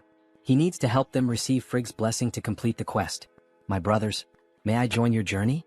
This is the field mentioned in the prophecy. That's right. In the sky with the flying chariot they see the battle of giants. And this is the skyship from the prophecy. It is a legendary ship built by the ancient dwarven king, Skidbladner. It is a portable fortress that can be put in the pocket when folded. The most coveted item in Arcane Seoul today. 500x reduction. It can be put in your pocket. It is a flying portable aircraft carrier. Isn't it magnificent to see it with your own eyes? He wants it desperately. He could not obtain it in the game. This is the sadness of an F2P player. So, according to the prophecy, take the rune to the open field, board the skyship, and bring the world to order. Only then will the goddess smile. We have to take over Skidbladner and defeat those titans, right? Yes, but many have already died trying to covet that ship. It will not be easy at all. Not easy, he says? Nah, it's hella easy for him. Bro, calm down, there's a pregnant woman in the back seat. As he closed in on Skidbladner, the portable fortress revealed its defenses. Cannons emerged and unleashed fire, turning the approach into an aerial clash. Projectiles tore through the sky, incoming fast, confirming the threat. The moment had come to prove his strength. 6 new traits activated in sequence: driving, boarding, focus, phantom eyes, intuition, and sensitive. With everything set, he pushed forward at full force. With the car at ultra speed, he weaved through cannon fire and slipped past the waves of explosions. The system blared warnings: danger, too many projectiles closing in, evasion nearly impossible. The command was clear: accelerate. The vehicle surged forward, dodging collisions by a hair's breadth and breaking free from the storm of missiles. Through the smoke, something emerged. What looked like a grin was, in truth, the protagonist's car. A new trait awakened, one with the vehicle. The connection fused him with the machine, making it entirely his. The car shifted, transformed like a mechanical giant, a living weapon under his command. The target stood clear. Kim hurled himself into Skidbladner and unleashed a devastating strike, Thor's hammer dropping like a bomb. What the hell was going on? Why would a paladin of Thor act like this? He didn't even believe in gods. Odin's name echoed in frustration. Why send that bastard here? But calling on a deity meant nothing now. Skidbladner belonged to warrior Kim. Moments later, only laughter could be heard. The clash had been brutal, a fight to remember. All that remained was to bring the place under control. Yet the question hung in the air, how would he make it work? The master's voice cut through the chaos, confident. He believed he could take command. Once linked with Skidbladner, the car came fully under his command. Power output surged and a virtual map unfolded before him. To claim Frigg's blessing, Fenrir had to be located within this place. Confidence followed, Kim could handle it. He deployed the fortress's arsenal, unleashing a storm of fire on the titans below, bullets raining down in relentless waves. The prophecy finally seemed within reach. Gratitude spilled out, this debt would never be forgotten. And now the path forward was clear. The map lit up, glowing brighter until a colossal figure emerged, a woman, the goddess Frigg herself. With delicate care, she placed her hand upon the pregnant belly, granting the long-awaited blessing. Gratitude echoed deeply, this divine gift would never be forgotten. The mission reached its end. As a reward, he received his prize, Regret of Mistiltine, God-slaying Mistiltine. Consumables of near-mythical rarity, with only a 1% chance of appearing in the game, now rested in his possession. Armed with these, he was finally prepared to face a god. At the steps of Stockholm's Grand Palace, Kim felt the weight immediately. Each step forward was stifling, the very air pressing down like a god's hand. He activated the Regret of Mistiltine, a one-use relic that allowed him to endure divine pressure despite lacking the proper class. At last, he stood face to face with Thor, the god of thunder, a being from beyond his own world. Thor recognized him instantly. His eyes pierced through every layer of disguise, seeing Kim's true origin. The implication was clear. If Thor could perceive it, perhaps all gods could. Still, Kim pressed on, asking what had brought him here and whether Thor knew who had summoned him across worlds. If there truly existed a power strong enough to drag him into another reality, surely the god of thunder might know. Thor grew serious, thoughtful for a moment, and then admitted he did not. What?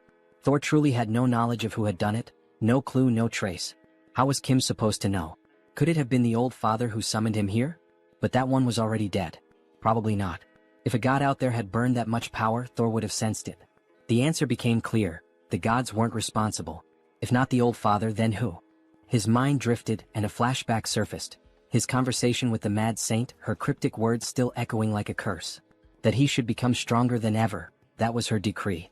A vessel worthy of holding the magnificence of a great soul had to be forged, a soul destined to become the light and salvation of their order. But why him? Why try to mold him into a vessel of rebirth? Was his soul? Its rank was impossibly high. Was it because of his ability to swap traits? The power to learn anything and exchange it at will? Only an omnipotent could wield such a gift.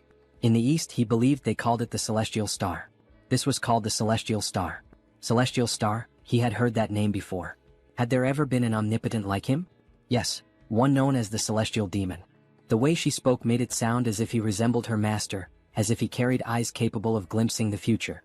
So that's why the Blood King had said those words. In any case, he had to do his best to escape that filthy order that still followed the old father. If he managed it, he'd be named as the Blood King's Archangel. Archangel? The title hung in the air. He had no intention of dying, though. The promise was clear. After death, of course, little one. To be honest, he thought reviving might not be such a bad idea. Was he serious? He had no desire to remain trapped in this ridiculous palace, sipping nectar for eternity. It made sense. Thor himself was also a god of war. He remembered the opening line of Arcane Seoul, God is dead. In the Divine Annihilation War, when the old father fell, every defeated god perished, while the victors were all imprisoned. After being locked away for so long, Thor had to be itching for action. Yet even so, war still felt like too much. In the end, the Divine Annihilation Treaty had been made for humans. Still, Thor would cheer him on. What he sought was a power strong enough to break free from the old father, and that power Thor would grant. A colossal bolt struck Kim, not just any lightning but the thunder god's own. His entire body convulsed under the shock, pain tearing through him, screams ripping out despite every effort to hold them back.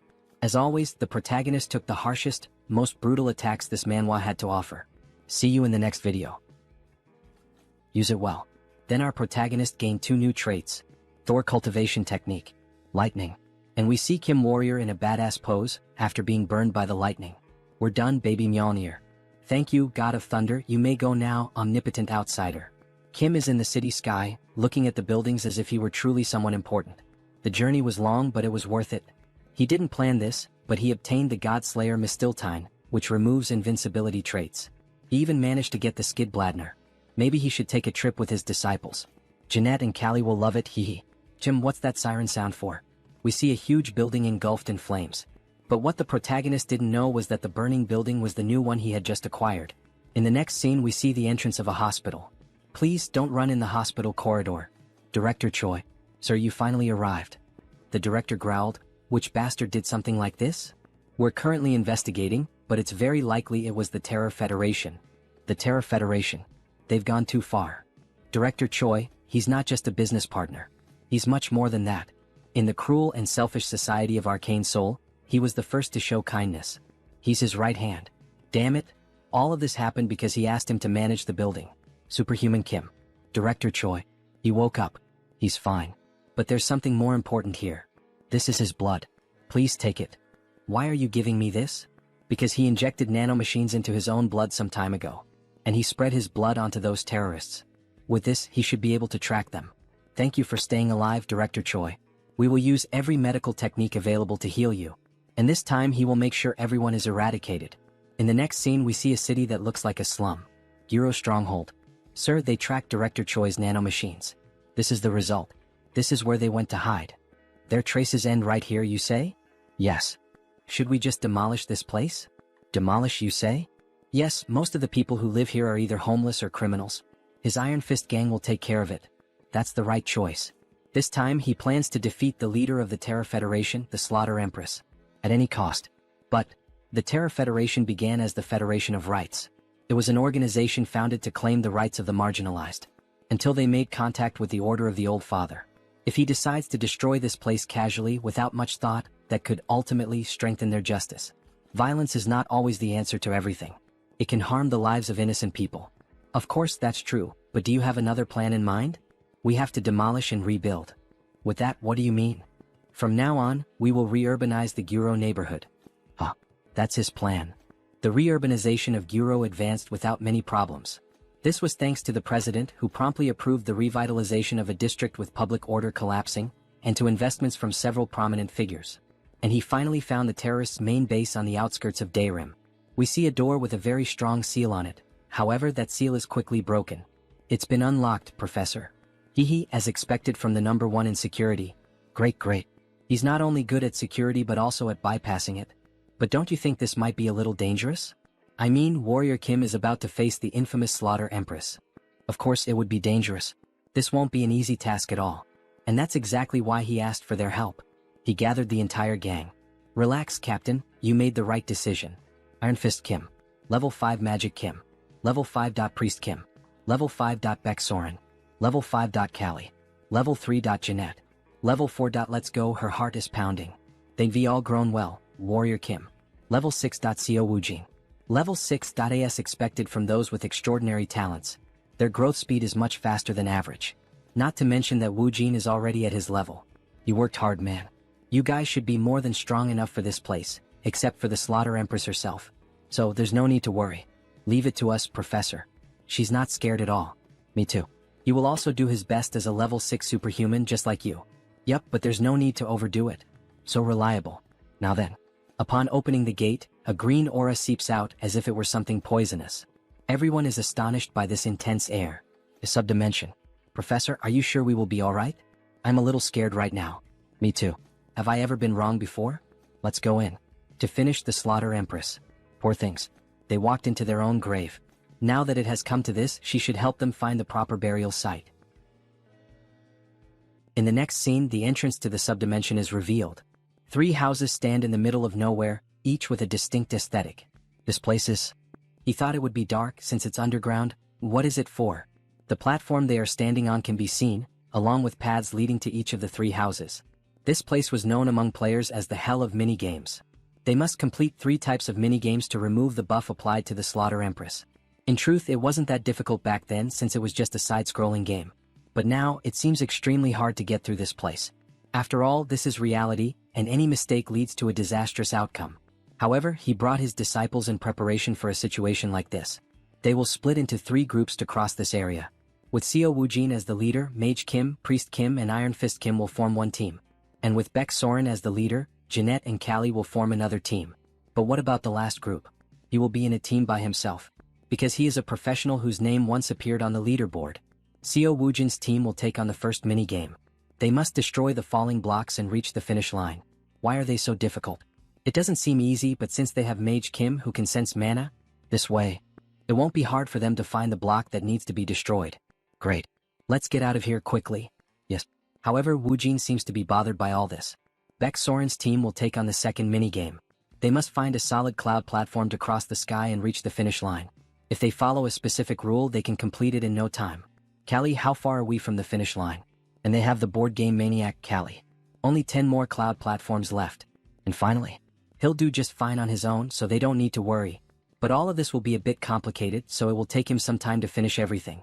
If they reach the finish line before him, they must not open the door and should wait for him. Then he wishes good luck to everyone. Finally, the first group reaches the finish line. Priest Kim thinks they were the first to arrive. It was all thanks to that guy.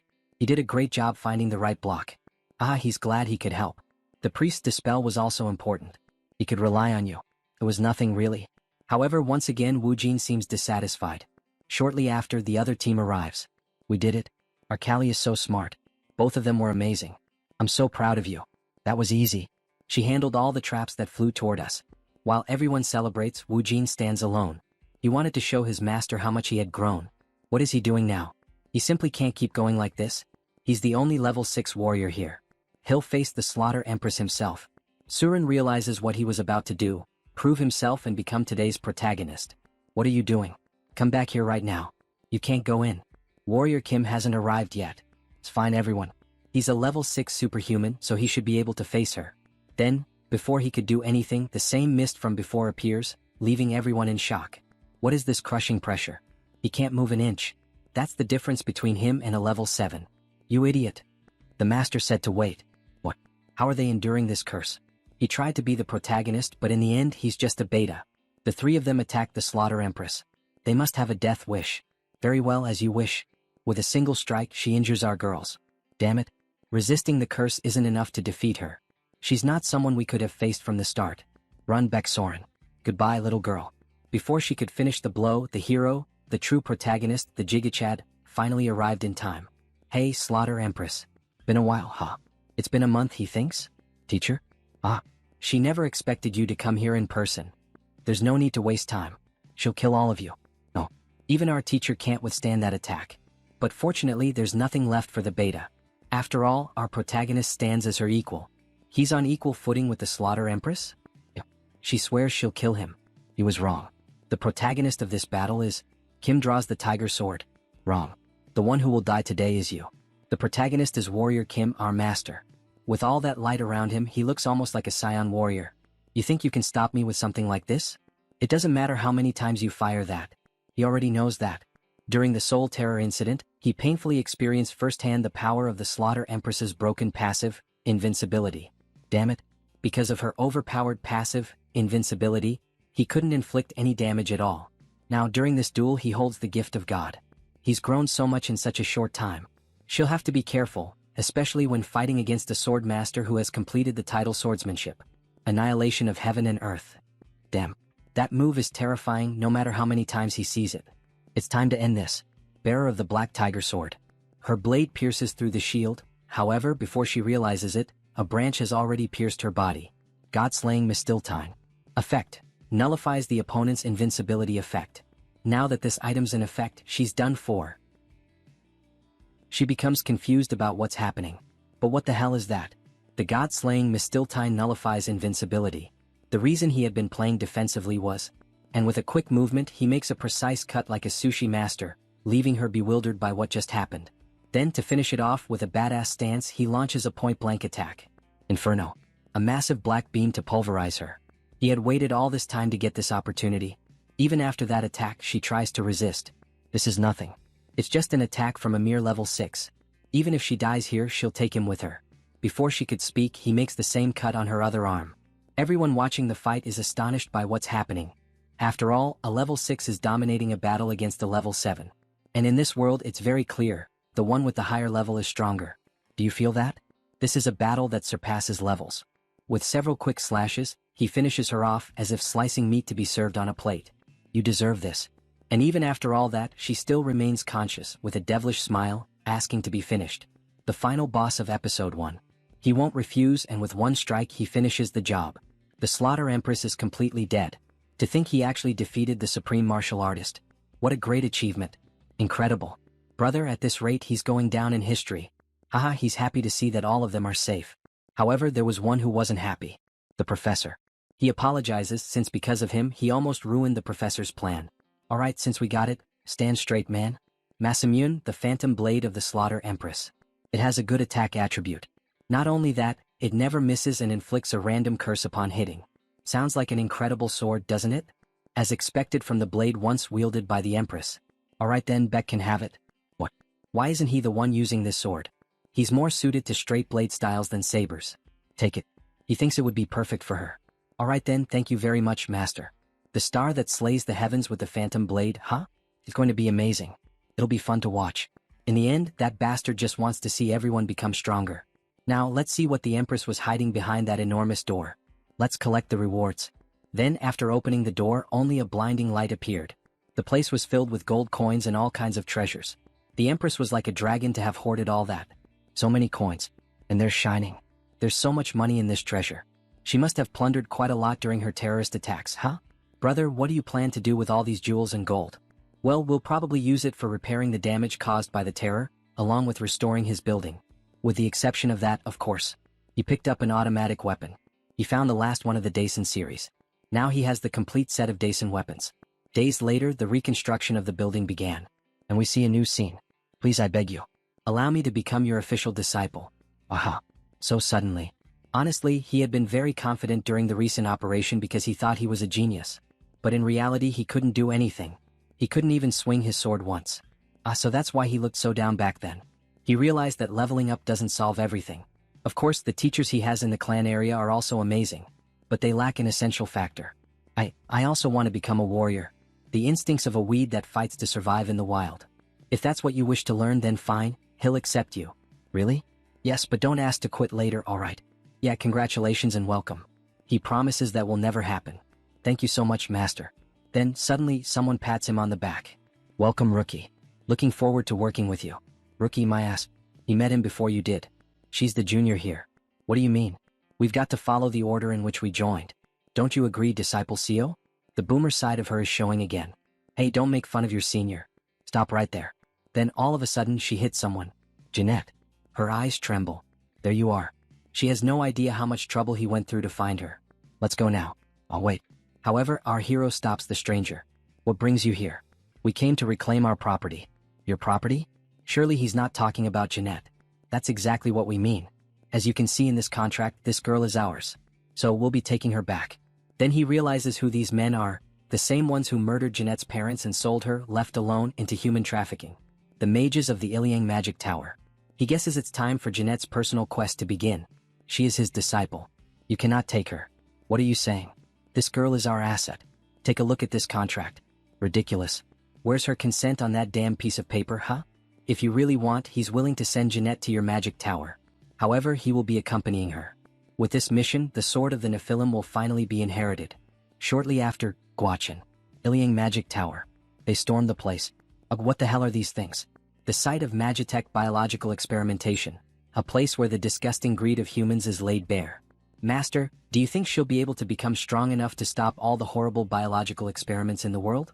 Jeanette girl. Yes, but only when she obtains the sword of Nephilim. Then we sold go right away. But there is something you must do before that. Avenging your parents. Oh, I see. I almost forgot something she shouldn't have. Let's go teach her. Then the attack on the Iliang Magic Tower begins. We see Jeanette destroying the whole place. Sorry. Please spare me. Your parents. Master of the Tower of the Iliang Magic Tower? Do you dare mention her parents? She doesn't even want to speak to him. Die.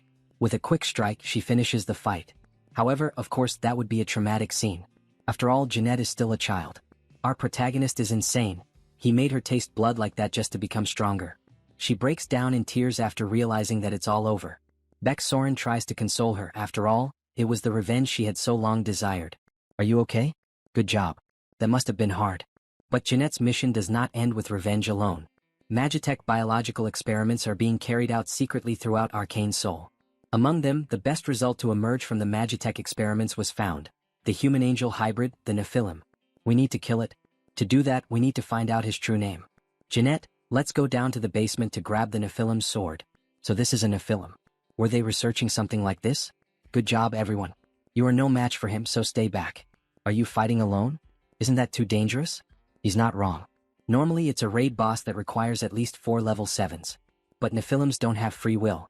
They can't use tricks and strategies like superhumans. So, if we follow his plan we have a chance. Rise, Anik. Then that demon, who in fact is an angel, is awakened. The ground around begins to collapse and the capsule he was trapped in doesn't hold for long. Upon breaking free he already starts using his aura to intimidate. A strong pulse that applies the fear status effect and at the same time lowers the attributes. However, Kim quickly uses the trait, Air Raid, and approaches the monster. That movement was already expected. He becomes strong and switches traits. Giant S Strength, Mana Soul, Sword Expert, Mars Sword Technique, Thor Cultivation Technique, Moon Slash. Unleash the strongest blow he can deliver. By striking its leg, he finishes by throwing the hammer with full force, opening a hole. Penetration. The creature screams in pain and tries to counterattack, however, Kim dodges easily. Seriously? He hits the legs on purpose, but they are completely intact. He is simply going to hit him until it works. After all, Kim knows all his patterns. He also poured giant blood over his sword. Giant blood causes damage over time, against giants. If this damage is applied consistently during its duration, his damage scales infinitely. The creature even kneels, however, the desire to fight remains. But he needs to be careful with the Nephilim's sword. A black cloud comes toward Kim. He tries to dodge all the strikes, although some still hit and injure him, making his students worried. This won't do. Now is not the time to panic. Hold on. Master, we will fight as well. Wait.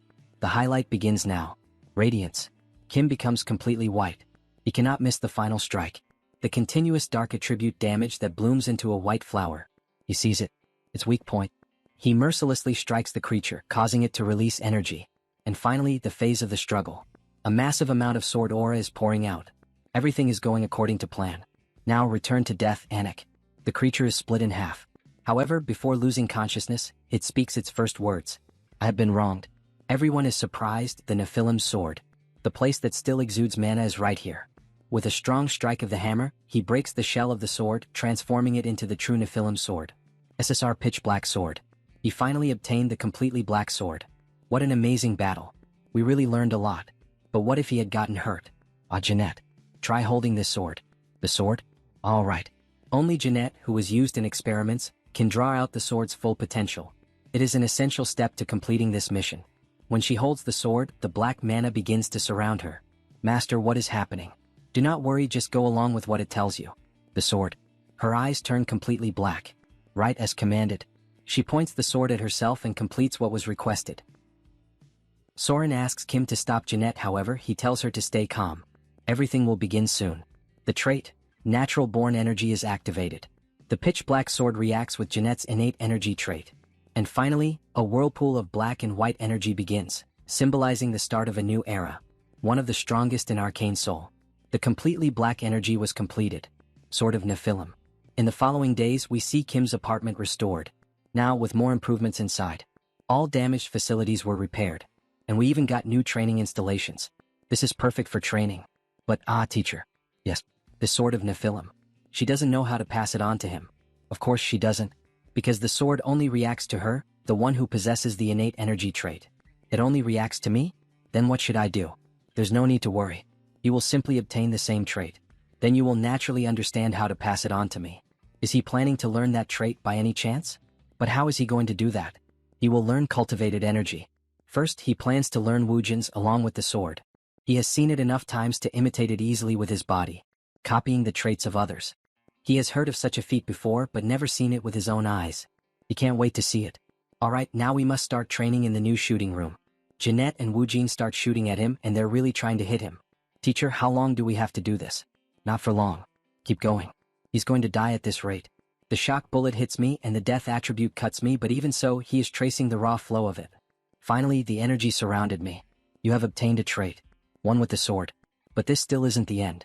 Now that he has obtained the final piece, finally, the official trait of the best warrior class. Hey, that's an aura blade. Trait, Sword Master. You have obtained a high-level trait. This marks the emergence of the extraordinary level 6 swordsman. Now then, before he starts truly learning it, Jeanette, what do you think ki is? Ki is? It's the light of your soul. The light of your soul? Yes. Unlike sword aura, it isn't just crystallized mana. It takes mana as the body and the soul as the mind. It's basically another me. In other words, it's your avatar. Avatar, you say? Yes. That's why, even among high-level superhumans, only the warrior class can wield ki. But that's just what I think. Look at this girl, huh? She really put effort into it, didn't she? But if it's just energy taking a tangible form, can't you also call that an aura blade? Now that you mention it, it's kind of true. Ki is more than just the concentration of power. It can be seen as the path to transcendence. When it goes beyond mere visibility and becomes fully tangible, it signifies a great transformation in physical properties. So that means when you use ki, your soul, know your class is elevated. Now she understood. The Nephilims sought to refine their ki to strengthen their souls, because they desired to elevate their existence to become divine. That is why Nephilims, born as half-angels, always mastered ki instinctively, as naturally as they breathed from birth. Kim had an idea. As naturally as they breathed from birth? That means he had been using the trait as an active skill. But I have to use it as a passive skill, huh? Teacher, hold your sword and close your eyes. Don't use your sword aura like you normally do, just breathe. Slowly and comfortably. Inhale and exhale. This place, it's the space of the Nephilims who sought to become gods. So this is the main point. It is to understand their desire, the starlight unfolding before his eyes, the staircase ascending to the constellations, and the light of the soul. All of these are truths that cannot be conveyed through words. Warmth, exaltation, and ecstasy flow through his entire being. Only now does he truly feel it. Then Kim begins to grip the sword tightly. A moment of sudden enlightenment. He succeeded. Trait, Sword of Nephilim. You have obtained a trait. Congratulations, teacher. Congratulations, teacher. Thank you, everyone. Good job, Jeanette. No, it was all you, teacher. Superhuman Kim, we have a big problem. Director Choi? What happened? Chairman Song of the Kumo Group is in critical condition. You mean Chairman Song Hee-young? How did a level 7 superhuman end up in critical condition? She has been poisoned. The elixirs didn't work and she's only getting worse. The elixir didn't work? There's only one poison capable of doing that. Poison blood. And it was only used once in the game. Episode 2, The Harbinger of the Zombie Outbreak. In the next scene, we already see our favorite girl in a much worse state. The doctor is performing chest compressions to resuscitate her. What happened? President. If she dies, we're all finished. Damn it, she was fine just a moment ago. Stop. Mr. Kim, superhuman. This disease is not something a doctor can treat. They begin the new treatment, giving her a liquid medicine that quickly takes effect. President, can you hear us? Are you all right? Secretary and Mr. Kim. Am I indebted to you again? Debt? Think of it as payback for helping with the redevelopment last time. What exactly happened? Her condition suddenly worsened and she lost consciousness. President, I'm sorry. It seems there was an attempt to poison her from the outside. Poisoning? When did this happen? You had recent contact with an animal, right? An animal? Ah yes, she petted a stray cat before fainting. Yes, that's it. That cat was a disguised shapeshifter, acting under someone's orders to assassinate President Song. You already know the truth. Did you catch the culprit? Of course. He already knew the criminal's method. For a veteran like him, this is easy. Tell the truth, shapeshifter. Damn, it was the Black Jaguar cult that ordered the assassination of President Song? He doesn't know what he's talking about. Then repeat after me. The Black Jaguar is a miserable offspring devoured by the winged serpent. Say it. Son of a bitch. Judging by the reaction, there's no need to ask anything more. If you want to live, hand over the heart's blood. Hey, I don't have that. Then I have no reason to let you live. Wait. He'll give you this in exchange. So please spare my life. A dragon necklace. Great. Keep that safe then. Good reward, amazing, haha. So, can I go now? He will never come to Korea again, he promises. Alright, go. If you manage to get out alive. We even managed to get an antidote from the shapeshifter. By forcefully opening up his body, haha. I see. Who ordered her assassination? The Black Jaguar cult. To be precise, it was probably an order from the Old Father cult behind them. In episode 1, they used the Terror League to try to cripple the government. This time, their goal was to assassinate the president of a conglomerate. Isn't that a cult based abroad? Why did they target me? Recently, because of the funding for suppressing the Terror League. As a saint, she would be worried, but he can't say that the Old Father cult is behind it, because there's still no evidence. He doesn't know the reason either. However, he found out where the Black Jaguar cult is hiding. So she will make an official request. Please, find the people who tried to assassinate me and tear them to pieces. The next day, they appear on the bridge overlooking the sea, the Han River. Superhuman, they say everything is prepared just as he requested. But is there really no other reason to go this far? We're just trying to secure evidence. There are other methods, of course. But, Episode 2, the zombie incident. If we want to prevent a terrible event in Seoul, this is the only way. We'll make an example of them as a warning. To the Black Jaguar cult and any backers hiding behind them. Backers, she will see when it happens. Now please begin. Evaporate the moisture, cast the great magic. A huge beam of light falls from the sky. The sealed zones that those guys installed beneath the Han River are finally having their entrances revealed. And then what is that now? Film quickly, hurry. Begin the operation. Interdimensional projectile bombardment, begin. Prepare the interdimensional projectile bombardment. 3, 2, 1. Fire, crush them completely. Simply, our protagonist possesses a war machine. He begins to attack the base and along the way he acquires some traits. Command. Order. Leadership. It seems like he's playing Battlefield 6. Defense barrier detected on the target. Stop the bombardment. Then they finally showed their faces. Black executors. Black blood mages and seers, even priests. Master. What will you do? He was eager to go after them. He equips the war traits and he will deal with them personally. He jumps in, landing while firing a powerful strike against the magic barrier. Jaguars. They begin to fight. How impatient. Superhuman, she will help too. What a beautiful woman in her angelic form. Don't you agree she's the most gorgeous woman in this manhwa so far? Suddenly, a monster attacks her. Although it's a simple strike, she gets nervous. After all, the creature is filled with dark magic. There's no way she can handle that power. And in the blink of an eye, the creature is defeated. She's shocked, unable to understand what just happened. But upon looking more closely, all the monsters are being swiftly taken down. That's an aura blade. And with just one strike, Kim slices the last of them to pieces. And so, he truly became a level 6 sword master. She came down to help, but instead, ended up being the one who needed help. It was nothing. They've been neutralized, so let's head inside now. The enemy's secret base within the sealed zone, we must find it here without fail. Proof of the financiers who backed the Black Jaguar cult. They then finally enter, and it looks like a city inside that dimensional portal. No one is here.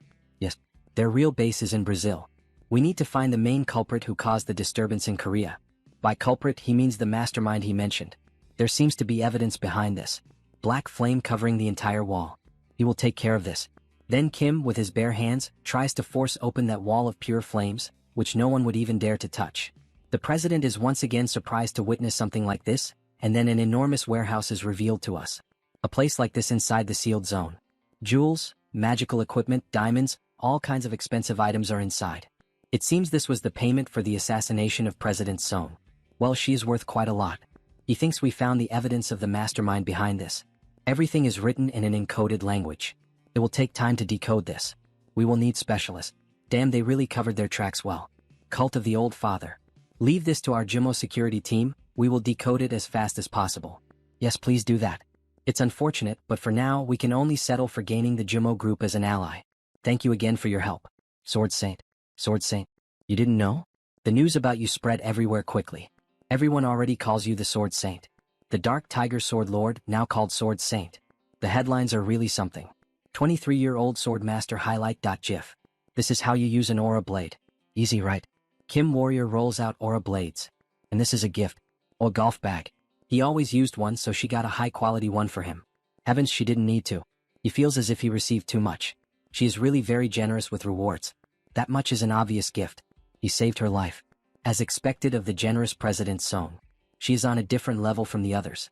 So, regarding the secret documents of the Black Panther sect and the Moor cult, we will contact you as soon as they are decoded.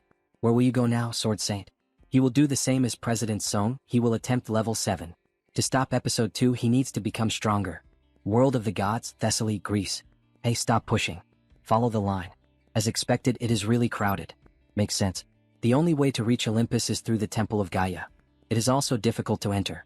When the Olympian gods faced their downfall, the final battle happened here. The reason he came here is because one of those gods, the ancestor of gods and giants, the goddess Gaia, called him. But, to physically enter he must complete a task first. After that, when you meet the god, you become a spiritual being, you gain the privilege of immortality. That cloak, he is a holy knight. Why is a holy knight walking around like this? He could just ride a Pegasus and fly away. Pegasus is just appearance without substance. It's not his style. If you're going to have a mount, you need at least a wyvern to look stylish. When he approaches the door, the guards greet them. Nice to meet you, Holy Knight Kim Warrior. We are the guides of this place. You know me? There's no one who doesn't know the guardian of the stigmata. We'll escort you, please come inside. That person is the guardian of the stigmata. Yeah, she saw him in Germany too. My goodness, my goodness. They never thought they'd see him here. It's magnificent and beautiful. It feels completely different from Thor's Grand Palace in Stockholm. He's really enjoying the perks of being an honorary Holy Knight of the Gaia Order. We've been waiting for you, Holy Knight. The parchment he's touching contains his task. A task, the mandatory random quest needed to meet a god. Please let it be an easy quest. Please. He who ascends the heavenly path, go to the Georgia Valley. Above the gold mines from the Golden Dragon, bring back the Golden Fleece. But of course this would be the most difficult mission of all. Oh God, how could you give me the hardest quest of all? The Golden Dragon, of all dragons, he has to deal with that bad-tempered one. Isn't this too much? With the small sound of a step, the dragon was awakened. Kim holds his necklace and starts talking to the dragon. Let's have a talk, you giant lizard. Wait, he just spoke, the dragon says in surprise. Wearing the dragon necklace allows the use of dragon tongue. Good thing he got that loot from the shapeshifter. Strange creature, what do you wish to say? He has beaten the Golden Dragon in the game before. If he wanted to kill him, he could, but if the Golden Fleece gets damaged, he needs to stay calm. He came to give a warning. What, a small creature, a human, thinks he can say something to a dragon? Relax, we can at least have a short conversation, right? He equips his traits for PvP. Right, this human actually has some power. Say that again if he has the courage. You, staying stuck in here is never going to make you a dragon lord. What? Well, think about it. He has been here for 2,000 years and made zero progress. At this point there is no hope. Insignificant creature, what do you know to speak like that? That is why he will tell him how to become an ancestral dragon. In exchange, give me the Golden Fleece. As if his insolent words weren't enough, he still dares to aim at his treasure. He thinks the dragon won't give him an answer. Well, if you don't want it, then forget it. You will remember this as your last words. Die. Good lord, for a dragon he really, mental damage works way too well on him. His fleece. Give that back right now. A pathetic creature dares to touch his treasure. Then how about this?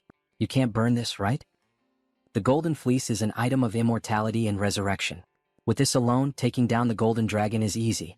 If he is planning to finish this, he is not going to refuse. Then we have a flashback of when he spoke with the God of Thunder. Use this well. Together with that brat, Senir. The God of Thunder helped you. He told me to annihilate you. Spare me. Please stop. This will not do. The byproducts of a dragon are quite profitable.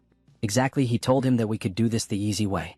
He has level 7 trait elixirs and evolution materials. How could he let this slip by? In the end, Kim never had the intention of helping the poor dragon. He only really wanted his body to obtain precious materials. Alright then, let's collect every little piece. Sometime later we see a beautiful place. A welcome guest has arrived. It is an honor to meet you. He is the warrior Kim. Yes, child. She has observed him for a long time. If you have something to ask, ask. Thank you. The Thunder of the North said that he was summoned by something that is not a god. Do you know who summoned me here? If this happened on the surface or underground, she would know. She also does not know, child. So, from the heavens? There are other possibilities besides that. Hidden dark dimensions or other worlds beyond the Great Rift as well. Then could it be, was it the saint of the cult of the Old Father? It also doesn't seem to be her. If someone summons a soul from another world, the summoner's soul would be severely damaged. There is a high chance that the one who summoned him has already perished. The saint's soul did not seem damaged. If it wasn't her, then who was it? It seems that she didn't help much. Instead, tell me one last wish. Then you would grant me a level 7 blueprint suitable for me? The goddess's reaction was strange, as if she did not believe what he asked for. Fine, she must give him everything he wants. With a bit of magic, Kim receives the level 7 blueprint. It seems that there is more than that. They are the level 7 and level 8 blueprints. She also prepared the corresponding skills and the materials. You are giving me even level 8. With this, defeating the saint is not that far away. Up to level 6, a mutant mana core is necessary. Level 7 requires a humanoid otherworld mana core. And for level 8, you need a non-humanoid otherworld mana core. Then what about level 9? Is he going to need the mana core of a god? He is already overwhelmed. How am I supposed to gather all of this, and what about the extra materials? Child, there is no need to worry too much about a future that has not yet arrived. Your fate is already running toward a turning point. That is true. Now he needs power to face the final boss of episode 3, the level 8 saint. Thank you, O Goddess Gaia, the most generous and merciful. Be careful. The second wave is approaching. The second wave? Yes, withstand the wave and reverse your fate. If you cannot, he will be devoured. It is obvious what the second wave refers to. Episode 2, the zombie crisis is right in front of us. He already crushed the core of the zombie event, the Black Panther cult. But will they give up? No way they will. At this point, the final boss of episode 2, they are probably creating the corpse dragon. Defeating that thing alone is impossible, but Master, you are here. There is a way to solve this, using Callie's personal mission. Did you meet the god he said you would meet? Yes, and the golden dragon he went away with. We finished dismantling it, Master. We also stored everything safely. Oh good, they turned into butchers. But hey Woojin, yes, Master. What did you do to Skid Bladner while he was gone? It looks a little different. He modified it a bit. He is a kind of specialist in these things, that is alright, but why is the dragon's head on display? When you look at it closely, it is not normal. Our youngest really has talent in this area. Like, seriously? He told you not to call me the youngest. This turned out much better. It is like a mobile hotel, he thinks. Thank you, everyone, good work. My boys ended up doing really well. Anyway, all of them became much stronger. Soren reached level 6. As expected, he realized it again. Master, what about me? Jeanette will reach level 6 with just a little more. And Callie, she started with 4 traits and now she also has psychic powers. Now she will reach level 5 just by drinking nectar. Luckily, Callie is ready to begin her personal mission. So, where are we going now? Go to the west. We are going to the Grand Canyon. The Grand Canyon, don't tell me the Great Rift. Callie, today we are going to use the nectar to reach level 5. Then in the Great Rift, we can engrave the Kalarata tree onto you. But, since you have to find your grandmother, this can be emotionally difficult. Can you do this? Yes, from the moment she became his student, she had already prepared herself emotionally. She can do this, please trust her. Callie's personal quest. Kill her grandmother, who became an otherworld species, and obtain the Kalarata tree. That is the only way for someone with the goddess's blood to escape their suffering. While we are there, getting the level 7 elixir materials would also be efficient. So, Callie, let's begin the training. It is hell training until we go to America. Yes, sir. Master. Grand Canyon, the Great Rift. We finally arrived. 6 cents. At the Great Rift branch of the Black Panther cult. The cult sure looks scary from here. All of you follow Callie. You remember where we will meet again, right? Yes, the Conch Tower. And you, Master? He is going to lure the corpse dragon outside, here on the outside. What, isn't that dangerous? Jeanette, at this point, just accept it. It's not like the Master has ever cared about his own body. He has the Kyama body after all. Kyama body. Seeing you all talk so much, he is less worried. Suddenly, something happens to Callie. Her head starts to hurt a lot. Callie, what is wrong? Then finally this reaction began. It must be responding and calling because Callie has arrived. A sound, she hears something. Not the corpse dragon, but the other master of this place. The Star Descendant. Black Panther Fortress, Great Rift Branch. Ugh, time really isn't passing. How much longer do we still have to keep doing this crap? Damn persistence, how many years have already passed now? Around 20 years, he thinks. But finally we are seeing the end. If we can just pour enough mana into the corpse dragon to make it our servant, that day will be the day our cult rises. Chim, what was that? Didn't you hear something just now? And suddenly, his partner was already on the ground. But what the hell happened? And then we see Kim infiltrated, taking down the 2 guards. Using the traits. Suppress. Combat technique. Giant strength. Stealth. You miserable bastards, how do you expect to survive with such lousy surveillance like this? That's negligence of duty, you know that, right? Not that he's complaining all. Looking at the cameras, Kim realizes the difficulty of this mission. He can't face that many people alone, they are level 5 superhumans trained in the Great Rift. After stealing the identification card from one of the guards, the plan is finally revealed. So the method he came up with, Lord Edmund, identity confirmed. The idea behind all of this is to trap all of them inside. Emergency detected, emergency detected. Lockdown fangs activating. Meanwhile, the mana induction inside the corpse dragon continues. But what the hell is that noise? Look up there. What are the guards doing? Priest, look there. We have an intruder. What? How did he get inside here? Kill him immediately. Alright then, let's see what his new weapon is capable of.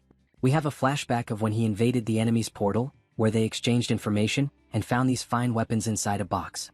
Take this, the weapon of invincibility. Damn it, why do the bullets keep coming non-stop? Block with your shields, don't let him escape. What? But who is going to guard the corpse dragon's seal? Then suddenly the priest is eaten by the dragon. Gyua run.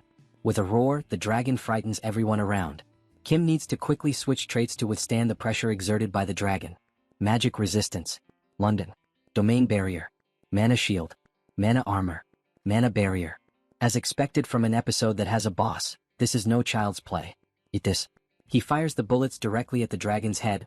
The bullets with great difficulty pierce the dragon's thick hide, causing damage and making it even more agitated, leading to a massive explosion. Damn it. It isn't even in a complete form yet and it's already this strong. Traits. Aerial assault. Swift. Acceleration.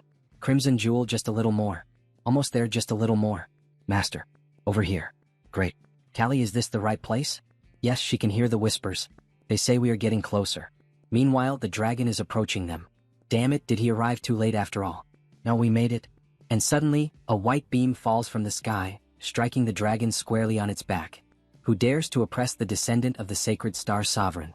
Great Rift Boss Level 7 Child of the Stars. You pile of rotting flesh, it seems it has already lost all sense of fear. Then the two of them begin to fight like a battle of giants. Well, the two of them are fighting. If this keeps up, we might end up getting a free victory. If we leave them alone, they will end up settling things between themselves. That would be great, but the Child of the Stars is not that stupid. His true plan begins after this part. He throws Thor's hammer toward the blue monster. This miserable insect dares.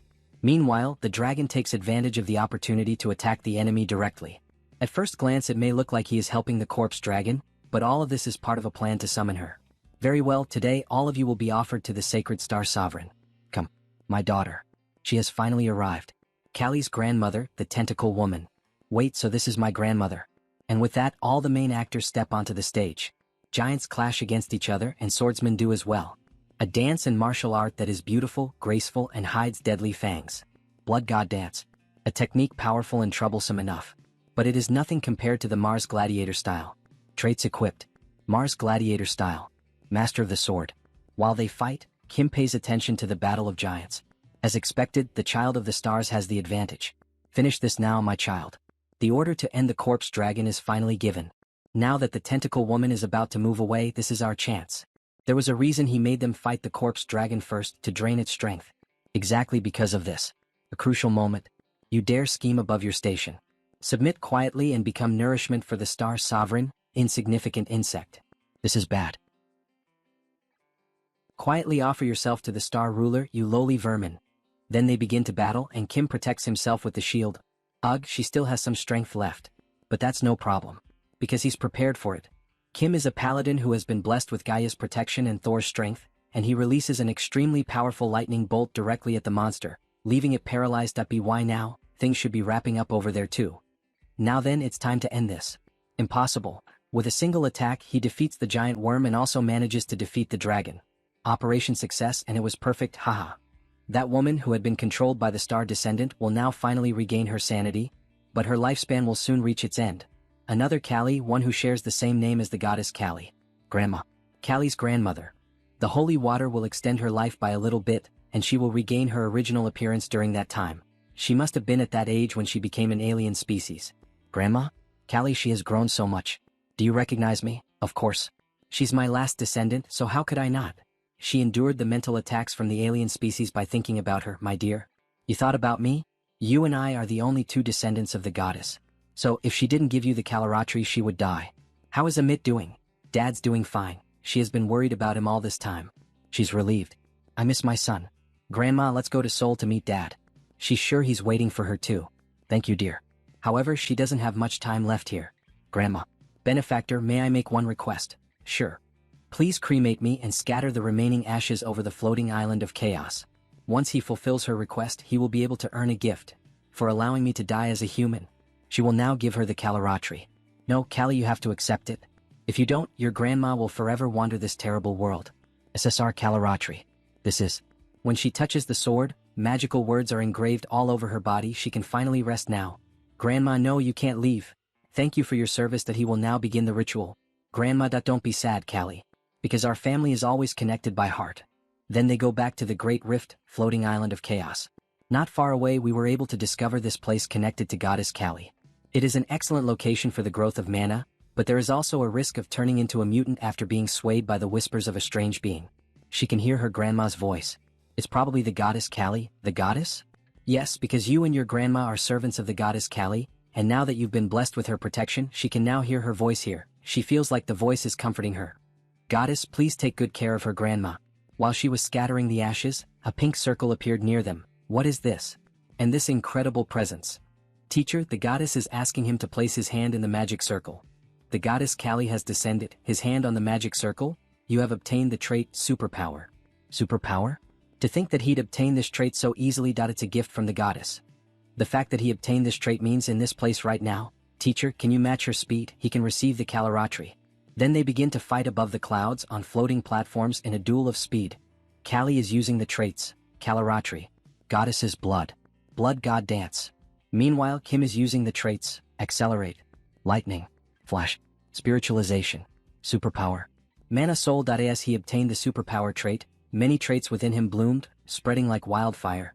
And because this place is specialized for mana growth, he can catch up to Callie. Good, she won't go easy on him. Master of Swords. Dance. Superpower. When the Master of Swords trait and the dance trait meet, they become the Sword Dance trait. Let's do this. They continue fighting in a very aggressive manner. She's fast. Is this the power of the goddess? Callie. She take into her heart all 108 of Callie's sword strikes. When his phantom eyes and his intuition read all of her trajectories, it instantly forms. Yes, my own sword dance. It is different from the Bloody Shadow or Kalaratri, for he has newly reinterpreted and adapted it to his own style, the Blashing Kalaratri. He has finally completed it. The top 3 sword techniques of Arcane Seoul. And all he has to do is come up with a build that synergizes with them. Doesn't matter if it's the Heavenly Demon, the Saintess, or even the Father above.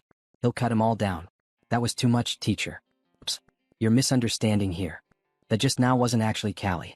He almost died too. You all say that too, right? She was hopping everywhere as if she had become someone else. She doesn't want to hear any excuses. What we really want is to spar with you too. All of them are in battle mode using all 6 traits at maximum. Jeanette. Natural Born Energy. Mana Soul. Diamond Body. Shield Expert. Taunt. Sword of Nephilim. Callie. Kalaratri. Goddess's Blood. Blood God Dance. Shadow Step. Time Manipulation. Clone. Surin. Mars Sword Technique. Practical Combat. Air Raid. Giant Strength. Diamond Body. Immortal. How that you've become stronger. Fine. Warrior Kim. Mars Sword Technique. Sword of Nephilim. Kalaratri. Master of Swords. Mana Soul. Diamond Body. Come at me all at once. Then they begin to battle. Lightning descends from the sky, but in the end, only Warrior Kim remains standing. Even Wu Jin doesn't know why he got beaten so badly. We almost died there. Are you okay, teacher? Of course he's fine. Teacher, he's bleeding from his mouth. What in the world did you do back there? Don't tell me you used all 3 sword techniques at once. As expected, that takes a lot of mana. Yeah, he did. Teacher, he's so ruthless. She was wondering why it hurt so much. Then you should have gone a bit easier on us. Drink some advanced potions and get back to training, everyone. The monsters in the Great Rift shouldn't be too hard at your level. He has to leave because he has some business to deal with. Make sure you come back as strong as possible. Because something huge is going to happen in Seoul soon. Something huge, you say? Yes, just like the terror attack last time. It will be serious enough to paralyze Seoul. Then after some time we see Kim in the laboratory. Congratulations, Master. You have reached level 7. In Arcane Seoul, he is considered socially privileged if you reach level 5. Then how about level 7, which is considered the limit of superhumans, the ultimate realm? He's considered a walking disaster. To compare it to a modern weapon, he's at the level of an aircraft carrier. With this, he now has the strength to deal with episode 2. However, it's still not enough, considering that there's still more to come. He needs a stronger alliance. The Tower Master is also a good choice. Yes, Tower Master. Have you been well? Oh, Superhuman Kim. He called him today because he wanted to brag. To brag? Could it be? It's completed. He called him today because he wanted to brag. Wouldn't a warrior's approach be different from that of a mage? Who knows, maybe his ultimate flame might be better. Interesting. Then would he likes to make a bet? The deadline is 2 years from now. Yours or the Magic Towers? Let's see whose ultimate flame is better. Like he promised, the ultimate flame of the Sun Magic Tower. Then Kim runs toward the tower. After all, it was the perfect opportunity. He didn't think we'd achieve the Magic Tower's long-cherished goal this quickly. Congratulations on completing the ultimate flame. A bet is a bet. If he loses here, sound fun. What will we be betting? If he wins, the tower will grant you one thing he wants. But if he wins, Warrior Kill will join our Magic Tower's security team. He will be a wage slave for the rest of his life. If he sees it with his own eyes, he will have to admit his defeat. Tower Master, he has to remember that we made a bet to see whose ultimate flame was better. What, then have you also? Yes. Sorry, but... Now, let's compare whose ultimate flame is better, shall we? He has come fully prepared too. A mere warrior completed the ultimate flame. He probably brought some dumb magic from somewhere. He doesn't know why the Tower Master is even bothering with him. That man is the one who opened up an entire new perspective on our tower's flame magic techniques. He's not just bluffing. He is different. Is that your ultimate flame? Strictly speaking, it is not. He went in a different direction. It seems so. Such a small ember wouldn't be the ultimate flame. That's right, because this is the supreme flame he created in his own way. Before he came here, Kim combined the 6 hard-earned materials he had gathered. The black flame, which he obtained as he became level 2. The solar flare, which he obtained as a reward for helping Magic Kim. The Inferno which he obtained as a reward for teaching how to get rid of stigmas. The Flame of the Dragon King, which he obtained in the battle against the Gold Dragon. The Heavenly Flame which the goddess Guy bestowed upon him. And the Chaos Flame which he obtained in the battle against the Corpse Dragon. And so, he has created a flame that can devour even the black gold baptism flame of the Saintess. From what he remembers, your ultimate flame is something that has surpassed even the solar flare, pursuing destructive power and casting speed suited to practical combat, correct? Yes, that's right. However, his supreme flame is different. He gave up on its destructive power and reduced its mana usage to the minimum. So, the power of the supreme flame increases when he invests more mana into it, and if that happens, this little flame can match your ultimate flame. Well, we'll see about that. Take a good look. This is the Sun Magic Tower's ultimate flame. This might be too difficult to endure for a superhuman, so he suggests he give up. Wait, what's that? That's impossible. How can such a thin line of flame do that? Stop, you can stop now. Before he destroyed the machine, he stopped. Then we have the points of each of the flames. The tower made a total of 441 points. Kim made 800 points. Wow. This is his supreme flame. That's impossible, a score of 800. Truly unbelievable, he has created such an amazing flame. How did you even create something like that? He just copied it, huh? He can tell you the method if he'd like. With that, the ultimate flame of the Sun Magic Tower can become more complete. Really, thank you so much, Superhuman Kim. But before that, since he won the bet, the Tower Master will give to grant his request. Fine, go ahead, what is it? His request is, he needs people to fight against the Old Father's order with him. To form a blood alliance with the Sun Magic Tower. While he was returning from the tower, in the middle of a storm, he thinks about the current situation. Good. With this, he now has two forces that will fight against the Old Father with him. Everything is going according to his plan. But at the same time it's going a bit too well. You have received a file from Song Hee-young of the Kumo Group. Would you like to open it? From Chairperson Song. Did she finally find out who's behind the Black Jaguar Order? Top Secret File, Black Jaguar Order. What the hell is this?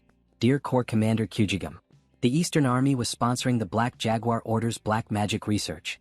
Why is the name of the Eastern Corps Commander written here? It's probably not the Corps Commander.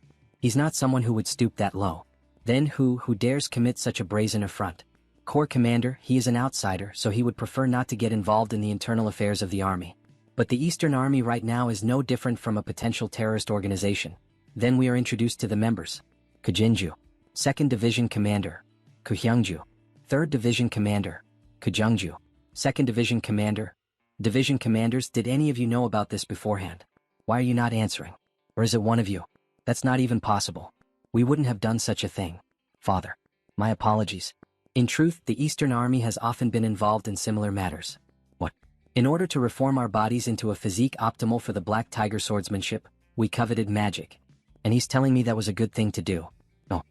He regards it as a shameful act now that he's reflecting upon it. I recognize that it was all meaningless vanity. At least there's one person with the right mindset in this family. Father, this is all his fault as the eldest son. Please punish me accordingly. And Corps Commander, as the 1st Division Commander, he'd like to make a request. Please eradicate the roots of illegality and black magic that have spread throughout our legion. Brother. Yes. He must, Superhuman Kim. No, he should call him the Sword Master now. Yes, Corps Commander. He'd like to conduct the highest level inspection across the entire Eastern Army. He will be in charge of the comprehensive investigation. What, me? Why do I have to be involved in someone else's family affair? Father, you can't do that. The honor of our legion will be. If you knew of honor, they should have done better before this happened. Sword Master, as you can see, he has a lot of children, but he has no one to entrust this role to. I hereby confer upon you the honorary position of Inspector General and the honorary rank of Major General. How is it? Will you accept our request? Wait, this is an opportunity to make another blood alliance. If you trust me with this position, he will try his best, dear customer. A few days later, Chorwin Inspector General's office. How was the investigation of the underground magic tower in Nowon? Your speculation was correct. They had illegally obtained monsters of beast. He was wondering why the Eastern Army's research funding was leaking out, and Gangnam Club. They were managing a secret arena of illegal contaminants. As expected, all the puzzle pieces are coming together. They operated an arena of illegally obtained monsters. Making humans and monsters fight each other for entertainment, such a dangerous idea. How did you even know about this? Warrior-type superhumans using black magic for growth. He can already tell what's going on here. And remembering what happened in the game's storyline, he knows exactly where to go. For several days now, he has been going through all the Eastern Army's confidential documents and budget plans throughout the night, and thanks to his overpowered traits, he was able to narrow it down to a few clues. He has already found all the illegal evidence tied to the budget. What's left is to find out who ordered all of this. The researcher. In other words, the one who approved it all. These people are. And suddenly, a bomb in the shape of a Rubik's Cube is thrown through the window, causing a massive explosion in the building. That it's already the second time they've destroyed his building. Confirm his death first. We have to return before father intervenes. Yes, sis. Where is he? What's wrong? Did you really think he'd die to a single mana bomb? You insolent little brat. He was expecting you actually. He bet you got scared when the Black Jaguar Order's secret base got destroyed. 3rd Division Commander. Attack together and end this quickly. Yes. He should have just stayed quiet. Let me show you that there's a sky above the sky. Sky above the sky, you say? You took that right out of his mouth. As expected, a fierce attack from 2 tigers feels different. The 2 masters of the White Tiger Sword are aiming for vital points. Especially Kijinju. He's extremely vicious and brutal. Like a demon. Although Kim manages to defend himself against the bloodthirsty attacks. Chase him down. Yes, sis. Vicious tiger charge. 2 white tigers, Did you really think that was enough? It's just a bluff, he's only level 7. But suddenly, Kim's aura changes completely, leaving even the old woman speechless. What the fuck? Only level 7, they are right. However, he's not just any level 7 superhuman. He is Warrior Kim. Destroying all the evidence will cost you a lot. A thunderous boom erupts in succession. Sword energy is the purest crystallization of force, the soul of a transcendent superhuman who has broken all their limits. A violent shock is transmitted through the blade. Normally, this recoil should cause the sword's momentum to hesitate. But the Mars sword technique, it uses even the explosion and the recoil. How dare you? Moving more instinctively as if foreseeing the future. With a godlike attack, his strike will cleave the battlefield apart. Oh sweet slaughtering carnage. Then the old woman's wound is touched and she becomes irritated. That brat, she will kill him. Has she thrown away the dignity she once valued so highly? An insolent child, Kim is nothing but a worm. She will show him the power she obtained through the black magic wounds from fighting a monster. With this, the culprit is certain. No further evidence is needed. This is her black tiger swordsmanship. And the 2 test their strength. However, the old woman cannot endure the pressure. Impossible? How can someone like Warrior Kim display such perfect black tiger swordsmanship? What he means is, isn't it obvious? Because he is the true master of the Black Tiger Sword. Equipped with the 6 traits of the Black Tiger Sword, he finishes off the old woman without difficulty. He has done a great job. Thanks to him, we were able to restore discipline in the Eastern Army. What happened to those who participated in illegal activities? He punished them himself, but what would he likes to do? They are your people, so he is being careful when he says this, but he believes they should be strictly punished by military law. For ambushing him at night and for trying to destroy the evidence. He wishes he had a son like him. He couldn't even manage his own children. Life is truly fleeting. Feels like he has lived in vain. That is not true, Corps Commander. Without you, sir, South Korea would have disappeared in the Second World War. In the game, the country was defended solely through resistance, not through the victory of the Allied nations. And not to mention that the Eastern Corps Commander also made huge contributions in the Korean War. Please do not forget that we live under his legacy. Oh, he is just sucking up to me, so he gives him his rewards, aren't he? Oh, did it look like that? Fine. Close your eyes and stay still. He wonders what he is going to give to him. What the Corps Commander is about to give him is all of me, the Eastern Army. Upon touching the protagonist's chest, shadows begin to fly around him and enter directly into his body. Wait, could this be the strongest trait of Arcane Seoul, which contains the Corps Commander's entire life hero? Such strong and fierce mana, it feels like it was injected into his body. It seems like the transfer went well. Corps Commander, why would he go to this farm for him? He wanted to give it to someone eventually. However, he will not be able to use it right away. He will only be able to awaken the power once he reaches level 8. Thank you, sincerely. He doesn't even know how he can repay him for this. His only condition is that you become a constellation. From what he heard, they call it the strongest on Earth nowadays. Reach level 9. That will be enough to justify his sacrifice. The Corps Commander was supposed to die within a few years. But because he transferred his mana to him, that timing will be brought forward. Will he be able to reach level 9 within a year? Then the car system alerts him to an incoming call. Yes, Chairperson Song. He was able to deal with the Eastern Army problem thanks to you. Did you see the news, Swordmaster? The news? Breaking news. A zombie outbreak has occurred in many places in Brazil. Hundreds have been reported wounded so far. Meanwhile, the Brazilian government is responding. A zombie outbreak. Kim thought he had taken care of that by taking out the Black Jaguar Order. Could it be that they still carried out the plan in Brazil after it failed in Seoul? The corpse dragon is dead, so why? The location discovered while tracking them using evidence obtained matches the location of the current zombie outbreak. And where is that? Sao Paulo. The largest city in Brazil. Does anything come to mind? Yes, he will fly there right now and find out. Sao Paulo, that is where Black Jaguar's lost divinity lies, and where the sage god Poca resides. They intend to steal the divine seed of the god Poca by resurrecting the spectral army. Then he finally arrives at his destination. Brazil, Great Sao Paulo Temple. The reason why the Black Jaguar Order caused a zombie outbreak in Seoul was to create a large number of corpses. If the Mamaquilla Order does not respond quickly, the divinity of the god Poca will be taken away, and the Black Jaguar will be revived. He cannot let things flow as the Saintess intended. It is an honor to meet you, Grand Patriarch. Greetings. It is an honor to meet you too, Sword Master. He did hear that you visited the Great Rift last time. The brothers of the Great Rift branch said they witnessed it. Yes. He should have greeted the Mamaquilla Order, which fights at the forefront of the Great Rift. Kim was late because he was too busy. My apologies. It is fine. We are simply doing what is right as servants of the moon. If the Great Rift overflows, the Mamaquilla Order dispatches a sage god to hold back the otherworldly species. Just like how the Guardians League guards the Great Labyrinth of Ahen. But what brings someone as busy as you here? He has something urgent to tell him. It's about the Black Jaguar Order. Black Jaguar Order, of course he would be surprised. They've been threatening the god Poca for a long time now. He recently obtained some information.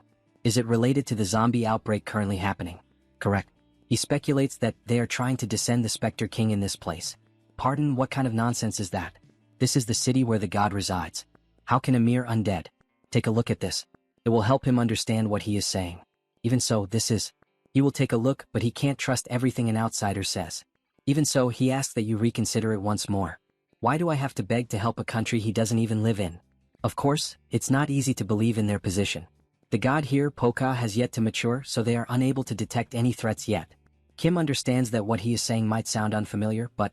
Sorry, but the priest doesn't think he can take part in something that disturbs his god. He hopes your way home will be safe. This is doomed. It will be difficult to find the location of the Spectre King without the help of the Mamaquilla Order. Does he have to wait until another zombie outbreak happens? He can't think of a proper plan. You are here, Warrior Kim. This is our third time meeting, isn't it? Savior. The old father orders Saintess. She's the mastermind behind all this, yet she appears so shamelessly. Very busy, aren't you? Coming all the way to Brazil. It seems so. She never thought she'd have to visit Brazil. It's all thanks to a certain someone standing in front of me. The Saintess is level 8. He can't beat her. At lower levels, he could win against superhumans one level above him, but level 8 is a realm beyond humanity. It's impossible. Do you have any questions? She bets you have many. He doesn't. Now move aside. Ask you for what? He's going to find out on his own anyway. Then let me ask you one. She slams the car door shut. Savior, he is from another world, isn't he? That's unexpected. He thought the Savior came from the same world as me, so she performed the ritual. You performed a ritual. He didn't know. She summoned him, Savior. She thought the ritual failed, but maybe it was a huge success. What kind of nonsense are you telling? The god said that if someone succeeded in summoning him, the summoner wouldn't still be alive. Flashbacks. Summoning a soul from another world would badly damage the priest's soul. There's a high chance the one who summoned him already vanished. Then the first question. What did she sacrifice? Was something else offered in exchange to summon him? If that's possible, then don't tell me. Did you offer your own future as the price? As expected of the Savior? Yes. She sacrificed everything in her future. Even her soul. She's completely insane. If you do that, she won't even be able to reincarnate. When the world is dying, what use is reincarnation? Rather than being worn down through endless reincarnation and becoming cosmic fertilizer, isn't it better to be used in a meaningful place, and at the time she chooses? So, Savior, she asks him, stop wandering and offer your body and soul to the old father. Why go this far? The old father can no longer be perfectly resurrected. She knows. But all plans change depending on circumstances. A small sword suits a small god, don't you think? Don't tell me she means a sage god. Ding dong, correct. This saintless is a kind of cute, right? The old father will descend as a sage god, reincarnating generation after generation to protect this world. Then all the foretold disasters will be erased.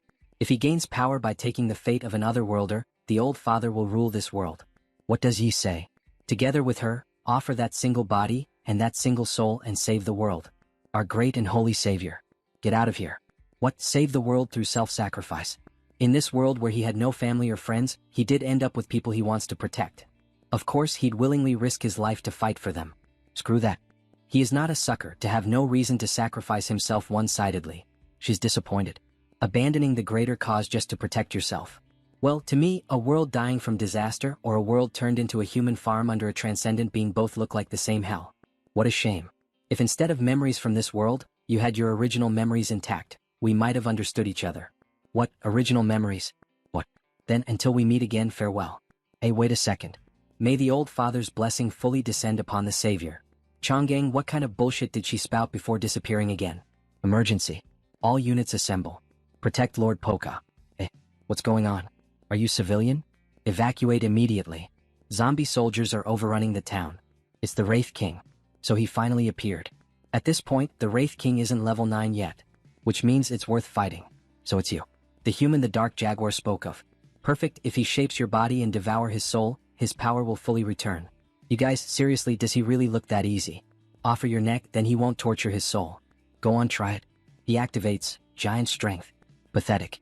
The Wraith King is a being that is a warrior, a mage, and a priest. Even without full power, he's above level 7.5. Even a Mars build made as a trinity can't match the Wraith King's physical power. Should he try that old tiger method?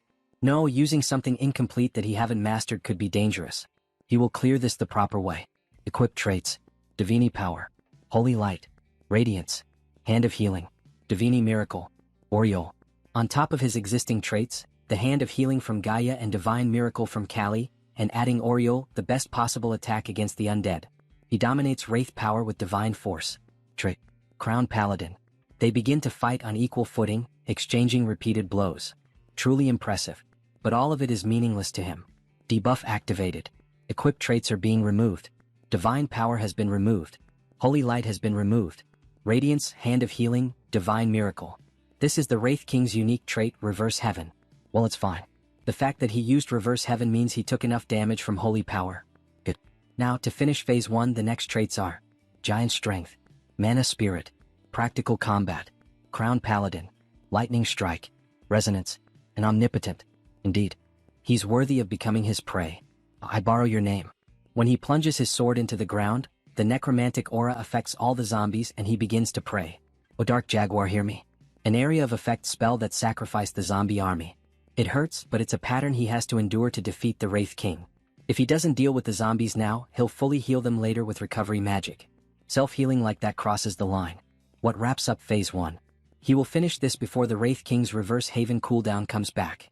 Equipping even the traits gained from battles traded for Life Rage and Frenzy, a triple-stacked Berserker build.